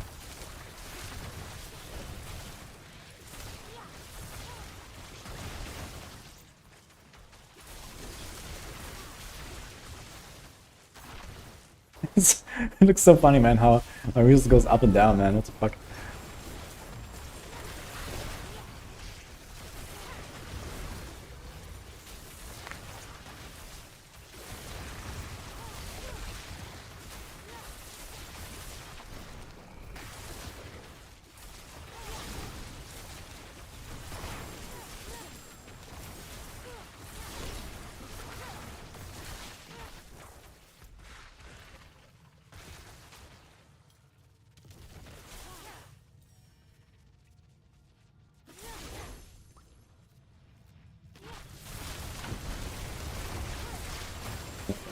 GA, defensive posture on the Vasilis, that's really nice. I wish that too. I think I actually want to hit like mostly defensive posture and like 1 armor masterwork. But now I'm playing Sorc and keep pressing Q for my potion to get a damage buff from unstable elixirs. Oof. Okay, 2 runs, level 15 glyph.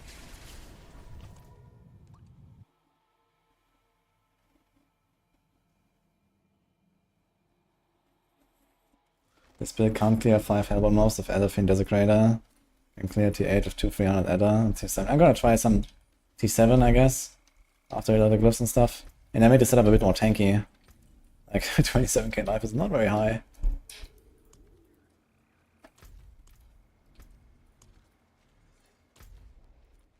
So I think I'm gonna do this. Expires in 4 minutes. Let's go.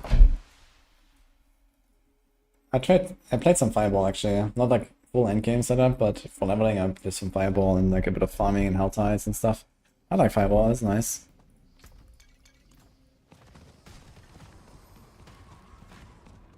Iona, best Druid is Landslide, or aka Storm Slide.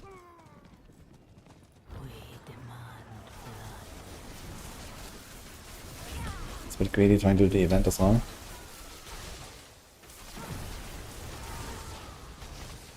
Quickly. I think I actually extended killing everything outside of the circles way too fast. Like maybe 2.5 minutes for the thingy.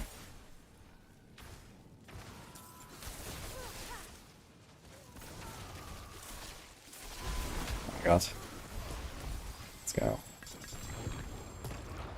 Nothing.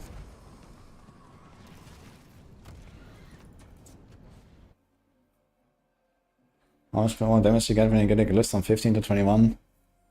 Very little these days. Depends a bit on build. But most glyphs are just like there to be activated and not to be maxed out these days. There are some exceptions. The glyphs that really matter to max out are those that buff nodes, like magic and brand nodes. Because usually it's like on life or on damage reduction nodes and they scale pretty well. Defensively, basically. Offensively, you don't really scale your glyphs too much these days, because Temper gives you so much of additive damage. And also lots of the unique items now have like massive buffs and all that.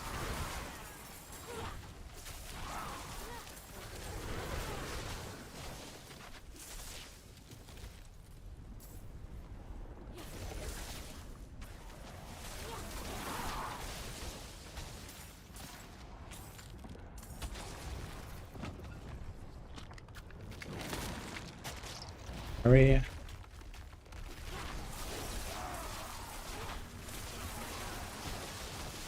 Okay, exactly 1 minute left. Might be fine.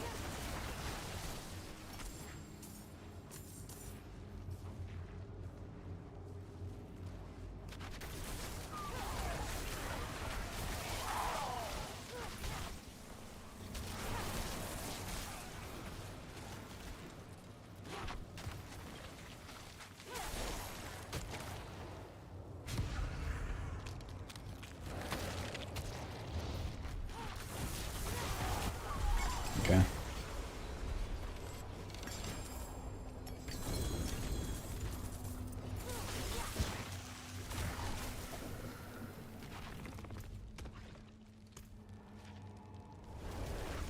You miss a teal of Bloodglyph. Oh man, I don't.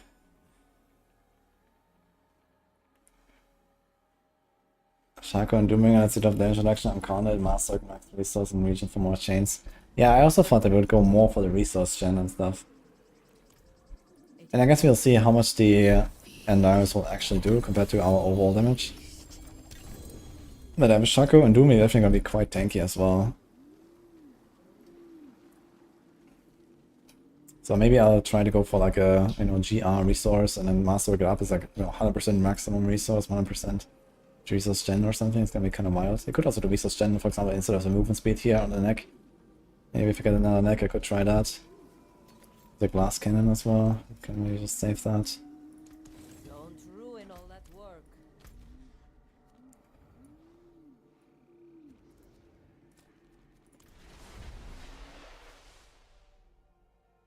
Ja, verpackst du.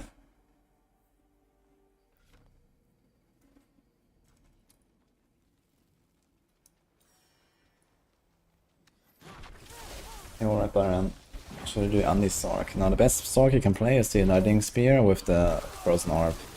That's like the best build right now, basically. This here is just for fun. But it's like the second best Sorc build, pretty much. With like different variations of it.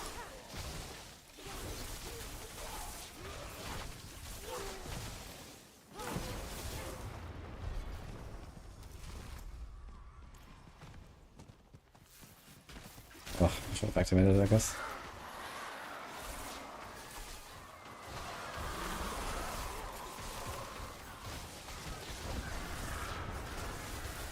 Let's go to Rage Master and Devouring Blaze. I actually have a bunch of Devouring Blaze amulets, so I could go for that and go for more crit.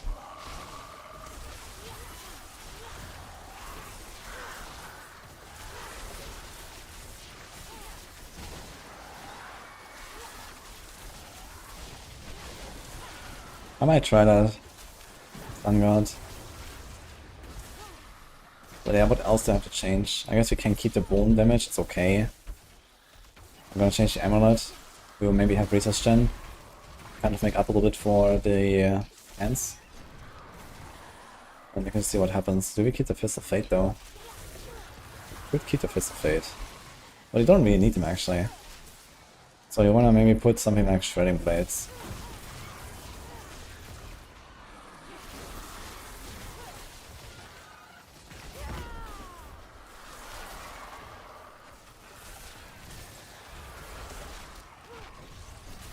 Not Chain Lightning Bluff, I guess that works as well.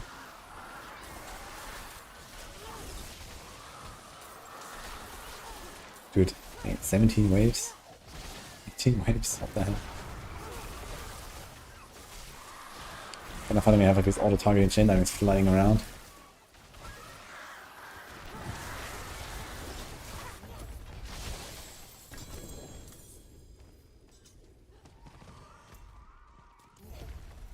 Very weird.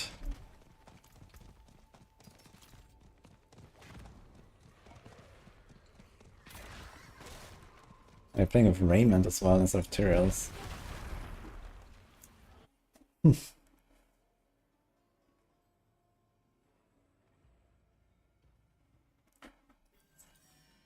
Best Master for Fist of Fate, yeah, triple lucky hit or double lucky hit and one on the CC maybe.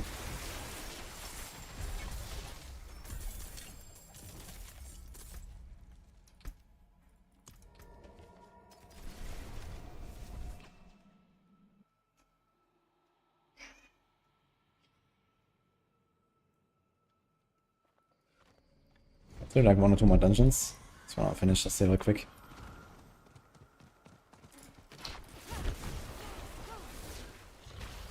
One shot. Okay. It just popped.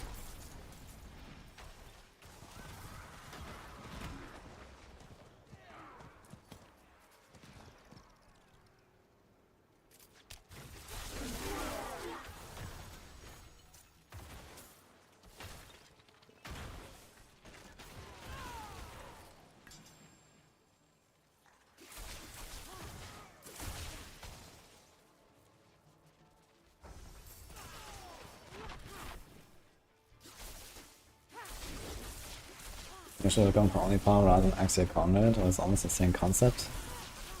I mean, Axial Conduit is like a very, let's say, interesting item. It definitely deserves, like, you know, the title Unique and stuff. A lot of Uniques are, you know, not necessarily too interesting, it's just kind of like crazy stats, or, you know, okay, they do certain thing very well, but it's mostly just like, you know, a raw damage buff or something. Axial Conduit, like, creates an entire setup on its own, which is kind of interesting.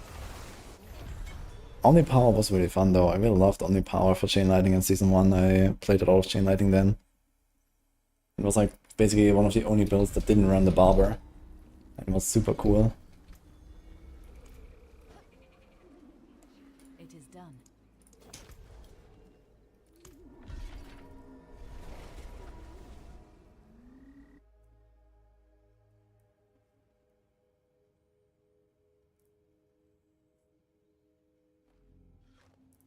Winter class item power doesn't matter. First.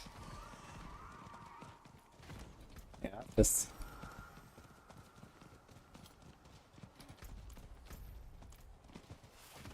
I guess we don't really rely on staggering the boss very much. We don't have control glyph, we don't have Hoarfrost. So we are doing good boss damage without staggers. It's good at least on this build.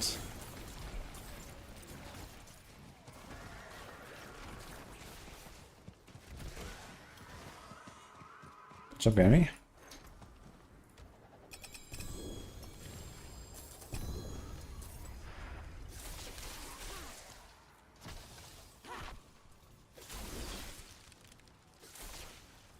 It's like a lot of Raymond lucky numbers. Yeah, but I mean, the question is why? You know, I don't really have any reason to stagger much. There's nothing conditional here. I guess the only thing would be the Storm Swirl doubled up with Mystical Ice Armor, but we're actually running Shimmering. Maybe I'll go to the Mystical, so I can do like the big burst on the stagger, but other than that, yeah, that's fine, I guess. At least like this I can pretty easily keep up the... It kind of looks like Shimmering Ice Armor resets for every 50 mana you spend, even though they just drain my mana. Seems like it resets anyway.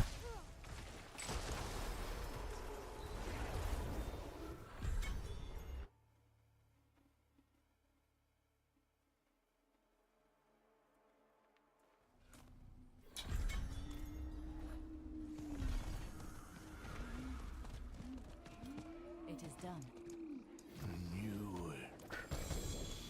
The dungeon. Wound. Let's go.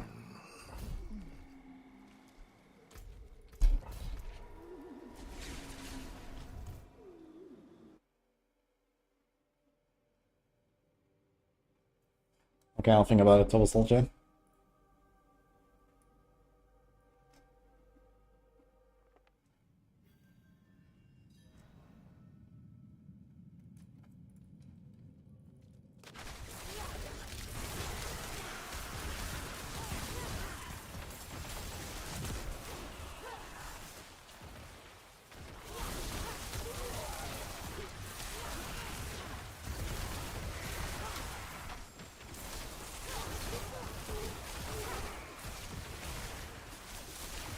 If now I had some evade cooldown reduction, that would be kind of badass actually with the teleport.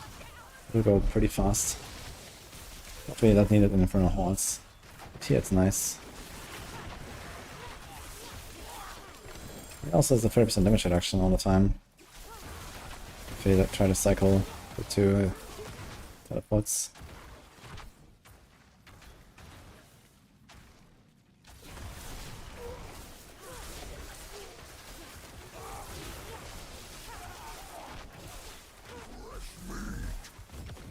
Oh, hello. Okay.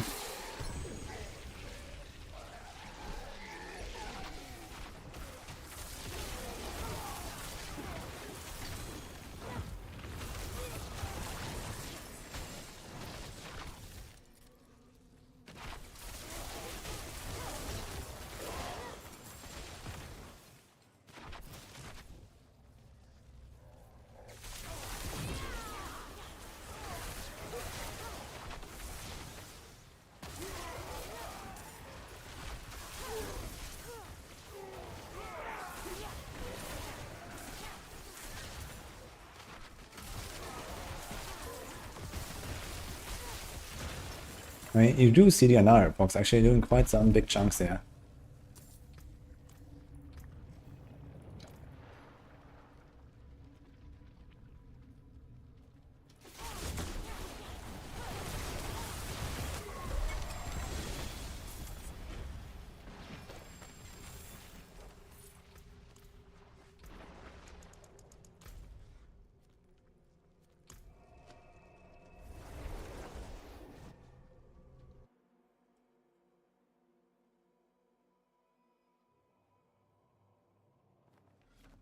That's it, I got against, by the way. Good luck to the Lang Spear.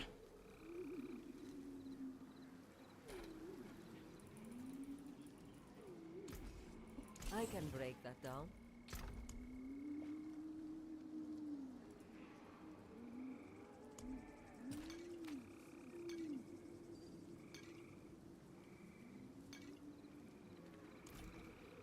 Not sure, which 86 should I go for? Advantage or resource? Maybe I go for the resource elixir. Maximum resource might be kind of nice. I got a random tibble somewhere, apparently, and I missed it. Okay.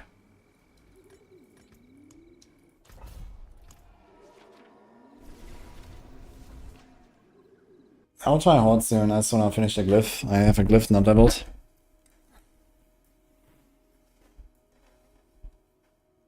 I'll go here, by the way. Hold on.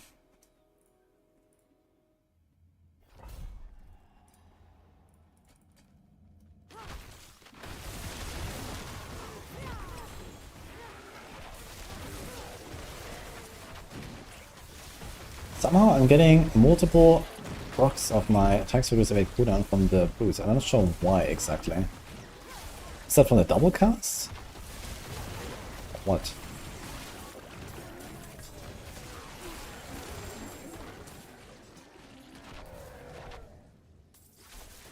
Is it just because I pressed something else at the same time? Like I just pressed something.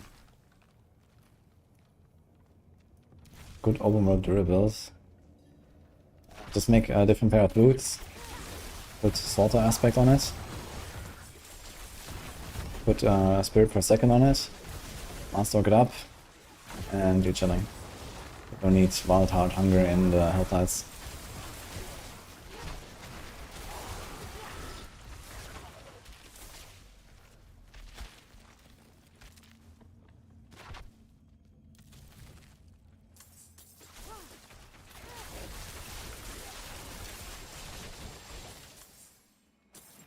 Use control glyph.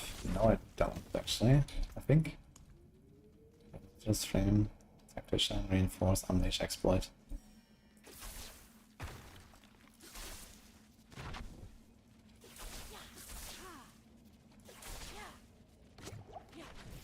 Maybe I just like, you know, attacked with ice armor at the same time, so I got a double reset and I got confused.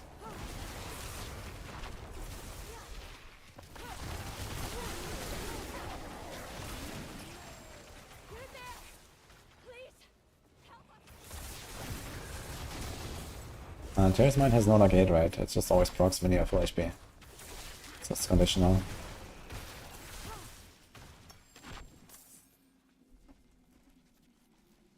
Control glyph would be okay for this build.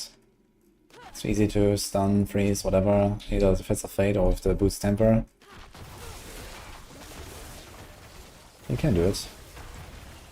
I kind of enjoy not having a lot of like crowd control damage, basically, so I just don't stagger, I just blast down the bosses. I have Flame Feeder and you know, Exploit, Glyph, and these just give like kind of generic damage buffs. Not so much for the one-shotting here, but I mean, we don't really struggle, so.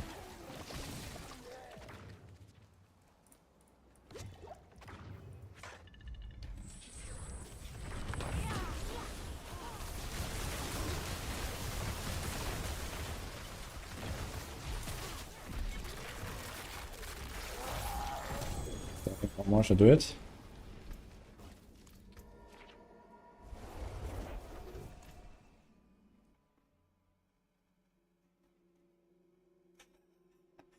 It's a 14 ranks of the last gun. Oof. I mean, it's only 28% more damage taken.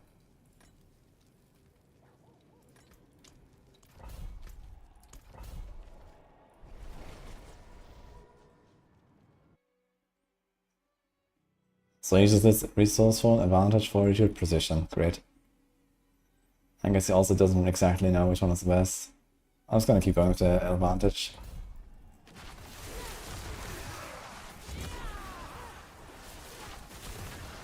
Oh. Wait, what? How did it open my map? Oh, I pressed on this tab thing, yeah. Why is that showing right away for question mark or exclamation mark? Not even, yeah. That's why I don't see the loot, because I had it somehow disabled.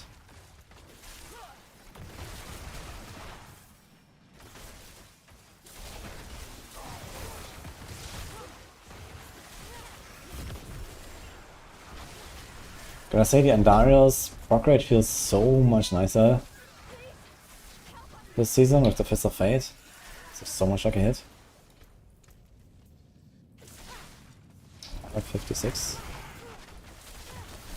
Like the NR procs are everywhere. I remember for last season it was okay, but I had to definitely sometimes spam into packs to really get it.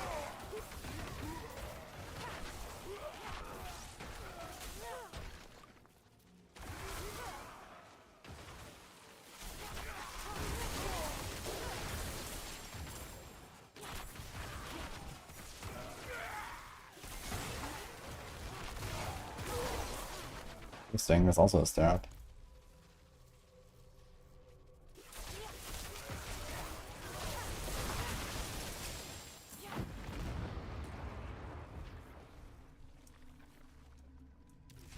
Song is Robot Lobber FM attack.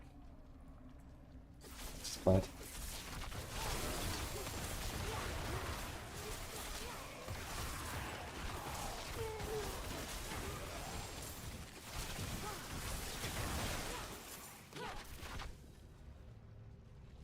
Minions can't provoke hits now.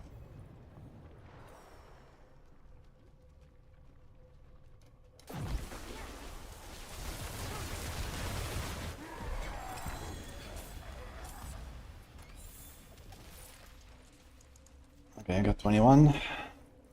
Anything else? Just level something like this here. Okay, let's see what happens. P7. I get blasted.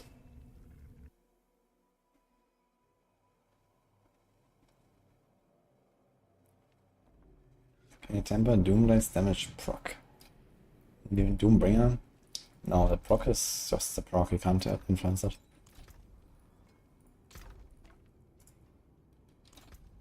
We have a similar stuff. We want to try again. Realistic, not really. Let's get like a perfect roll. Let's see.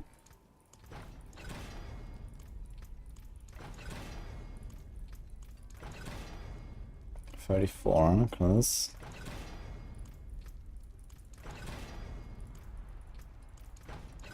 I guess I could keep a stuff like this for like the pure lightning version, right? Is there actually... He has shock finesse, 110 lightning damage. 110 vulnerable, it's actually the same, anyway. And this has 5 options. So I guess...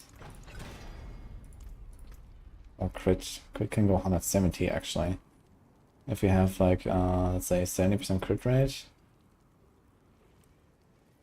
Probably achievable with different gloves. Actually they have pretty high crit.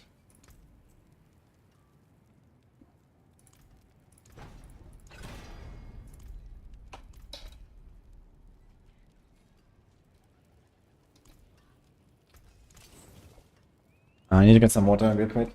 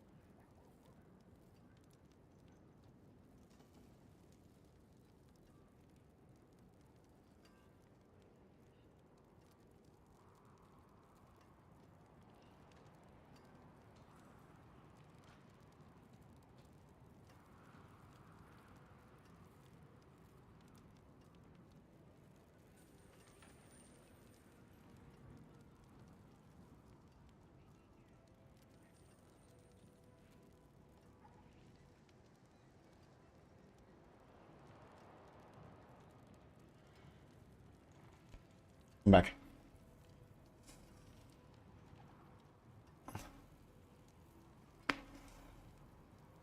Oh, chicks. I'm playing in Precision, Mastery, Rain of Arrows. Oh boy. Yeah, I know that the Rain of Arrows are also really high values, but you probably want to go for the crit damage anyway, if you do this. To scale the precision. Should be better. In fact, you might actually get more value out of damage production temper than the Rain of Arrows temper, I'm not sure.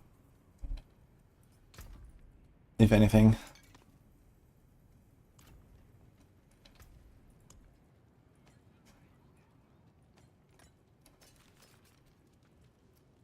Okay. I'm gonna try a 42 elixir first, so let's just see if they ever get through my barriers or something.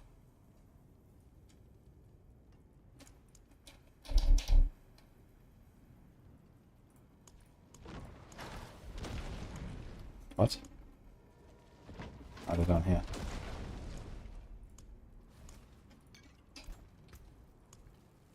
P7 Horde.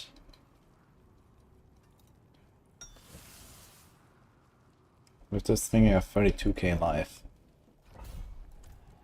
Let's do Ice Blades.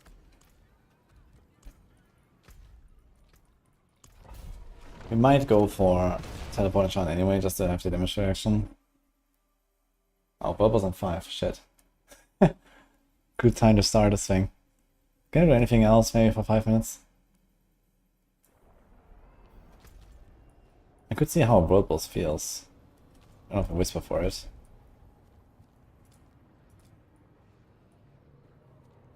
It's a shitty Omaf breach, but okay. Sure.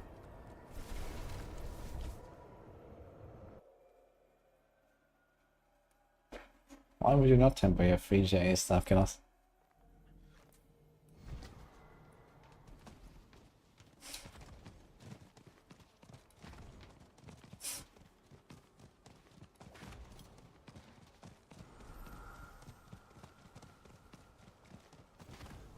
Oh shit.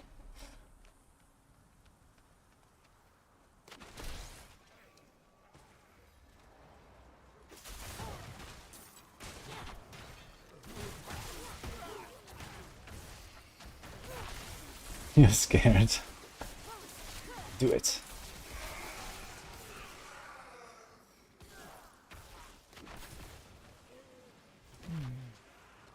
Masonry stained with residual magics. The aftermath of an arcane explosion.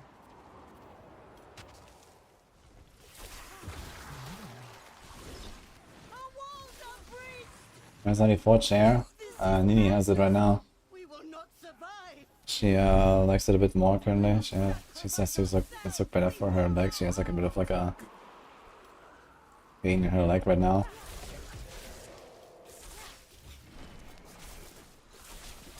It's over.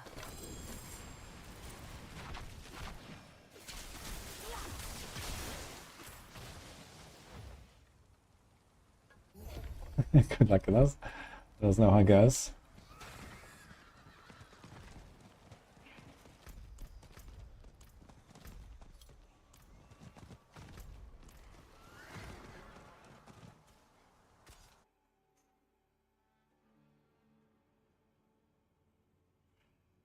This build is the same as on Max, so I just changed the Paragon board a little bit to be more tanky.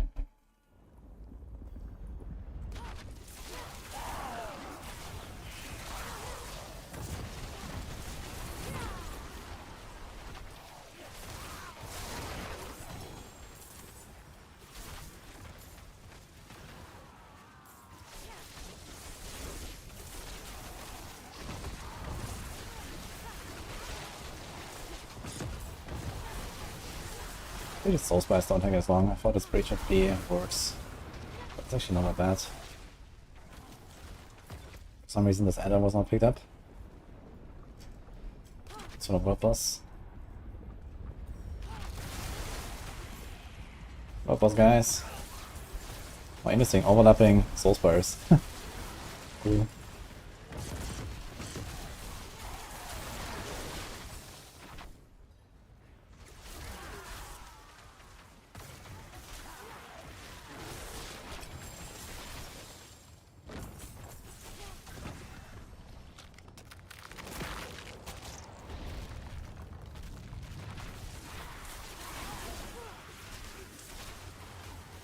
4GA Word of Hakan. I'm like saying it. Okay, for some reason this Ender spawns very late here in this breach.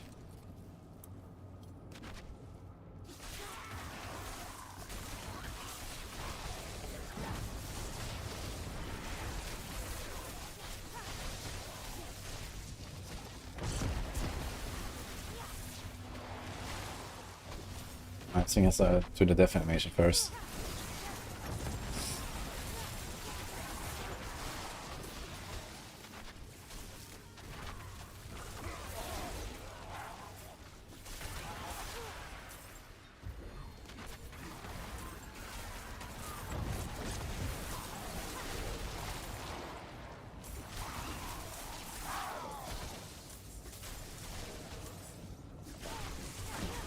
What?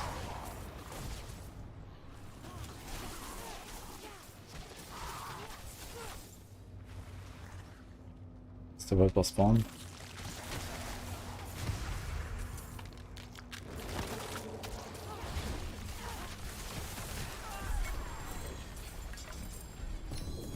Okay, I exactly clicked on the small chest. Wonderful.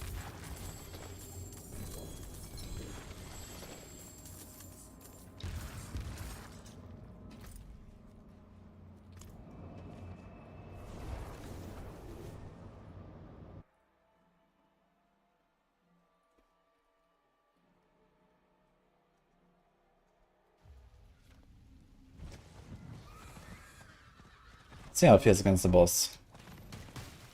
The resource.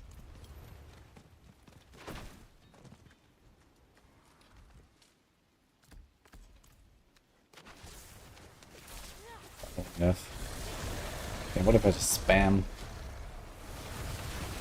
Okay.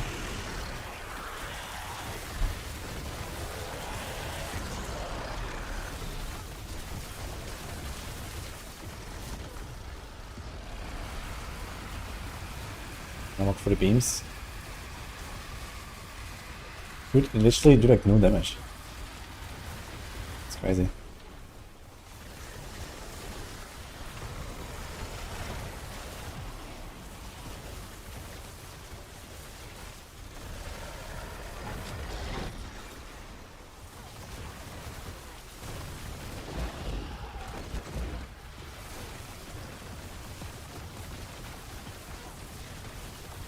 What's beneficial about the breach is at 100.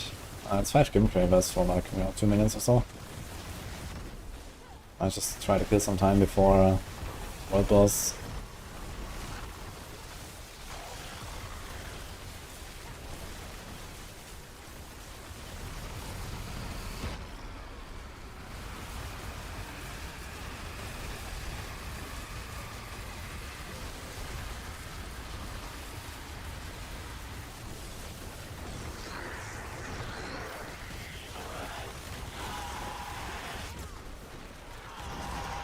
Speed is not better than my spear. But we're gonna try to do a tier 8 horde anyway.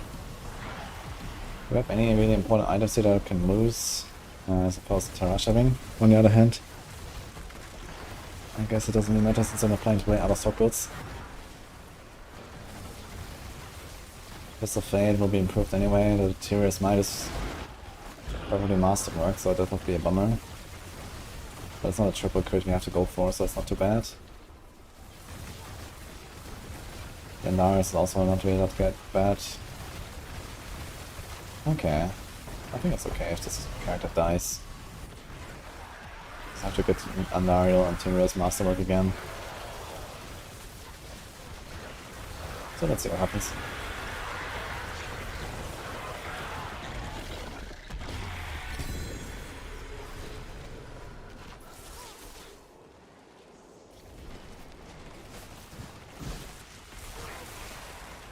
Ooh. More material. It's almost an entire Bashan here from those two guys. Kinda nice. Ah, my Infernal Hordes closed.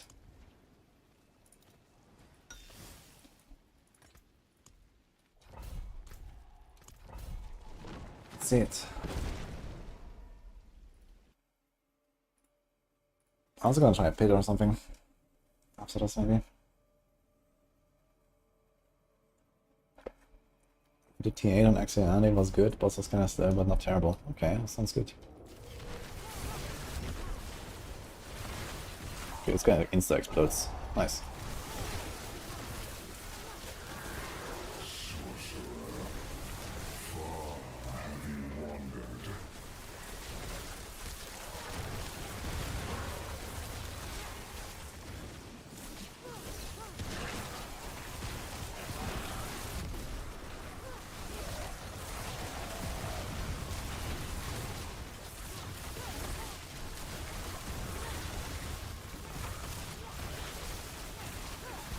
Song is this currently? Actually one of our own. Search wudijo.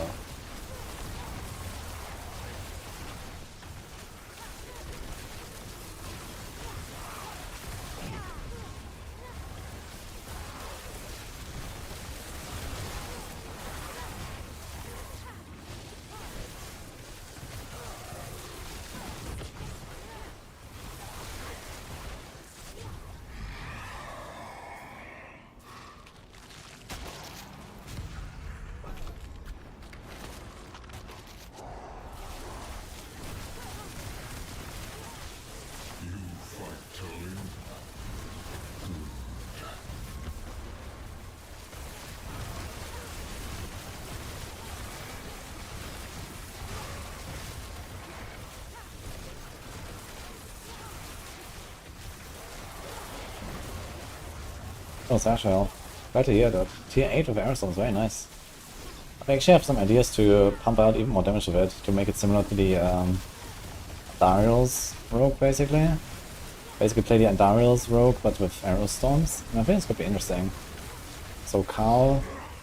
I might actually try this. We don't have to respec too much for it. Put the arrow storms aspect on a weapon instead of creeping death. Put Carl instead of the Dariel's. We run starters anyway. So the same stuff anyway. We just had to get some poison in there somehow. But you have to poison trap for that, I guess. So like a bit of mild respecking. Changing some bliss. Could try something like that. Yeah, this could be very interesting. What's up, David?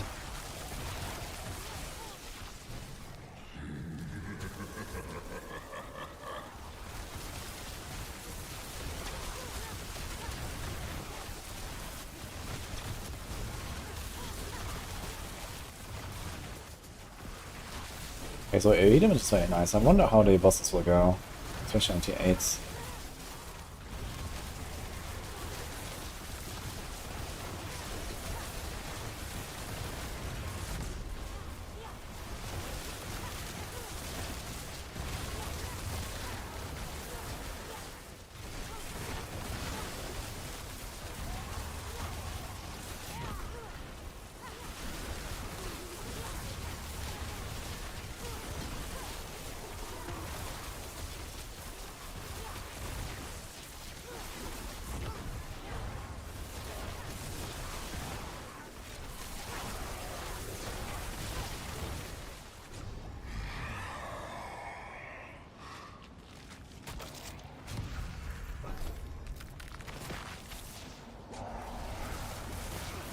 Better Vesta ranking with 4 sparks. I mean the rogue. I'd say go Tyrio's Might before starters.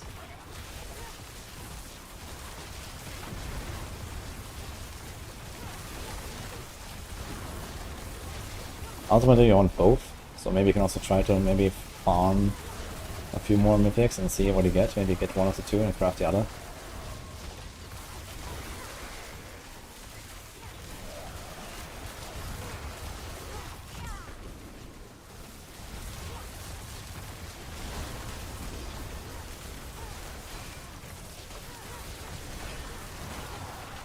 Kind of like roughly half of my barrier, the Desecrator. I'm not sure how much more damage do these guys do in tier 8 versus tier 7. Does anyone know roughly? My barrier is a lot of damage. I actually get in through my barrier.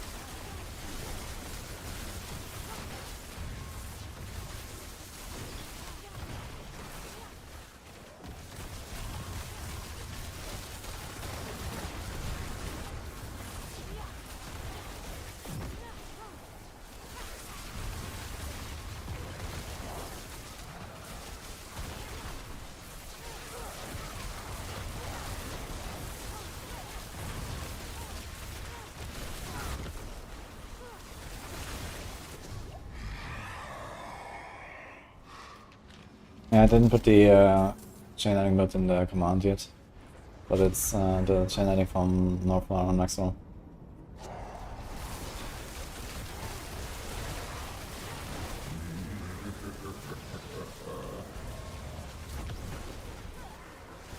Sorry?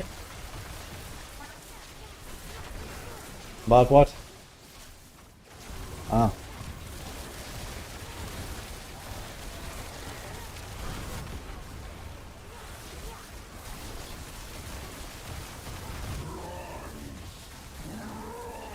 Can have my build. Oh, you go Maxwell and start chain lightning Sorc. But now I don't have it linked in the command. Should just do my first run here.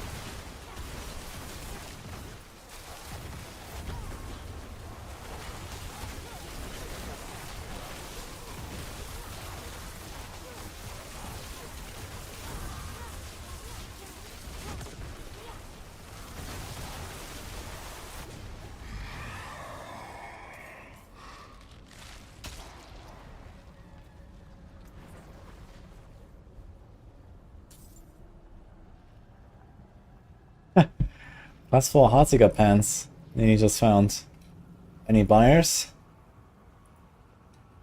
Should I butcher? Let's do butcher, just because. It's on softcore by the way, Nini. If any softcore enjoys want Heartsiger pants. The butcher's here.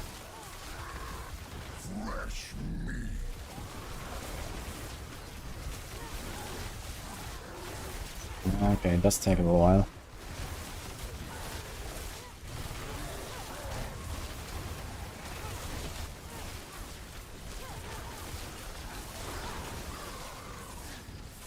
Definitely don't want to do butcher on T8, it's gonna take forever. Also stagger damage, let's see. Oh, he's just dying now.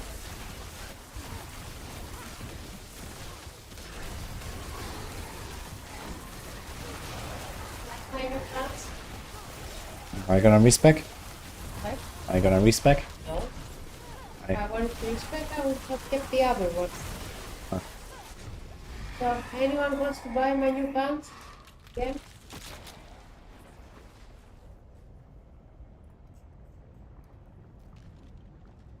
Look, they're so shiny.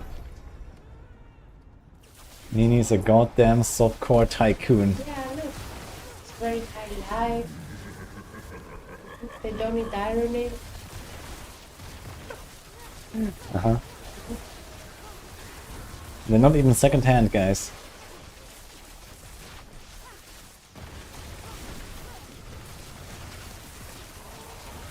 Nini has them. Yeah, give your offers, guys, in chat.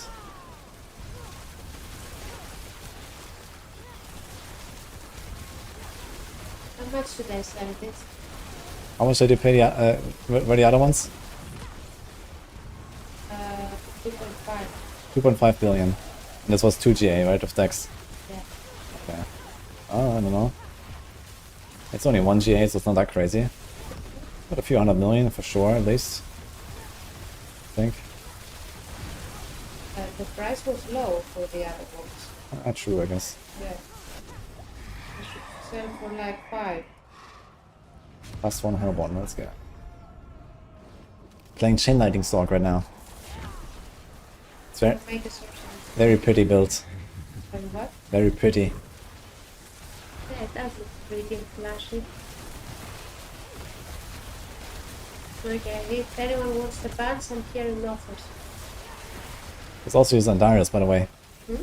This also uses Andariels. Interior. And Starless. That's what I'm making. Ah, you're not going for the Lightning Spear? Yes, Lightning Spear as well. Start with lightning and then see. How difficult it will be. Yeah, I can just play Chain Lightning, equip the Andariel at 35. And you're blasting.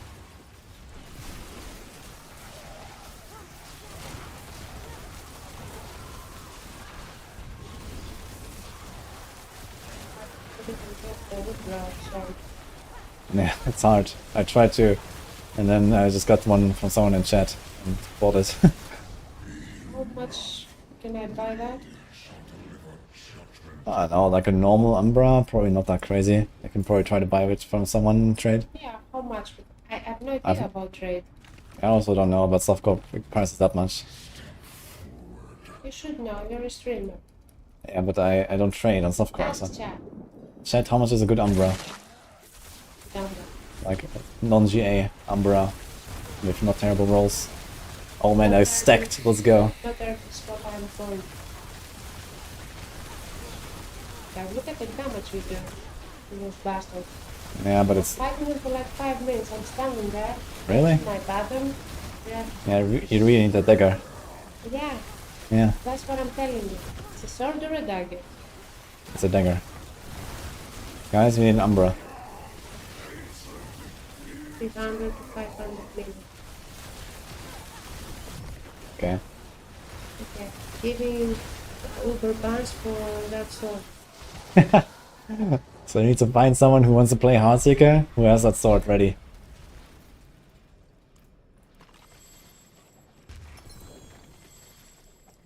I'm not sure how wise it is to go T8, but you can try and see how it feels. Well, maybe I shouldn't bother since I'm gonna make a sorcerer. I'm just waiting for the week to start to get the bonus. Okay, there's still 2 more days though. Practically, I'm just farming mats for my sorcerers now.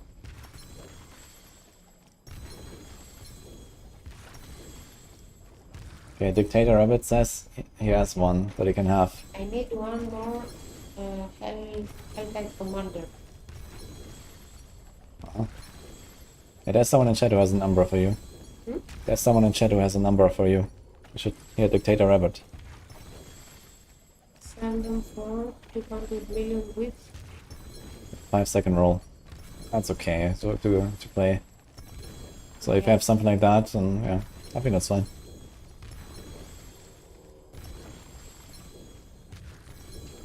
Ah, also Jengus says on YouTube chat he has a free Umbra for you. free. Mm-hmm. Aww. How come I get free stuff? I'm not a streamer.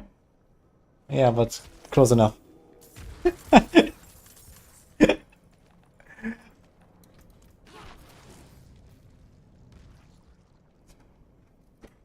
You need to write your... You have to go on YouTube chat though, or tell me your battle tag. Okay, my ID is Minev 21 245.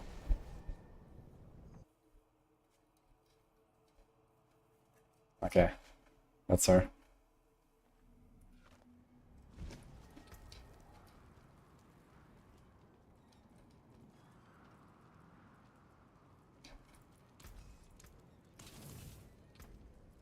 Okay, let's see how the T8 goes. I guess it might be kinda slow. I might just TP out at some point.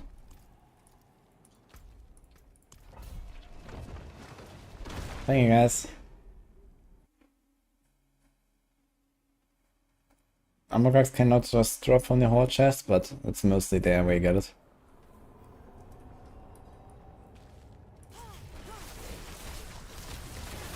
Okay, let's see.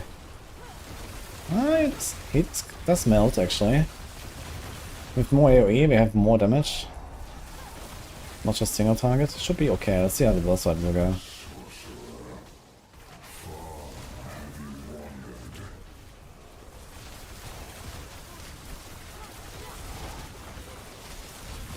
Okay.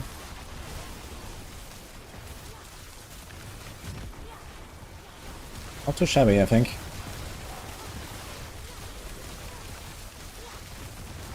Doesn't really feel much different from the T7.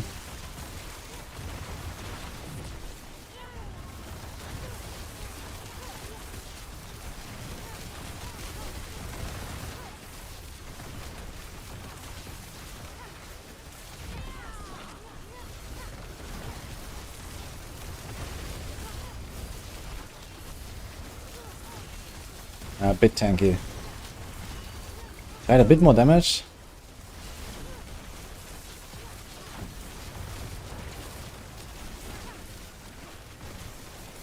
Kind of like the Druid. If I had a bit more damage, I would be pretty comfy on T8. Almost there.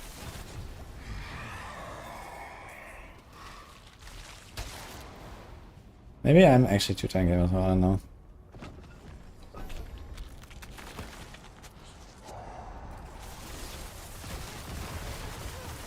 Yeah, thanks for all the offers, guys. Someone is giving her an Umbra. Yeah, she's playing Flurry and Darius and doesn't have an Umbra, so she's literally doing half damage on the boss. Like for Flurry it's even more important than for a Barrage, actually, I'd say.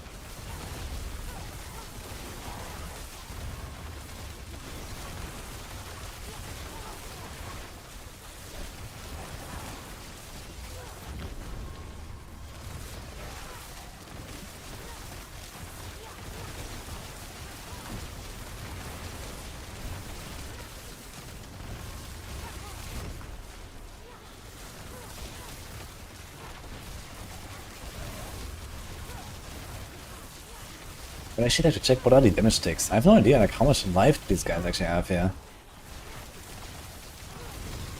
I don't know, the bosses are probably in the range of like 20 billion or more.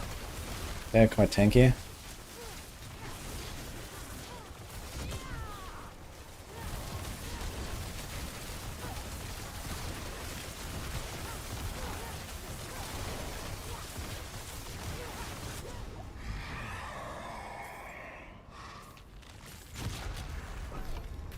Any Hellborn, please? Cool.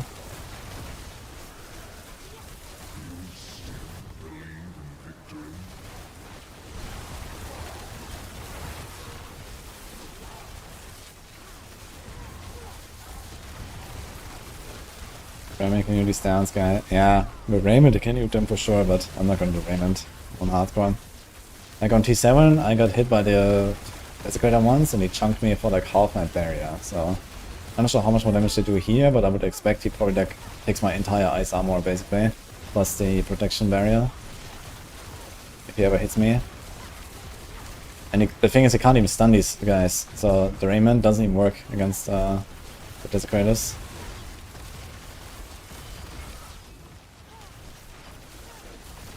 God, the Endaro dot takes so long to finish him. Like I see him, he's fully dotted up and he just doesn't die for the next 10 seconds or something. Actually it's 5, right? 5 seconds.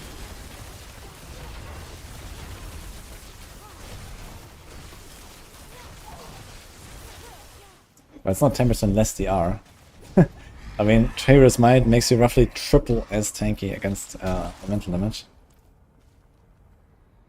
I mean, in the case of Sorcs with maybe Enchanter Glyph and like a fire there and potent warding, but they only have flame shit for that, so. But yeah, you can like flame shit at the start and then potent warding is active. You have maybe near cap, but even then it's still a lot of DR.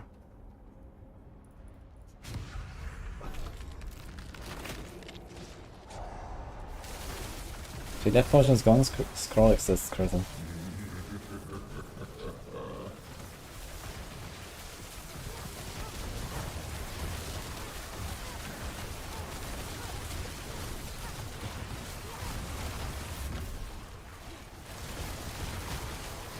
Actually, it might be the safest to just like straight up fight the Desecrators in melee, because I think in melee they don't actually use their fireballs. I think it's only when you're not in melee range.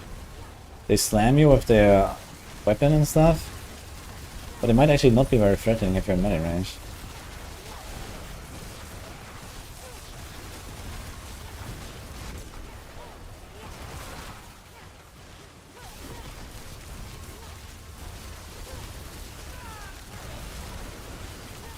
Trying to see it a little bit.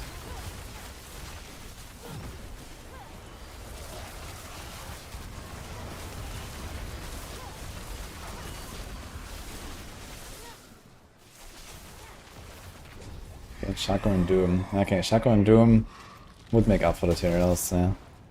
Finally, Hellborn. Dude, wave 5 complete, we have 77 ever. And that's not because I can't kill anything, it's just I don't get anything. All my boons so far are just nothing. Not getting there.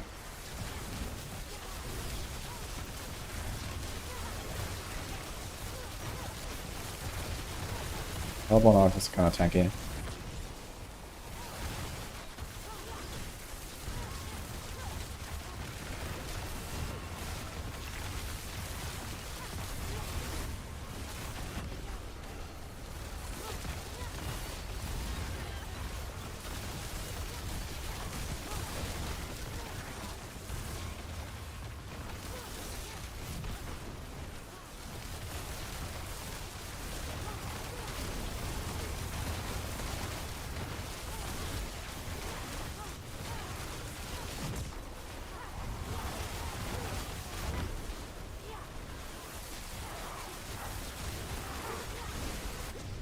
Cleanup is very nice though, because the lightning spears just go everywhere. Not lightning spears, the chain lightnings.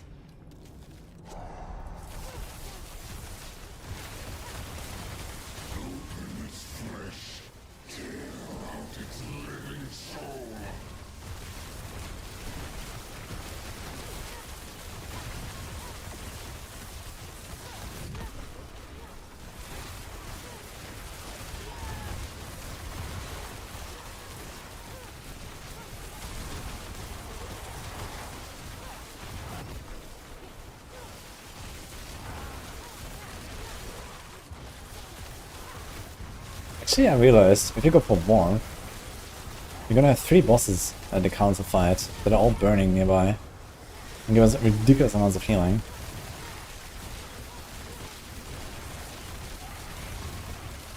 I should try it. I think I could actually speed up the council fight quite a bit. But it's 5 points, I have to go and put.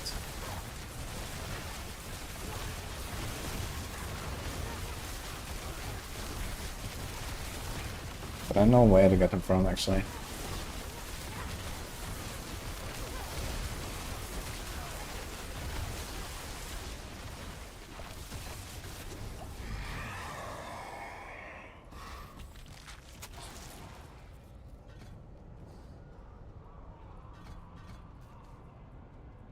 It's 4% per second. Okay, I actually need 2 more, so where do we get them? Could remove 2 points there. Nice. Okay. I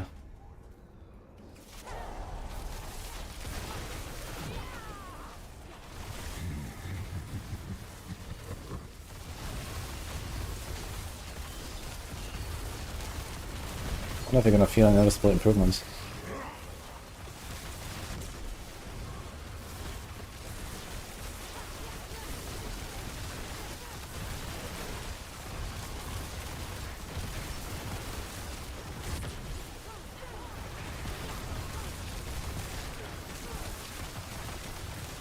I'll try these Hellborns.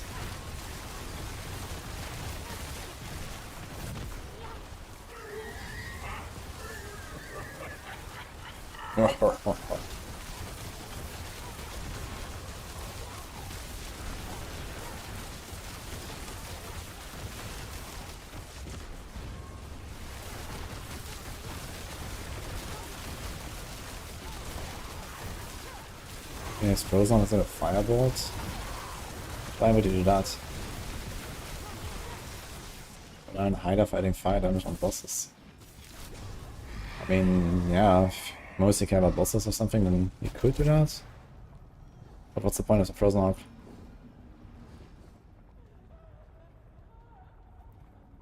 Castle +2, so it's bad. Let's do this. BC Nice is for Fist of Fate, yeah. I think BC Nice is actually the only boss for Fist of Fate.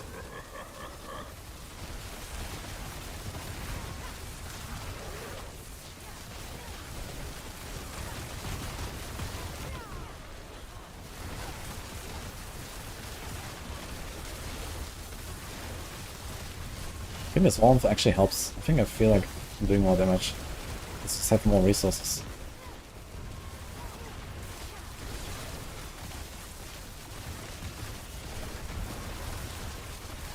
I think like a double GA with the resource and the damage reduction would be kind of crazy on this build. About 5 Hellborn or something. 4 Hellborn. Double. So much stuff here.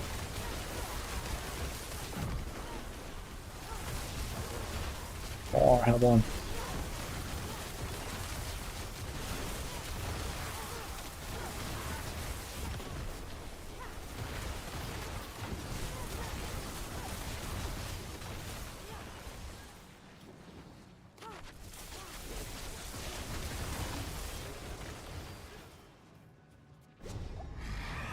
See on the top right the waves.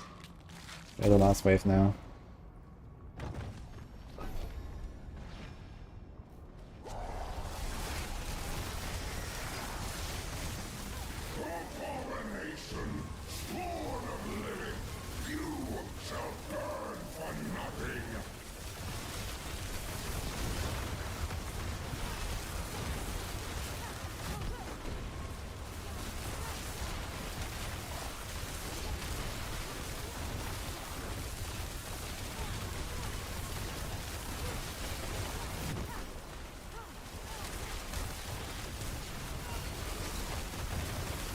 I wonder if I should go for at least like 1 point in a cracking energy thing just to have cracking energy picks.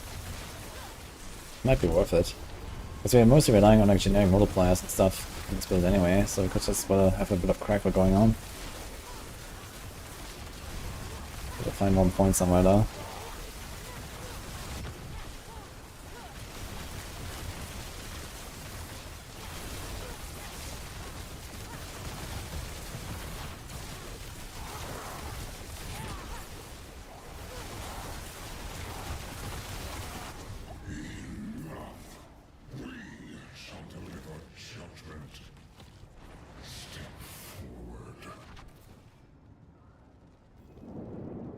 It would be interesting to see somewhere there.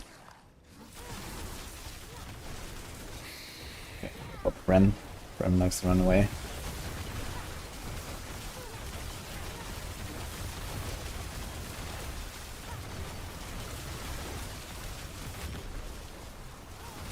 The boss fight will be a little while. Probably like around 2 minutes, looking at this. Which is acceptable, I guess. 2 minutes for T8 boss fight is still in an okay range.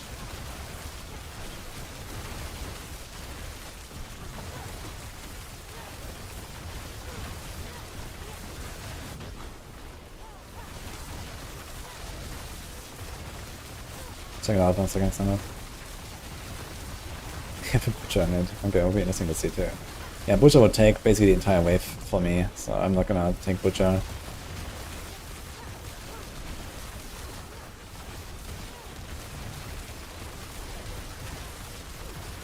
Yeah, Gennep is the worst. He always runs away from you and teleports away. So I always want to try to focus him and let the others follow you. Grim also does that a little bit, but apparently he's just like stuck in the corner now, so we take it.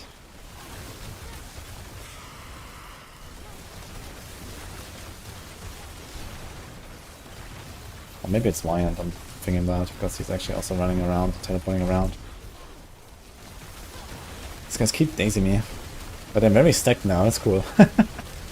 Nice. Kinda lucky.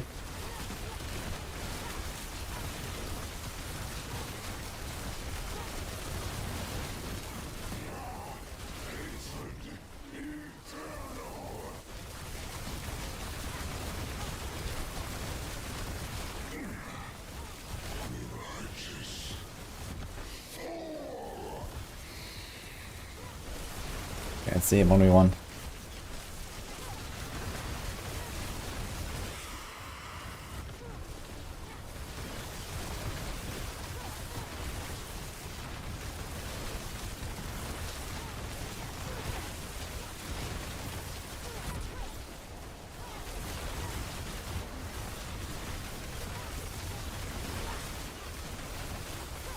And boss fight is not too bad, I think.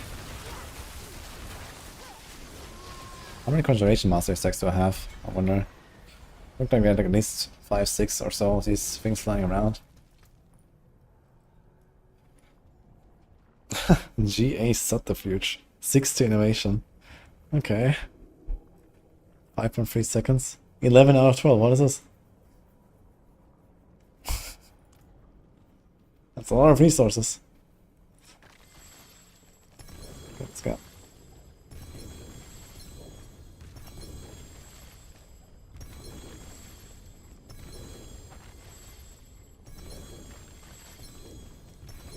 There's plenty if you never have to worry about dying.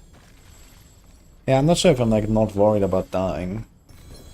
Like I think the Desecrators could still kind of blast me. I think I can take a hit, but it would be scary.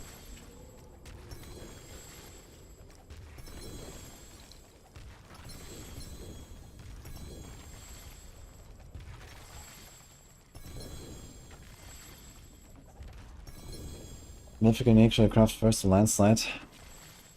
I'd say. I mean, there's different variations of it. Some people play with normal chests. I like to play with materials on that. Some people like to play Doombringer. I'm not doing that. And then some people do Starless, but some people don't. So. Winner makes me do that. I'm out of mats. You ran out of mats at 11 out of 12. Okay. I didn't go for innovation at all, and I'm still fine. I didn't go for innovation at all, and I'm still fine. But either way, now that it... What did you go? The Dex, basically. Dex or subterfuge cooldown is fine. Since I got it, I kept it. Yeah, either way, it will solve your resources. I reset it 3 times actually, because I kept getting the vulnerable damage. Yeah, so what you want to do now is you're gonna remove Starlight Aspect. The what? You're gonna remove Starlight Aspect Starlight. from your ring, that gives you resources. And now you have the innovation ranks, and that will cover you.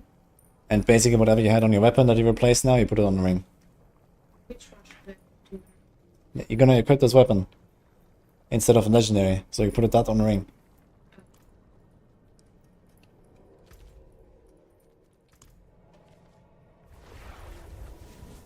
Yeah. T8 Hordes with Chain Lightning. So this is with Doombringer and Shaco and no Unday basically. Let's see this a little bit. Does have pretty nice chunks. I think we're going to check this for the damage. It's interesting because the resources look so much worse. Because I guess you don't do the you can't do the Unday Starlight tech. So you have to get the resources up another way. Thank you for the Umbra, by the way. Genghis. Like, my resource is always full. Because of Starlight.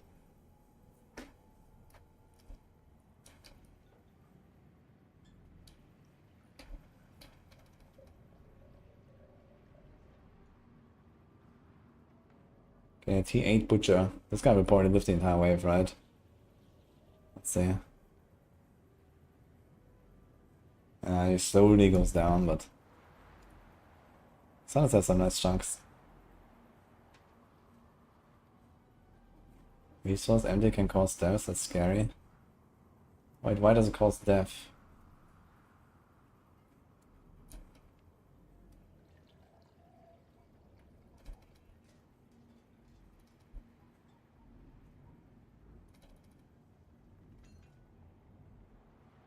Okay, there's this Butcher. Yeah, wait, only one kind of goes down in the end. Okay. That was like almost a 50-second fight though. What about the castle? Let's see this a bit.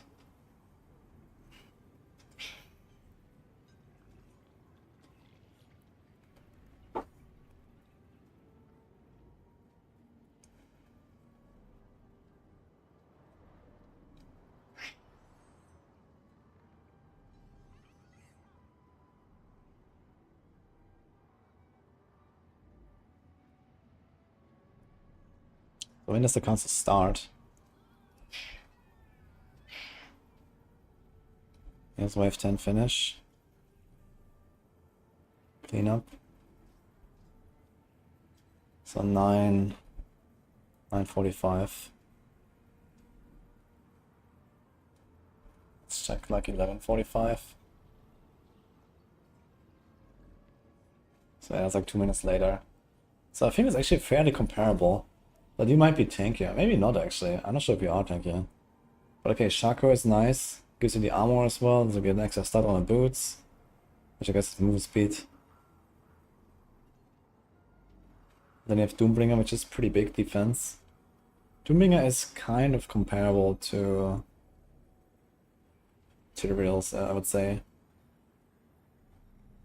So it could be interesting to try this.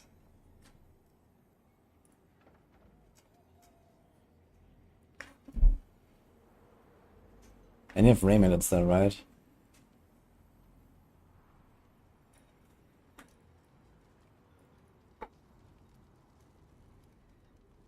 I've been getting the community umbers. Nice, right? I got 7 stones on this. I didn't actually check.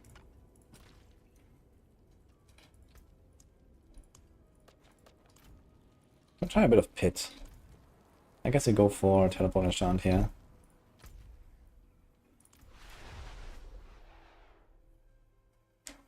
Feels like Umber, I'm very scarce compared to other uniques. I also have the same feeling, man. I opened so many of these chests and I kept getting unique. Never Umbra. I found like 2 total on my rogue or something. Let's just try 101. I mean, last season we were easy peasy doing 101. There should be no problem at all now. Barrier is from the pants. I mean, a spinning chain lightning, this is from the pants, yes.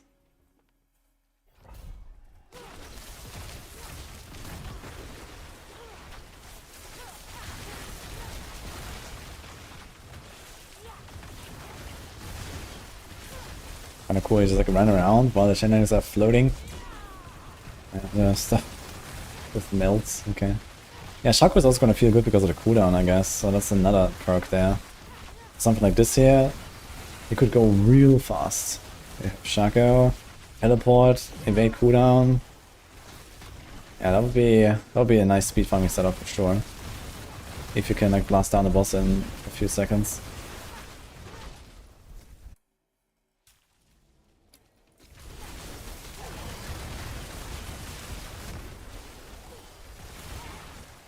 Darius feels nice, I have to say.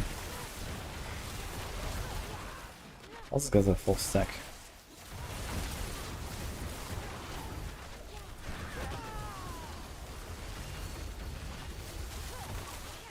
Yeah. You mentioned with Shaco a cooldown and like a 4 seconds teleport on the evade.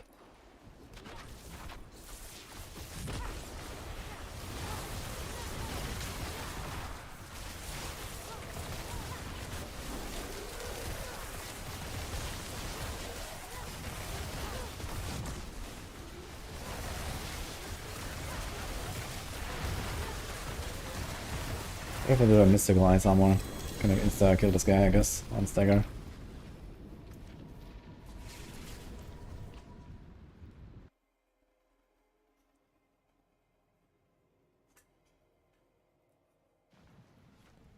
New cracking energy build of uniques. I haven't seen that. Speaking of cracking though, I wanted to put this 1 point in there. And let's do mystical ice armor for the big double dip.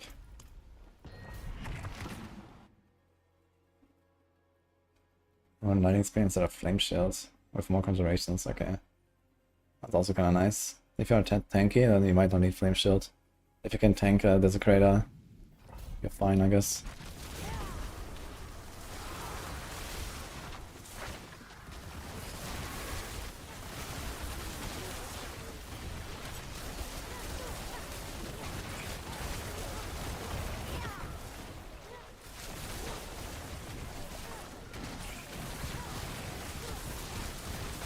Nice, ice armor lasts very short now and I don't like it actually. Especially when there's corpse fiends everywhere.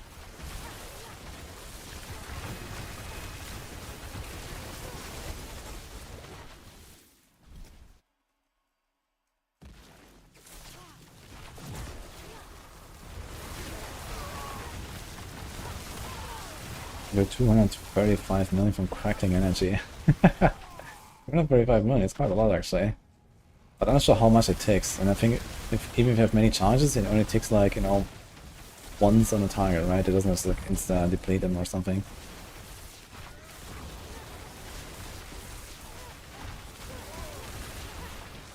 You can do a lot of funny stuff these days with the uniques.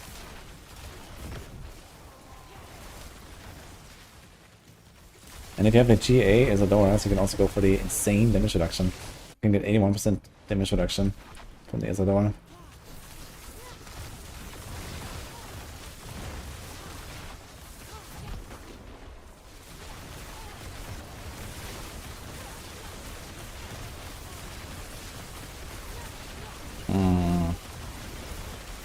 Okay, not enough even with the mystical ice armor.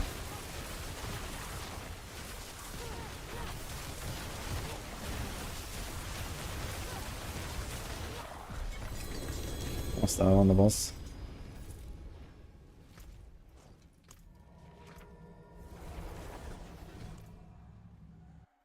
Good news though is like 1 point in the crackle is more than enough. Turns out I had like full crackle charges there at the end.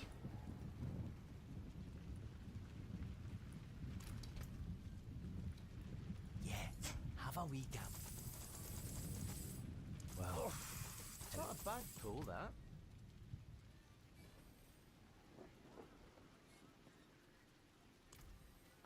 Maybe we should get focuses actually. Quick game of focuses for the Necro as well as. That'd be a good idea.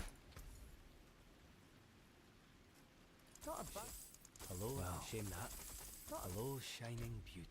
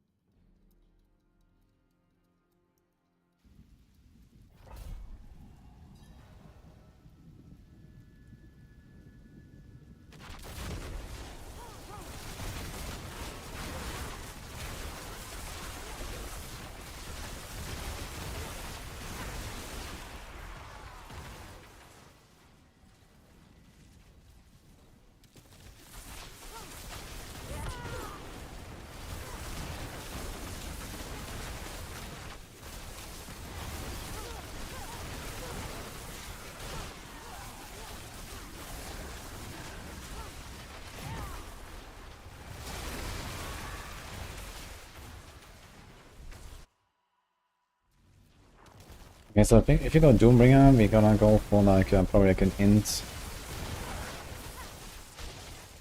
CDR crit focus. And then what aspects? I guess neck would be something like recharging or so. Or if recharging you get like anything back. Or do we go for Starlight anyway with just warmth? I'm not sure if that is better. I guess recharging might be the way for the consistent damage output. Yeah, it's a bit of a different setup here. But the 60 CR will definitely feel nice. Even like this, I have like no CDR besides neck a little bit. It still feels relatively fast, kinda interesting. Don't even have like teleport ranks.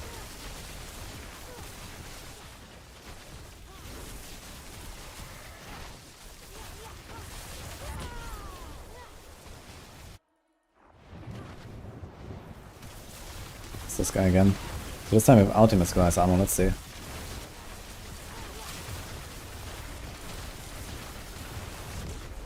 Seems like same kill speed almost.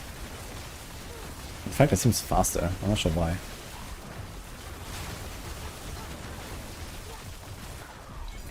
So I had Mystical Ice Armor before. A bit weird.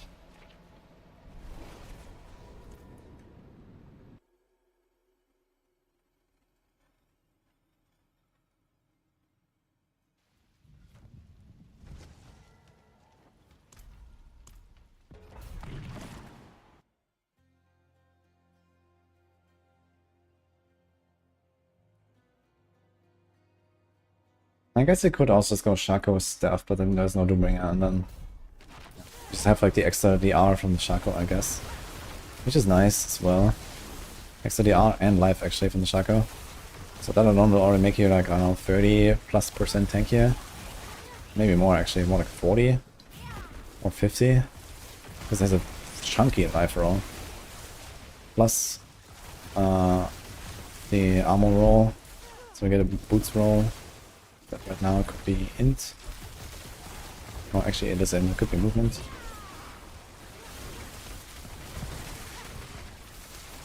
Plus the CDR giving us 6 more ice armor, so they can probably get to the point where they can mystical ice armor again. Well, only with an ice armor duration temper, I suppose. And I think I would actually put a resource generation temper on the amulet.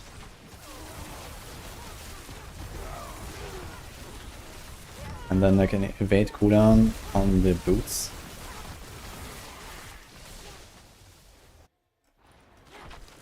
So I kind of get a taste right now what it would feel like if you play with Shaco.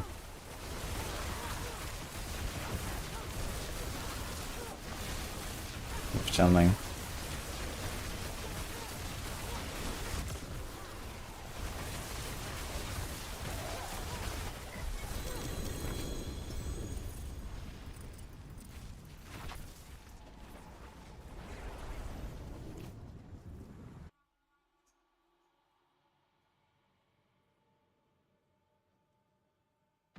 There's a chain lightning build on Maxwise. Alright, last one for now, guys. It's almost 2 AM and I also need to have a meeting.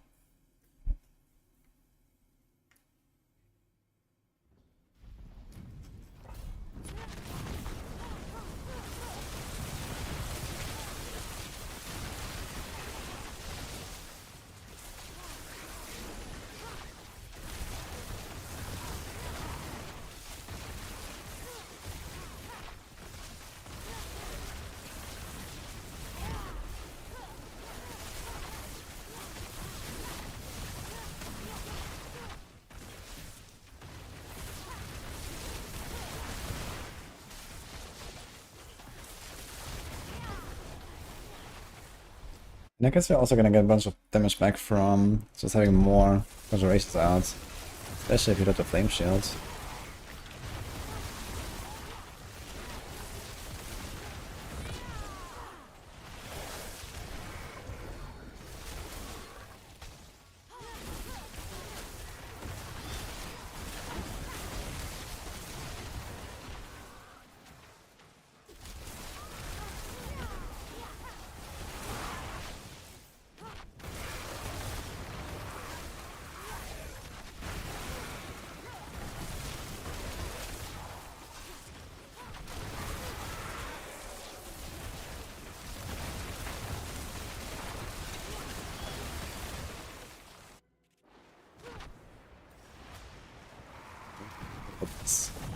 Yeah, it's pretty irrelevant actually. It's just like for the Stormspell double dip. But it's like not nearly as important as like for rogues, for example. Here, I don't do that much more damage now. If you could have points for Horde first, then maybe.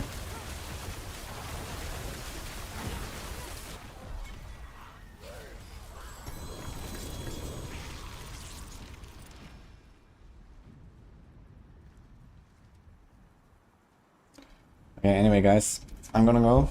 Hope you enjoyed the stream.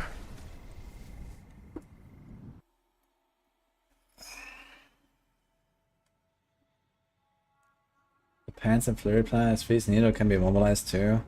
Yeah, one freeze. Because I mean you can get the Fist of Fate proc to get freeze, but you also kinda want to have an extra freeze for the Fridge of Finesse freeze. It's the most important on the rogue. So try to get that. The pants are generally easy to get anyway, so. Alright, funny build though. I like it. Maybe tomorrow I experiment a little bit with swapping in a Shaco and like changing the setup a little bit. And for these speedruns I could literally just go Shaco maybe. Let's see what happens. Go fast. Good night guys.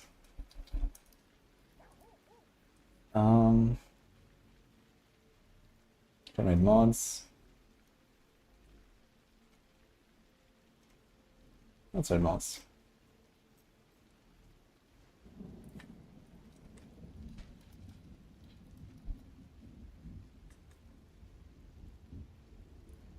How long has it been up? Oh, it's streaming for 1 hour. Okay. So, enjoy, guys. Have a good one.